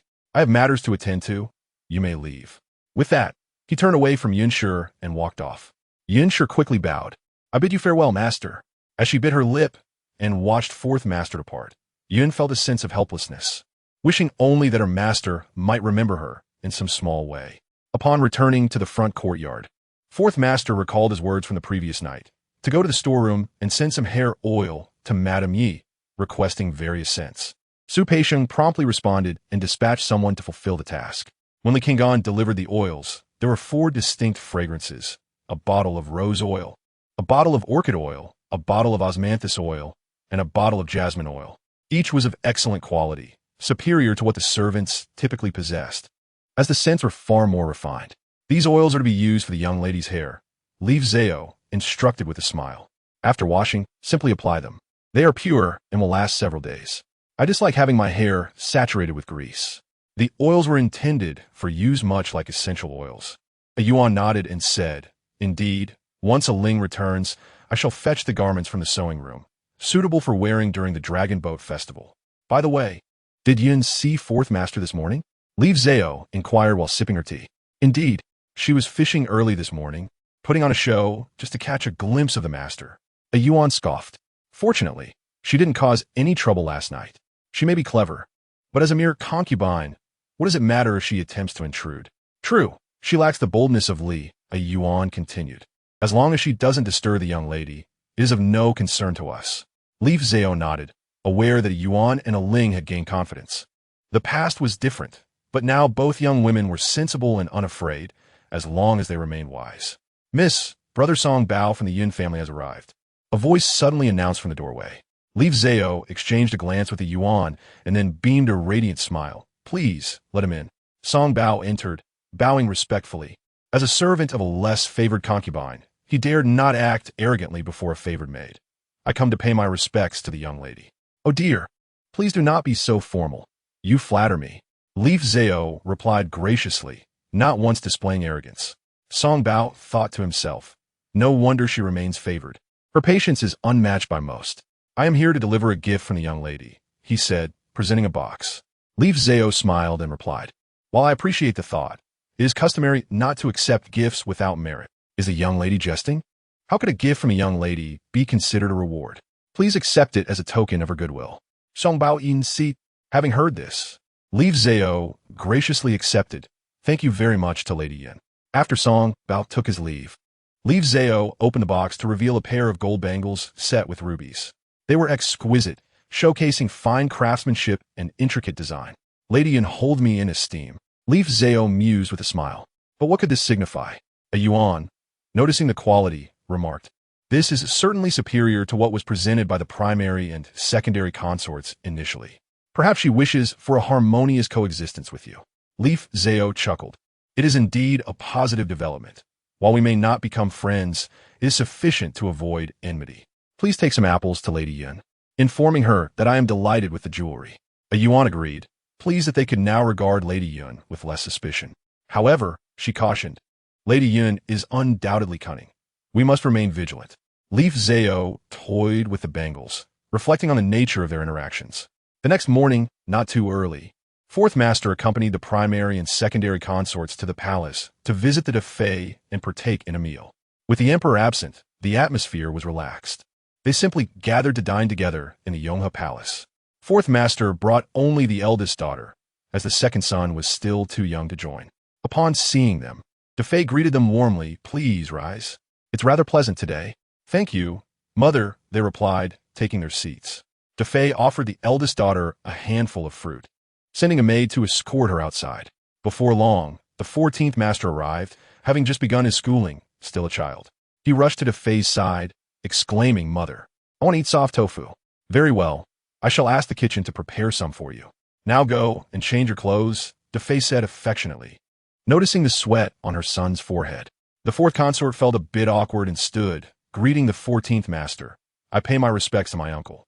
At that moment, Defei remembered that the 14th master should also greet fourth master, prompting him to say, Please, pay your respects to your fourth brother. The 14th master turned and bowed to fourth master and the fourth consort, while he rose to greet him as well. Fourth master felt numb to such occurrences, as they were commonplace. His mother frequently overlooked these formalities. Did she truly forget, or did she believe them unnecessary? He chose not to dwell on it, feeling increasingly disinterested. Later, sensing the awkwardness, Defei spoke with a hint of apology, but fourth master remained indifferent. He no longer sought familial affection. The fourth consort and Defei engaged in conversation to ease the tension. The meal was consumed in a stifling atmosphere, with neither Defei nor fourth master displaying much joy. Ultimately, they managed to maintain appearances before parting ways. The 14th master, still navi, grumbled, If it always feels like this, then why bother coming? His comments were not directed at fourth master. He simply disliked the oppressive atmosphere. Defei patted his head, offering no further words. On the journey home, fourth master rode his horse while the primary consort and Li traveled in the carriage. The fourth master was in a foul mood, showing no inclination to contemplate the matters concerning the Defei. Upon returning to the manor, he instructed the first and secondary concubines to return, while he summoned Zhao. As the evening banquet was to be arranged, the first concubine had to leave first. At the entrance of the eastern courtyard, Li Shi hastily curtsied, saying, This humble servant takes her leave. Although Li Shi was domineering, she was not foolish. The recent miscarriage would undoubtedly be attributed to the first concubine and the Yun family. Yun was busy tidying up, while the first concubine merely lacked an opportunity to retaliate. Regardless, the previous facade of harmony had dissipated. The first concubine, feeling stifled by Li Shi's provocations, maintained her composure and said, You have yet to recover. Rest well. Li Shi scoffed and turned to leave. In front of everyone, the first concubine felt a pang of helplessness, unable to punish Li Shi, and returned to the main courtyard. Once there, she smashed a teacup in frustration. Yang Mama and the others recognized the first concubine's anger, but were at a loss. Given Li Shi's behavior, It was not surprising for her to confront the fourth master. After all, she had just lost a child. Was she not entitled to express her anger? If it had been a regular girl, she might have been deemed unrefined, but as a secondary concubine, she held a certain status. The resentment was difficult to swallow, especially since they felt guilty and apprehensive. It had been quite a while since the fourth master had deigned a visit, which undoubtedly cast suspicion upon them. At such a time, to punish Li Side for this incident would be akin to courting disaster. Young Mama sighed, "The first concubine is unsettled. We must tread carefully." The maids exchanged glances, nodding vigorously in agreement.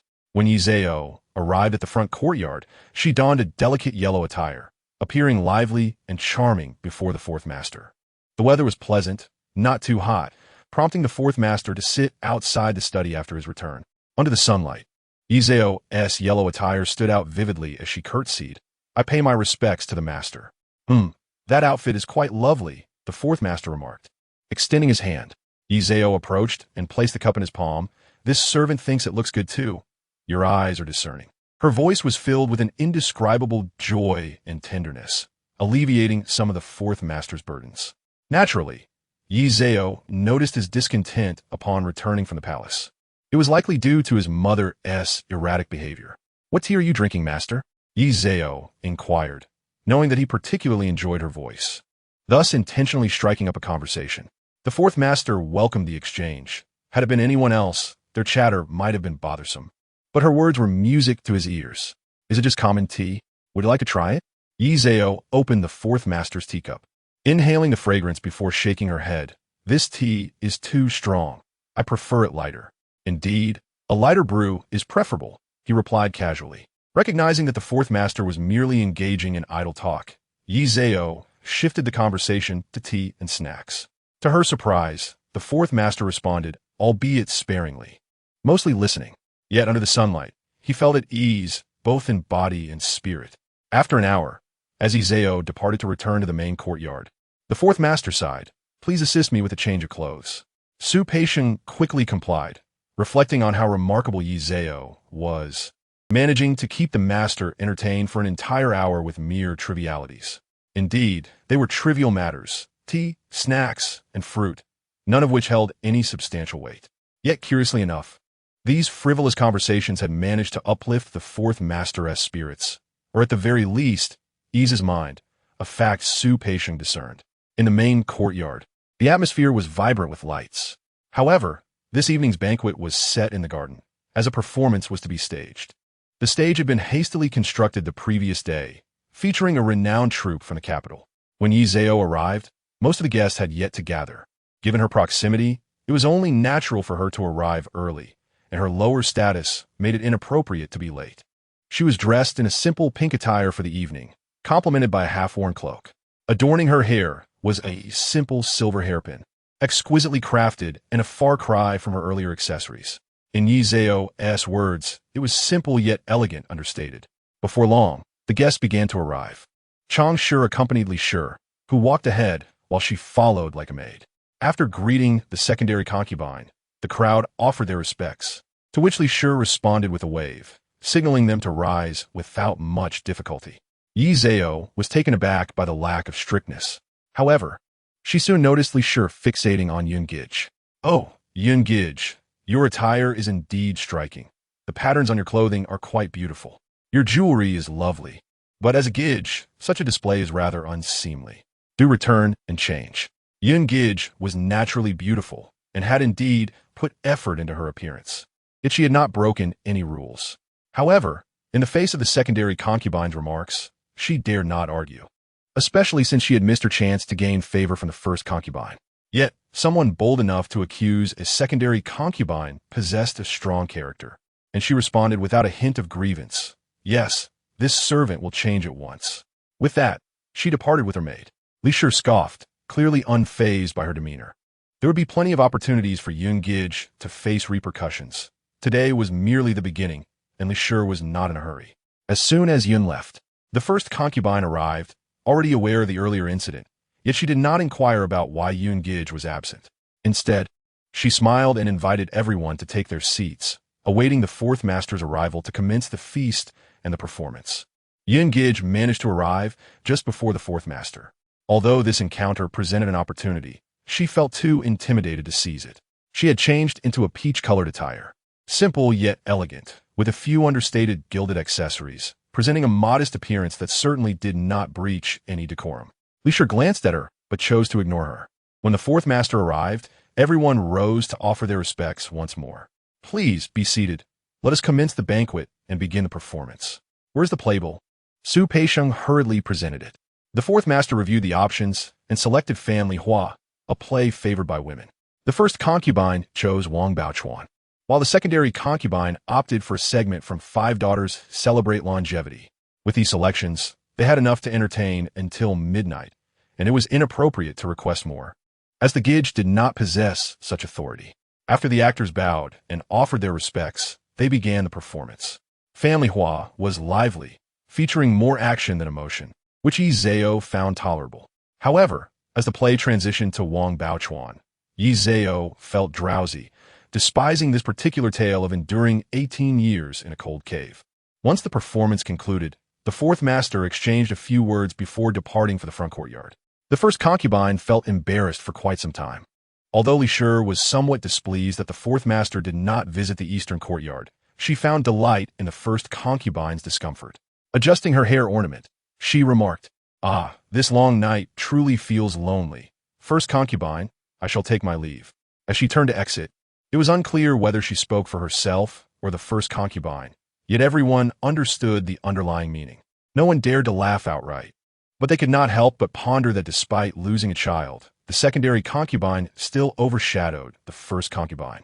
The first concubine, feeling fortunate, snorted, "Everyone may disperse.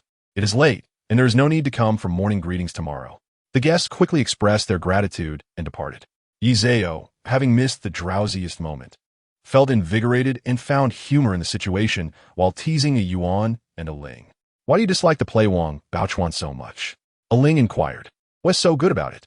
A well-bred young lady follows a penniless boy, only to endure 18 years of waiting after he abandons her. Why wouldn't she return home? She starved for him, only for him to marry a princess. It sounds nice when they say she'll return to enjoy a life of luxury. But how can one delineate between high and low status?"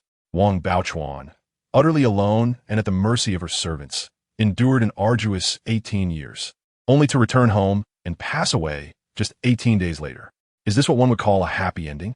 Society merely romanticizes the man involved, forgetting that the once illustrious Miss Wang was not merely a commoner, but a lady of high standing. Yi Zhao shook her head. The two maidens listening felt an urge to refute this notion, pondering whether all women were not similarly treated. Yet, when they recalled that the man in the play had a princess for a wife, they felt a pang of injustice. Alas, there was no remedy for such a predicament. A Ling remarked. Yi Zhao chuckled softly. "There is indeed a remedy, but it hinges upon your desire to pursue it. Do not blame that man. Wang Baochuan chose her own path, and thus it is what it is. Sleep now." Yi Zhao shook her head. Such words held no weight with them, simple as they were. "Ah, dear girl, it is good that you feel sleepy. It is getting late, so hurry and rest. You often say that poor sleep leads to unseemly skin." A Ling set aside these thoughts, as they felt too distant. After ensuring Yi Zhao was comfortably asleep, the two maidens prepared for their own rest. As for the play, if it displeased them, they could simply choose to dislike it in the future. While polygamy was the norm for men in ancient times, how many women genuinely cherished their husbands' many consorts? Magnanimity was but a facade. Not feeling jealousy was a deception, even to oneself. In her dreams, Yi Zhao envisioned herself as Wang Baochuan, nearly suffocated by the absurdity. She begged to return to the Wang family, to part ways with that man, and to find another, living quite well for the rest of her days. However, 18 years later, that man, now in tattered clothes, sought her out, claiming he had waited for her all this time and wished to serve alongside her husband. Upon awakening, Yi Zhao was utterly astounded by this twist of fate. A Ling, she called several times before regaining her senses. "Oh, is it time to rise?" The two maidens exchanged glances, assuming Yi Zhao had not rested enough, and approached her with smiles. The entire day, Yi Zhao remained captivated by the dream. It was truly remarkable. Chapter 67. As you sow, so shall you reap in the morning, While Yi Zhao sat outside engrossed in her reading, a little maid rushed in, exclaiming, "Miss, Li Side is coming this way with her entourage." Yi Zhao frowned. "Quickly, we must go out and pay a visit." Ling hesitated momentarily, but eventually complied, following her. As they departed, Yi Zhao instructed Ling and Xiao Ting, "Please guard the door and assist Aunt Song." They acknowledged her request, and soon Ling and Yi Zhao had ventured far enough for Ling to inquire, "What's this about? Although Li Side is formidable, surely it cannot be this severe?" "Oh, foolish Ling, do you not know who is the thorn in Li Sudi's side?" Yi Zhao said nonchalantly from a distance. "Is it Yunggij?" Ling suddenly understood. Indeed, Li Side was not seeking trouble with her, but given Yi Zhao's low status, she could not escape the repercussions of such a storm. Yi Zhao was clever, and Xiao Ting was astute. They would certainly be rewarded for their wit today. As expected, upon reaching the garden, Li Side commanded her attendants to summon both Yun and Yi families. In her words, it was to serve her. This was not entirely unusual. Even if it was inappropriate for a Fujin to summon a Gij and a concubine to serve her with the current tensions, Li Side was no longer concerned about propriety. Besides, was it not the case that the Yun and Yi families resided closest to the garden? Yi Zhao made her escape swiftly, ensuring Li Side would not call her back to serve her. That would indeed be excessive. Yet, her intention was to torment Yunggij, and now that Yi family had been drawn into the fray, she dismissively shrugged it off. Yunggij approached in a slightly worn willow green robe, bowing to Li Side. "Your servant greets you, Side Fujin. May you be blessed. It has grown warm. Fan me, will you? Ever since my miscarriage, my body has been quite fragile, unable to endure heat or cold," Li Side stated coolly. Yunggij dared not refuse. "Your servant would never dream of declining such an honor." "Ah, it is no longer the time when you wronged me by pushing me into the water," Li Side mused. "But it is a pity you have chosen the wrong side." In her heart, Li Side believed Yun had already allied with the main courtyard, and that day's incident was premeditated. Naturally, Yun would not offer an explanation. "Your servant deserves punishment. However, that day, I was truly frightened. Hence the misunderstanding." She knelt down, displaying her ability to endure and bow to authority, a skill that made her the leading figure among the concubines. "Since that matter is now behind us, I shall refrain from bringing it up. My child is lost. This debt must be settled. Do you not agree, Yunggij?" Li Fujin sneered, a mere kneel and a plea for forgiveness, and she thought this matter would vanish. Dream on. Li Side intended to make Yun experience the depths of despair within the estate. Yun bit her lip, refraining from further argument, and rose to fan Li Side. Though she was indeed a Gij, she had grown up in a sheltered environment, never having performed such menial tasks. While fanning was not inherently degrading, Li Side had chosen to recline on a newly arrived imperial concubine's chair and fall asleep. Yunggij could not afford to pause. Her arms had grown weary and numb, struggling to maintain her grip on the fan. The fan was heavier than ordinary, clearly designed to impose hardship upon her. If she faltered in her duty, the next consequence would be punishment for her lack of diligence. Unfortunately, Yunggij's strength was limited, and she soon lost her grip on the fan. As it slipped from her fingers, she managed to avoid letting it fall onto Li Side. Li Side opened her eyes, casting a mocking glance. "Yunggij speaks sweetly, yet it seems you do not genuinely wish to serve me. It appears that, in your eyes, I am of little worth." "Your servant dares not." Yunggij could only kneel in silence. "Zhao Fugui, if she cannot appreciate this opportunity, then let her receive 10 slaps. Just ensure you do not mar her face, for she relies on it to garner favor." Li Side casually accepted a standard fan from a maid and began to fan herself. Yunggij bit her lip, refusing to plead for mercy. Zhao Fugui sneered. "I observe that beauty matters little if one possesses a heart as venomous as a viper. Why would the master favor such a one? Her life shall remain thus."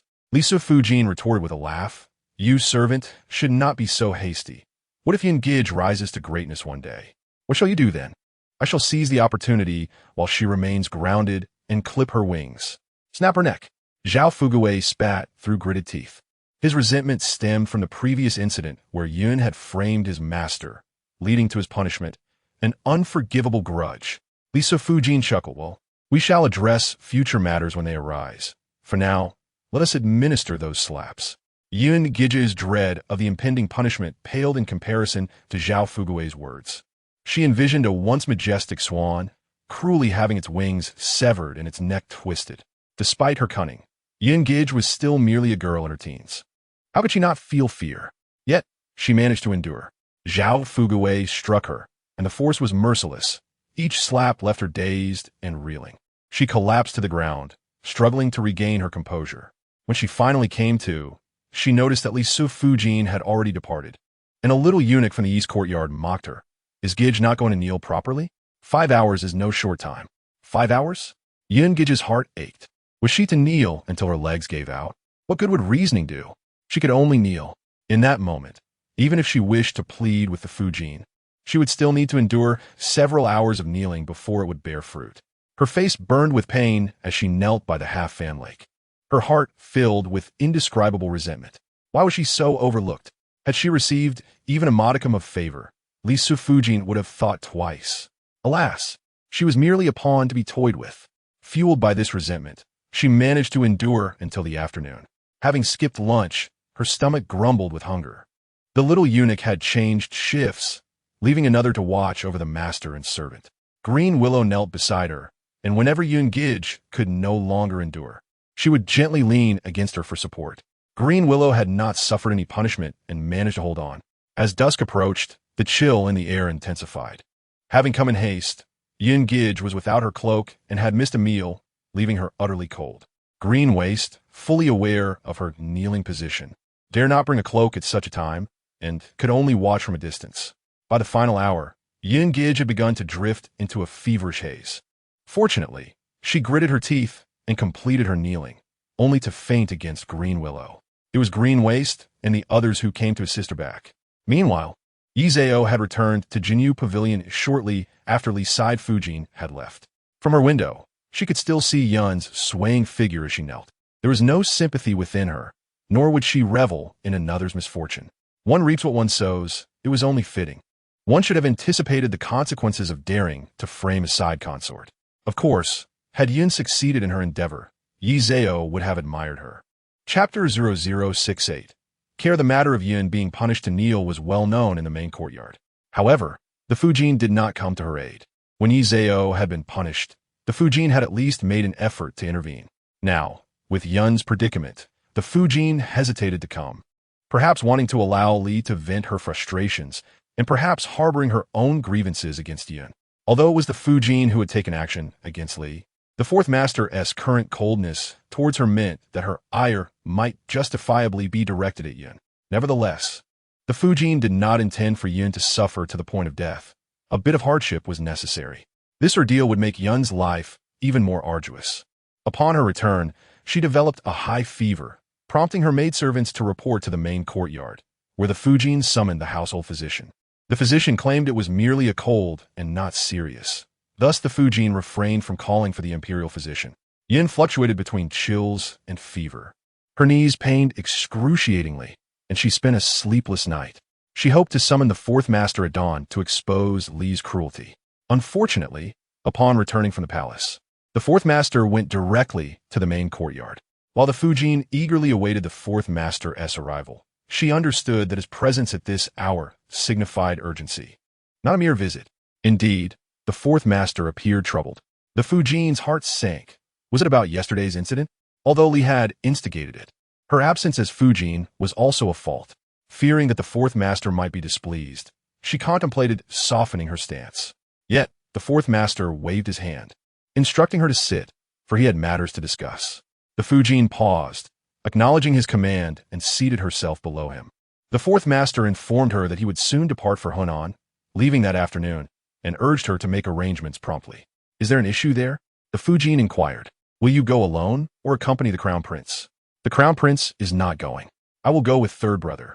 The fourth master refused to disclose the nature of the business, but it was evident that it was urgent. How long will you be gone? Should I send someone with you? Gung and Yi could accompany you, the Fujin offered generously. This time, I will not take anyone, the fourth master replied, frowning. Fujin, I may be gone for at least half a month, possibly 2 to 3. I entrust you with the matters of the rear courtyard. I do not wish for any issues to arise. Can you manage this? The fourth master's seriousness made the Fujin dare not be vague.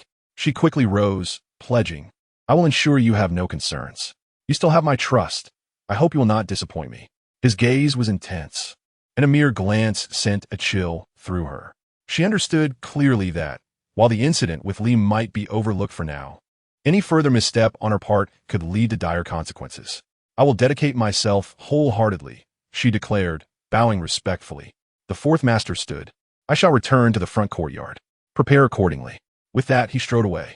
Upon returning, Su Peixing busily organized their affairs.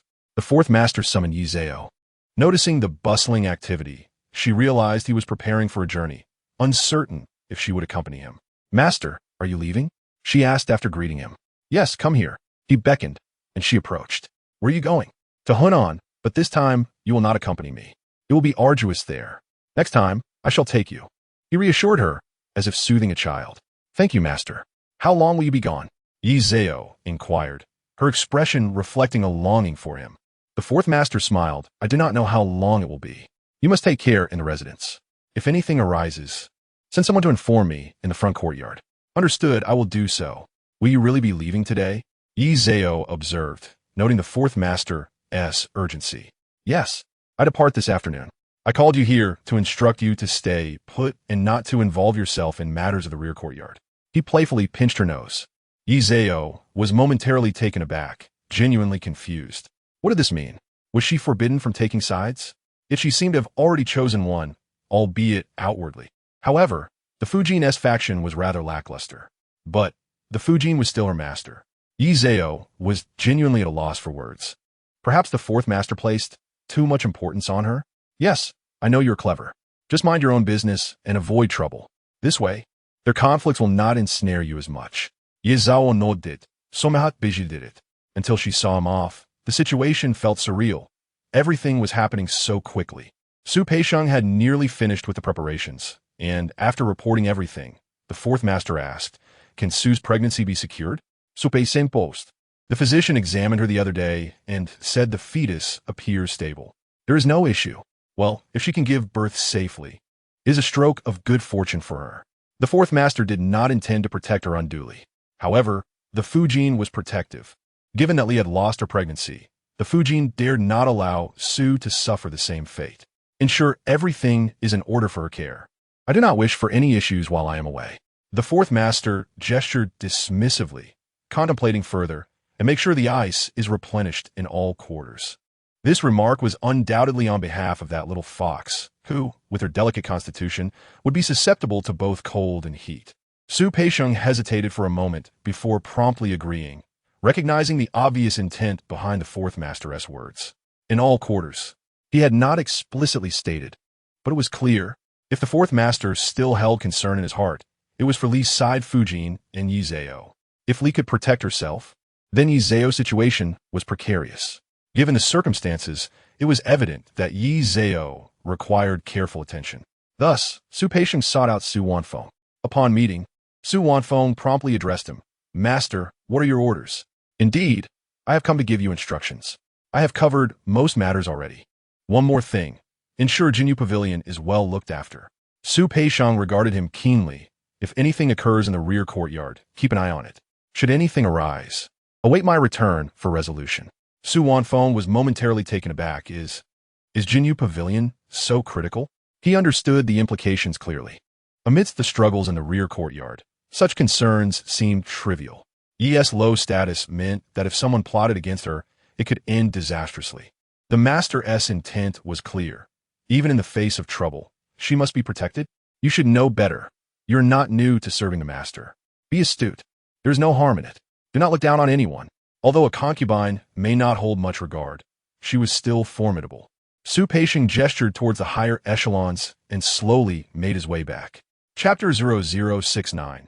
Difficulty. Su Wanfeng clicked his tongue, acknowledging, "Your words ring true. Caring for her should not be too difficult, should it? It is not as if she is someone who can be bullied easily." Indeed, upon the master's return, if a beautiful young woman were to be mistreated, it would not be tolerated, not just by the master, but by Su Wanfeng himself. Such affection was unparalleled. Yet it was regrettable that she was merely a concubine. When the fourth master was about to leave, Naturally, everyone came to bid farewell. Outside the estate, the noble consort walked in front, followed by Lady Li, with the rest trailing behind. Yuning, gently cradling her belly, stood just behind Song Gij. It had been some time since they last met. Her complexion was now rosy, and her belly was quite noticeable, nearly 6 months along. She was hesitant to draw attention to herself in front of Fourth Master, as her priority was to safely deliver her child. After Fourth Master departed, Lady Li remarked, "Our master left without even seeing Yun Gij. She seems to be quite spoiled lately." Although she was aware of Yun's illness, she felt compelled to voice her thoughts. The noble consort replied sternly. When the master left, he specifically instructed that the household remain undisturbed during this time. "Lady Li, as the secondary consort, I rely on you for many matters. I hope for peace in our household. If not, I, as the consort, will not simply stand by." Lady Li smirked and responded, "The noble consort is the master. How could I dare to disobey?" She then declared that she was tired from her early rise and turned to leave, offering a perfunctory bow that was not easily critiqued. The noble consort's expression darkened. This time, Lady Li dared to behave so in front of all the women in the rear courtyard. However, no one was foolish enough to show any reaction. After the noble consort instructed everyone to return, Song Gij was the first to bow and take her leave with Yuning, followed by Geng Shi. Wu Gij seemed to want to speak, but noticed the noble consort's disinterest and let it go. Yi Zhao quietly walked at the back of the crowd, choosing not to engage. Meanwhile, Fourth Master hastened his horse out of the city, but Third Master was nowhere to be seen. Fourth Master grew displeased, instructing, "Go check on where your Third Master is." They had agreed to meet outside the Zizman gate at the third watch, and time was running out. Su Peixing acknowledged and sent 2 young eunuchs on horseback to investigate. After a while, they still had not found Third Master, leaving Fourth Master fuming in the saddle. Third Brother always acted this way. This time, the Emperor had sent an edict for them to proceed immediately to Hunan, and yet Third Brother was still not hurried. After waiting for an hour, Third Master and his entourage finally arrived. As they approached, Fourth Master's expression soured further as he greeted Third Brother. Third Master, grinning, replied, "Ah, here to pay respects to you, Fourth Master." He gestured towards the 2 carriages behind him. Fourth Master frowned. "Third Brother, it is getting late. I shall take my leave first." With that, he spurred his horse ahead. Couldn't T1 discern urgency in such matters? They were heading to handle official business. Yet he brought along 2 women. How desperate could he be? Seeing Fourth Master's annoyance, Third Master remained unperturbed, chuckling, "Oh, Fourth, that's just your nature. Let's be off." The 2 women in the carriage were evidently not of high status, and Fourth Master refused to meet them, leaving them to quietly retreat. Eventually, Third Master caught up, as Fourth Master could not truly abandon him. After all, without the presence of female companions, they would surely travel faster. While Fourth Master was en route, those remaining in the estate continued to endure their trials. In the kitchen, they were still tending to Yi Zhao. It was no jest. Before his departure, Fourth Master had met with 3 individuals, the noble consort, the secondary consort, and Miss Yi. Meeting the noble consort involved matters of arrangement, while the secondary consort was of concern due to the presence of 2 children. As for Miss Yi, she was a genuine favorite. So many Gij were craning their necks in anticipation, yet Fourth Master had never encountered such a scenario. Among the concubines, there was even one expecting a child. Fourth Master had certainly seen enough. In the kitchen, they were busy with preparations. Fortunately, although Yi Zhao was favored, she never acted with arrogance, treating the kitchen staff and seamstresses with utmost respect, which endeared her to them further. In the Jingyu Pavilion, everything was orderly and harmonious. However, in the back, the Jingxiu Pavilion, despite its higher status than Yi Zhao's, faced an evident decline in quality of meals. Yun Gij was still unwell, but fortunately, the estate physician was competent, providing a satisfactory prescription, and, after a few days, she felt significantly better. Today's lunch consisted of 4 dishes and a soup, a cabbage, tofu, beef meatballs, cold beef, and a 3-flavor soup. While the menu sounded adequate, the cabbage was overcooked, the tofu crumbled, the meatballs were clearly reheated. The cold beef looked appealing but tasted overly salty, and the soup, despite its pleasant appearance, lacked flavor. Yinggu was managing, but the likes of LV Lu and LV Yao were struggling to maintain their composure. This was unacceptable. If it continued this way, They would have to report to the Internal Affairs Office. Yin's mood was poor, and discomfort only exacerbated her sharp tongue. The maids hurriedly knelt, with L.V. Yao leading. We dare not. We merely pity the Gidge. Pity was of little consequence. Having offended Lady Li, such good days were plentiful, and if they could not endure it, she would not hold it against them. Yingu pushed herself up and reached for the cold dishes. She, too, could not bear the hardship. Yet she knew that if she cried or caused a scene, the Jingxiu pavilion would descend into chaos. For now, she had to endure. After all, it was uncertain how long such days would persist. Seeing her in this state, L.V. Lu and L.V. Yao felt the urge to cry. But they ultimately rose to serve her tea. The weather was splendid that day, and Yi Zhao sat outside basking in the sun, which was quite peculiar. Her complexion seemed impervious to tanning. Just as she was about to doze off, a familiar voice interrupted. "Miss, you seem to be in good spirits today. Napping outside? You've certainly gained some weight." Yi Zhao furrowed her brows and opened her eyes to find it was Hong Tao and another maid bringing 2 baskets of clothes. After washing clothes, Hong Tao had not come by in some time, but today it was her turn to deliver garments. Before Yi Zhao could speak, a young maid named Qing Ti, who was sewing with a yuan and a ling in the garden, laughed derisively.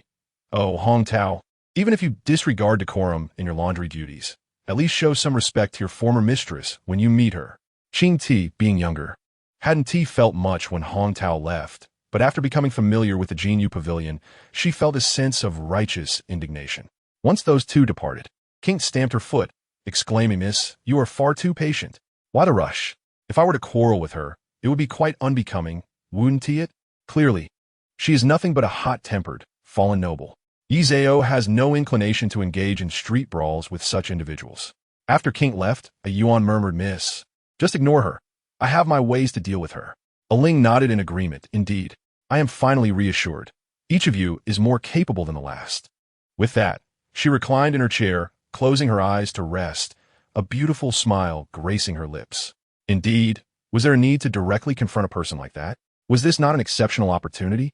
Though Yi Zhao was merely a concubine, her life mirrored that of a favored princess. The kitchen, sewing room, storage, and laundry all catered to her needs. Yet, suddenly, Yi Zhao no longer required the laundry services. Would the laundry not feel anxious? Would it not be alarmed?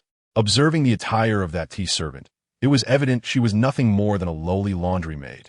Surely, it must have taken effort to present her garments? If the matrons of the laundry were to learn that because of her, Yi Zhao refused their service, would Yi Zhao have to intervene, personally? Ultimately, it would simply be a matter of the laundry dismissing an uncooperative servant. What connection did this have with Yi Zhao? Why should she now engage in a heated dispute with her? Would it not be beneath her dignity? As the weather grew warmer, the master's garments were sent to the laundry daily. Indeed, the following day, the laundry sensed something was amiss. Why had the garments from the Jingyu Pavilion not been delivered? A few months prior, the laundry scarcely paid attention to the Jingyu Pavilion, but things had changed. In the backyard, the kitchen was the largest establishment, with the other storerooms merely attending to its operations. Whoever the kitchen favored, they would follow suit. If the kitchen faltered, they would disregard their duties as well. Although the master was absent, the kitchen remained diligent in providing for the Jingyu Pavilion's meals. Just yesterday, they had delivered sour plum soup to alleviate the heat. How could the laundry afford to neglect their responsibilities? This was clearly unusual. After waiting an entire afternoon, as dusk approached without a sign of the Jingyu Pavilion's garments, Yao, the matron, began to have her suspicions. It seemed that yesterday's visitor had offended someone. While a concubine's airs could be off-putting, Yi Zhao was not that type of person. How could someone who had never acted entitled suddenly do so in the absence of a master? Clearly, there had been an issue on their end. Although it was not a grave matter to offend a concubine, if the Yao matron had not intended to cause offense, but rather her subordinates had, that would be unacceptable. As expected, the next morning, a senior maid from the laundry arrived. Initially, Zhang An was to come, but considering Yi Zhao's status as a concubine, it seemed inappropriate. Thus, they sent Hua Zhan instead. Hua Zhan, who was not young, at 21, entered with a smile, appearing quite amiable. Upon seeing a yuan amusing a dog, she remarked, "That dog is quite plump. You all care for it well. Sister Hua Zhan has arrived. We cannot afford to neglect it. After all, it was sent over from there." A yuan hesitated to mention it was from the fourth master, as everyone in the household was aware. To say so would seem like boasting. "Sister, please sit. Are you looking for our miss? I will fetch her. She likely is still asleep, having gone to bed rather late last night." A Yuan laughed. A Ling then emerged. "The miss is coming out." Huajian stood. "I am here to pay my respects to the miss. I hope I am not disturbing her." Yi Zhao smiled and replied, "Nonsense. Please come and sit. I am quite pleased to have you." Huajian, with a conciliatory smile, said, "Today, I am not here merely to visit. I must apologize for the tea servant's ignorance in offending the miss. I have come to express my apologies." With that, she bowed deeply. A Yuan quickly supported her. "Sister, what are you doing? You will make our miss uncomfortable." The Tuos truly conveyed a sense of helplessness. But why was that? How could that little scoundrel be so thoughtless? Huajian frowned, clearly displeased with the tea servant. "In truth, it was also my fault for being ignorant. My lowly status meant I should not have gone to the laundry for such matters. I am grateful for your care, and now returning to the previous arrangement would suffice." Yi Zhao shook her head, letting out a resigned sigh. "Let us not give rise to any unseemly disputes. That would be quite unbecoming." "How should I respond to the Mrs.'s words?" Huajian inquired earnestly. "The Mrs.'s background is well known in the household. It ought to be let's not dwell on that. Furthermore, there is no rule in the household that a concubine cannot request the laundry's assistance. We are all busy, at times. We cannot attend to every detail, which is unavoidable. Everyone has servants to assist their masters, and that is sufficient. However, it does not mean we are entirely neglectful." Huajian spoke with utmost sincerity. In truth, no household imposes such restrictions on concubines regarding the laundry. However, it is common that when one attempts to assert authority, they often find it ineffective over time. Eventually, no one dares to issue commands. "Please do not think like that. This is all the tea servant's fault," Huajian implored gently. Yi Zhao appeared at a loss for how to proceed. "But Miss, you should continue as before. This matter is indeed our laundry's fault. If you were to refuse, it would be difficult for us. You are the kindest at heart. Please do not make it hard on us." Huajian smiled apologetically. Yi Zhao had no choice but to acquiesce. After bidding farewell to Huajian, the three of them exchanged knowing smiles, each wearing a mischievous expression. Meanwhile, Huajian had already realized during her journey that they were merely playing each other. It was not merely the tea servant's harsh words that had upset Yi Zhao. After all, she had enjoyed favor for so long. It was not without reason. Huajian, who had always been oblivious, had finally reached her limit. The laundry could no longer accommodate her. They could not keep her around if it upset Yi Zhao. For if she were to say something in front of the fourth master later, the entire laundry would face the consequences. The tea servant had not come from the inner court. She was merely one of the servants purchased after the fourth master established his household. Now that the laundry had dismissed her, she was to find the personnel matron in the backyard, Matron Sunday. Upon seeing Matron's son, Yao Matron stated directly, "I have a little scoundrel whose hands are not clean. Send her away." Matron's son, unaware of the specifics, assumed it was merely the tea servant offending Yao Matron. After all, could a laundry maid truly steal soap? Unless she had ruined a master's garment. Thus, without hesitation, she agreed and would find a buyer to sell her off. When the tea servant was taken away, her face was ashen with fear. She was utterly shocked. Was it truly the case that she was punished for a mere exchange of words with Miss Yi? The most ruthless punishment of all, neither beaten nor scolded, merely sold away. Those sold by their masters often found it impossible to secure a good position thereafter. Once separated from their fellow servants, they either ended up as laborers or fell into the brothel. Although the tea servant was of average appearance, not every girl in a brothel was a beauty. If she were to be sold as a common, unremarkable girl, her fate would be to enter the lowest establishments. Whether it be with a trader or a street cleaner, a few coins would suffice for a night. Her entire future was effectively ruined. The tea servant, in disbelief, feared that Miss Yi had indeed become so favored. She truly was ruthless. Gripping the damp garments tightly, her heart raced. She was terrified, uncertain if Miss Yi harbored resentment against her. If so, what would she do? An endless wave of regret washed over her. Why had she left? No one cared for her feelings. If only she had remained by Yi Zhao's side, it would have been better. There would still have been some semblance of dignity. Now, she was nothing more than a lowly laundry maid. Upon learning of the tea servant's fate, Yi Zhao scoffed. Those who are self-important deserve whatever outcomes they receive. As for her own self, she should not harbor a sense of arrogance derived from favor. However, If the servants are unable to discern the subtleties of her demeanor, she would not hesitate to take action. The laundry room was tightly sealed, yet this matter had somehow been uncovered. At the very least, among the servants, there circulated a saying, "This Missy is quite easy to converse with, but should one truly offend her, it would be quite dire." Naturally, there were those who scoffed, believing it to be merely a matter of chance with the teacup. Who could say for certain what the true reason was? After Yun's health improved, she was invited by Li to the eastern courtyard. She dare not refuse. For 3 consecutive days, she was summoned in the morning and returned only after nightfall. During the summer, the nights are brief and the days long. No one knew what Yun was doing in the eastern courtyard.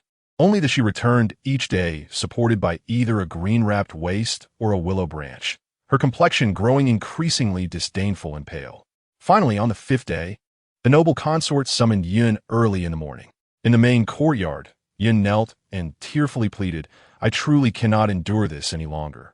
The side consort did not resort to punishment. She merely instructed Yun to serve closely, which was indeed expected.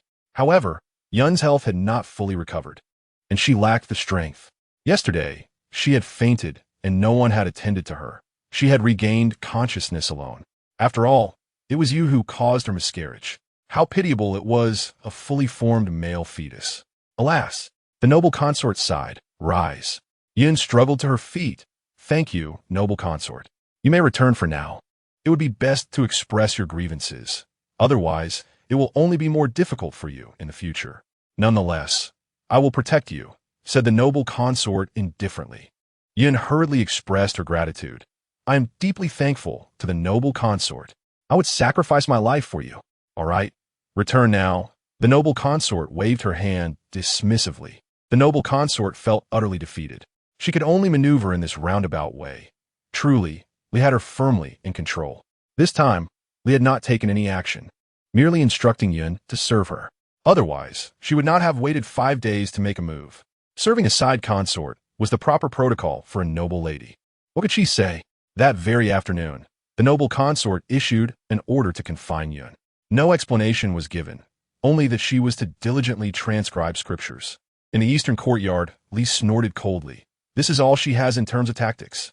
Zhao Fugui, I need not instruct you, right? That little wretch wishes to live comfortably? That is but a dream. Rest assured, my lord, I will ensure that the lady lives comfortably." Zhao Fugui chuckled. "Do not be angry. Take care of your health while the master is away, and it is essential to conceive an heir." Li scoffed, her expression visibly twisted. "One day, I will make the main courtyard regret it." She had never harbored hatred for merely Yun. "My lord, please calm your anger. Your health is of utmost importance." Zhao Fugui quickly offered a smile. After much coaxing, Li felt somewhat appeased and reluctantly went to rest. Zhao Fugui headed towards the kitchen to ensure Yun's comfort. The first step was to provide her with good food. Upon returning from the main courtyard, Yun collapsed, not to the extent of becoming gravely ill, but it was still quite overwhelming. After hearing of her confinement, she finally breathed a sigh of relief. She was not afraid of confinement. Her current fear was that Li might directly wish to torment her to death. If she truly perished, a mere declaration of illness would erase everything. Yun clenched her teeth, her heart filled with concern for the 4th master far away in Hunan. If only she could wait for his return, she would surely regain favor. Living without favor was truly unbearable. As long as she was favored, what would it matter if she plotted against Li? Li would not dare to suppress her so openly. Chapter 72. The Trap. Meanwhile, the 4th master in Hunan was in a state of utter disarray. The severe flooding the year before had led to significant repairs of the embankments, for which the court allocated a substantial sum. The 4th master had reviewed the accounts in the Ministry of Revenue. It was indeed a considerable amount. However, upon arrival, he discovered that although the embankments had been constructed, even an outsider like him could discern their lack of sturdiness. If flooding were to occur again, trouble was inevitable. Yet this time, the 3rd and 4th masters had come together not for this reason, but rather due to the unrest among the river workers. They had actually gathered together to petition the throne. The 4th master was genuinely astonished. How could a group of laborers gain an audience with the emperor? Surely, someone was aiding them. It was unclear whether this was a spontaneous action or if it had been orchestrated from the beginning by some individual. If it had indeed been someone's plan from the outset, then Hunan was a veritable pitfall. The target of this scheme was the crown prince. However, the ones who had come were the third and fourth masters. Though they were all princes, their status was immensely precious. Yet, in the struggle for succession, they were merely cannon fodder. The fourth master, feeling irritable, could no longer tolerate the third master's nonchalance. The third master was truly at ease. He had brought along two noble ladies, whom he currently favored greatly. Thus they received abundant attention. The display of affection was evident, as he frequently sought to see them, leading to a significant amount of his time being consumed by these women. How could the fourth master not be incensed? At last, when the third master arrived, the fourth master's expression was as dark as ink. "Third brother, you are far too leisurely. Do you not realize that disaster is imminent?" The fourth master barely managed to restrain his frustration. The third master looked perplexed. "What has transpired?" The fourth master handed over the memorial, a decree from our father, the emperor, regarding the river workers' unrest. The situation in Hunan is not as simple as we perceive. It is not merely corruption. It is evident that there are individuals scheming against the crown prince. The river workers have the audacity to march south? Wait a minute. How did they manage to reach the emperor? The third master, while frivolous, was no fool. He could not overlook such an obvious issue. "How would I know?" The fourth master replied. "Third brother, you must gather your wits. Our situation is precarious. We may very well end up taking the blame." The memorial stated that the river workers were protesting due to having received no pay for an entire year, and they were aware that the governor of Hunan, Bao Tai, was embezzling funds for the embankment repairs, while the supervisor was complicit and the prefect of Kaifeng, Chao Yunfeng, was also involved. As the third master read, his expression darkened further. First, the emperor had issued a decree admonishing the crown prince, and now, here we are. Now, the river workers had even reached the emperor? The third master furrowed his brow. How could this be so coincidental? Simply put, the river workers reaching the emperor was an impossible occurrence. Moreover, how could the workers know of the officials' corruption? If they truly knew, the local officials in Hunan were not fools, and they would not allow these 27 laborers to travel to Jiangnan. The fourth master tapped the table. Thus, there is something amiss here. "Fourth brother, what should we do?" The third master was now acutely aware of the seriousness of the situation. "As for our next step, we should inform the crown prince. Regardless of others, Bao Tai is aligned with the crown prince. This is likely the reason behind this. I must say, it is indeed wise for the crown prince to have his own faction, but what are the local officials? What should they be?" The third master did not finish his sentence. In truth, it was unnecessary to complete it. The emperor Kangxi still sat firmly on the throne. In the prime of his life, it was one thing for the crown prince to cultivate relationships with the officials in the capital, and it was another matter entirely for the local powerful figures to also be aligned with him. What would Emperor Kangxi think? Regardless, he is still the crown prince. The fourth master sighed. Are we not also aligned with the crown prince? Although we merely follow him, are we not also part of the crown prince's faction before our father? Alas, let's write to the crown prince. "Fourth brother, you write it." The third master sighed. The fourth master nodded and began to compose the letter. In the end, it was expedited back to the capital with utmost urgency. In the capital, upon seeing the fourth master's letter, the crown prince felt nothing but perplexity. Yes, perplexity, though the third and fourth masters had been assisting him for 2 years. They were not privy to all his affairs. It could be said that the crown prince had kept many matters from them. However, over the past year, both openly and covertly, the crown prince's influence had been undermined, and each time, it had been quite precise. Take, for instance, the incident in Tongzhou, and now this one. This time, it was evident that someone had plotted against him. While it was certain that the officials in Hunan were corrupt, just how much had they embezzled? How could the river workers be aware of this? Sitting in his chair, the crown prince's expression was far from pleasant. The earlier reprimand from the emperor still lingered in his mind, and now it seemed that the emperor's anger had only intensified. Who could it be? Who possessed such power? The crown prince fell into contemplation. The matters in Kaifeng were beyond the control of the third and fourth princes. They were merely 2 princes, and when faced with high-ranking officials and corruption within a province, they were utterly powerless. Their only recourse was to report what they had seen and heard accurately. Indeed, it wasn't long before Emperor Kangxi diverted his route from Jiangnan and headed directly to Hunan. Upon receiving the news, the fourth prince pondered for a moment before suggesting to the third prince, "Send your princesses back. I fear that the emperor is now even more furious." and seeing the third prince enjoying himself will not bode well. The third prince, understanding the situation, complied and ordered the two princesses to return to the capital. 10 days later, Emperor Kangxi and the Duke of Ji arrived at Kaifeng Prefecture. The third and fourth princes, along with a throng of officials, awaited them 10 miles outside the city. The emperor did not disembark but proceeded directly inside. It was evident that most of these officials were corrupt, and could the emperor possibly have the patience for them? The third and fourth princes felt awkward, caught in an unforeseen calamity. There was no temporary palace available, so they had cleared the government offices early that morning to serve as a makeshift residence for the emperor. Fortunately, Kaifeng had a substantial area, having been established during the previous dynasty, thus it could barely accommodate them. That day, Emperor Kangxi naturally needed to rest, and it was the Duke of Ji who greeted the third and fourth princes. "You have worked hard," he smiled. The two princes returned the gesture with forced smiles, acknowledging his words. "Third brother, stay close to the emperor and see what he requires," the Duke of Ji instructed.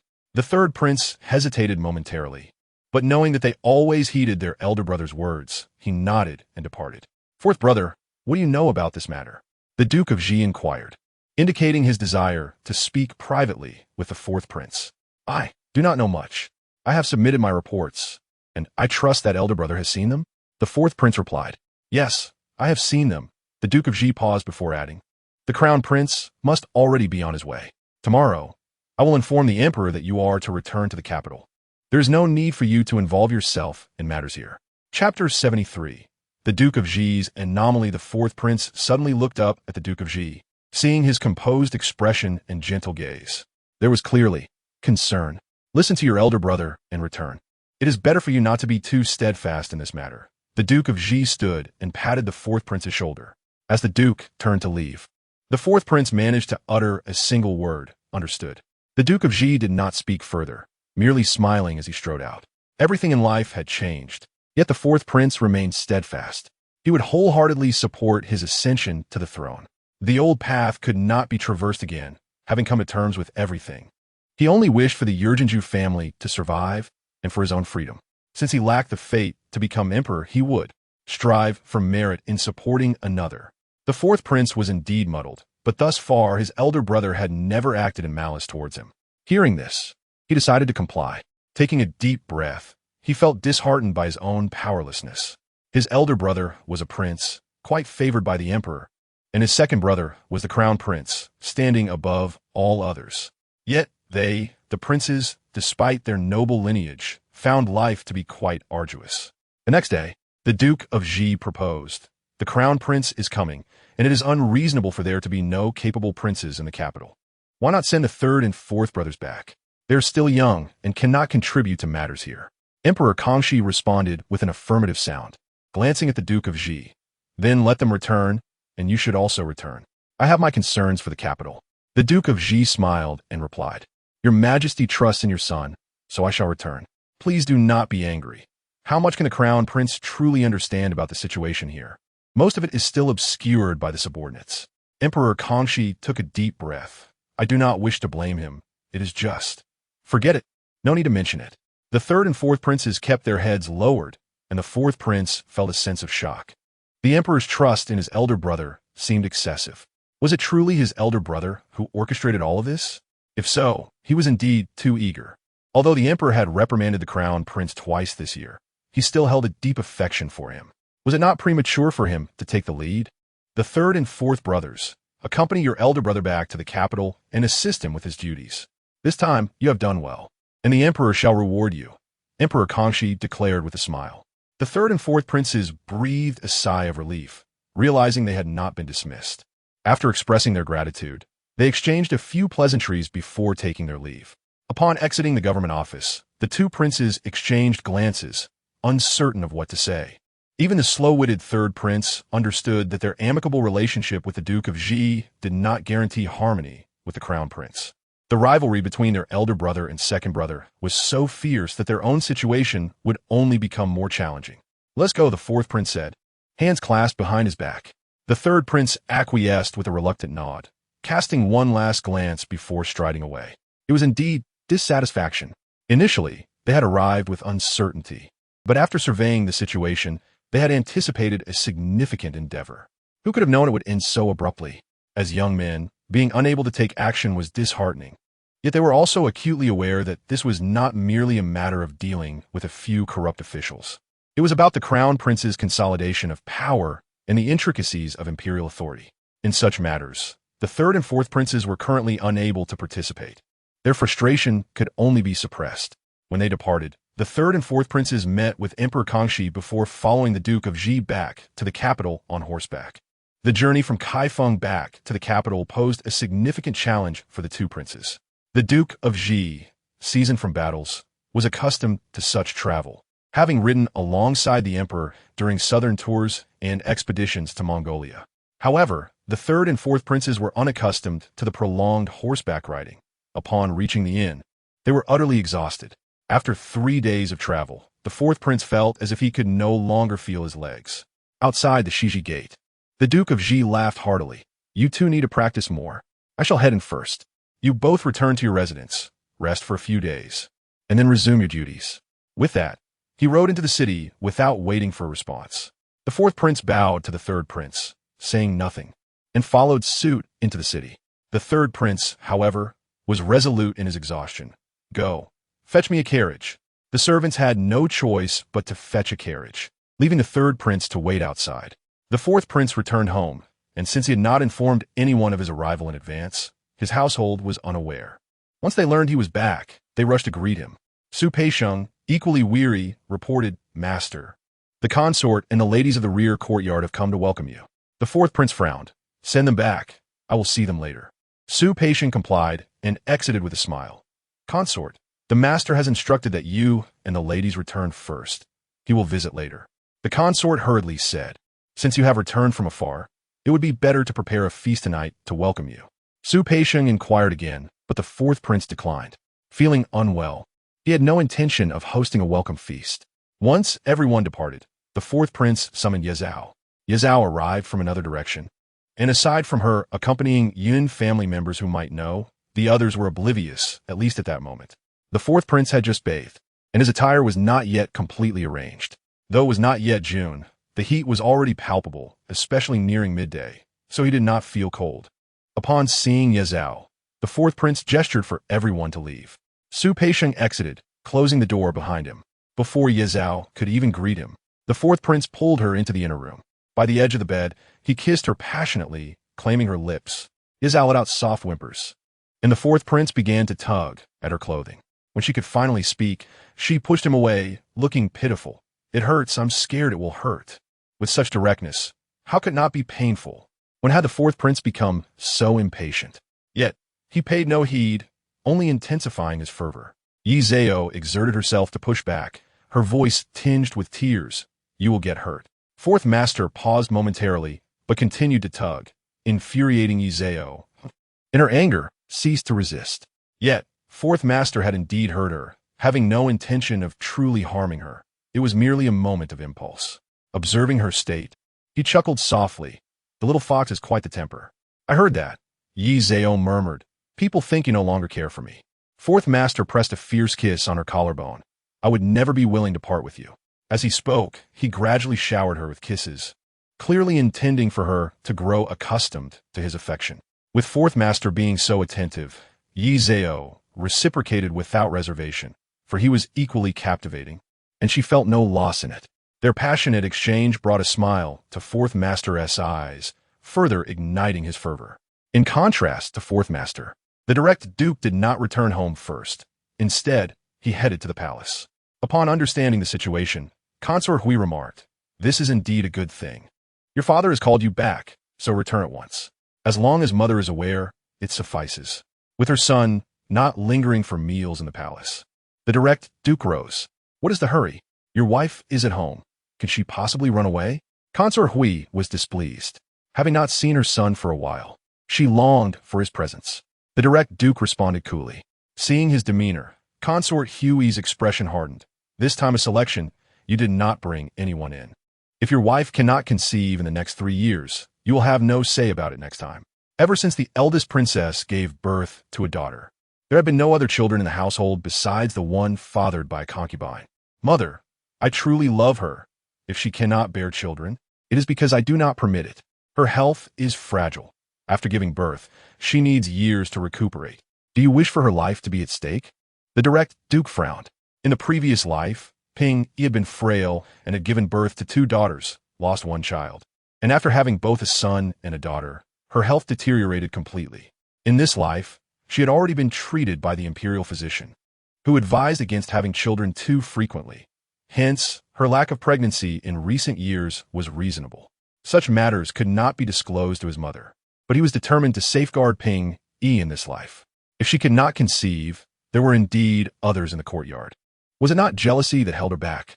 Consort Hui was truly enraged. Over the years, everything was tolerable, but this topic always sparked conflict. Mother, must I repeat myself? It is not that she cannot give birth, just a delay. I have no interest in other women. When has she ever obstructed me? Do you take pleasure in making me unhappy? The direct Duke frowned and sat back down. Forget it. You may return. In due time, have your wife come to pay her respects. Consort Hui was too weary to continue the discussion. Mother, Ping Yi truly has a poor constitution. You know that I love her. Please do not speak ill of her. Even without your words, she is already distressed. If she were to leave early, I will be reduced to a mere shell of a man. The direct Duke fixed his gaze upon Consort Hui, knowing her too well. Arguing with her was futile, and he could only appeal to Ping Yi. Consort Hui, genuinely furious, slammed her hand on the table. As the saying goes, once a man marries, he forgets his mother. I never imagined my son would be such. Mother, how could I forget you? The direct Duke replied helplessly. Get out. Consort Hui struck the table again. Among the Manchu ladies, few had agreeable temperaments, especially not one of Consort Hui's stature. When she was angry, the direct Duke faced a tough situation. Nevertheless, he gritted his teeth and remained. Mother, your son simply adores her. She is innocent in this. Please, have compassion for me and refrain from such anger. In a few years, I promise you will hold your grandchild. Consort Hui gazed at her tall son kneeling before her. Her heart softened. Very well. It is only a few years. My son is devoted to that frail girl. What can be done? All right, you may go. Consort Hui said no more, but the direct Duke smiled. Mother loves her son the most. I shall take my leave now, so do not be angry. With that, he dashed out like a rabbit, provoking another round of Consort Hui's ire. Once he was out of sight, she finally sat down. Bring me tea.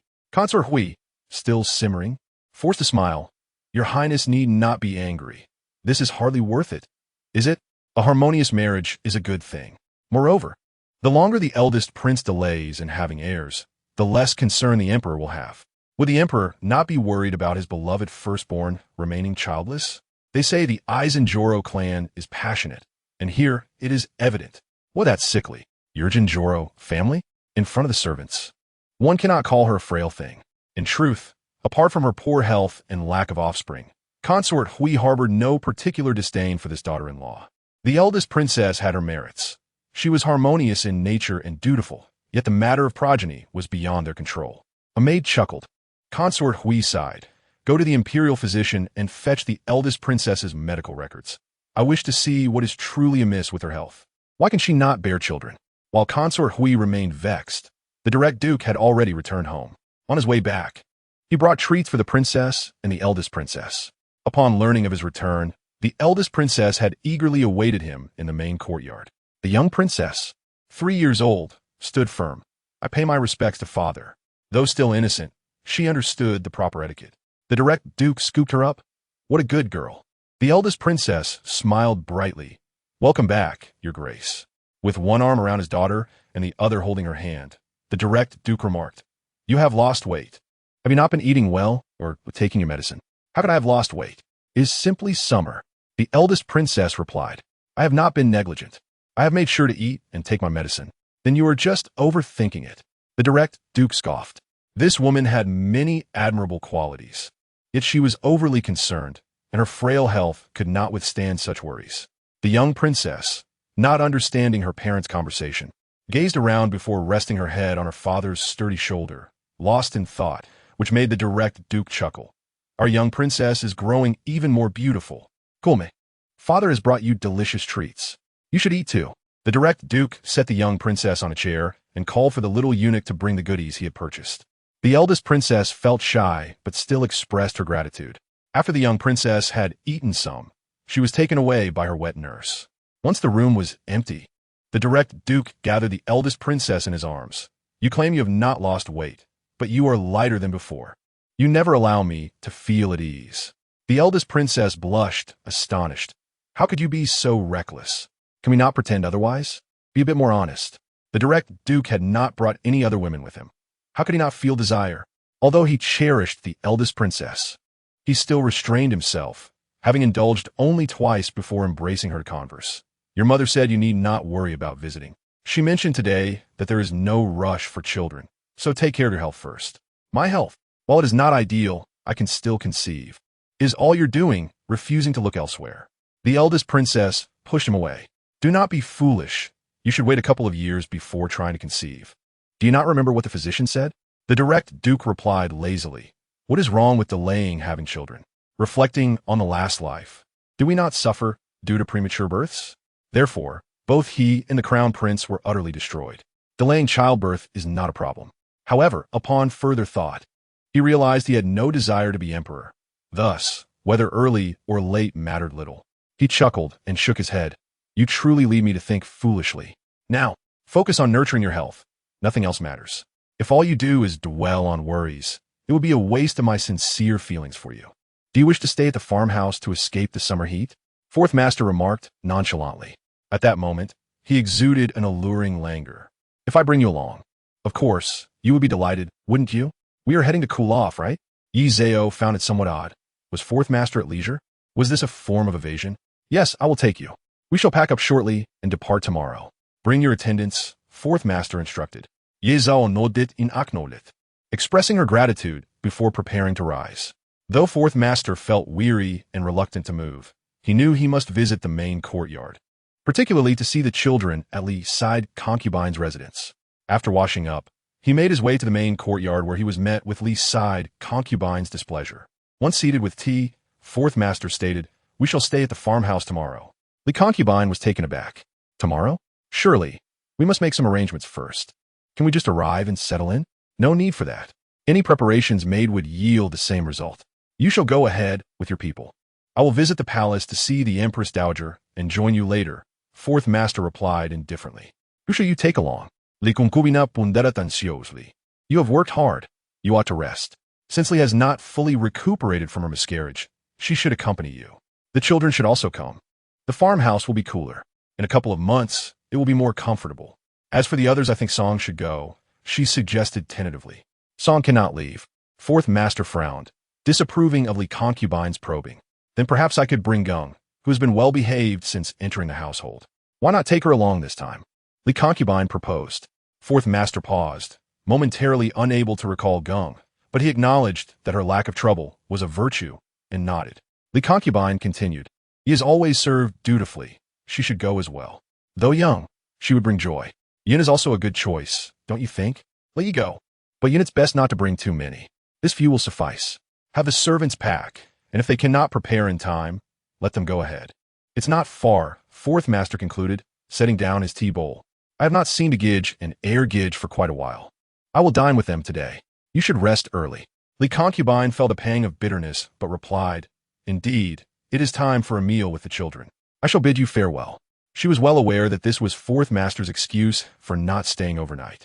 While he could show no blame for Li, his unwillingness to forgive was evident. After seeing fourth master off, she stood at the door, lost in thought. How wonderful it would be to have a child, but alas. She did not. Please relay the instructions, Li Concubine finally said, turning back. As for Li, there is no need to speak with her, correct? Asked young mama. Is it necessary after fourth master is gone? Yes, inform Gung and Yi, and summon the steward from the rear courtyard.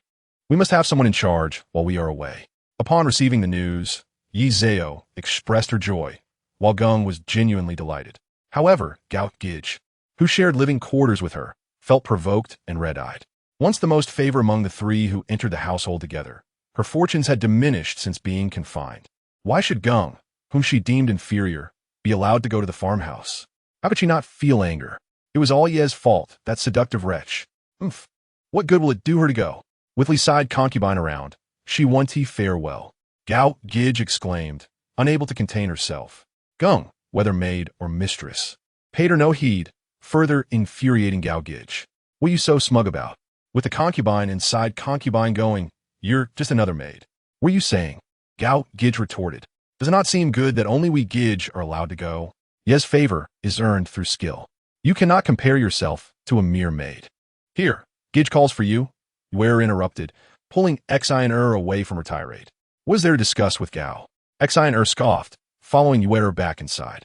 The other maids kept their heads down, minding their own tasks, ignoring Gao Gij's outburst. Enraged, Gao Gij stomped her foot. Let us stroll in the garden. Huan Nu was startled and quickly replied, Gij, it's getting late. Fearing Gao Gij might seek trouble with Yi, especially since he was favored by fourth master. She cautioned against it. Yes, Gij, the hour is late. Hua Qiao added. To seek trouble at this hour would be reckless. Gao Gij huffed and slammed the curtain, retreating to her quarters. Meanwhile, Gung frowned. Why provoke her unnecessarily? Let us prepare our belongings, so we are not inconvenienced at the farmhouse. Yes, I couldn't help myself. She's infuriating, Xian admitted. Why bother arguing with her? Just go, Gung waved dismissively. Gung was truly the wise one. Gao Gij, destined to be unloved, was merely a harpy. Engaging in conflict with her was pointless. You need not worry. We shall ignore her words. Yuer smiled. Gung chuckled, beginning to pack. Nothing mattered more than being favored and bearing a child. Battling Gao Gij was a futile endeavor. Next door, Gao Gij, furious, shattered a teacup. All of them. Just a bunch of harlots. All they know is vying for favor. The maids felt their own frustrations. If their mistress could not secure favor, what could they do? After all, they were all concubines. Why not strive for favor? Gao Gij, however, harbored a thought. Since Li Side Concubine was so favored, perhaps she should seek to ally with her. After all, Yi and Yun were already close to the concubine. What harm could it do? That night, fourth master stayed in the east courtyard, effectively slapping Li Concubine in the face. After returning from Hunan, he refused to stay in the main courtyard, indicating his strong discontent with her. Yi Zhao slept soundly until a Yuan came to rouse her. After several calls, a Yuan had to relent, knowing it was unkind to wake her abruptly. Miss, it's time to rise. We must eat something before we leave. Yi Zhao finally stirred. Is it dark already? A Yuan chuckled. It's still not dawn. Hurry and wash up before it's light. Yi Zhao complied, allowing a Yuan and a Ling to assist her with her attire. In the preceding months, she had grown accustomed to their service, having once been a lady of comfort in her past life. After dressing and washing her face, she felt fully awake.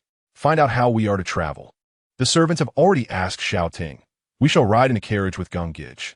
It seems the master will enter the palace first, and we will follow the concubine and side concubine, a Yuan explained. Very well, let us gather in the main courtyard shortly. Please request some lotus seed soup from the kitchen. I would like to have some. If they have it, good. If not, it's no matter. Yi Zhao stretched lazily, running her fingers through her hair. I shall go and call a Ling to assist you with your hair. A Yuan handed her the comb. Yi Zhao nodded, closing her eyes to relax at the dressing table. A Ling was slow but thorough, and as she combed Yi Zhao's hair, it was a soothing experience, lulling her into a gentle doze.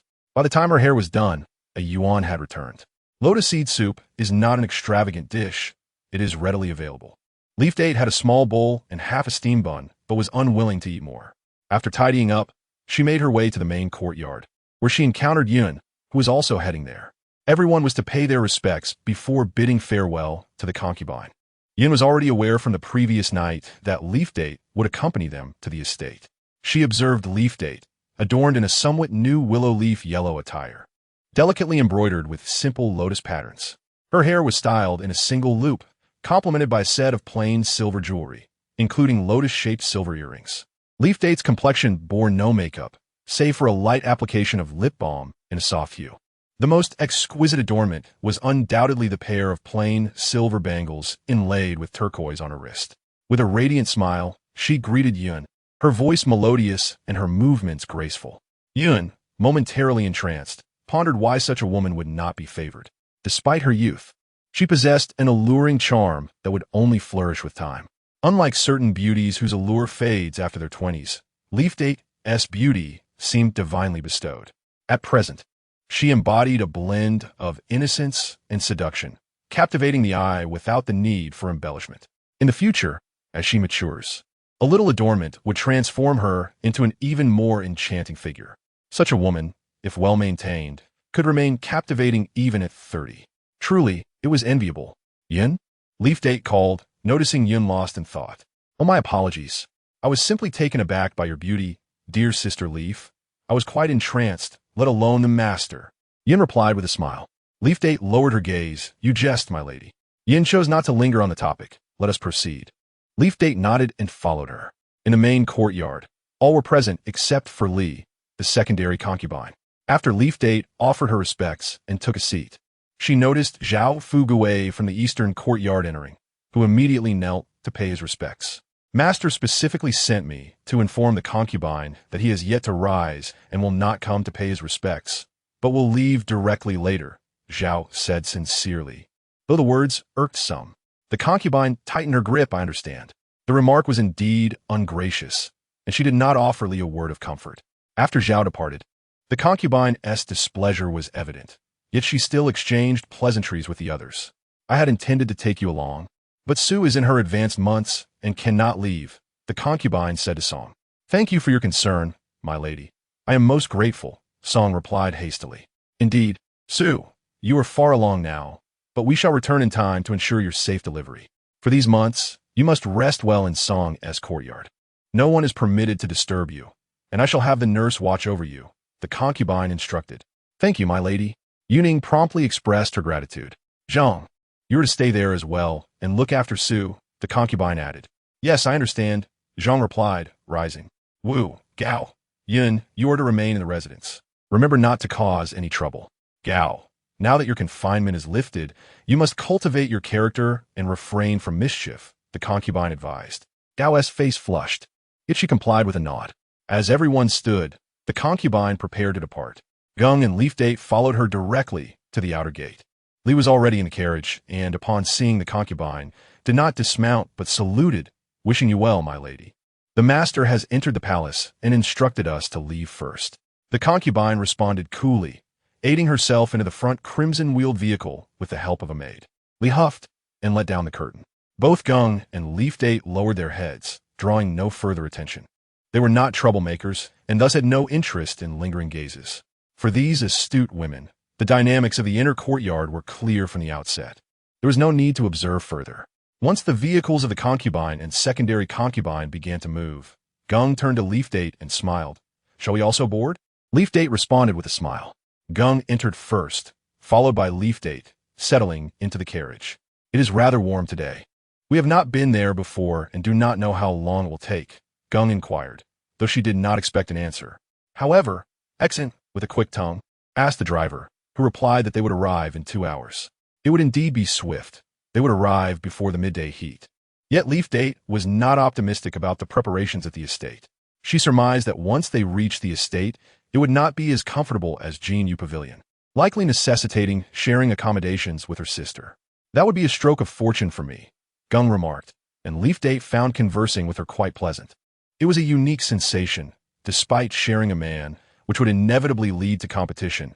Gung exuded intelligence and restraint, never prone to malice. In truth, even if one were to act poorly, it would matter little, but for someone like Leaf Date, petty mischief was distasteful. As Gung noted, I awoke late this morning and did not have time for breakfast. Have you eaten, sister? I brought some pastries for us to share. Thank you, my lady. I would be delighted to share, Leaf Date replied with a smile. While not particularly hungry, this was an opportunity for exchange. Xin, and you took out a food box containing 6 varieties of pastries, 2 of which were quite rare. The 2 maids discreetly observed Leaf Date, wondering if she had similar treats. Leaf Date, not hungry and finding the pastries unremarkable, ate modestly and simply, disappointing the maids, who found it unseemly for a concubine to eat better than a lady. Meanwhile, the 4th master rode into the palace, intending to meet with the Defei and the Straight Prince. He first sought the Straight Prince, greeting him, elder brother. Is it the 4th? The Straight Prince rose, smiling. Haven't you rested for a few days? Elder brother, I wish to stay at the estate for a while. My health is not well, the 4th master admitted, somewhat embarrassed, wishing to evade duties with the Straight Prince. The Straight Prince was momentarily taken aback before laughing and shaking his head. Oh, 4th, what can I say about you? Do you think I would deceive you? It was evident that the 4th master felt lost, wanting to hide for a while. Feeling awkward, the fourth master lowered his gaze, unsure of how to respond. Very well, you may go. It's been a few months without any obligations. Taking a break is fine. The straight prince laughed. Go visit your mother, he added. The fourth master took a deep breath. I take my leave. Exiting the southern study. The fourth master felt somewhat bewildered. His elder brother was quite peculiar. He was merely a prince without much power. The elder brother held significant authority. Second only to the crown prince, why would he treat him so graciously? Was there truly such deep brotherly affection? In Yonghe Palace, the Defei greeted the fourth master. You have also endured much. A stay at the estate is wise to escape the summer heat, and the children will also find some relief. Yes, I agree. With nothing pressing, I shall reside there for a while. Once settled, I hope to bring some good news to my mother. In the village, there was nothing extraordinary, merely the produce of the land, which delighted the matriarch and whetted the appetites of the 12th sister and 14th brother. The fourth master acknowledged the filial piety shown, assuring that both his siblings were grateful. The Defei was rather dry in her demeanor. After a brief while, the fourth master rose to depart. Such awkward exchanges were not new, nor would they be the last. Both mother and son had grown accustomed to it. As the fourth master rode towards the village, the carriage carrying the noble ladies had yet to arrive, resulting in the fourth master catching up with them. They continued on for quite some time before finally reaching their destination. The village, situated in the outskirts of the capital, was quite distant and expansive, part of a royal estate, with the fourth master's holdings being among the largest. Upon disembarking, the noble lady instructed, "Let us inquire about the arrangements." The fourth master dismounted as well, suggesting, "You may enter first." There was no need for further elaboration. The main residence in the back courtyard was undoubtedly reserved for the noble lady. It was merely a matter of asking how the others would be accommodated. The secondary noble lady, accompanied by her 2 children, approached the fourth master, saying, "Master, the second brother has been persistently demanding to see you. Why not take him along?" The fourth master agreed. "Very well. Let the second brother and the eldest sister stay in the front courtyard. Your quarters are ready. You may return and rest." With that, he picked up the second brother. The secondary noble lady was naturally pleased, expressing her gratitude before turning away. She felt no concern about not sharing a bed with the fourth master. Having her children with him was indeed a fortunate circumstance. The noble lady feigned ignorance, awaiting a reply from the overseers of the village to finalize the arrangements for Geng and Yizeo. Besides the main courtyard, there was another decent courtyard designated for the secondary noble lady. Geng's quarters were slightly smaller, while Yizeo's accommodation appeared to resemble that of servants, narrow, dim, and damp. This was hardly a respite from the summer heat. It felt more like a punishment. Yizeo's expression soured instantly, questioning whether this was a deliberate arrangement or an unfortunate oversight. After enjoying favor for so long, how could there be no awareness of such matters at the village? "Miss, how can we reside here?" Aling lamented. "It matters not. We shall stay as is and see how long we can endure." Yizeo retorted defiantly. "Set everything in order immediately." It was evident that Yizeo was displeased, not because of the villagers' ignorance, but due to deliberate orders. Who would dare disregard the words of the secondary noble lady? This time, Yin did not make an appearance, leaving Yizeo still a target of disfavor from Li. Given the opportunity, how could one not exploit it? Li had never been one to suffer losses. "Mississippi, should we not seek the noble lady?" A Yuan suggested. "How can we endure such conditions? You have never faced such hardships, have you?" She expressed concern. Although the miss was a concubine within the household, she had never been subjected to such indignities. It was evident that someone harbored ill intentions. "A Yuan, today I shall teach you a lesson. I may not provoke the master, but as long as I remain in favor, the servants here will not dare to belittle me. I shall endure for a few days, and then they will see." Yizeo declared with resolve. A Yuan and a Ling exchanged glances, recalling the teacups, and nodded in agreement. Indeed, with her lowly status, if she lacked means, how could she survive? They planned to stay at the village for at least 2 months. It would be impossible to remain without proper arrangements. Once everything was tidied up, Yizeo leisurely settled down. It was apparent that given their accommodations, the midday meal would not be satisfactory. Sure enough, after a brief nap, when a meal was served, a Yuan and a Ling were ready to explode with anger. This time, Yizeo could not hold back. "How long do you think I can tolerate this? This is utterly unacceptable." Aling, go fetch Liang Kong. They had contributed substantially to the household and deserved to be treated with respect.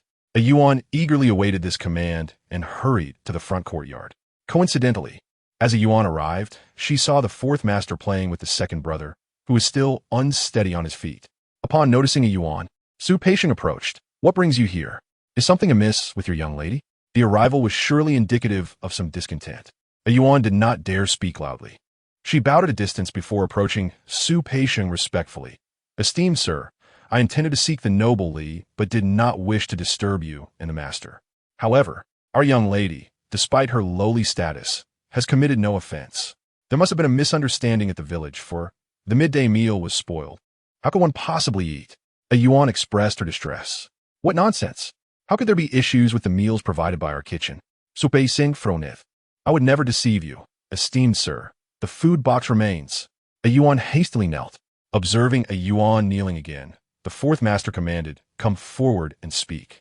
A Yuan complied, detailing the matter carefully, ensuring her words conveyed confusion rather than grievance.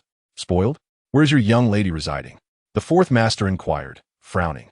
In the servants' quarters. Her status is lowly. Though it should not matter, she has made no error. Such treatment is unwarranted, especially for someone of her fragile health. How could she withstand such fare? A Yuan argued earnestly. Who arranged for this? How could ye reside in the servants' quarters? Are the accommodations at the village in such disrepair? The fourth master's expression darkened. Imagining his delicate little fox confined to such a wretched place stirred his compassion. The servants, they were unaware. He would investigate thoroughly. Surely, the village servants had lost their minds. Prepare for punishment, he declared, signaling that they would face consequences. Go, summon your young lady. The fourth master waved his hand. A Yuan hurriedly complied. Interestingly, the meal from the kitchen took a circuitous route before arriving, and upon seeing the spoiled midday meal, they were taken aback. Miss, this is not from our kitchen. Do not misattribute blame. I am well aware, Yi Zhao replied with a smile directed at the young attendant. This should not be happening. How is this arranged? She cast a meaningful glance at the food box, understanding that someone would face repercussions. Upon reaching the front courtyard, Yi Zhao approached the fourth master with a feigned air of grievance. Master, good fortune to you. Rise, he replied, amused by her forlorn expression. Master, Yi Zhao, noticing the fourth master's lack of inquiry regarding the food box, called out in discontent, her tone both plaintive and delicate. The fourth master could hardly resist such an appeal. What is it? He inquired. Yi Zhao personally brought forth the food box. Opening it. Is it truly necessary for our household to consume spoiled food? With a biting lip, she conveyed both her grievance and a hint of reproach. The fourth master frowned. Nonsense. Su Peixiong, find out which impertinent fool dared to do this. Having never encountered spoiled food, the sight infuriated him. It was unacceptable that such a lovely young lady should receive such treatment. She deserved delicacies, not this. The fourth master, noticing the food still present, frowned further. Su Wanfu promptly moved to take it away. The fourth master glanced at Yi Zhao.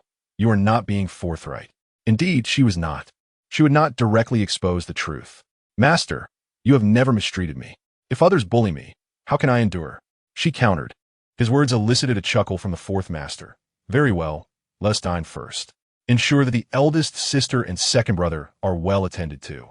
Meanwhile, as Yi Zhao and the fourth master dined, Su Peixiong arranged for a smaller courtyard to be designated for their stay. Throughout the process, the overseer Lu followed closely, his face pale, fully aware of the gravity of the situation. To have Su Peixiong personally intervene for the sake of Miss Yi, it was a precarious predicament indeed, and he had undoubtedly made an enemy for 200 taels of silver. Master, please consider. Lu, trailing behind, Su Peixiong sought to salvage his position. Having never witnessed the fourth master's wrath, he could only speculate on the outcome. Tell me, Lu, how long have you managed this estate? Su Peixiong, having completed his tasks, looked at him with a beaming smile. Servant, it has been 3 years. Manager Lu chuckled awkwardly. 3 years? In these 3 years, you have achieved nothing, even though you are on the estate. Have you not inquired about the situation in the manor? Huh. The master has brought only 4 people this time. The primary consort and the secondary consort. Who are the true masters? Gijgung is a well-behaved one. Do you think Miss Yi is merely a filler? Su Peixiong found this quite amusing. Manager Lu's face turned even paler. The implication of such words was too. The primary and secondary consorts are the masters, hence their presence, while Miss Yi is here because she is favored? Internally, he gasped, Master, I beseech you to speak a few kind words on my behalf. This is my fault. But this is not Li's fault. I say, Manager Lu, at this moment, are you still thinking of deflecting blame? Do you wish to invite a beating, or are you seeking death? If you desire death, I shall not stop you. Su Peixiong had already knelt before him, pondering how someone so foolish could hold the position of manager. Manager Lu was taken aback, then suddenly enlightened. Well, he would definitely receive a beating, and it was best not to involve Li's secondary consort. I understand now. I understand. All right, let us go. This matter is not entirely your fault. How you manage your subordinates reflects on you. In terms of status, Miss Yi is indeed somewhat lower. Therefore, it is understandable if her accommodations are not satisfactory. However, the spoiled food must be properly accounted for, mustn't it? Su Peixiong was willing to help, not solely because Manager Lu had handed him a silver note upon arrival, 1,000 taels, no less. However, that was as far as his assistance would extend. When Manager Lu was brought before the fourth master, Yi Zhao was still asleep. She had dined and then dozed off in the fourth master's chamber. Manager Lu knelt outside, faintly catching sight of the person sleeping on the bed within. There was no need to think. It was Yi. He inwardly cursed Li's secondary consort, feeling utterly trapped.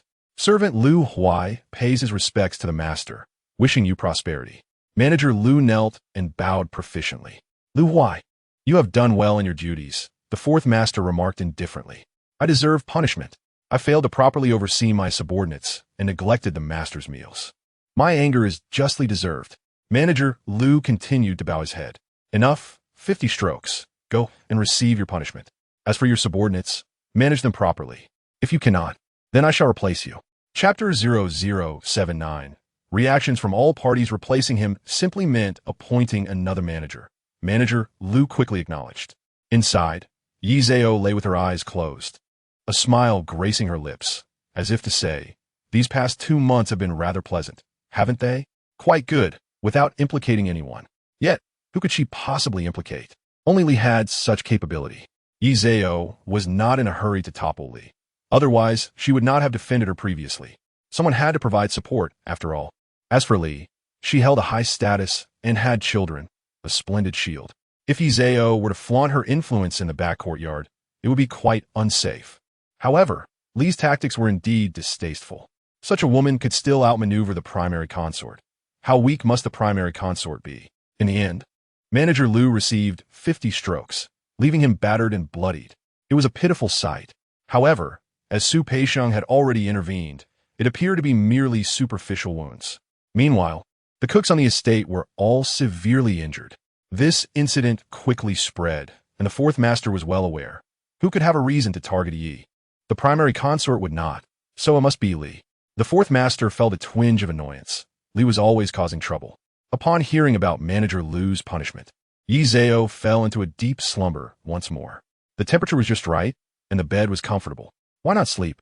The fourth master, seeing her peacefully asleep, chose not to disturb her and instead occupied himself with reading and writing outside. When she awoke, it was already dusk. Yi Zhao opened her eyes, noticing the gauzy curtains swaying gently in the breeze from the window, the beige fabric evoking a sense of disorientation.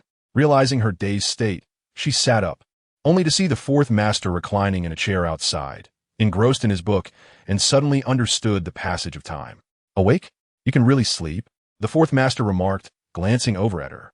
Somehow compelled, Yi Zhao extended her hand, her face alight with anticipation as she gazed at the fourth master. He was momentarily taken aback, but then approached with a pleasant demeanor, lifting the curtain to embrace her. Are you still drowsy? Yi Zhao placed a finger gently against his lips, signaling him to remain silent. She laid her head against his shoulder, observing the world outside, choosing not to speak. Perhaps due to her lingering drowsiness, or perhaps a sudden vulnerability, she felt an unexpected desire for reassurance. In this world she never wished to enter. The abruptness of her arrival was overwhelming. The past was a realm she barely dared to contemplate. Having endured for so long, despite the fourth master's affection, the sense of security still felt insufficient. Thus, in the warmth of that afternoon, she found herself yearning for a simple embrace devoid of any implications. If only for a moment, just to be still. The fourth master did not find this burdensome or perceive her actions as excessive. To him, Yi Zhao was simply a big child. Her display of affection was a natural occurrence. He had not realized that he had never possessed such patience before. Yet, the notion that she did not allow him to speak intrigued him, filling him with a curious sensation that defied description. No woman had ever dared to silence him.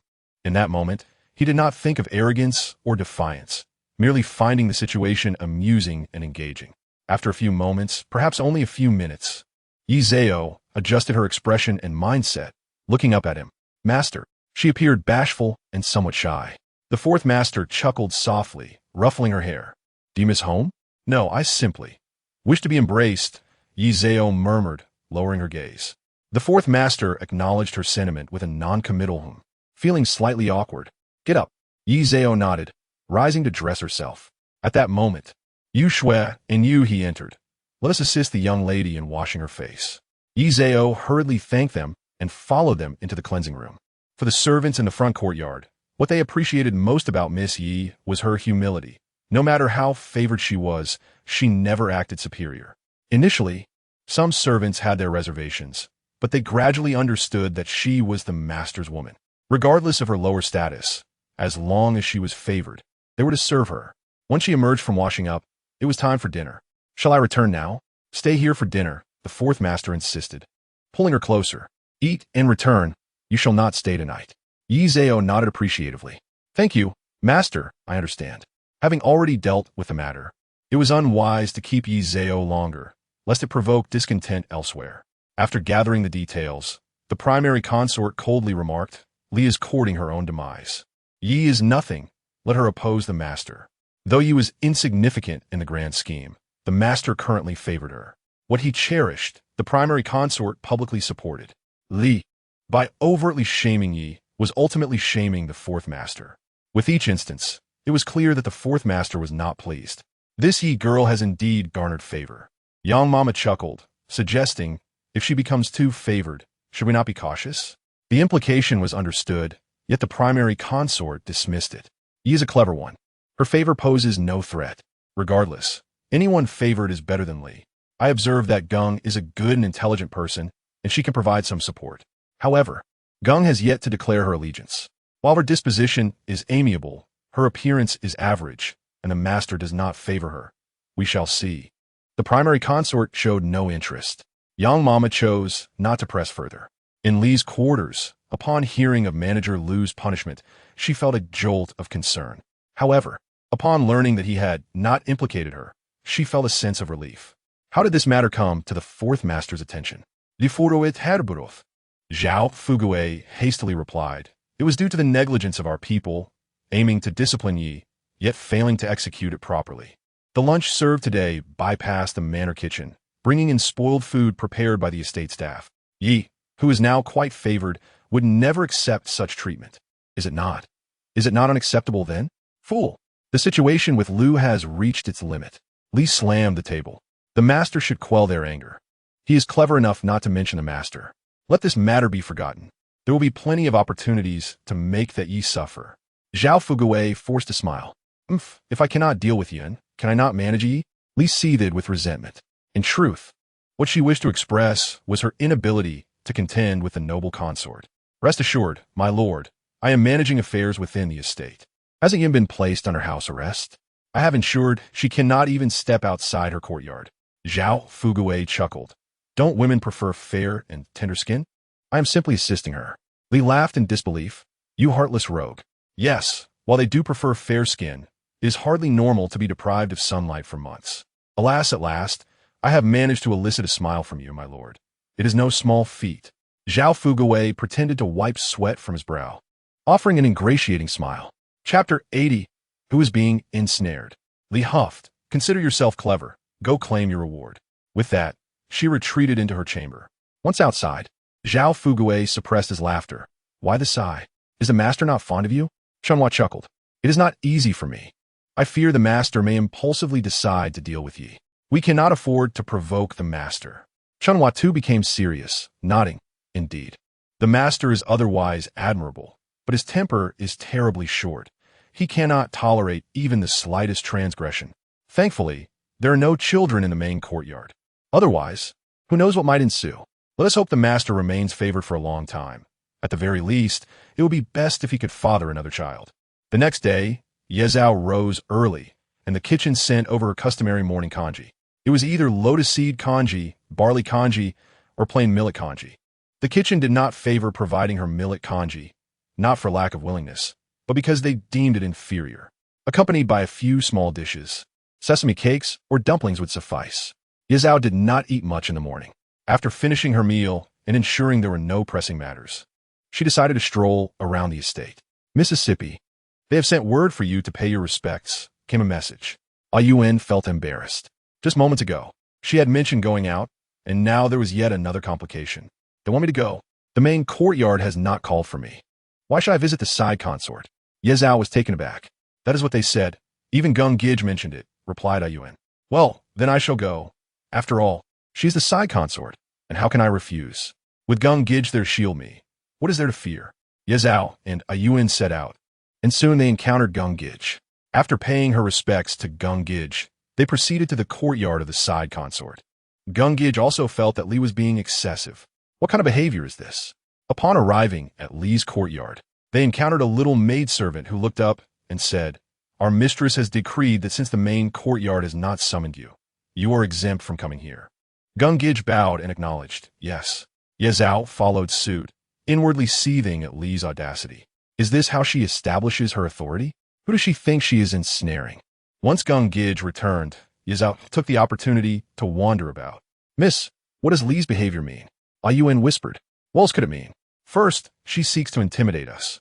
And second, she aims to embarrass the main courtyard. Ye Zhao scoffed, too hasty. Mississippi. Yuan called out, confused. Isn't it just that the fourth master has neglected the consort and refuses to stay overnight? But a consort is still a consort. No matter how favored Li is, can she truly replace her? Ye Zhao lowered her voice. Yuan shook her head. It cannot be. If it cannot be, why create such animosity? Why strive to suppress the first wife? Moreover, in terms of tactics, Li's methods are far inferior to those of the consort. The consort rarely intervenes, but when she does, it is decisive. Losing a son cannot be balanced by countless attempts at suppression. Yuan held no other thoughts, merely acknowledging that the miss was perceptive and wise. Such qualities are essential for someone of lower status to advance. Is that the apricot tree over there? Has it turned yellow? I find myself quite tempted. Ye Zhao pointed towards two large trees. It appears so. Let me check for you, Mississippi. Please wait here, Yuan replied cheerfully, spreading a cloth for Ye Zhao to sit on. In a short while, she returned. That area is empty, with a few servants keeping watch. You may go freely, Mississippi. Ye Zhao nodded and walked over. After all, she had come to the estate for leisure. As she approached, a matron greeted her with a smile. Miss, may I pick some ripe ones for you? It is still a bit early. In a few days, they will all be ripe. Thank you, madam.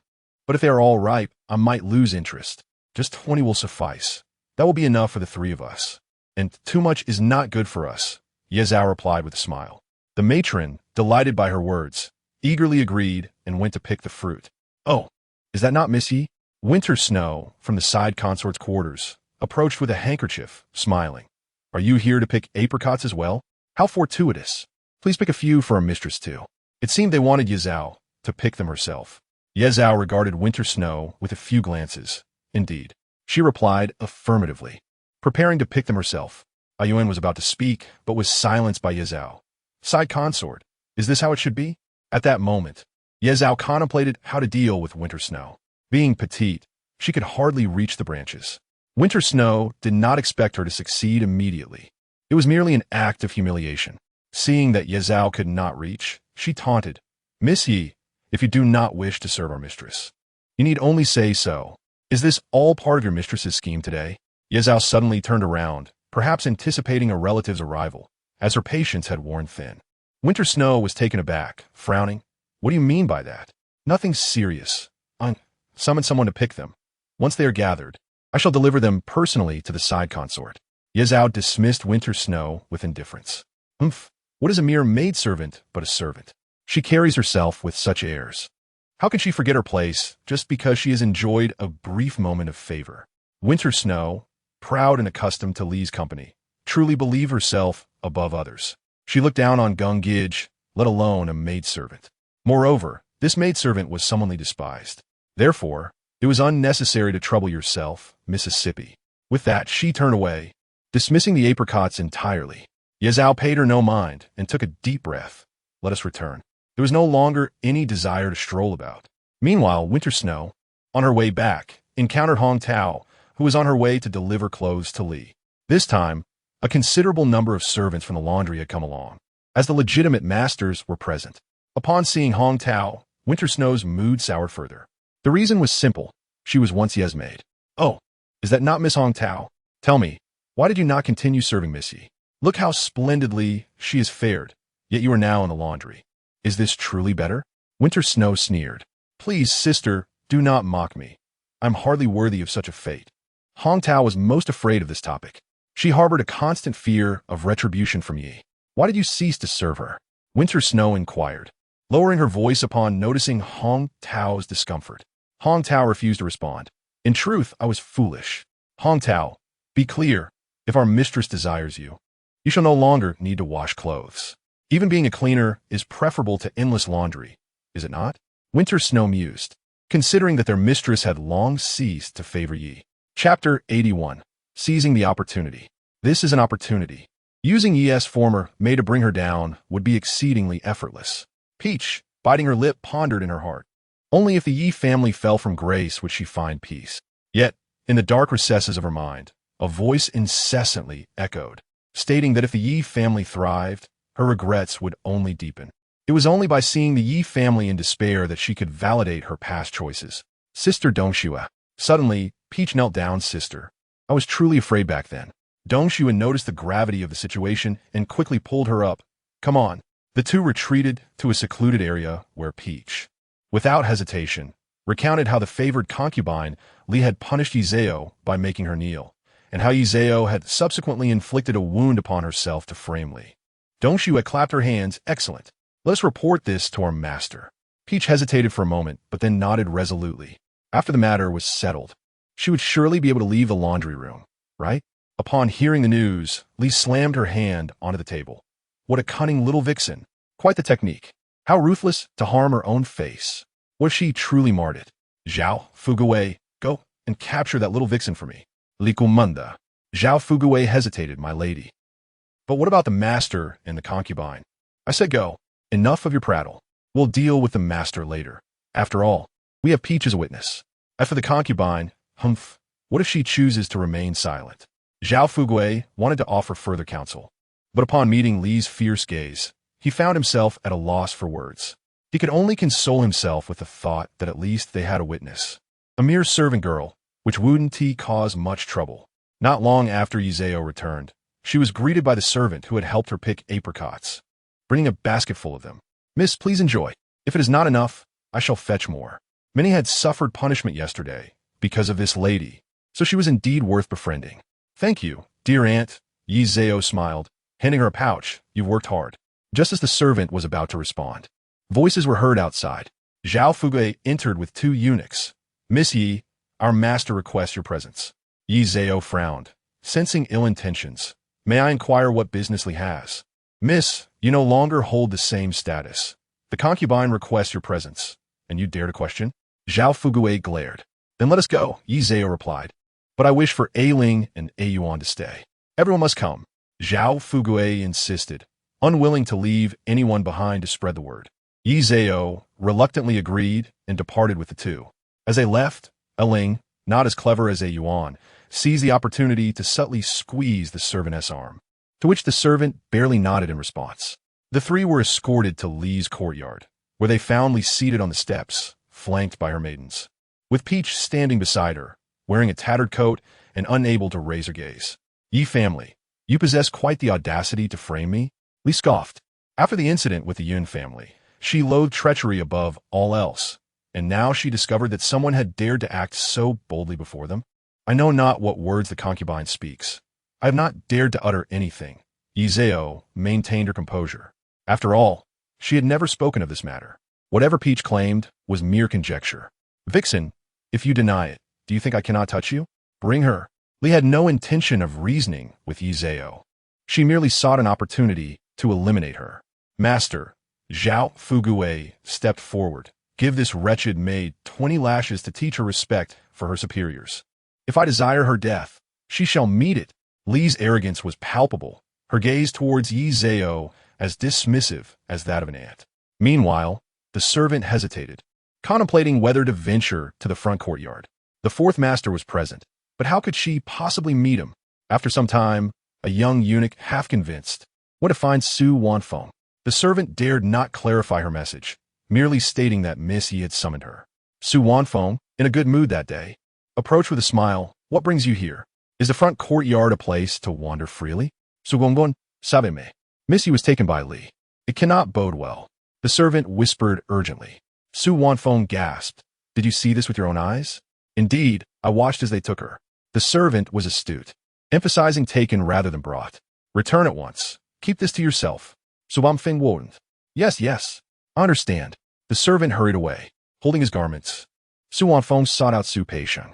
Fortunately, Su Peisheng was nearby, and he quickly approached. Li's people have taken Miss Yi. It seems quite serious. Su Peisheng frowned deeper. What manner of words are these? Can we not have a peaceful day? What shall we do? Shall we intervene? Of course, knowing this, how could we not act? If something goes awry, the fourth master would not spare them. Sighed Su Peisheng. I will inform the master. Inside, the fourth master was attending to minor matters when he saw Su Peisheng enter and inquired with interest, What delightful news do you bring? I shall visit soon. Master. Su Peisheng hesitative. What has happened? The fourth master frowned, discerning the matter must pertain to the rear courtyard. If it were external affairs, Su Peisheng would not be so reticent. Your concubine has taken Miss Yi. Su Peisheng reported. It has been some time. The fourth master's brow furrowed even further. What connection does this have with the Yi family? I know not. Su Peisheng thought. It was not as if he held a fondness for the Yi family. You should go and see. The fourth master huffed. Very well, I shall go myself. This was not merely to defend Yizeo, but rather his growing annoyance with Li's incessant machinations. At that moment, Yizeo was being restrained on a long bench, about to be punished. A Yuan and A Ling were also held back, unable to assist her. Strike. Harder. Li was solely intent on incapacitating Yizeo, disregarding any semblance of propriety. Yizeo gritted her teeth, saying nothing. Either she would perish here, or she would be rendered incapable. She would never plead for mercy. When the first strike fell, she realized the force was fully applied. Rage towards Li surged within her. How dare you, Li? You contemplate my death? With each subsequent strike, Yizeo could not contain her cries of pain. As the third and fourth lashes fell, her cries turned shrill. By the fifth, she was drenched in cold sweat, her lips split and bleeding. She lifted her gaze to Li, whose expression was one of cruel delight. Li, should I survive this day, I will not rest until you are brought to justice. Li pausa momentarily. The fourth master has arrived. The sixth strike landed. Upon entering, the fourth master beheld Yizeo, bloodied and battered on the bench. He had not heard her last words. A Yuan and A Ling knelt nearby, covered in dirt and pleading for mercy. Li sat high above, fixated on the scene of punishment. Do not cease. Su Peisheng, witnessing this, was taken aback. Was this truly an attempt to beat her to death? At that moment, Yizeo lifted her head and suddenly spat out a mouthful of blood. Fourth master felt a pang of anxiety and rushed over, supporting her, yet hesitant to move her. Filled with concern, call for the imperial physician. Fourth master attempted twice to lift Yizeo, unsure of how to carry her. The petite girl had lost all color from her face due to the beating. Blood dripped from her chin and lips, a sight both shocking and heart-wrenching. What has happened? Quickly, assist Yizeo down carefully, lest she be further harmed. When the concubine learned of the incident, she was always a step behind. It was her servant who informed her that Li had taken Yizeo away, prompting her to come, unaware that fourth master was also present. Dong Shui and Hong Tao have wronged me, framed concubine Li. At this moment, Yizeo felt a tumult of anger within her. She was acutely aware of her perilous state, yet the pressure of her suppressed fury threatened to consume her entirely. Gripping fourth master's hand tightly, she summoned all her strength, her eyes ablaze with hatred. However, at this juncture, no amount of animosity would astonish Fourth Master. It was only natural to harbor resentment after nearly being killed. Rest assured, I shall deal with them, he said softly, wiping her chin. No, they must die, she exclaimed, spitting out another mouthful of blood, her strength and spirit visibly waning. Fourth Master felt a pang of sorrow. So stubborn. Do not stifle your anger. I will take care of them, he reassured her, though he could not voice this directly. No, not now, not now. Yi Zhao stubbornly insisted, trembling with pain, yet her heart was gripped by an intense hatred that felt like a wound.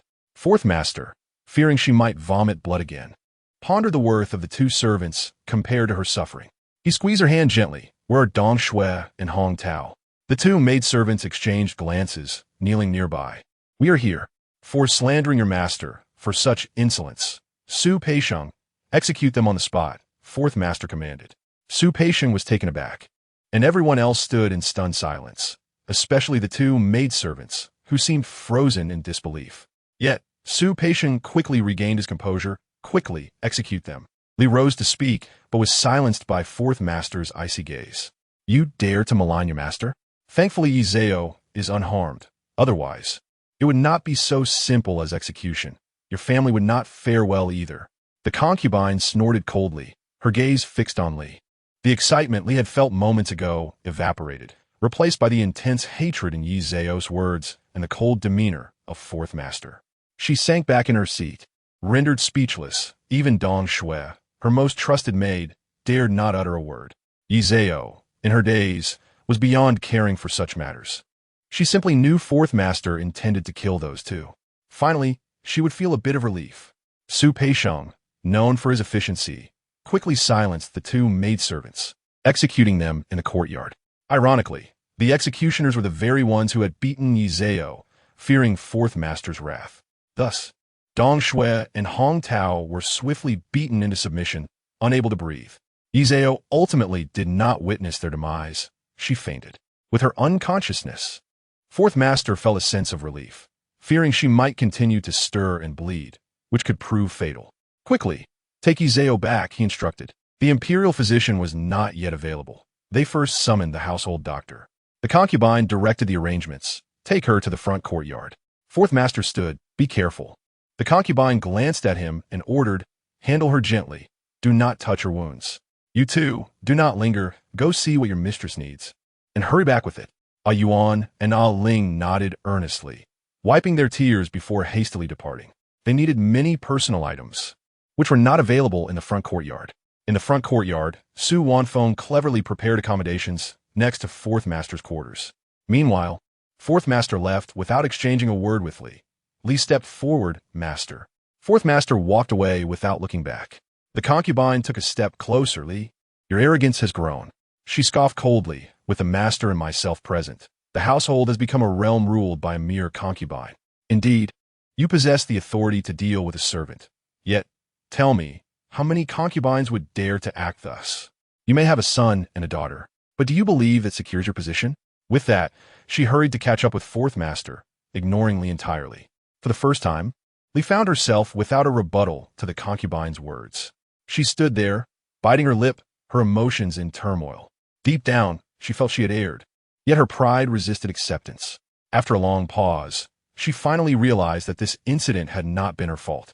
Unfortunately, with Dong Shui and Hong Tao dead, she could no longer accuse Yi Zhao of framing her. Her instincts warned her that to pursue the matter further would be unwise. Fourth Master could be merciless when angered. Observing his protection of Yi Zhao only added to her distress. My lady, please return to your chambers. This place is unseemly. Zhao Fugui's pale face reflected the gravity of the situation. With both maidservants brutally beaten, how could they possibly remain here? It was indeed a misfortune. With two dead in the courtyard, where could they reside? Li glanced back at the bloodied corpses. Unable to contain herself, she retched again, causing further chaos. Chapter 83. Destruction. Yi Zhao was carried to the front courtyard, her consciousness entirely absent. The household physician arrived urgently, being pulled along by Su Peisheng. You must attend to her properly. If anything goes awry, your own life will be at stake. Fourth Master was visibly anxious. If the household physician was unable to assist, the physician nodded hastily. Fourth Master and the concubine stood in the room as Yi Zhao was laid down on the couch. A Yuan had arrived as well. Though she hesitated to act, despite having only endured 6 blows, her body was drenched in blood. It was unclear what her condition was. Even in her unconscious state, Yi Zhao trembled, clearly in pain. The physician checked her pulse. She had vomited blood twice. Fourth Master watched the physician intently. The physician's heart sank. He nodded nervously. It was not surprising that he feared for her well-being. In ancient times, spitting blood was often seen as a dire omen. Should anything happen to her, the imperial physician might have some standing, but as a mere household physician, it would mean death. The physician examined her pulse, noting that Yi Zhao's vital energies were in turmoil, a reaction to severe punishment, indicating injury to her lungs. In response to your query, my lord, Miss Yi's injuries are quite serious. There is damage to her lungs. Fourth Master tightened his grip. Is she treatable? Injury to her lungs is life-threatening. While there was no immediate sense of impending death, he truly could not bear the thought of losing Yi Zhao. If she were to be lost just like that, my skills are limited, but fortunately, the injuries are not life-threatening. They can be managed, though. We cannot ascertain if there is damage to her bones. He hesitated to check further, examined through her clothing. Fourth Master frowned. At this moment, was life not the priority? As long as Fourth Master spoke, all would be well. The concubine, who had remained silent until now, was equally astonished as she observed Yi Zhao on the couch. Indeed, Yi Zhao had garnered considerable favor. The physician was cautious, applying gentle pressure to her injuries. Yet even in her unconscious state, Yi Zhao involuntarily cried out in pain, merely responding to her body's instinct. In response to your query, fortunately, there is no bone injury. Some meridians are slightly damaged, but it is not serious. With proper care, she will recover well. The physician wiped his brow. At that moment, the imperial physician arrived. After greeting Fourth Master, he was directed to examine Yi Zhao. The imperial physician was far more composed than the household physician, with the latter's explanation. He quickly grasped Yi Zhao's condition. After assessing her, he reported, in response to your query, my lord, the young lady's injuries are indeed severe, but thankfully, there is no bone damage. She will not face mobility issues. There is some internal damage leading to blood loss. She requires careful recuperation. It would be best if she refrained from movement for the next few days, but she will likely remain unconscious for about 3 days. The wound on her back should be treated with medication, and as for internal remedies, whatever can be administered will suffice. I have here a vial of elixir specifically for internal injuries. Taking one in the morning and evening will surely yield results. As he spoke, he produced a white porcelain bottle. A Yuan promptly accepted it and knelt in gratitude. After the physician departed, the noblewoman sighed, lamenting the unjust suffering endured. This truly is. Well, it's time for you to return. I shall leave the subsequent matters in your capable hands, Fourth Master stated coolly. Indeed, I must investigate the origins of this incident, the noblewoman replied, bowing respectfully before taking her leave. Once she was gone, Fourth Master stood at the bedside and instructed, let's change the dressing. It may be inconvenient to change garments, so let us proceed with this. It was summer. Such exposure would not be detrimental. Yuan and Aling nodded eagerly, thankful for the attending physician who would handle the dressing professionally, alleviating the pain for Yi Zhao. Fourth Master observed Yi Zhao's back intently. The marks from a thick rod, inflicted 6 times, were alarming against her delicate, fair skin. It was evident how much it must have hurt. He couldn't help but exhale in relief. Thankfully, her spine had not been fractured, nor had her bones been harmed. Otherwise, such a beautiful and enchanting woman would have been left crippled. The thought of Li's cruelty struck him with indignation, reminding him of the previous occasion when she attempted to mar Yi Zhao's visage. Although Fourth Master was unaware that today's incident stemmed from that prior grievance, his imagination ran wild. Informed Su Peixiong to select 2 competent servants to attend to her, ones who were sensible, Fourth Master commanded. The assisting servant eagerly complied, reflecting that after this incident, should Yi Zhao recover, she would likely gain even more favor. Indeed, Li had kicked a hard stone this time. Once the clothing on her back was fully unfastened, Fourth Master furrowed his brow. The pristine skin bore scars that were shockingly vivid. Fortunately, the injuries, though caused by a blunt object, had not broken the skin. Otherwise, such extensive damage would have left lasting scars. While he felt a surge of anxiety, he also marveled at Yi Zhao's resilience. Such a severe wound potentially fatal, had not resulted in permanent marks. He shook his head quietly, uncertain whether to laugh or to sigh. "Take good care of your lady," Fourth Master instructed the physician as he prepared to depart. The two maids and the two physicians all responded affirmatively. Amid the commotion, the morning slipped away. When Su Peisheng saw Fourth Master emerge, he quickly invited him to dine. Fourth Master nodded in acknowledgement. It would be some time before Yi Zhao awoke. Once only the four of them remained in the room, Aling suddenly burst into tears, exclaiming, "I was truly terrified. Thankfully, you were clever today. Otherwise," Ayuan bit her lip fiercely, lamenting that had Aling not pinched that old woman, they might have lost their lady.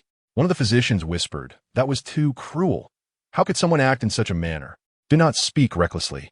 The older physician chided, then chuckled reassuringly, "Do not worry, ladies. Sister, please tell us the truth. Is she truly unharmed?" Ayuan grasped the physician's hand. The physician hesitated, her smile fading. With such serious injuries, especially to the internal organs, how could it be nothing? She will likely have a high fever tonight. If it subsides quickly and she awakens soon, that would be best. Otherwise, there remains a risk to her life. Ayuan's grip tightened on her lip. "Thank you for your honesty. We shall prepare the medicine. You stay with the lady," she instructed before pulling the younger physician away. Ayuan and Aling expressed their heartfelt gratitude. Once they exited, Aling cried out, "My lady, please do not fall ill. If you do, what will I do?" Even though the lady was just a year her junior. In recent months, Aling had looked up to her in every respect. The thought of losing her was unbearable. Ayuan, with reddened eyes, gently held Yi Zhao's hand. "You are so intelligent and possess such spirit. After enduring this suffering, what good would it do to only punish those vile wretches? You must awaken. I would follow you anywhere. Even as a mere concubine, I would brave fire and water for you. She belittles you because she has a child in favor. Let us help you overturn her and ensure she receives no response from heaven or earth." Chapter 0084. Loyalty is hard to find. Aling, startled, looked up at Ayuan, whose tear-streaked face mirrored her own. "You do not wish to serve Our Lady?" Ayuan asked calmly. "I am more than willing. I do not care for her status. I truly wish to serve her." Aling shook her head vigorously. "I do not refuse, but I am simply a bit incredulous about your words.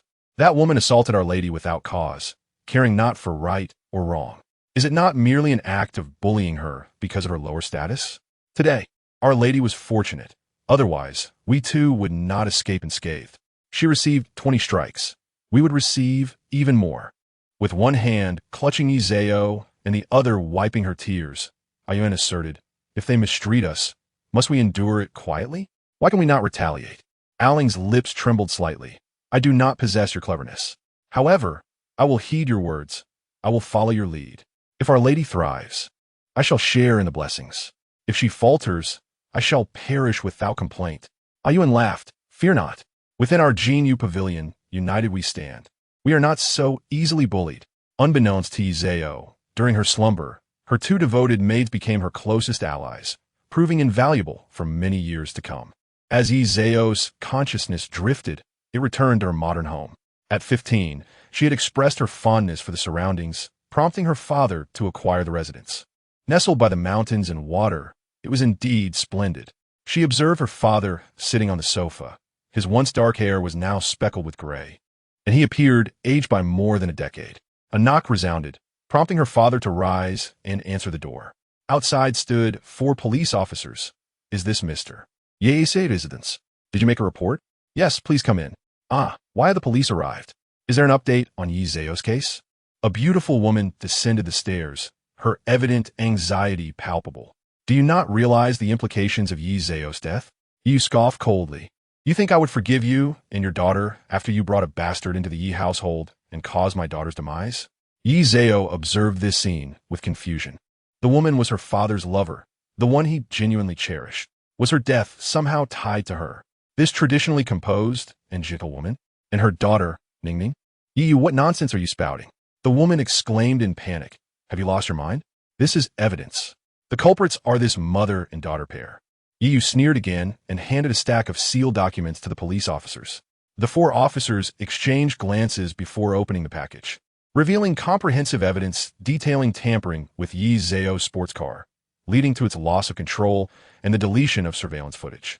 However, Wang and her daughter did not anticipate that Yi Yu had safeguarded additional footage, known only to him. Justice will prevail. Ningning stood upstairs, her face as pale as a ghost. Being young, she could not maintain her mother's composure. The officers recognized her distress. Uncle, I did not harm my sister. Yi Zhao had been proud and willful, yet had she treated you poorly? Yi Yu coldly regarded Ningning. You rarely visit, but whenever you do, everything is prepared by Yi Zhao for you. How could you so heartlessly take her life? You and your mother have taken everything from the Yi family and still had the audacity to kill the sole heir. Vile wretches. Yi Yu, typically refined, was now furious, his eyes reddening as he lashed out. Ningning suddenly erupted. I did kill her. Why? Why must she always be superior to me? She is beautiful, highly educated, and possesses everything she desires. Why should I lower myself? Just because she is the biological daughter of Yi Yu? For that reason alone, you are unworthy to compare yourself to her. Were you? Huh? What are you and your mother? Yi Yu sneered. Is it because of that fool named Zhang Yu? Idiot. Yi Zi does not even like that person. Ningning knelt there, whispering, I know she doesn't like him, but Zhang Yu likes her. He only sees her and not me. The police took Ningning and her mother away while Yi Yu merely watched. Yi Zhao looked at her father sitting on the sofa, smiling at the photograph on the wall. Father, I am sorry. This is all I can do for you. Since it is for that man, I will help you eliminate him. Yi Yu slowly leaned back against the sofa, utterly exhausted. Yi Zhao's heart ached, and she cried out. Do not kill him. It is not worth it. I am fine. I have merely changed my world. A force compelled Yi Zhao to move away. And at that moment, Yi Yu suddenly raised his head. Yi Zi, daughter? Father, do not kill him. Do not kill him. Your daughter is well. Please live well. Just as Yi Zhao felt her consciousness slipping away, she heard Yi Yu's choked voice. All right, father will listen to you and live on. The moment Yi Zhao opened her eyes, she could not care about the dream anymore, for her entire body ached. The pain was unbearable, a fire burning within her stomach. She dared not move, only wanted to call for someone. She saw Yuan with red eyes. Miss? Quickly, summon the physician. The young lady has awakened. A Yuan exclaimed. Only 2 days have passed. Does this mean the young lady is all right? The two female physicians were also extremely surprised and hurried in to check. It looks much better. Quickly, let the young lady drink some water. Her lips are parched. Miss, do not move. Your internal injuries are delicate and cannot be disturbed. I understand. Yi Zhao's voice was hoarse and weak, yet her response was resolute. Just then, the fourth master came in. Awake? He took a few steps closer, ignoring those who were bowing, and looked at Yi Zhao. How do you feel? Yi Zhao felt a sense of relief at not seeing him, but upon his arrival, tears streamed down her face. It hurts. I go to die? The fourth master sat down. Nonsense, being awake means you are fine. Do not cry. It will only worsen your discomfort. Yi Zhao nodded, slowly composing herself. The physician arrived. Outside, a Ling announced. The fourth master acknowledged and beckoned her in. The physician sighed with relief. It is good that you are awake. Now, all that remains is to recuperate, improving day by day. Once awake, she could take her medicine. A Yuan and a Ling helped Yi Zhao drink half a bowl of porridge, followed by her medicine. After changing her dressings, an hour passed. The fourth master patiently sat outside, sipping tea. Once Yi Zhao was ready, he entered to find her small hand clutching a blanket over her chest. Chapter 85. The woman who smirks at the fourth master. The fourth master immediately laughed. After all this, are you still afraid? What is there to fear? Yi Zhao bit her lip, inhaling sharply from the pain. She had already bitten it before, and it had not healed in 2 days. Does it hurt? You never learn. The fourth master sat beside her, smiling. Sir, are those two dead? Yi Zhao suddenly remembered Dong Shui and Hong Tao, her expression turning grim. The fourth master remained silent, casting an unkind glance at Yi Zhao. At that time, Yi Zhao had hated them intensely, and the fourth master had acquiesced. However, 2 days later, her continued agitation would inevitably seem subtle. Are they dead? Yi Zhao grew agitated, attempting to rise. The movement sent sharp pain shooting through her back and made her insides feel as if they were shifting. She bit her lip again, paling and collapsing, unable to move. The fourth master furrowed his brow. Why does it matter so much if those two servants live or die? Is it worth this? I hurt. Yi Zhao was now utterly defeated and in pain. She was supposed to be resting. Summon the physician. The fourth master commanded. Those two are dead. His tone was somewhat indifferent, clearly displeased. One sought to curry favor with her master, and the other betrayed her old master, framing me. Framing me for injuring my own face to harm Li Side Concubine. Even if I were to frame someone, I would not harm my own face. Why do I not hate them? I nearly died. You have no idea how much it hurt. The first strike 6 strikes, each delivered with all their might. Li Side Concubine wanted me dead. Why should I not hate those 2 servants? Even if a concubine is worthless, does that mean her life is as cheap as grass? Yi Zhao spoke in broken sentences, tears streaming down her face. At that moment, she did not wish to look at the 4th master at all. He sighed. Enough, they're already dead. Your health is what matters. Do you think I am cruel? Should I simply be bullied by servants? Yi Zhao scoffed coldly. The 4th master frowned again. Yi sure. The woman daring to smirk at him was the first. Just then, the physician arrived, and the 4th master merely said, "Examine her," before leaving. The physician had only just departed when she returned, startled, fearing that this lady might have encountered another incident. After checking her pulse, she wiped her brow. "Miss, you must not get agitated. Rest well for a few days. You must not move easily." "Thank you. Yi Zhao Simidet. I dare not." The physician hurriedly shook her head and left. After reporting to the 4th master, he simply acknowledged her, offering no further comments. After the physician left, Su Peixiong cautiously asked, "Sir, should we send Missy back to recuperate?" He noticed the 4th master's displeasure and wondered if he had grown weary of her presence. Did he not hear that she must not move? The 4th master impatiently waved him off. Su Peixiong quickly exited, thinking that this was not merely a matter of dislike. It seemed more like concern. This was a significant issue. Yi Zhao had already fallen asleep again. Before sleeping, a single thought crossed her mind. After surviving this calamity, should she not change her temperament? It would be too suffocating otherwise. What was wrong with being a concubine? Should she live like a dog? Absolutely not. That day, the 4th master did not visit Yi Zhao again. It was not until the following morning that he entered. When he arrived, Yi Zhao was still asleep, lying on her side with her face turned outward. Her long hair appeared to have been cleaned yesterday, cascading neatly over the bed. Her complexion remained pale, and she seemed to have lost considerable weight, with a thin blanket covering her back, exposing her delicate shoulders.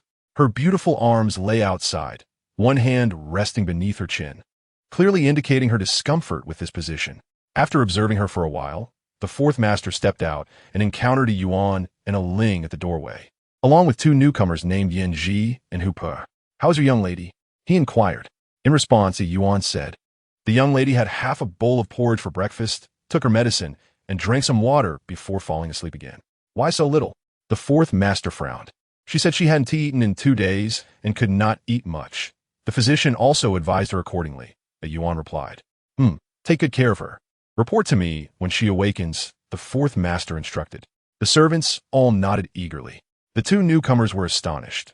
This young lady was indeed quite favored, with her food intake even being a concern for the master. The next time Yi Zhao was seen was in the afternoon. The physician had mentioned she needed more sleep, so she was not awakened for lunch. When the 4th master arrived, a Ling and a Yuan were feeding her. "No need for that. Continue," he waved his hand. After swallowing her food, Yi Zhao softly said, "Sir, this is delicious." The 4th master glanced over. Initially, he seemed indifferent, but to Yi Zhao's surprise, he sat beside her, observing the maids attending to her. Once she finished eating and rinsed her mouth, the maids hurriedly exited. "Sir, please do not be angry," Yi Zhao thought, realizing she needed to lower her own stance. Otherwise, if the 4th master were to disdain her, it would truly be a loss. "Is it any better now?" The 4th master glanced at her. In the past, a woman daring to sneer at him would certainly have been relegated to the cold palace. Yet, she nearly lost her life, and the 4th master truly could not bear to act callously. Initially, he could not bring himself to be harsh, and upon reflection, he realized she was still quite young. After enduring such suffering, it seemed trivial in comparison. "Master," Yi Zhao pressed further, refusing to answer the 4th master, instead calling out pitifully. The 4th master raised his eyes, instinctively furrowing his brow. "What is it?" "Master, come here. I cannot come over." Yi Zhao extended a hand. The 4th master felt as though a little kitten had scratched his heart, inciting a peculiar itch. He genuinely wished to approach her, yet an inexplicable sense of unease lingered. Yi Zhao, undeterred, continued, when I was dreaming and in pain, Master held me, but then Master turned away from me. She added, I washed last night. I am quite clean and do not stink. This time, the fourth master could no longer maintain his composure. He laughed, genuinely amused by Yi Zhao. His reluctance to approach her had nothing to do with any disdain for her cleanliness, truly. However, acknowledging that she had indeed made an effort to wash up at night softened his heart. Clearing his throat, he sat beside her, deliberately maintaining a distance that was close yet still separate. Yet, Yi Zhao was unwilling to move closer. She merely tilted her head, gazing intently at the fourth master. After a considerable time, during which the fourth master felt a twinge of embarrassment under her scrutiny, he sighed deeply. It is truly wonderful to be alive. Master treats me so well, I cannot bear to die. Today, she deliberately refrained from calling herself a servant, simply to observe the fourth master's reaction. Chapter 0086. The charming little fox, however. The fourth master's attention was not on her choice of self-reference. He frowned again, as Yi Zhao's actions had stirred something within him. This frown was not out of disdain or displeasure, but rather confusion. How could this woman perplex him so? Did she not feel anxious after he had left abruptly yesterday? Did she not fear losing his favor? Was it his visit today that reassured her of her standing? Yet, she appeared utterly unconcerned, as if nothing had transpired yesterday. Master? Yi Zhao called, noticing the fourth master's unwavering gaze upon her. Is it better? He inquired. Yi Zhao chuckled softly. You have already asked, Master. It is indeed better. The pain in my abdomen has lessened. The physician said I had injured my internal organs. It seems rather severe, yet the injury itself is not grave, just extremely painful. She frowned in distress. It will be fine in a few days. The fourth master pondered for a moment and replied solemnly, I have investigated your matter. Those two servants deceived the concubine. The one responsible is already dead, so there is no need to hold a grudge. Yi Zhao nodded, I understand. Feeling somewhat defeated, she soon lifted her head. I was overly angry yesterday, but I am not upset today. That is good. Rest well for a few days before returning. The fourth master patted her head. Yi Zhao did not perceive that the fourth master's words were intended to protect Li Concubine. However, how could they address the injustice suffered by the servant girl, who was nearly beaten to death? The fourth master would not punish Li Shi for the sake of a mere concubine. Yi Zhao herself could not seek revenge against Li Shi. It would be best to act as though nothing had occurred. She was indifferent to revenge. What mattered was that the fourth master felt guilty, ensuring he would take better care of her in the future. At the very least, he would protect her from direct bullying by Li Shi. Thus, taking a step back would not be detrimental. After spending considerable time with Yi Zhao, the fourth master noticed she was growing drowsy, prompting him to leave. Upon returning to the study, he encountered Su Peixiang, who reported, Master, just now the concubine summoned me, asking if you would join her for dinner this evening. I will not go, the fourth master replied coolly. I pity her for losing a child, yet she has become increasingly unreasonable due to this affection. You may inform the concubine that I shall dine with her shortly. Ah, Master, will you be staying overnight? Su Peixiang added, feeling a pang of sympathy for the fourth master. The concubine was still in a state of neglect, and now, even Li Shi was to be disregarded. Yi Zhao was fortunate, though injured, as she would not be able to serve for a month or so. There was also Geng Shi, whom the fourth master did not particularly favor. Only for dinner, the fourth master waved his hand dismissively. The concubine, upon receiving the message from Su Peixiang, was delighted and rewarded him, saying, prepare for the master's arrival shortly. After sending Su Peixiang away, the concubine concealed her smile. Have Li Shi's people gone to the front courtyard? I heard they invited the master for dinner. Xiao, he remarked, how dare they? The master did not even blame the servants there. Will it suffice to simply execute two maids? Xiao Cheng questioned, do you not know? At this moment, it is better not to punish her than to let it slide. Young Mama chuckled. At this time, it is preferable to administer a swift punishment. The concubine smiled. The concubine is favored. Perhaps she will escape punishment. Young Mama laughed along. Xiao Chun will return to the estate tomorrow. Let us see how things are. Xiao Chun grinned. Indeed, news must travel between the estate and the countryside. How Li Shi nearly caused the innocent Yi Shi to be killed, yet the master showed no signs of punishment. This matter must eventually come to light, as not everyone could be fearful. They feared that if Li Side made another mistake, it would lead to chaos. Many had suffered at the hands of Li Side in the estate. The concubine did not respond but waved her hand. Go prepare. The master will arrive shortly. The group left with smiles. It was evident that Li Side was furious for not having summoned the fourth master. She shattered a teacup. Has he gone to the main courtyard? Zhao Fugue sighed. In response to the master's inquiry, yes. That little wretch? Li Shidamanda. Clearly referring to Yi Zhao. She is in the front courtyard recovering, Zhao Fugue replied. After considering, he added, they say she is not well, having nearly lost her life and just regained consciousness. The front courtyard was now wary of sharing news with them. So they were unaware that Yi Zhao had awakened the day before. How had she not died? Truly, she was fortunate. Li Side scoffed, but inwardly, she felt relieved. It was better that she survived. Otherwise, the fourth master would surely resent her more. The fourth master currently lavished attention on Yi Side. How could he allow her demise? Calm down, my lady. Our little master is still in the front courtyard, and the master will visit you in a few days. Zhao Fugue offered a conciliatory smile. It was rather disheartening to think that it had come to this over a mere concubine. Li Side waved her hand dismissively, lacking the will to engage in further dialogue. When the fourth master returned from a main courtyard, he went to check on Yi Zhao once more. She was fast asleep, completely unaware of his presence. Seeing her in such a deep slumber, he intended to leave, but just then, Yi Zhao suddenly cried out, no. The fourth master halted. I don't want it. I didn't do anything. Master, save me. It hurts. Awakening with a start, she saw the fourth master standing beside her, and the sudden tension from her dream caused her pain to flare anew. Master, it hurts so much. She was not pretending. She had truly been dreaming. Do not fear. I shall summon the physician to examine you. The fourth master sighed softly, leaning closer. There's no need. It's just my back that hurts. It is nothing serious. Yi Zhao replied. Why are you here? She asked, regaining her clarity. I came to check on you. The fourth master answered, sitting beside her. Are you frightened? From now on, aside from me, no one shall harm you. Master cannot strike. It hurts too much.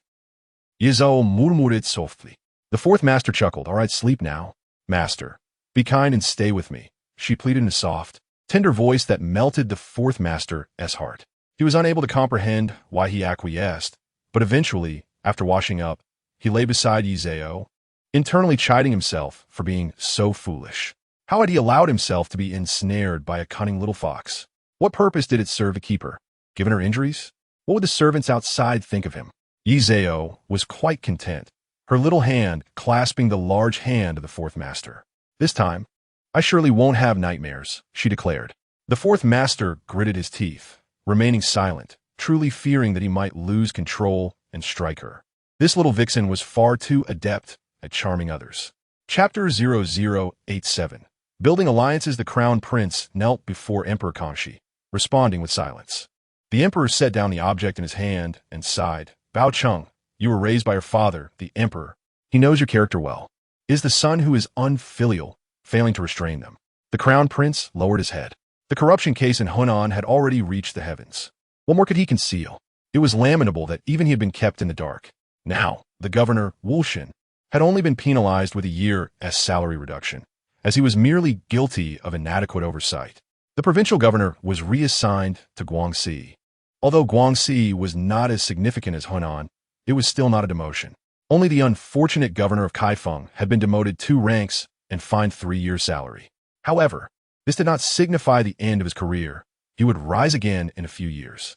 The truly irredeemable were those petty officials and merchants. The materials they trafficked posed the greatest risk to the dikes, and several minor officials had embezzled funds meant for riverworks. Such unconvincing measures were truly difficult for the emperor to accept. Upon exiting, the crown prince maintained an amiable smile, though the coldness in his eyes instilled fear in the eunuchs nearby. He walked quietly outside, undeterred by the glaring midday sun. Since he was 16, the emperor had begun to guard against him, and over the past decade, this vigilance had only intensified. These few individuals, lacking true loyalty to the crown prince, could no longer be utilized by him. The emperor's stratagem would only earn gratitude from a few ministers, who would pledge their loyalty henceforth.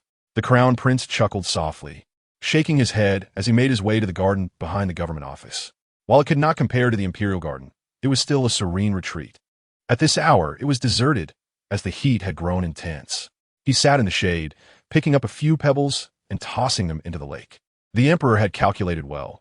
The trap set by the eldest was quite clever. "My lord, it's too hot. You were ill not long ago. Don't expose yourself," the eunuch Dong Bao said, feigning courage. "Indeed, my lord, your health is paramount." Song Bao hurriedly added, "I have been the crown prince for over 20 years. I am quite weary of it. Tell me, is there any amusement in being the crown prince?" he asked as he tossed the last pebble into the water. Dong Bao quickly wiped his hands for him. "Your Highness, please do not say such things. You are the crown prince, and that is of utmost significance. You are the ones who understand my thoughts the best," the crown prince replied with a smile, rising to his feet. "Are there any pleasure houses in Kaifeng, my lord?" Dong Bao was taken aback, his expression darkening. The crown prince wished to visit a pleasure house. This was unacceptable. "What? I have maintained my purity for over 20 years, and now I cannot indulge a bit?" the crown prince asked, a playful smile gracing his lips. "My lord, I know you're feeling discontent, but how can this be managed? If you are feeling stifled, I could summon a few girls for you." Song Bao knelt and suggested. The crown prince lowered his gaze at him before helping him up. "I merely wish to see what the women in the pleasure houses look like." "Very well. At least I shall not go at this moment. Return now." He strode past the two eunuchs, who exchanged glances, both drenched in cold sweat, fearing that the crown prince might suddenly succumb to temptation, which would spell their doom. Little did they know, the crown prince had long been shaken in his convictions, now harboring numerous thoughts.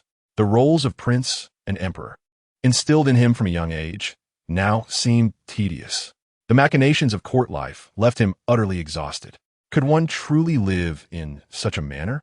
Once a person begins to doubt everything before them, they inevitably seek out a different life. And whether they can return to their former state is a question only heaven knows. The crown prince, having traveled from the capital, had not brought anyone with him. Upon returning to his quarters, he picked up a book and opened it at random, his mind drifting elsewhere. After lunch, he went out to ride in the countryside. When Emperor Kangxi learned of this, he assumed the crown prince was merely unhappy and did not comment further. At dinner, he even rewarded him with 2 dishes. Once the situation in Hunan was resolved, Emperor Kangxi prepared to depart southward again, but the crown prince declined to accompany him. The emperor's expression darkened, yet he acquiesced without mentioning how affairs in the capital would be managed upon his return. In early June, as Emperor Kangxi journeyed southward, the crown prince saw him off and promptly set out to return to the capital. At the fourth master's estate, Yi Zhao had recovered sufficiently to move about. Though she could not yet sit, she could stand and walk a few steps, so she voluntarily moved back to her own courtyard. Long-term residence in the front courtyard was not ideal. It displeased both the first and second consorts, and also, distance breeds beauty. Not long after her return, she received a visit from Lady Geng. Upon seeing her, Lady Geng hurriedly said, "You mustn't get up." Yi Zhao smiled and lay back down. "Thank you, Gidge." "Thank you for what?" "I came to see you, not to have you strain your wounds further." "Are you feeling better?" Lady Geng inquired as she took a seat. "Much better.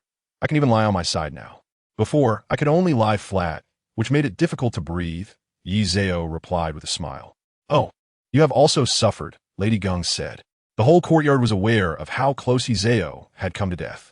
"I'm immensely grateful for your visit." Yi Zhao noted that Lady Geng did not seem interested in prying for information, but was simply there to offer goodwill. "What words? Your recovery is what matters. I do not know how the physician treated you.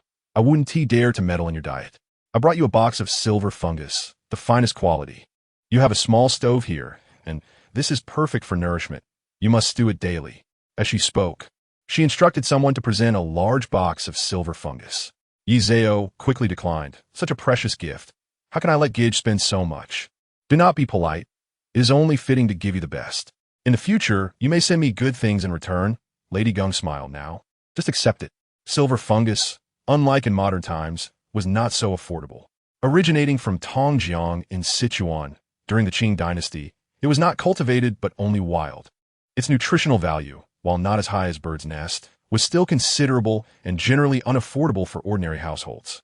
Typically, a small box of silver fungus could cost about 20 taels of silver.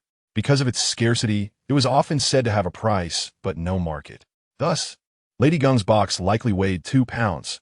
A small amount would suffice, enough to last half a year. Truly, it was a generous expenditure.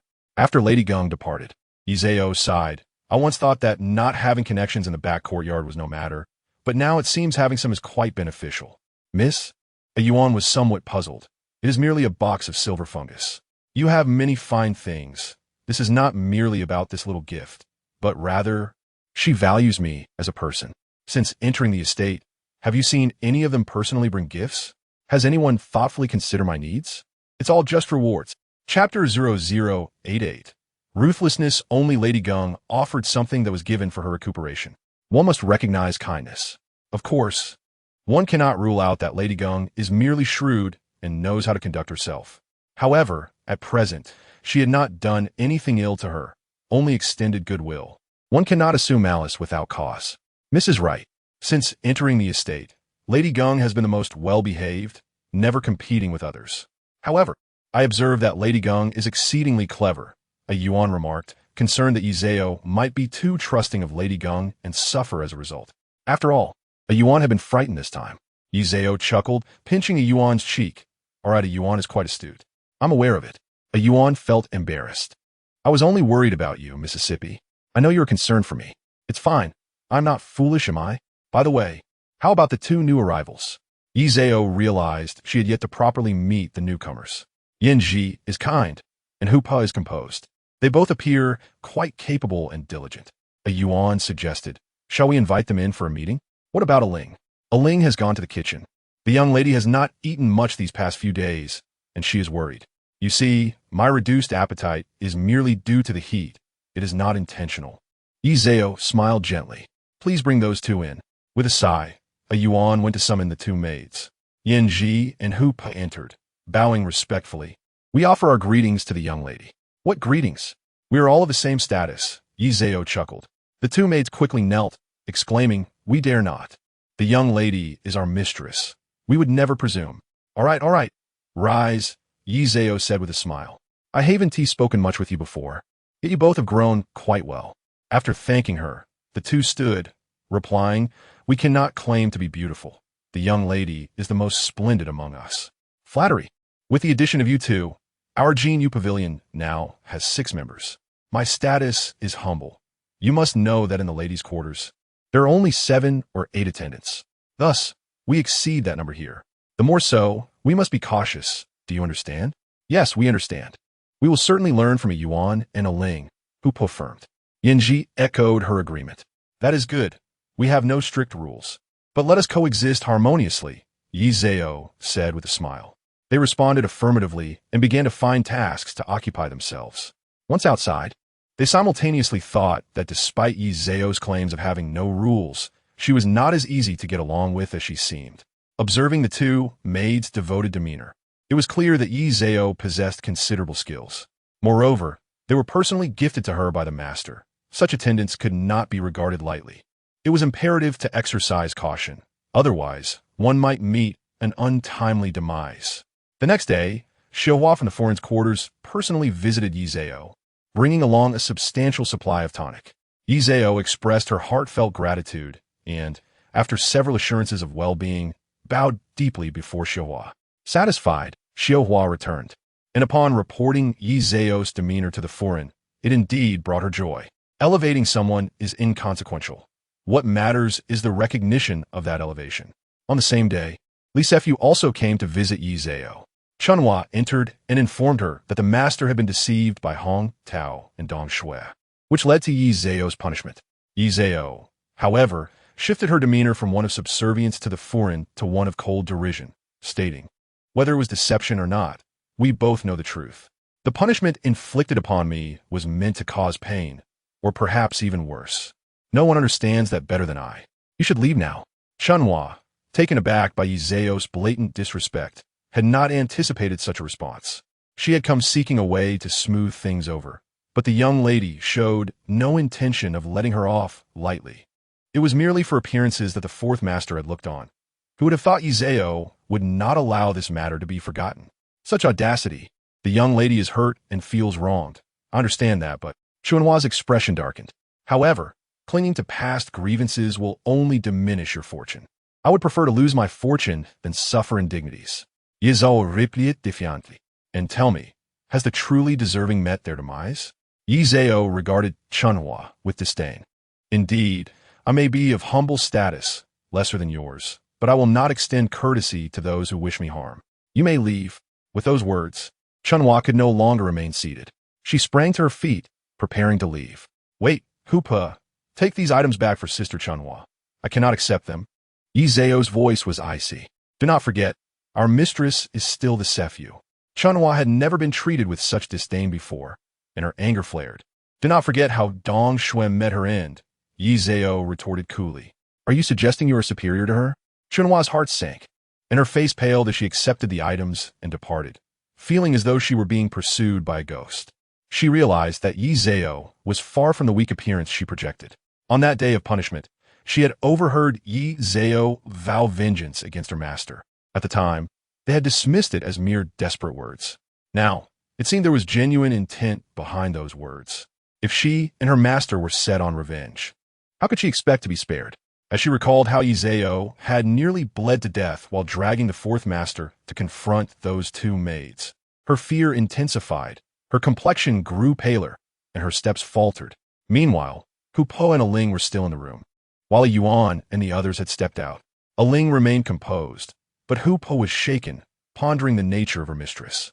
This was truly formidable. Later that evening, the fourth master came to visit. He had not stayed over at the main courtyard for several days and had not even seen Li Shi. Instead, Geng Shi had attended to him a couple of times. Upon his arrival, after the maids presented their greetings and tea, only Aling remained. The others withdrew. Greetings, master. Yi Zhao was standing, unable to bend due to her injuries, yet she still managed to pay her respects. The fourth master inquired, How long have you been up? Not long. I just got down, master. I have something to discuss with you, Yi Zhao said, her eyes filled with trepidation. The fourth master raised an eyebrow. What have you done now? Nothing. Today, the foreign sent some items, and then the Sephu also sent some, but I refused them and sent them away. She lowered her head as she spoke. The fourth master remained silent, finding her refusal unremarkable. If she chose not to accept them, so be it. What else could be said? Would she be punished for it? With her lowly status, she could only quibble over such trivial matters. It was unlikely she would confront Li Shi over it. Chapter 89. The failure of Li Shi. Yi Zhao quickly took a few steps forward, inadvertently straining her injury. She winced, her leg buckling, and collapsed into the fourth master's embrace. Clutching his robe, Master, I was wrong. I won T do it again. But I couldn't T help it. I was afraid, and I didn't T want to be beaten. It hurt too much. As she spoke, tears welled in her eyes. The fourth master steadied her, his gaze deep and contemplative, yet wordless. Yi Zhao felt a twinge of doubt. Had she overplayed her hand? But she quickly suppressed her tears. Biting her lip, I won T dare again. The fourth master's lips twitched, and he held her close, pressing her head to his chest, completely ignoring her. He knew that if he looked at her, he would inevitably smile. The fourth master's eyes sparkled with humor. This I won T dare again did not suggest a lack of arrogance, but rather that she could not even afford to feel wronged or fearful. How ruthless he must be to deny her even the right to feel hurt or afraid. Such a cunning vixen, nestled in the fourth master's embrace. A smile crept onto Yi Zhao's lips, her heart forming a triumphant gesture. Yi Zhao, it seems I have misjudged you. You are far from honest, always employing clever tricks, yet they were harmless enough that the fourth master did not mind. Yi Zhao playfully scratched his back a few times, as if responding to his thoughts, yet she remained silent. The fourth master truly could not help but chuckle. Little vixen. Yi Zhao nestled against the fourth master's chest. He laughed heartily, the vibrations resonating through his chest. Yi Zhao felt an inexplicable urge to laugh along, and soon they were both sharing a joyful embrace. Aling observed the entire exchange, fully aware of her mistress's demeanor, while outside, Su Peixiang remained oblivious. He was filled with curiosity, having never seen the master smile so readily in a woman's company. This was truly extraordinary. Was this Yi Zhao truly a fox spirit? Meanwhile, the atmosphere between the fourth master and Yi Zhao was delightful. Time rewound. Chunhua had pondered excessively along the way home. Consequently, upon her return, she instinctively smoothed over her words considerably. Nevertheless, the fact remained that Yi Zhao did not accept the items, a truth that could not be altered. After all, Chunhua dared not conceal it. Li Shi, upon hearing this, hurled the items in her hand, exclaiming, "Wretch, how dare you be so ungrateful? What is this? I struck her, and she still dares to hold a grudge?" Chunhua bowed her head in silence, yet her thoughts lingered. Why should she not hold a grudge? Regardless of who it is, whether nearly beaten to death or with the intent to kill, resentment is only natural. Lady Li was furious for quite some time, but at that moment, she felt too vulnerable to confront Lady Yi again. "Zhao Fugui, keep an eye on the kitchen," Lady Li huffed. Zhao Fugui knelt immediately, "My lady. Please do not be angry. I am helpless." The kitchen had been instructed by Su Peixiang to attend to Lady Ye's meals, and they had been diligent for quite a while. Everyone was aware of the discord between Lady Li and Miss Yi. At this moment, the kitchen dared not step forward to confront Miss Yi. Given how much the master valued her, how could the kitchen disregard his wishes? Such loyalty could not be bought with any amount of silver. Lady Li was not unaware of this. She was simply blinded by her anger. Upon hearing Zhao Fugui's words, she felt as if she might explode. Have I truly allowed a lowly wench to gain the upper hand? How can this be? My lady, please consider the master. He is still in a fit of rage. It is best for you to refrain from any actions for the time being. Do not act in haste. Once we return home, there will be plenty of time. The timing is not right, and the main courtyard is watching you. If that person takes advantage of the situation, it will be a loss beyond measure. After all, Lady Yi is merely a concubine. There will be many opportunities to deal with her in the future. Indeed, my lady, when a master loses interest, you could crush her easily, as one would an ant. Please do not act in haste at this moment. Qiuyue also hurriedly knelt. Initially, they thought her inconsequential, yet she had grown bold enough to bite. Lady Li gritted her teeth. Very well, I shall allow her to be arrogant for a while longer. Zhao Fugui and Chunhua exchanged glances, both feeling a sense of relief. If they were to act rashly now, it would truly be courting disaster. However, by evening, upon learning that the fourth master had visited Lady Yi again, Lady Li shattered several teacups in her fury. Until bedtime, she was still seething. After washing up, Yi Zhao lay on the couch beside the fourth master, slowly turning to lie flat. As she settled down, the pressure on her injury caused her discomfort, but after a few deep breaths, it eased somewhat. After all, lying on one side for too long was exhausting. The fourth master, observing her state, asked, "Does it still hurt?" "It hurts, but this position is more comfortable. It is unbearable in this sweltering summer, and I cannot even take a bath," Yi Zhao sighed. The wound on her back had scabbed over. Although it had not broken the skin, it bled slightly, leaving a layer of fine blood crust that looked particularly unsightly. Fortunately, once this layer fell off, it would heal in a few months. Otherwise, Yi Zhao would surely be distraught. The fourth master gently embraced her. "Sleep. I shall sleep too." Recently, when the fourth master was with her, he mostly just touched her lightly, without exerting much force, behaving quite honestly. He murmured in acknowledgement, closed his eyes, having indeed been worn out from the day's horseback riding.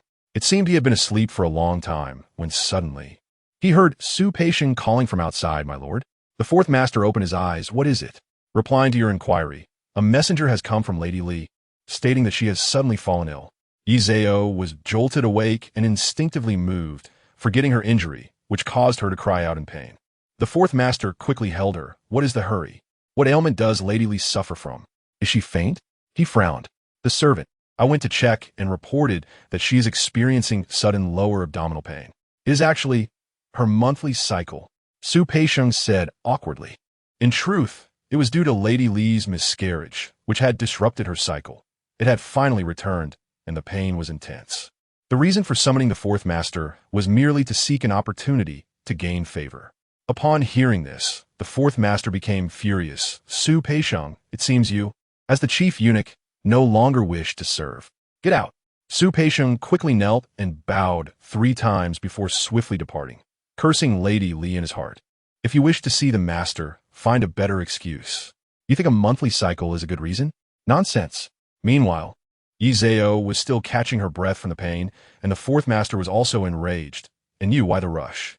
"I was startled awake. Upon hearing of Lady Li, Yi Zhao attempted to explain her distress. The fourth master understood that she had been frightened by the beating and instinctively reacted in her sleep. He softened his tone. "Shall I call the physician to take a look?" "No need. It is not serious." "Do you wish to get up?" Yi Zhao asked slowly, turning to her side.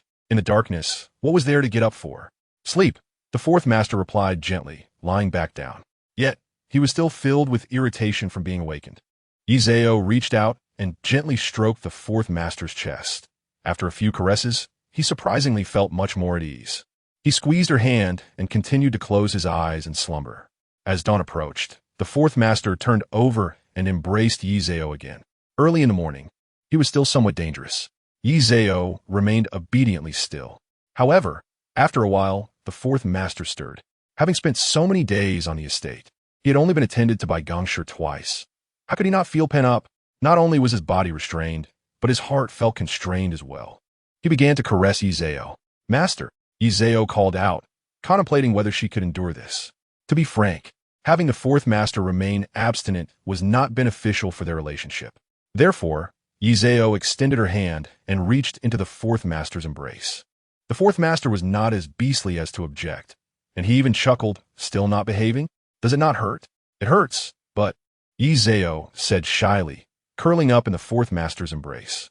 The fourth master hummed in acknowledgement and lifted her chin to kiss her jaw. We will continue when you feel better. He was not unaware that she wished to please him. To be honest, he had the same desire, but he could not let a woman with an injured back serve him. It was too hasty. Yet Yizao's eyes sparkled mischievously then. Allow me to touch you. With that, she reached out and precisely grasped the fourth master. He jolted, his eyes widening. He wanted to scold her for her frivolity, but upon meeting her innocent, bewildered gaze, he found himself at a loss for words. She was a virtuous maiden who had offered him her untainted self. And if she was frivolous, was it not he who had taught her? Moreover, she likely did not even comprehend the concept of frivolity. It was merely instinctive. However, as the fourth master thought this, his breathing became uneven, caught by surprise at being so easily ensnared by a cunning little fox. Truly it was maddening. As Izao's small hand moved, the fourth master's breath quickened. She provocatively teased, "Does it hurt?" I did not apply much force.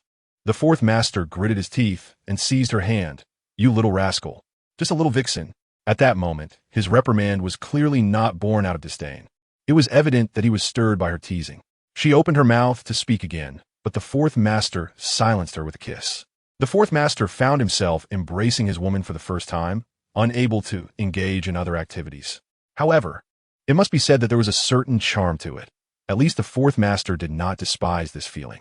After a long while, when Izao's arms began to ache, the fourth master finally released her. She, feeling mischievous, began to playfully rub her trembling hand against his abdomen.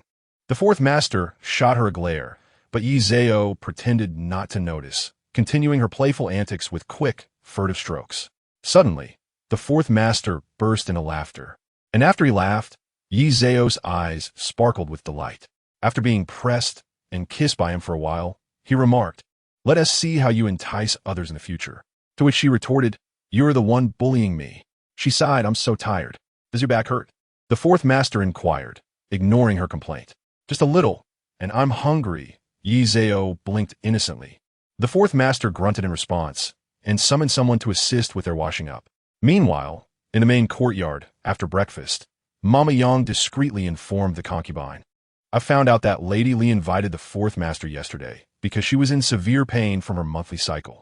The concubine acknowledged, "Now the fourth master harbors a grudge against me, and so does Lady Li. She no longer needs to feel favored.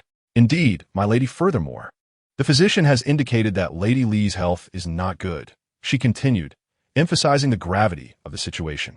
"What seems to be the issue? Did she suffer a miscarriage?" The concubine asked with interest. Considering she is over 6 months along, a miscarriage can be quite perilous. The physician believes she cannot withstand any cold. Otherwise, it may affect her future fertility. Mama Yang's eyes gleamed with insight. "If that is the case, we must exercise caution. Please take care of it, Mama." The concubine instructed as she set down her teacup. "This time, we must be careful. I assure you, I will ensure Lady Li remains safe," Mama Yang replied earnestly. "Lady Li must not have another child. Otherwise, I, as the concubine, will forever remain in obscurity. Anyone can give birth, but Lady Li should refrain from doing so." After Mama Yang departed, the concubine sat in silence, feeling neither guilt nor unease. Such is the nature of conflicts in the back courtyard. If Lady Li were a good person, she wouldn't be subjected to such schemes. But what kind of person is Lady Li? She became spoiled and arrogant after gaining favor, and since Hong Hu's departure, she has looked down upon the main courtyard, believing her child grants her immunity. Such a woman cannot be allowed to bear more children. Having one child is already her fortune. Moreover, she has more than one. However, Mama Yang's intentions would not be easily fulfilled. That morning, as the fourth master returned to the front courtyard and was about to leave, he encountered Lady Li approaching him directly. Reluctantly, he allowed her to enter. Lady Li, upon seeing the fourth master, dared not linger and promptly knelt. "I pay my respects to you, my lord." The fourth master acknowledged her, instructing her to rise without the need to kneel, still granting her a measure of respect. "I should not have disturbed you last night, my lord. However, I wish to request a mama," Lady Li earnestly stated. "Select one from the Internal Affairs Office." The fourth master replied, understanding her concerns. Her previous pregnancy had been disrupted by scheming, so her worries about her surroundings were justified. "Thank you, my lord," Lady Li exclaimed, visibly relieved. "You may return now," he replied indifferently. After a moment of hesitation, Lady Li spoke. I acted impulsively the other day, fearing I too was being plotted against. Upon hearing that Lady Yi had also conspired against me, I lost control and hurt her severely, almost to the point of losing her life. I acknowledge my mistake." As she spoke, she knelt again. The fourth master regarded her with a stoic expression. He was not oblivious. He understood the dynamics of scheming within the courtyard. Lady Li sought to use this as a pretext to eliminate Yi Zhao, and he recognized that. From Lady Li's perspective, it was entirely unreasonable. After all, Yi Zhao had gained favor, becoming a thorn in Lady Li's side. However, the fourth master was displeased. His beloved women should not be subjected to such ruthless machinations. Moreover, he felt a pang of sympathy for Yi Zhao. "Lady Li, I know you mourn your lost child, and I share in that sorrow. Yet, I am well aware of your character. You have repeatedly oppressed the women in the household, claiming they conspired against you. You have disappointed me greatly. Return now." Lady Li bit her lip, unable to speak further, and could only respond with a hint of grievance. "I take my leave." After her departure, the fourth master slammed the book he held onto the table in frustration. Not a single reliable person. The concubine acted covertly, while Lady Li displayed open arrogance and foolishness. How had he ever made her a favored concubine? Su Peixiang shrank back, unable to respond to such sentiments. The fourth master did not expect him to. So after a moment, he picked up the book again, feigning nonchalance as he resumed reading. After the crown prince returned to the capital, the straight prince had also greeted him. Initially, he had anticipated various scenarios upon meeting the crown prince, perhaps rage or indifference. However, to his surprise, the crown prince was amicable, as kind as before, albeit with an inscrutable glimmer in his eyes that left the straight prince perplexed.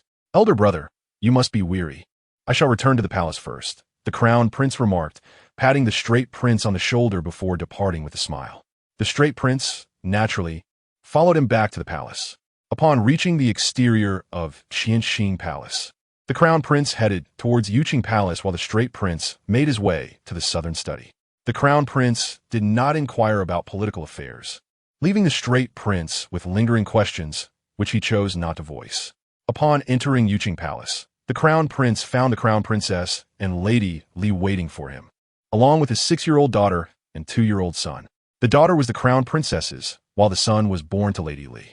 After greeting each of them, the crown prince waved, "You all may return. I am quite tired today and shall not accompany you, nor should a banquet be prepared. I wish to rest and will visit the main courtyard tomorrow." The crown princess nodded with a smile and led everyone away, showing no sign of disappointment. After all, this was the norm since her entry into the palace. Lady Li enjoyed greater favor, and it was understandable that she might feel disappointed. She held feelings for the crown prince, while the crown princess did not. Once back in his chambers, the crown prince reclined on the soft couch, Song Bao. "Let's take a walk tomorrow." Since turning 15, he hadn't ventured out freely. To leave the palace, he needed to seek permission from the emperor. He dared not act in any manner that might provoke disapproval. Yet, now he yearned for a change, for what harm could it do to take a stroll? Song Bao hesitated to agree, but ultimately complied, knowing better than to defy the crown prince's wishes. The following day, dressed in casual attire, the crown prince truly intended to visit the brothel. Song Bao wished he could cling to his leg to prevent him from going. But the crown princess' wrath would be fearsome should he become angry. It was also inappropriate to obstruct the crown prince in public. Reluctantly, he called out, "My lord." The crown prince flicked his fan and commanded, "Let us go." As twilight descended, the brothel was at its most bustling hour. The madam, seasoned and discerning patrons, immediately recognized the status of this particular gentleman, surmising it was his first visit, given the reluctance of his attendant. With a beaming smile, she approached. "Welcome, my lord. Please, come upstairs.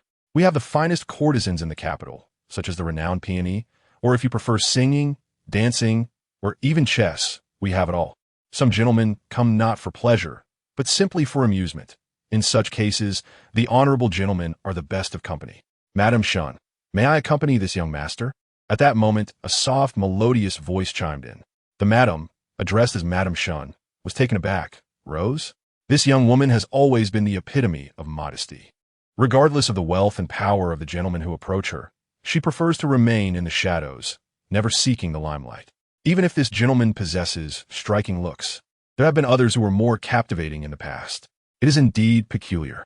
The more elusive she appears, the more intrigued the prince becomes, prompting him to gaze intently at the woman named Rose. This Rose, however, is not a paragon of beauty. In fact, when compared to the women in the prince's own courtyard, she does not stand out significantly. Yet, there is an unmistakable aura of defiance surrounding her, one that seems out of place in a brothel. Her eyes, though veiled, betray a certain coldness. Since the lady is willing, I shall not object. Please. The prince's interest intensifies, for she seems a captivating individual. Madame Shun harbors no objections, for all the women in her establishment are equally her own. "Rose, do accompany him well," she instructs, ushering Rose and the prince toward a private chamber. The maid departs only after serving tea and snacks. Once alone, Rose smiles softly, so even a prince comes to a brothel. The prince, taken aback, casts a sharp glance at her. "Who are you?" "Me? I am merely a wretched soul trapped in this flower house," she replies. "There is no need for your surprise, for last year, when you left the city, I had the fortune to witness your elegance from afar, and I have not forgotten." With a gentle smile, she pours tea for the prince. "So, you wish to serve me. What do you seek? Wealth and honor?" The prince's eyes glimmer with disdain. Rose perceives this disdain, but remains unfazed, patiently pouring the tea. "Is it wrong for a courtesan to aspire for wealth and honor? Are you here to impart wisdom? Such a sharp-tongued woman you are," the prince scoffs. "I serve you, acknowledging your status. Is that a fault?" She counters. "Am I not permitted to hope for a little more silver from you?" Rose's smile is sweet, concealing the chill within her eyes. "If that is the case, then perhaps you should strip," the prince taunts. "If that is what you desire, then I cannot serve you." Rose declares, "I have been in this flower house for 3 years, selling only my art, not my body." She rises, knowing your identity. "Do you think you can hold me back?" The prince sneers. "It is precisely because I know your identity that you dare to defy me. If you force me, I might take my own life or resist, which would be quite the spectacle," Rose retorts, sitting back down. "Moreover, you're not truly here for such pleasures, are you?" The prince remains silent, sipping his tea. "Is there no wine in this flower house?" "There is, but I suggest you stick to tea. Excessive drinking harms both the body and the spirit," Rose replies, taking a sip of her own tea. "Are you trying to read my heart? What? Do you wish to redeem yourself?" The prince inquires with a smile. With a long sigh, Rose admits, "To say I do not wish for it would be a lie. My reluctance to be a courtesan stems from necessity. I am bound to this place. If I could escape with your assistance, it would be a blessing. Yet, I understand that such matters are rarely straightforward." In the past 3 years, has no one offered to redeem you?" The prince asks with curiosity. "Surely, someone who does not sell their body would be easy to redeem. There have been more than one, but I am unwilling. Perhaps I am too proud. Who would redeem me without reason? And to what end? I cannot bring myself to accept anything that does not come from someone I truly care for. Besides, to become a concubine, to be trapped in the confines of the inner chamber, embroiled in endless strife, what meaning does that hold? If I were to have children, my status would only bring them suffering. Why endure that? Then, do you have feelings for me?" The prince raises an eyebrow. "How could it be so swift? Your noble stature may stir my heart, but it is merely a fleeting attraction." Rose shakes her head. "A person of your caliber, why would I dare to claim to love you? Yet you still dare to approach? After all, one must take a chance, mustn't one? Perhaps you find me amusing, like a stray kitten, and might decide to rescue me. She chuckles softly at her own innocence. But without effort, how can one know if they can achieve the life they desire? You are indeed an intriguing woman, the prince acknowledges, touched by her words. Indeed, without trying, one might believe their life will remain unchanged forever. May I play the qin for you, my prince? Though I'm not particularly skilled in the arts. I can manage the qin, Rose offers. What is your name? The prince suddenly finds the name Rose too common, unbefitting her essence. Feng Ying, she replies softly, pausing for a moment. I have not spoken that name in 3 years. It is my birth name, forgotten since I entered this inexplicable world. The prince scrutinizes her, doubtful of the name, but perhaps sensing her fondness for it. Feng Ying positions herself before the qin, tuning it before playing a familiar tune, Spring River, Flower Moon Night. Though it is a melody celebrating spring's beauty, her rendition evokes a sense of solitude and sorrow. Upon finishing, the prince remarks, "You prohibit me from drinking, yet this piece yearns for wine to enhance its essence. Today, I have spoken only the truth, so my music cannot conceal my sentiments.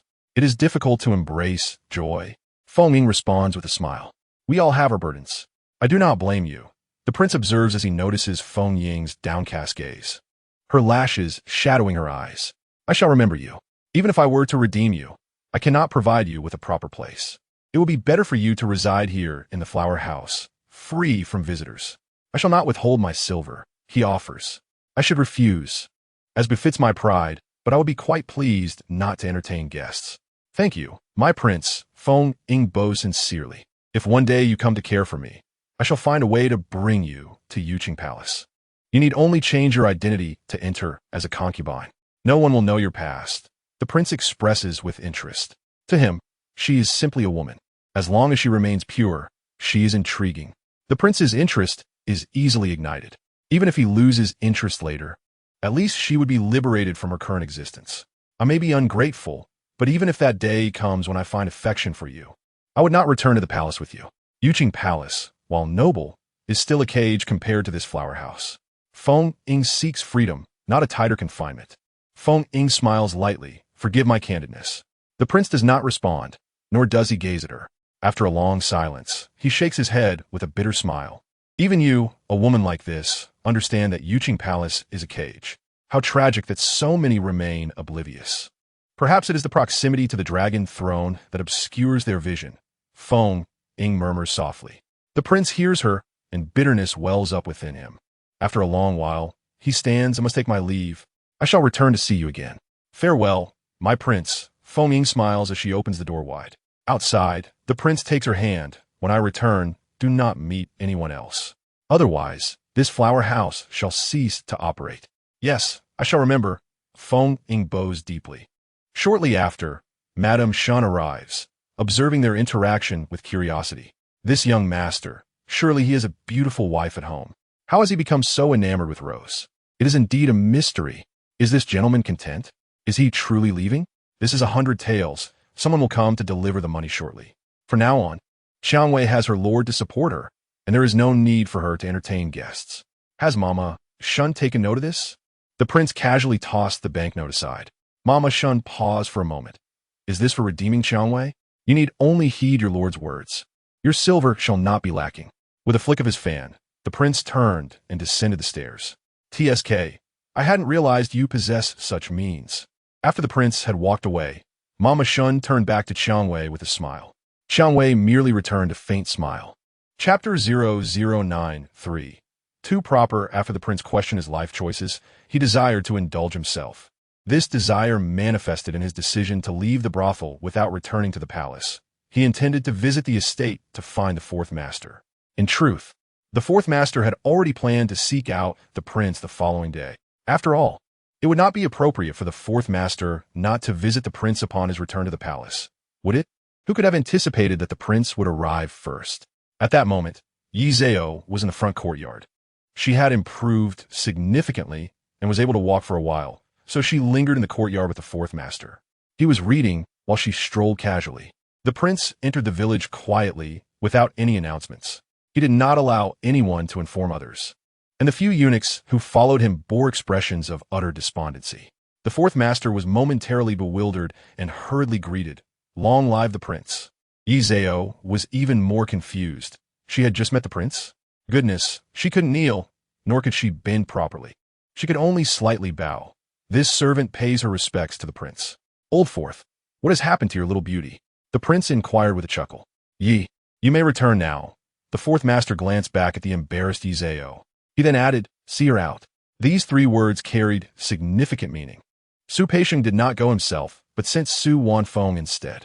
Su Wanfeng understood that this implied assistance was needed, especially since Miss Yi had come with only a maid. She was still unwell.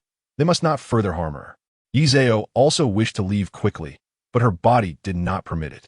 She could only move slowly step by step, and after a prolonged effort, her back began to ache severely. Once she was out of sight of the fourth master and the others, she broke into a cold sweat. This won't do. I need to hide for a moment. It hurts too much. Su Wanfeng, ever amiable, said, Miss, please take a rest. Meanwhile, the prince settled into the spot where the fourth master had just been seated. Old Fourth, you have always been an ice cube. Have you finally found a woman you like? She's quite lovely. The prince remarked with a smile. The fourth master felt somewhat awkward.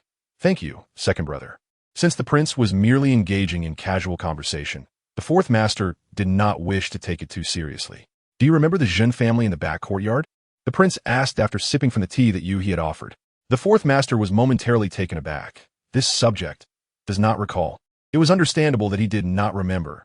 She was merely a concubine of lowly birth, not one chosen from the selection. I liked her very much back then. The prince reminisced with a smile. The fourth master felt puzzled as to why the prince was discussing women today, but he refrained from asking further, simply listening. However, the prince ceased speaking and inquired, Old Fourth, have you ever visited a brothel? The fourth master grimaced. This subject is not. Haha, that is for the best. I visited Baiwa Tower today, just to take a look. Haha, Old Fourth, I merely went to see.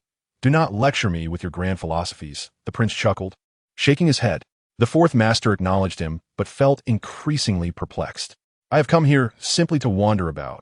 I shall not be returning today, the prince declared, setting down his teacup and placing the lid back with a resounding click. He then stood up.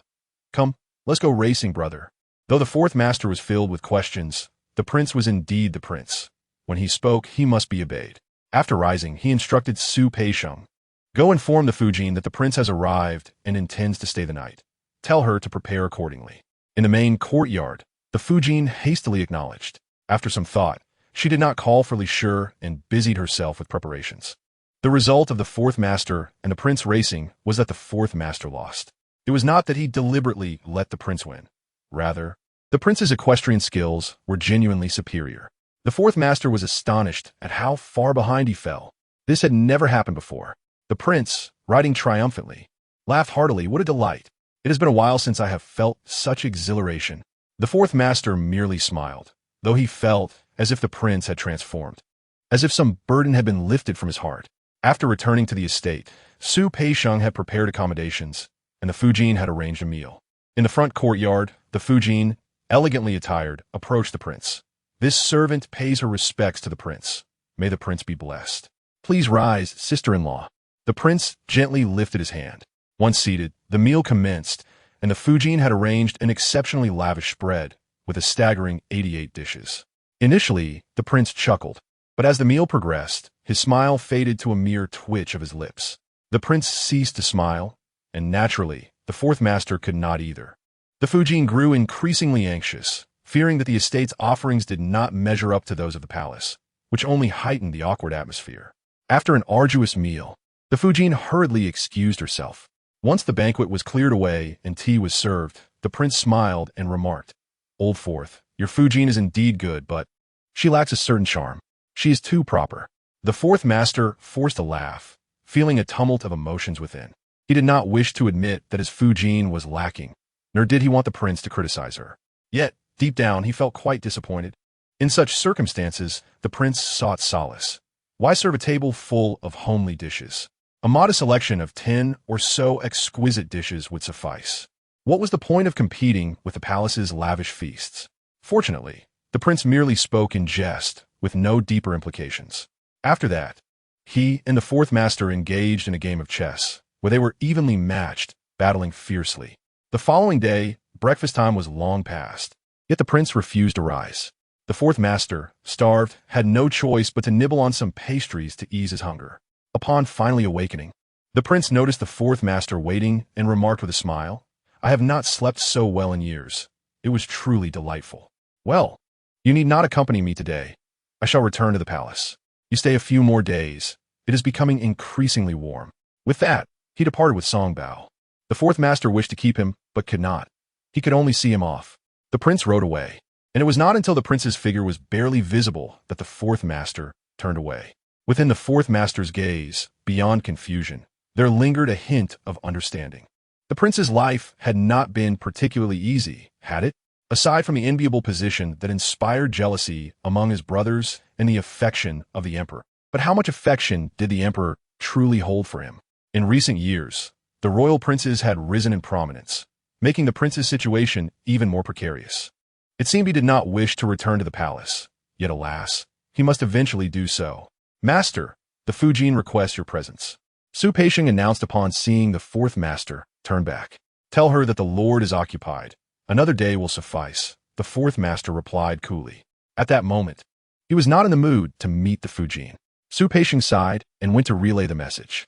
Upon receiving the fourth master's words, the Fujin could only comply, well aware that the fourth master was dissatisfied with her performance the previous day.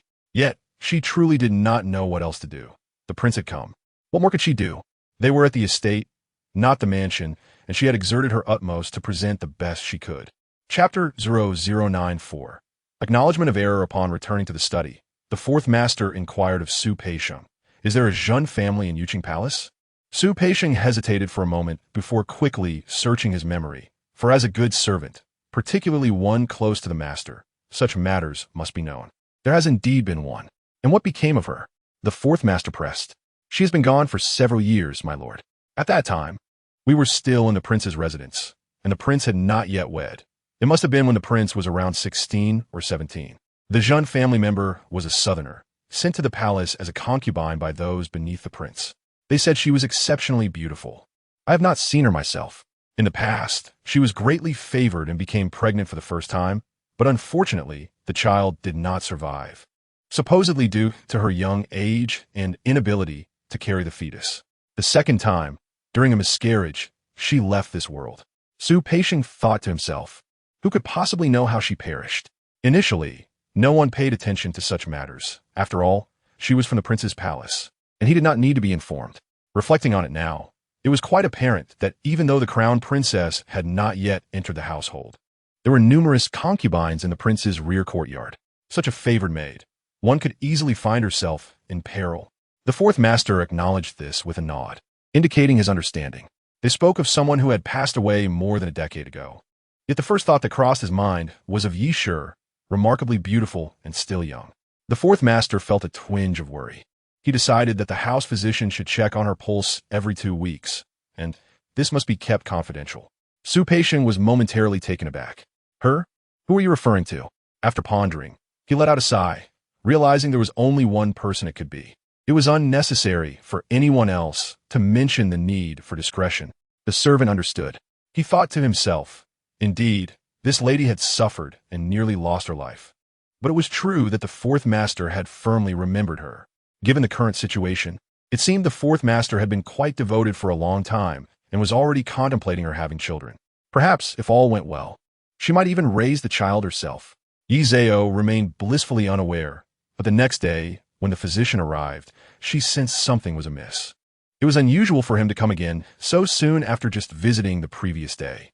"Why is Mr. Zhao here again?" she inquired cautiously.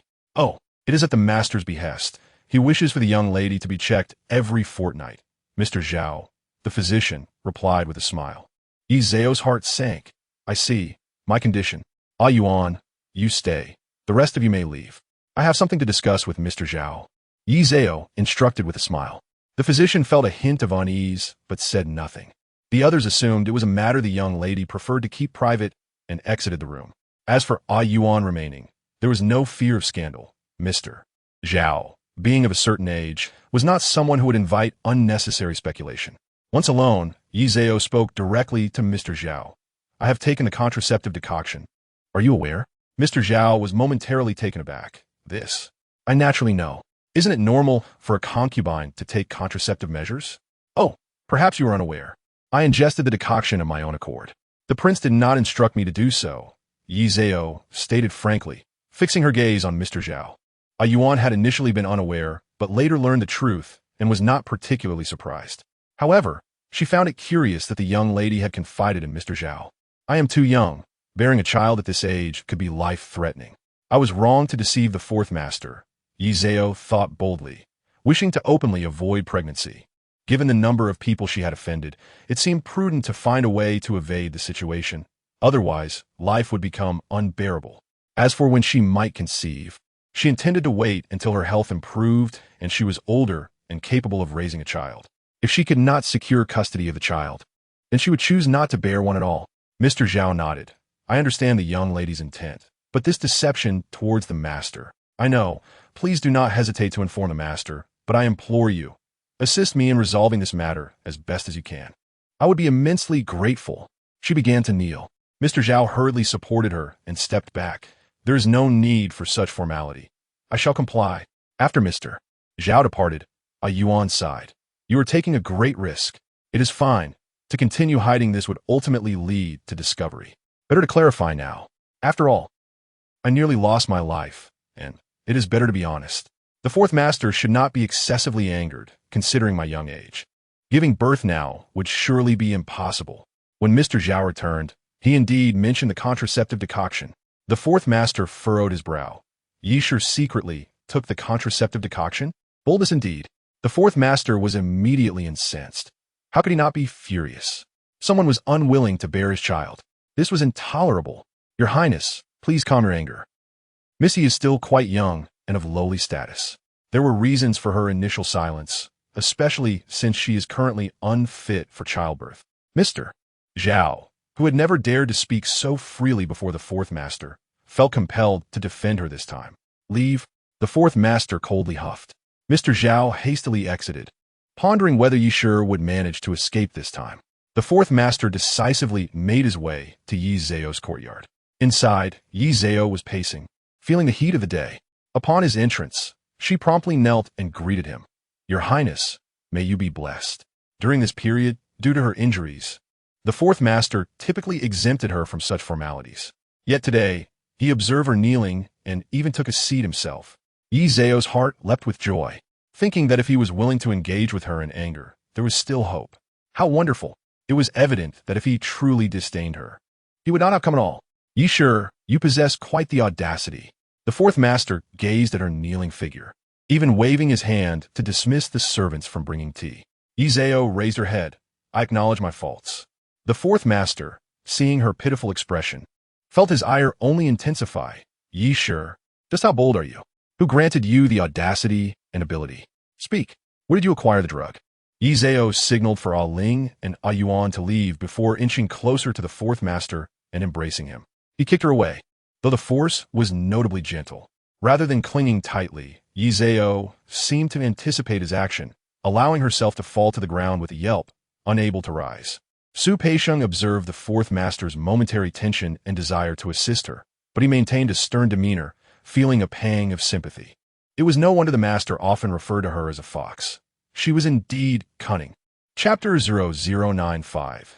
The fox becomes a spirit. The fourth master turned to Su Peisheng and ordered, leave. Su Peisheng promptly complied and closed the door behind him.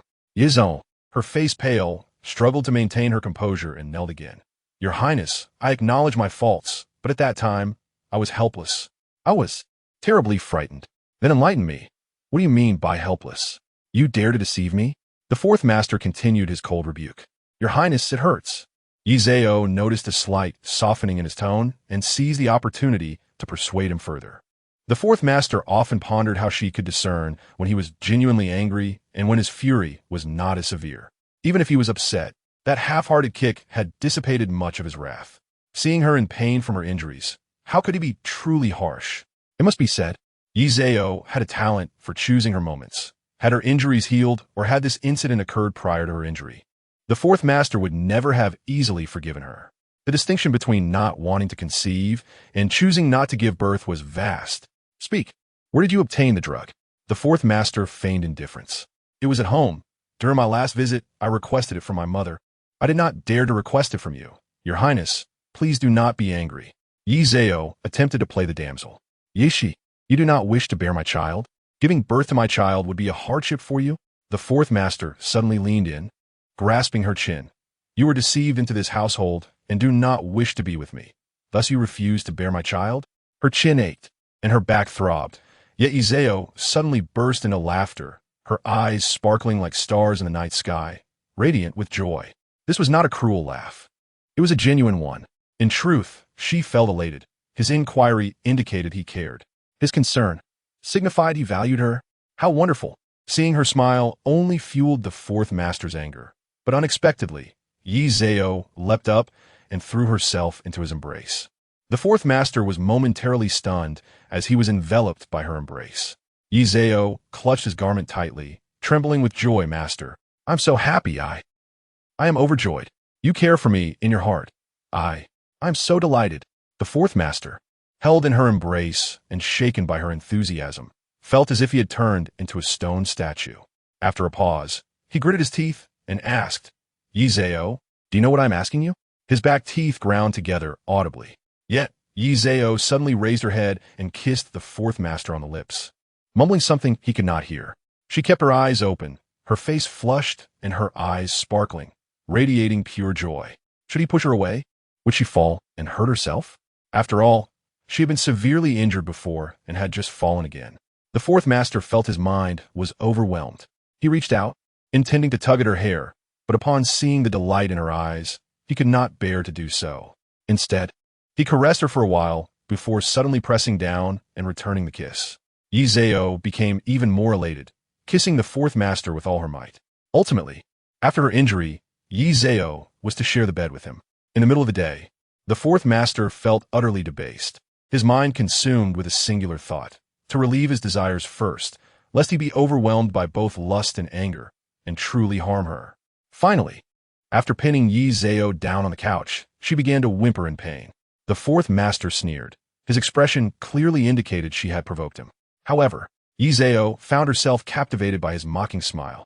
In her heart, she scolded herself, thinking how she had scoffed at the fourth master when he treated her well, and now, with his cold laughter, she found it quite intriguing. When she resisted, it turned into a struggle between them. An hour later, the fourth master turned to look at Yi Zhao coldly. Yi Zhao, have you not answered my question yet? Yi Zhao gasped inwardly, but her mouth was unrelenting. Master, why must you bully me at such a time? It hurts so much. You're truly wicked. The fourth master closed his eyes, then opened them again. Yi Zhao, do you think I have no recourse against you? His voice dripped with icy disdain. Yi Zhao immediately ceased her antics and leaned closer, saying, Master, it is truly because I am too young and do not wish to bear children. Does Master want a child but not me? Could you please wait a few years? Besides, I am merely a concubine. It is perfectly fine if I do not bear children. The latter part she murmured almost inaudibly. The fourth master took a deep breath. I ask you how you enter the mansion. I know you do not wish to. I'm giving you a chance. You may still leave the mansion. Yi Zhao looked up at him, hurt. Why do you think so? I was just elated, thinking you cared for me even a little. But it appears you do not at all. The fourth master felt slightly delighted despite her reproach. No more chaotic medications were to be consumed. After a while, he finally spoke. Just as Yi Zhao was about to think of a rebuttal, the fourth master said, You are indeed young. I will have the physician prepare a proper prescription for you to take gradually, lest you wish to bear children in the future, but find it impossible. Yi Zhao blinked, then blinked again, before collapsing into the fourth master's arms. He expected her to express her gratitude, perhaps with tears of appreciation, but instead, the little fox unexpectedly said, Master, you were too vigorous just now. My back hurts. It hurts there too. The last two words were pronounced with such emphasis, as if saying them was the only way for the fourth master to realize her pain. At that moment, the fourth master only wished to toss her aside. After calming himself for a moment, he suddenly stood up to leave, but Yi Zhao grasped his arm. Master, please apply medicine on my back. It truly hurts, and look.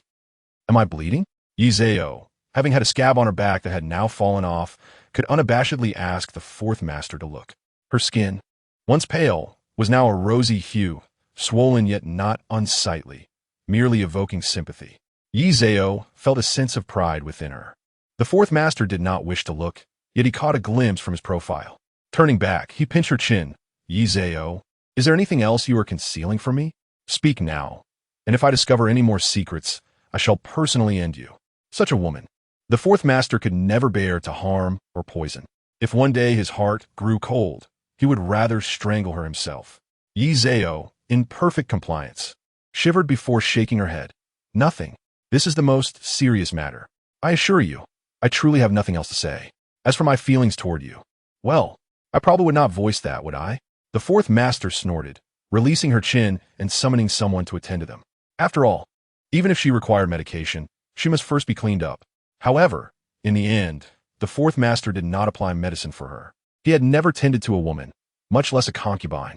He also did not stay for the delayed lunch. While the fourth master did not blame Yi Zhao, he began to scold himself. He had been easily entranced by the vixen, indulging in debauchery during daylight hours, and the issue was he had originally come to deliver punishment. The fourth master felt utterly humiliated. Thus, he retreated into a state of awkwardness. Chapter 0096. Order of events a few days later, in the front courtyard. Xiao Gizi brought word that Yi Zhao's brother, Yi Feng, had become engaged to a girl from the Zhu Luo family, who was quite impoverished but clever and not a burden. Isn't your brother preparing for the imperial examination? Why is he getting engaged? Yi Zhao was taken aback. After all, she had not grown up here and had not been paying much attention to her relatives. The examination is the examination, and engagement is engagement. It does not interfere, does it? Next year, if your brother succeeds in the examination, he can marry again, right? What was it that was said? On the wedding night, when the golden list is announced. Xiao Gizi nodded enthusiastically. Yi Zhao smiled. I must thank you for your good wishes. By the way, do you know if there's anything else happening at home? Yi Zhao inread it. Nothing else. Your legitimate mother is pregnant. It should be in these few months. Xiao Gizi replied. Once Xiao Gizi left, a Ling remarked, I wonder if your legitimate mother is having a son or a daughter. It would be wonderful if it is a daughter. Yi Zhao's brother is the only son of the Yi family. If their mother were to have a legitimate son, that would indeed change things. Whether it is a son or a daughter would be fine. If she can manage well in the future, her brother could provide assistance. After all, he was the only brother of the original owner, although she had never met him. Her memories indicated that he was a bit foolish but exceptionally kind to her. Not wanting to dwell on that, Aling asked if the young lady felt better today and if she wished to take a stroll outside or within the house. Yi Zhao shook her head. Let's walk inside. It is too hot outside. Look, even at this hour, it feels like a furnace. Indeed, this year is particularly sweltering, Aling agreed. Do you want to have some mung bean soup? She asked. The physician advised against consuming too much of it, as it is too cooling, but a little would not hurt. Forget it. If I'm not allowed to eat anything cold, what is the point of mung bean soup? I might as well have a bowl of something hot. At least it will be warm, Yi Zhao replied. What do we have today? She asked, shaking her head. If it doesn't include cold mung bean soup, what is the point of eating it? Better not to eat at all. How about I stew some white fungus soup for you? We can let it cool down, Aling suggested, then added with a smile. I will cool it with ice later. How does that sound? Okay, since you're being so accommodating, I suppose I cannot refuse, Yi Zhao chuckled. As she spoke, she began to stroll around the room. In truth, her external injuries had healed significantly, but her internal organs and muscles were still not as they appeared. This required time. Now, Yi Zhao looked fine on the outside, but internally she felt somewhat weak, so she needed to be cautious for quite a while. The saying 100 days to heal injuries to bones and muscles is not merely a saying. She would need to recuperate for another month or two. In the afternoon, as Yi Zhao had just awakened from a nap, Aling said, Miss, someone from the main courtyard came by just now. They said you were sleeping and did not wish to disturb you. They mentioned that tonight the Fusion is hosting a banquet in the main courtyard to admire the moon, and that if you feel better, you should attend. If not, you need not. The moon? Yi Zhao was a bit dazed. What day is it today? It is the 15th of July, Miss Aling replied. The 15th of July? Tonight, we admire the moon? Yi Zhao was somewhat taken aback. Aling nodded, indeed. It is today. Aren't you concerned? It's the ghost festival, dear sister. The young lady inquired if today was the time to honor their ancestors. But Aling replied with a smile, the Manchus do not place much importance on this. Perhaps you, as a Han army flag bearer, are unaware of it. Yi Zhao nodded. dismissing the point, yet found the notion of the ghost festival and moon-gazing rather peculiar. Since that is the case, please assist me in getting ready. I can sit for a while without issue now, Yi Zhao stated.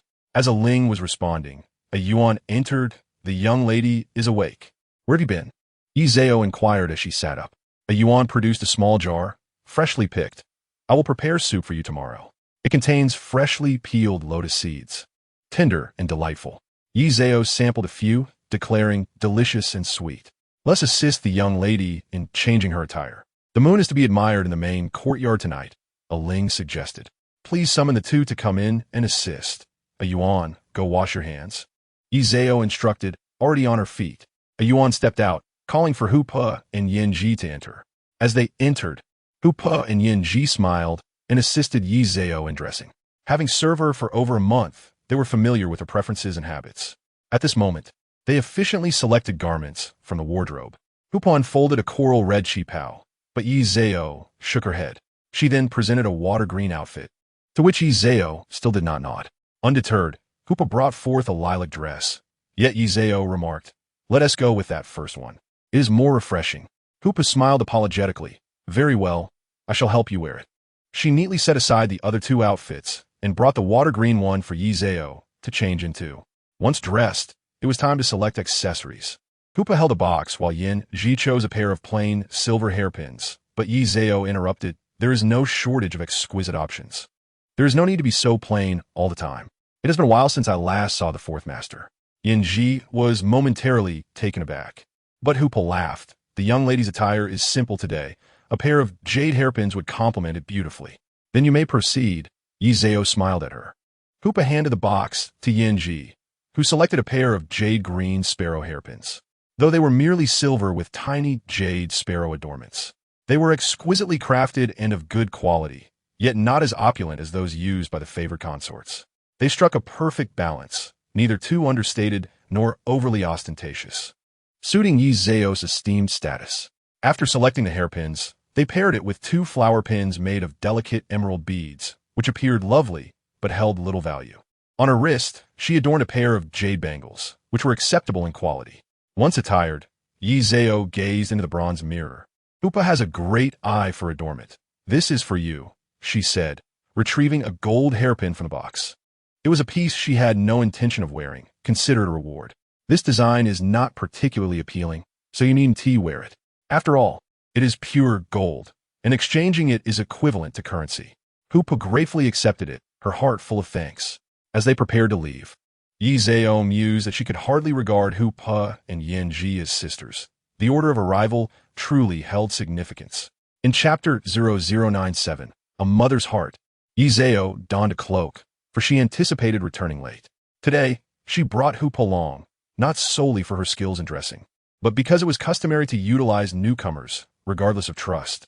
Furthermore, a Yuan and a Ling were trustworthy individuals, making it preferable to have them watch over the household. Hu Pe felt elated, as serving a young lady or a concubine was always a desirable role. In the Jinyu Pavilion, there were only a few servants left, and distinctions between ranks had become irrelevant. They all fell into the category of second-tier maids. As they approached the main courtyard, they encountered Miss Geng, who was accompanied by a maid. Yi Zhao greeted her with a smile. Miss Geng, how do you do? Please rise. Are you feeling better? No need for such formalities. Do not strain your injury. Miss Geng smiled. Though she had not been injured, she was aware of the gravity of such ailments. She thought it unnecessary to cause discomfort with overly formal greetings. I am much improved. The physician has advised me to continue resting internally. Though it may not be visible, I do feel quite weak, Yi Zhao spoke candidly. Then take care of yourself. You must be cautious. The fourth master dotes on you now. Should you lose his favor in the future, it may not be so easy. Miss Geng did not wish for Yi Zhao to lose favor, but in her heart, she believed that nobody could retain it indefinitely. Engaging in light-hearted conversation, they entered the main courtyard, where indeed, Lady Li had not yet arrived. However, the two children had been sent in from the front courtyard.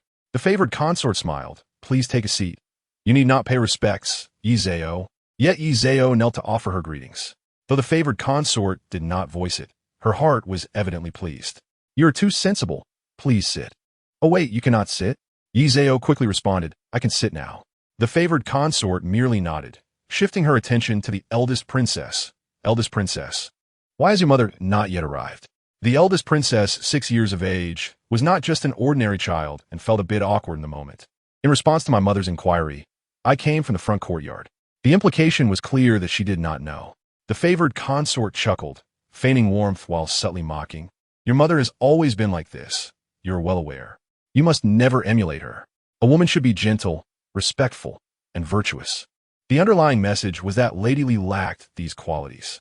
Despite the eldest princess being only 6, her nursemaid did not dare to respond, bowing her head in silence. These words would eventually reach Lady Li's ears, for the favored consort intended them for her. Before long, Lady Li arrived, her expression less than favorable. Nevertheless, she performed her greetings, though they lacked the usual casualness and had taken on a more serious tone. After all, in the past month, the fourth master had dined with the favored consort several times, yet had not set foot in Lady Li's quarters. After the formalities, it was Yi Zhao and Miss Gung who offered their respects to Lady Li. Upon seeing Yi Zhao, Lady Li's grip tightened. Fortunately, Springflower nudged her, prompting Lady Li to respond coolly. Everyone may rise. Yi Zhao inwardly smirked. Is Lady Li also capable of retreating? She secretly hoped Lady Li would remain obstinate, continuing to make things difficult for her. Once seated, the favored consort instructed, go check if the master is on his way. Once he arrives, we can begin the meal. Li Daquan responded affirmatively and exited. Meanwhile, the eldest princess and the second young master beamed upon seeing their mother. The fourth master had not forbidden their meetings. In fact, Lady Li had not requested to take the children, thus they had remained in the front courtyard. However, they had opportunities to see their mother daily. Lady Li noticed the eldest princess wishing to speak, but shot her a look to silence her. The eldest princess's nursemaid tugged at her, and she obediently sat still. The favored consort observed the entire exchange, her demeanor coldly amused.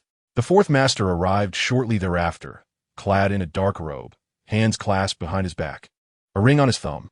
He entered slowly, and as everyone bowed in greeting, he instinctively glanced at the kneeling Yi Zhao before addressing the favored consort. Everyone, please rise. Since that fateful day when he had been ensnared by the enchantress, he had only seen Yi Zhao twice and not stayed overnight, nor had they exchanged many words.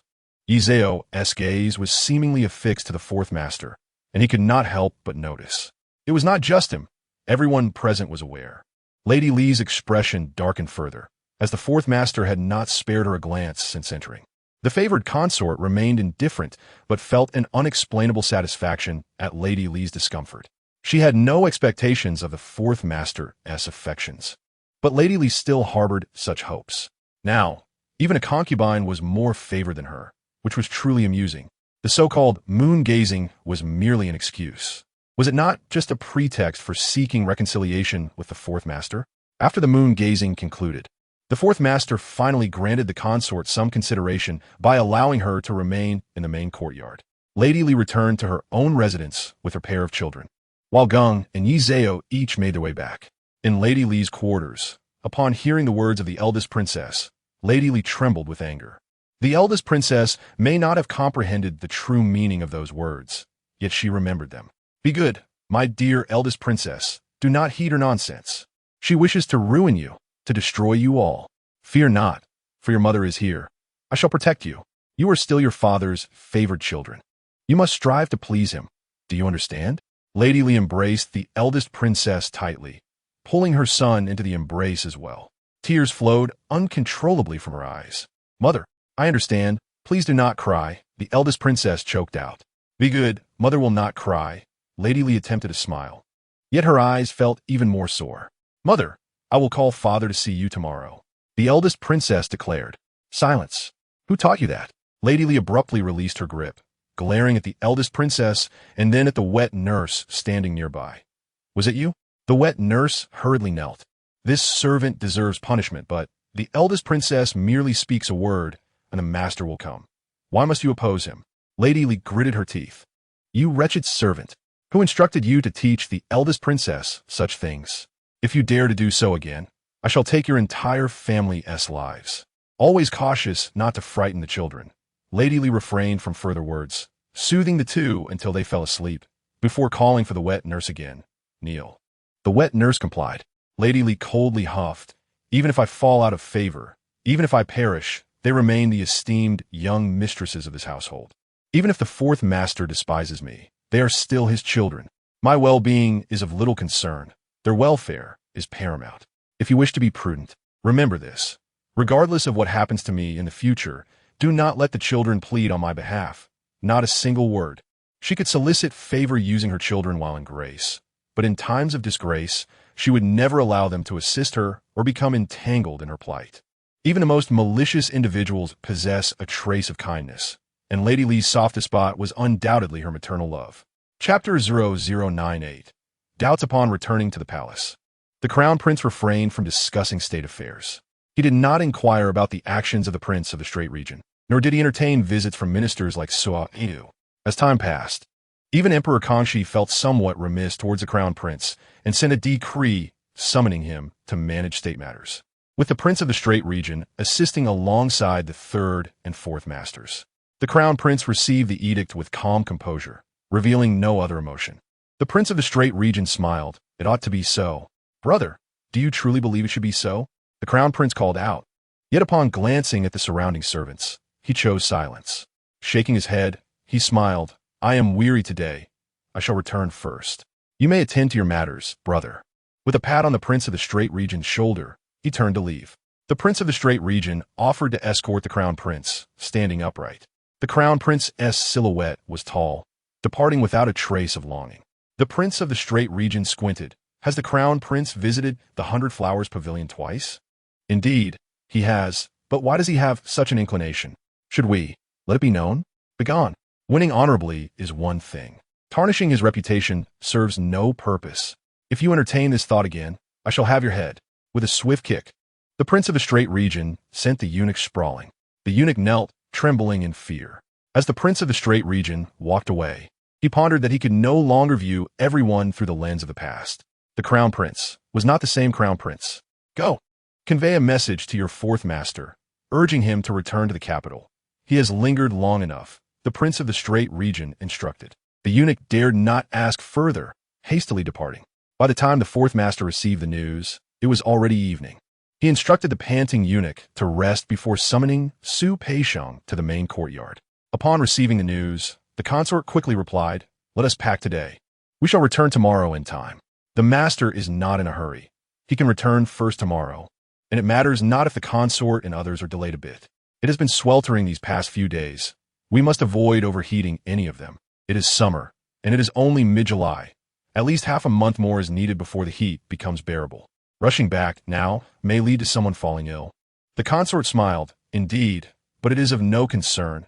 If the master leaves tomorrow, I will ensure everything is arranged. Su Peixiang had no further comments. Agreeing and taking his leave. Upon returning to the front courtyard, the fourth master said, Inform Yi Shi to remain for a few more days, and have the household physician stay as well. Su Peixiang responded with an eye, yet he was puzzled. What had changed? Hadn't he been lenient before? In just a few days, the fourth master had visited twice, merely for a brief stay, not even staying overnight. Now he wished to keep Miss Yi behind? After hearing Su Wanfeng's message, Yi Zhao noted his gloating expression and internally scoffed. Yet, she maintained a smile. Thank you, eunuch, I understand.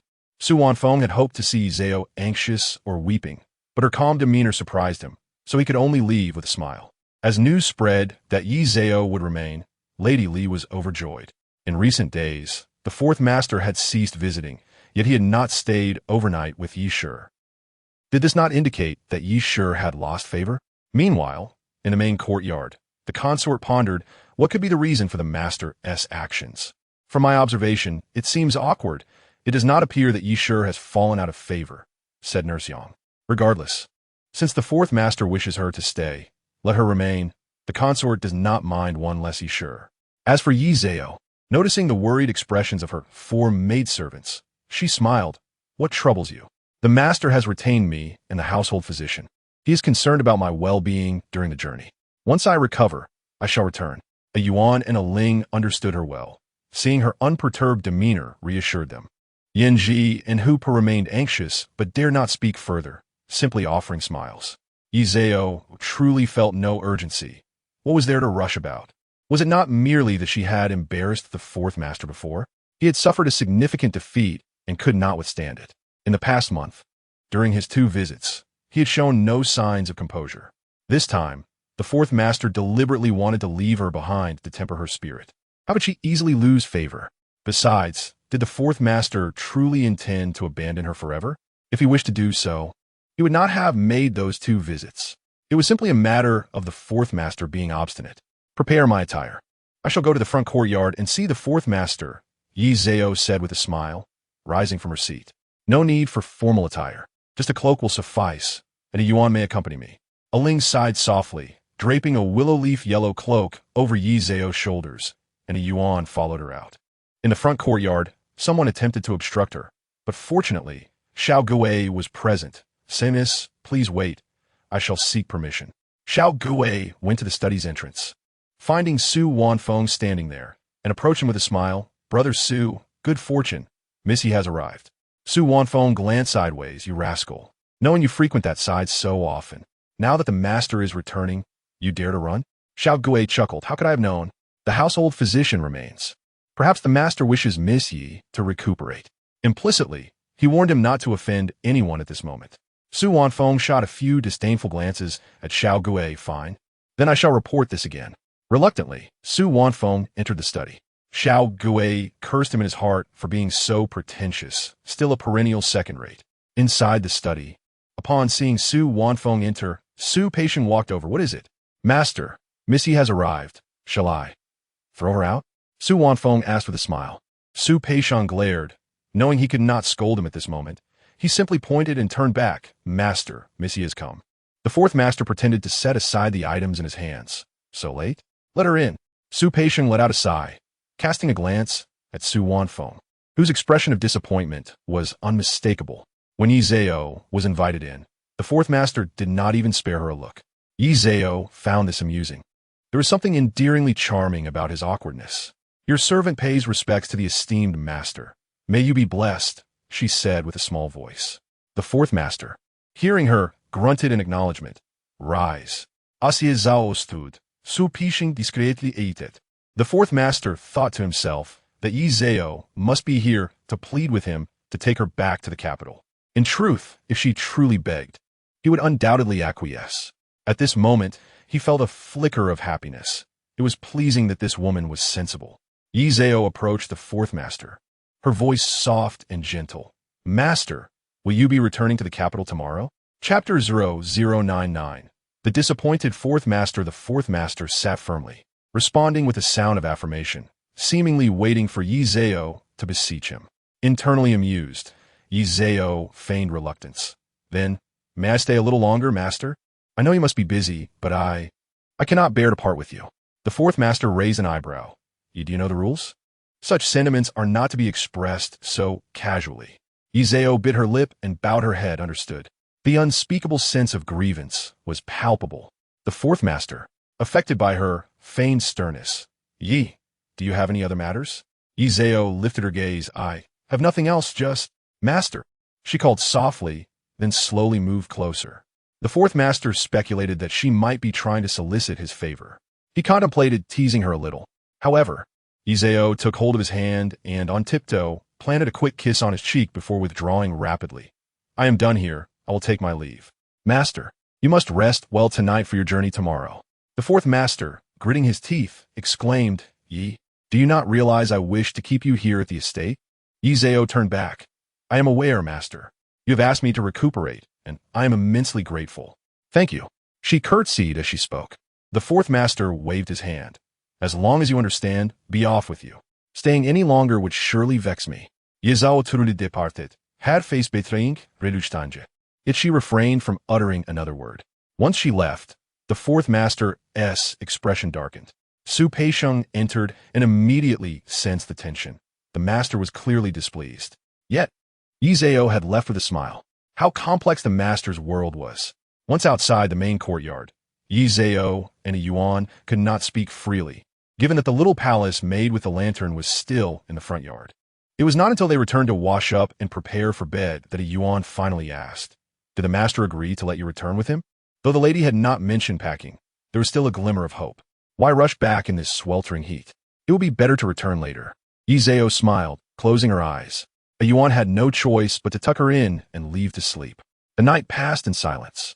The next morning, as the fourth master prepared to depart, he instructed Su Peisheng, "Ensure the steward at the estate looks after Yi. She is still recovering. If anything were to happen like before, let him come to me."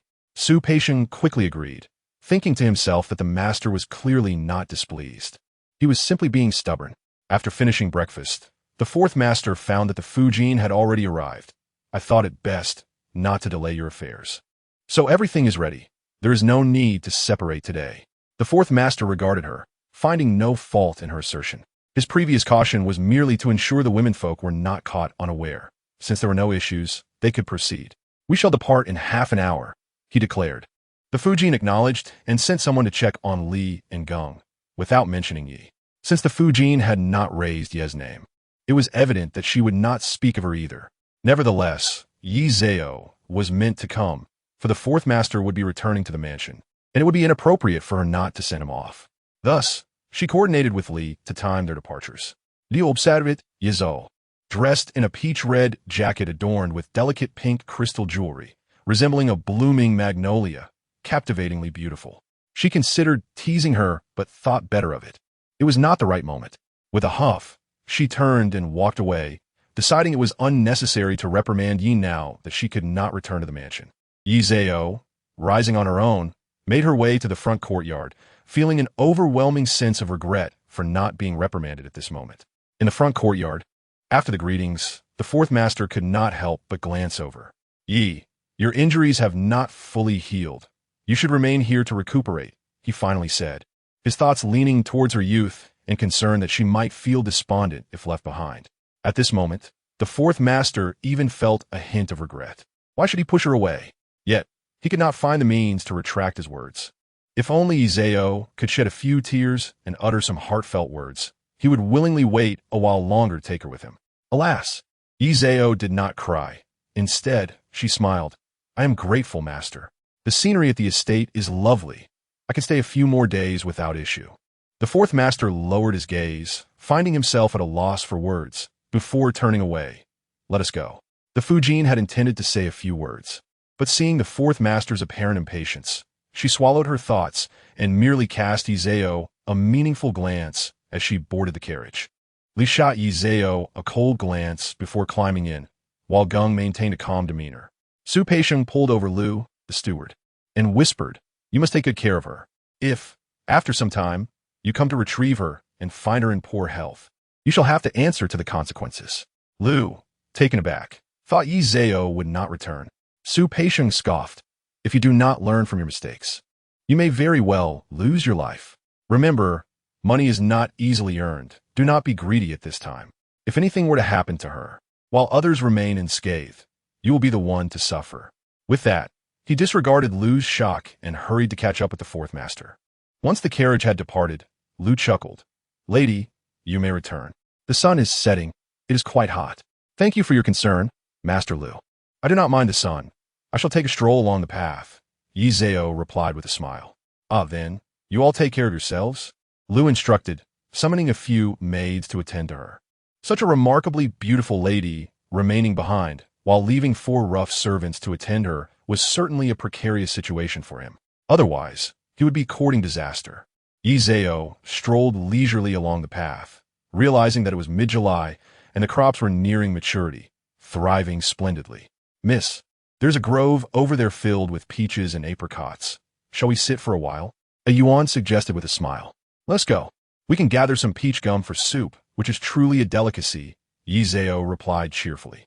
A Yuan and a Ling smiled in agreement and accompanied her into the grove. The maids exchanged glances.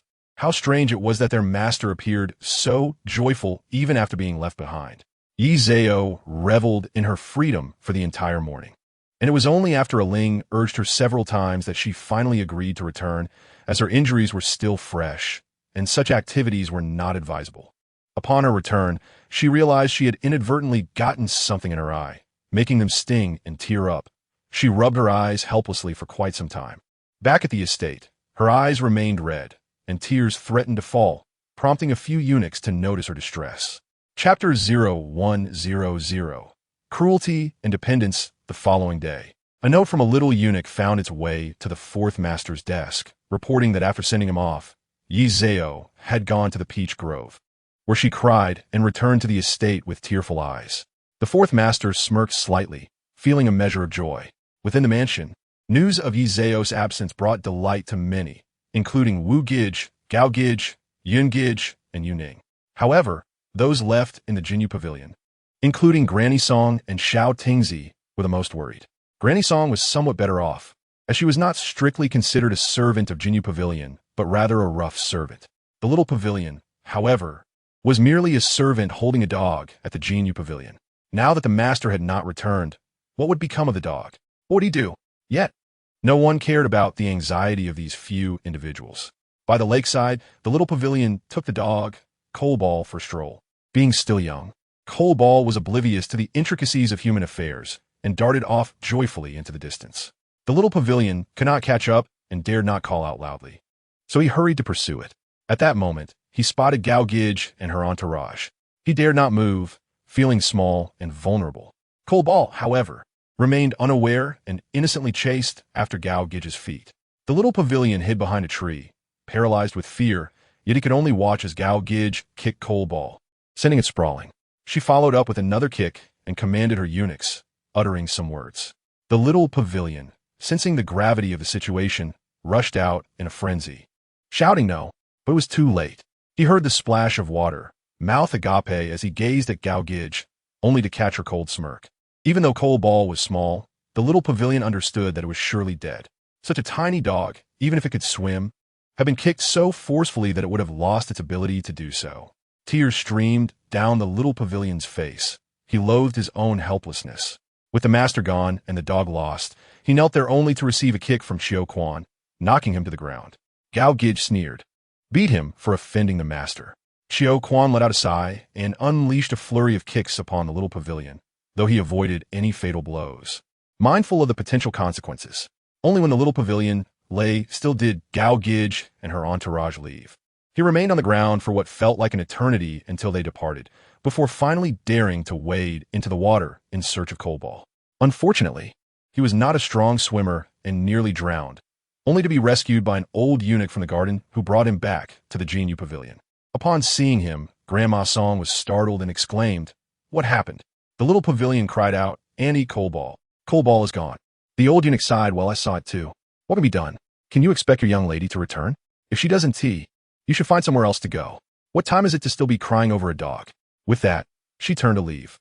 The little pavilion continued to weep, for it had been a long time since he had cried so deeply. Ever since entering the inner ministry and becoming a eunuch, he had learned that crying was futile. Yet today, he felt an overwhelming sorrow. His master had trusted him, leaving him to care for Coalball, yet he had failed in that duty. "You're hurt yourself. Stop crying.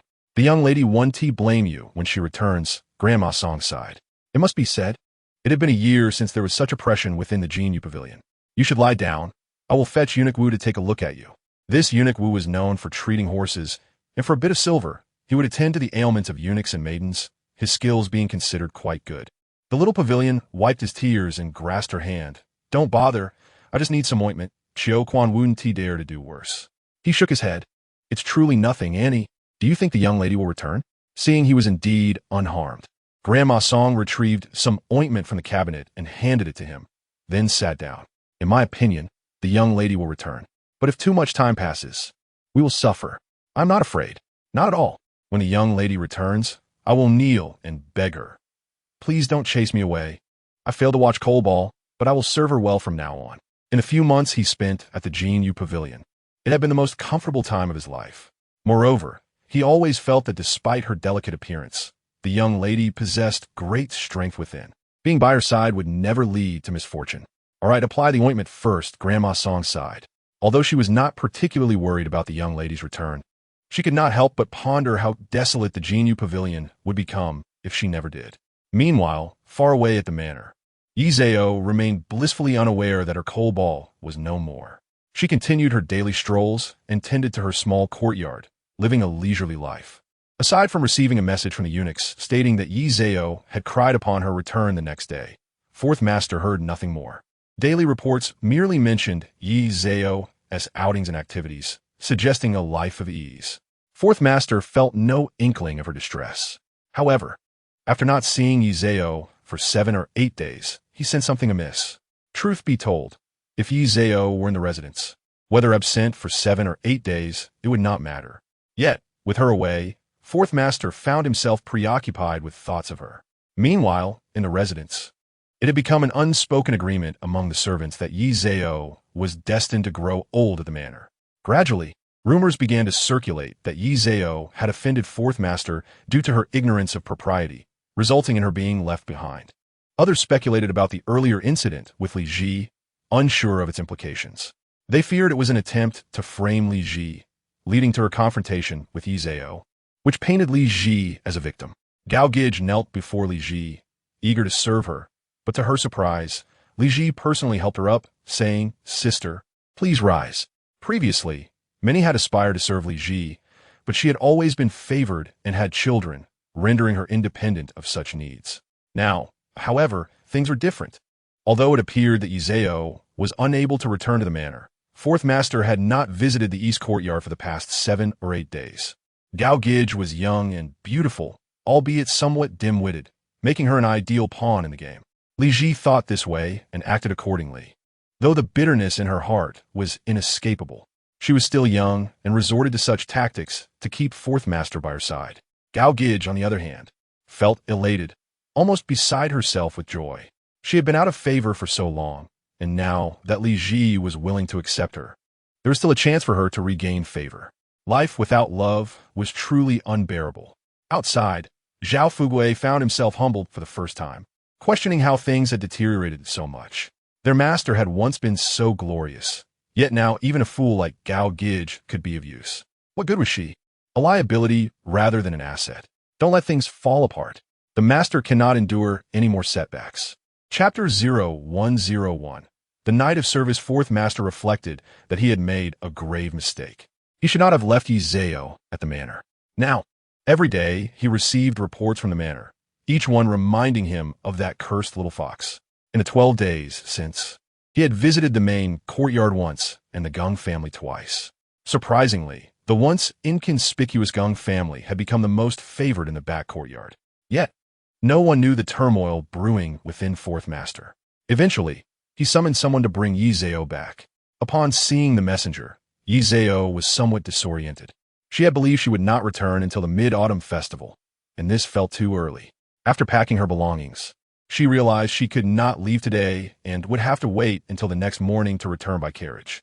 She had instructed that the carriage should move slowly, attending to her injuries. Yi Zhao squinted her eyes and smiled sweetly. "You are so thoughtful, Master." The maidens all laughed. After returning to the residence, it was already afternoon.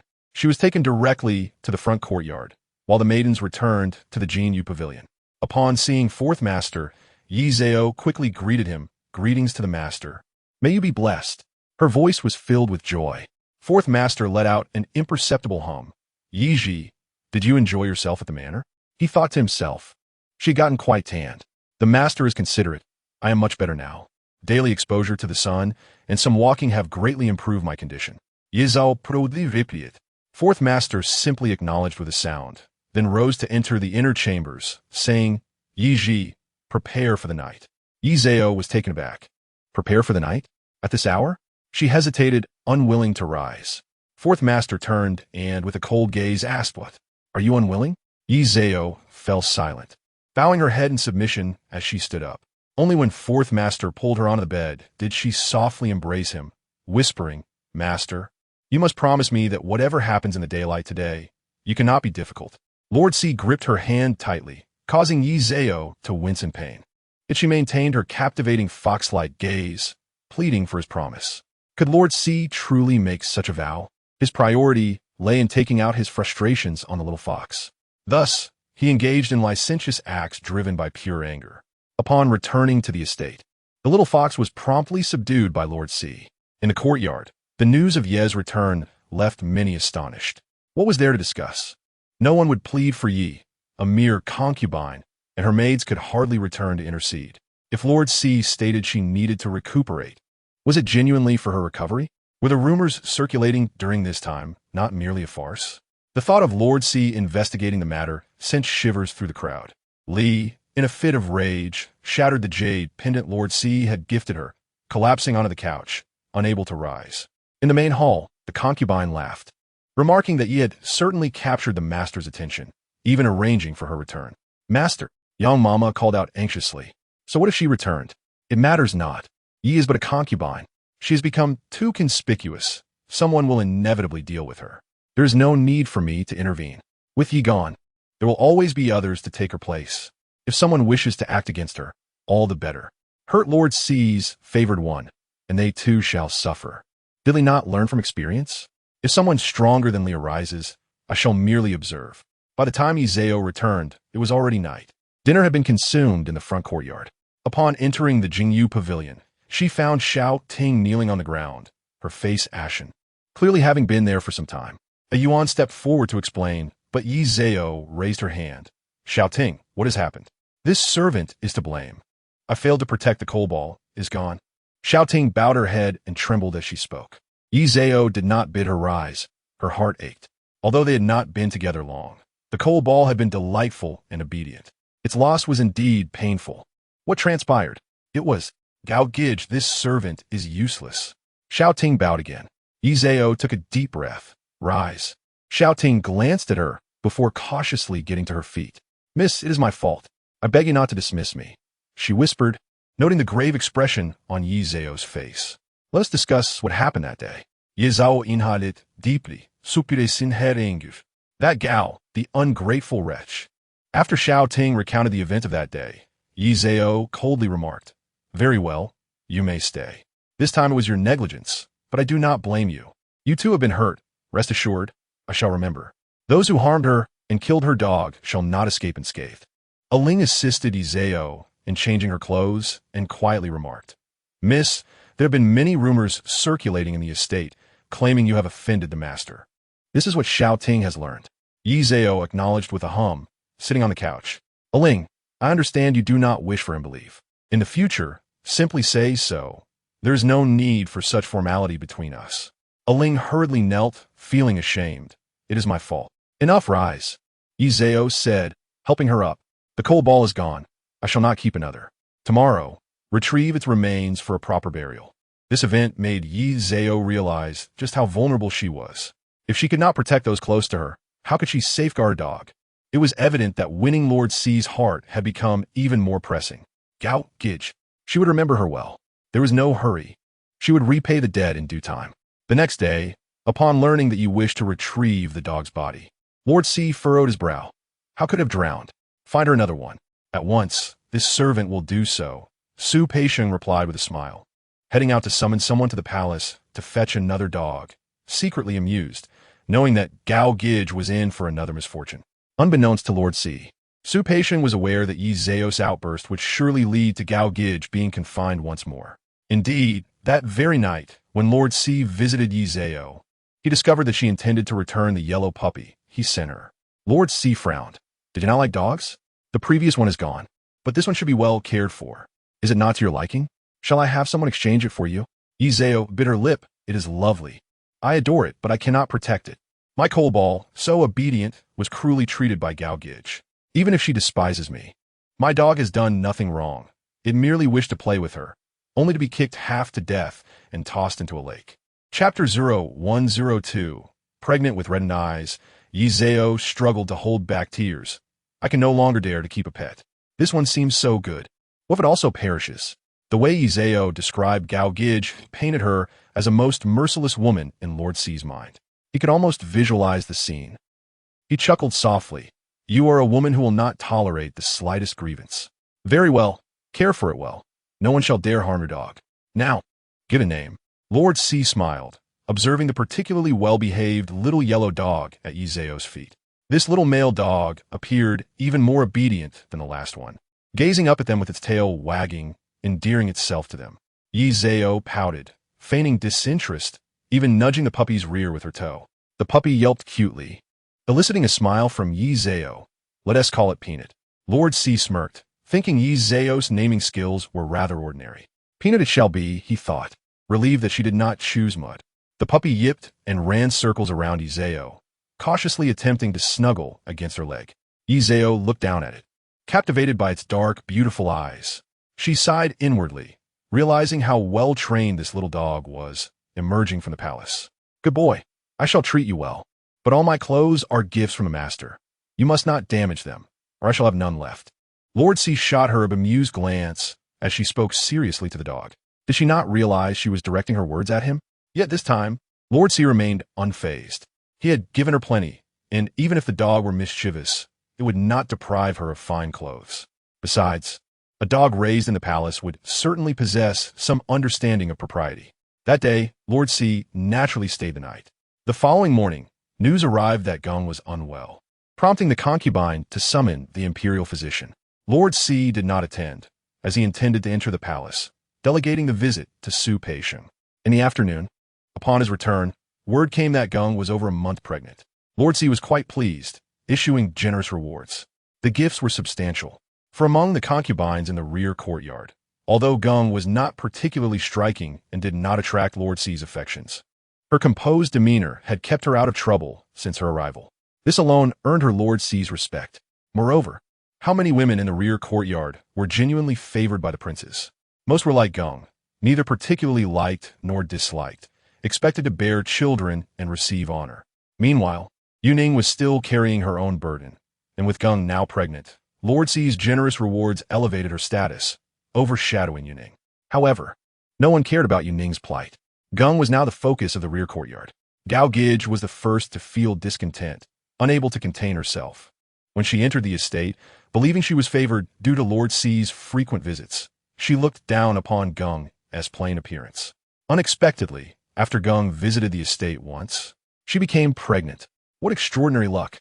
Although the concubine did not come in person, she sent young Mama instead, a significant honor. Gung hurried to greet her. "I pay my respects to Mama," and with that, she performed a deep bow. Young Mama, however, was too polite to accept such deference. She busily turned aside to avoid, yet hurried forward. "Oh dear miss, you are heavier now. You mustn't act this way." She then formally paid her respects to Miss Gung. At that moment, Miss Gao also emerged, smiling as she said, "Thank you, young Mama. My sister is truly fortunate." Miss Gung smiled, but did not respond. Young Mama remarqued, "When Miss Gao becomes pregnant, I shall come to congratulate you. But do you have a chance? Quickly go inside. It is improper to stand here." Young Mama personally assisted Miss Gung. Miss Gao followed in as well.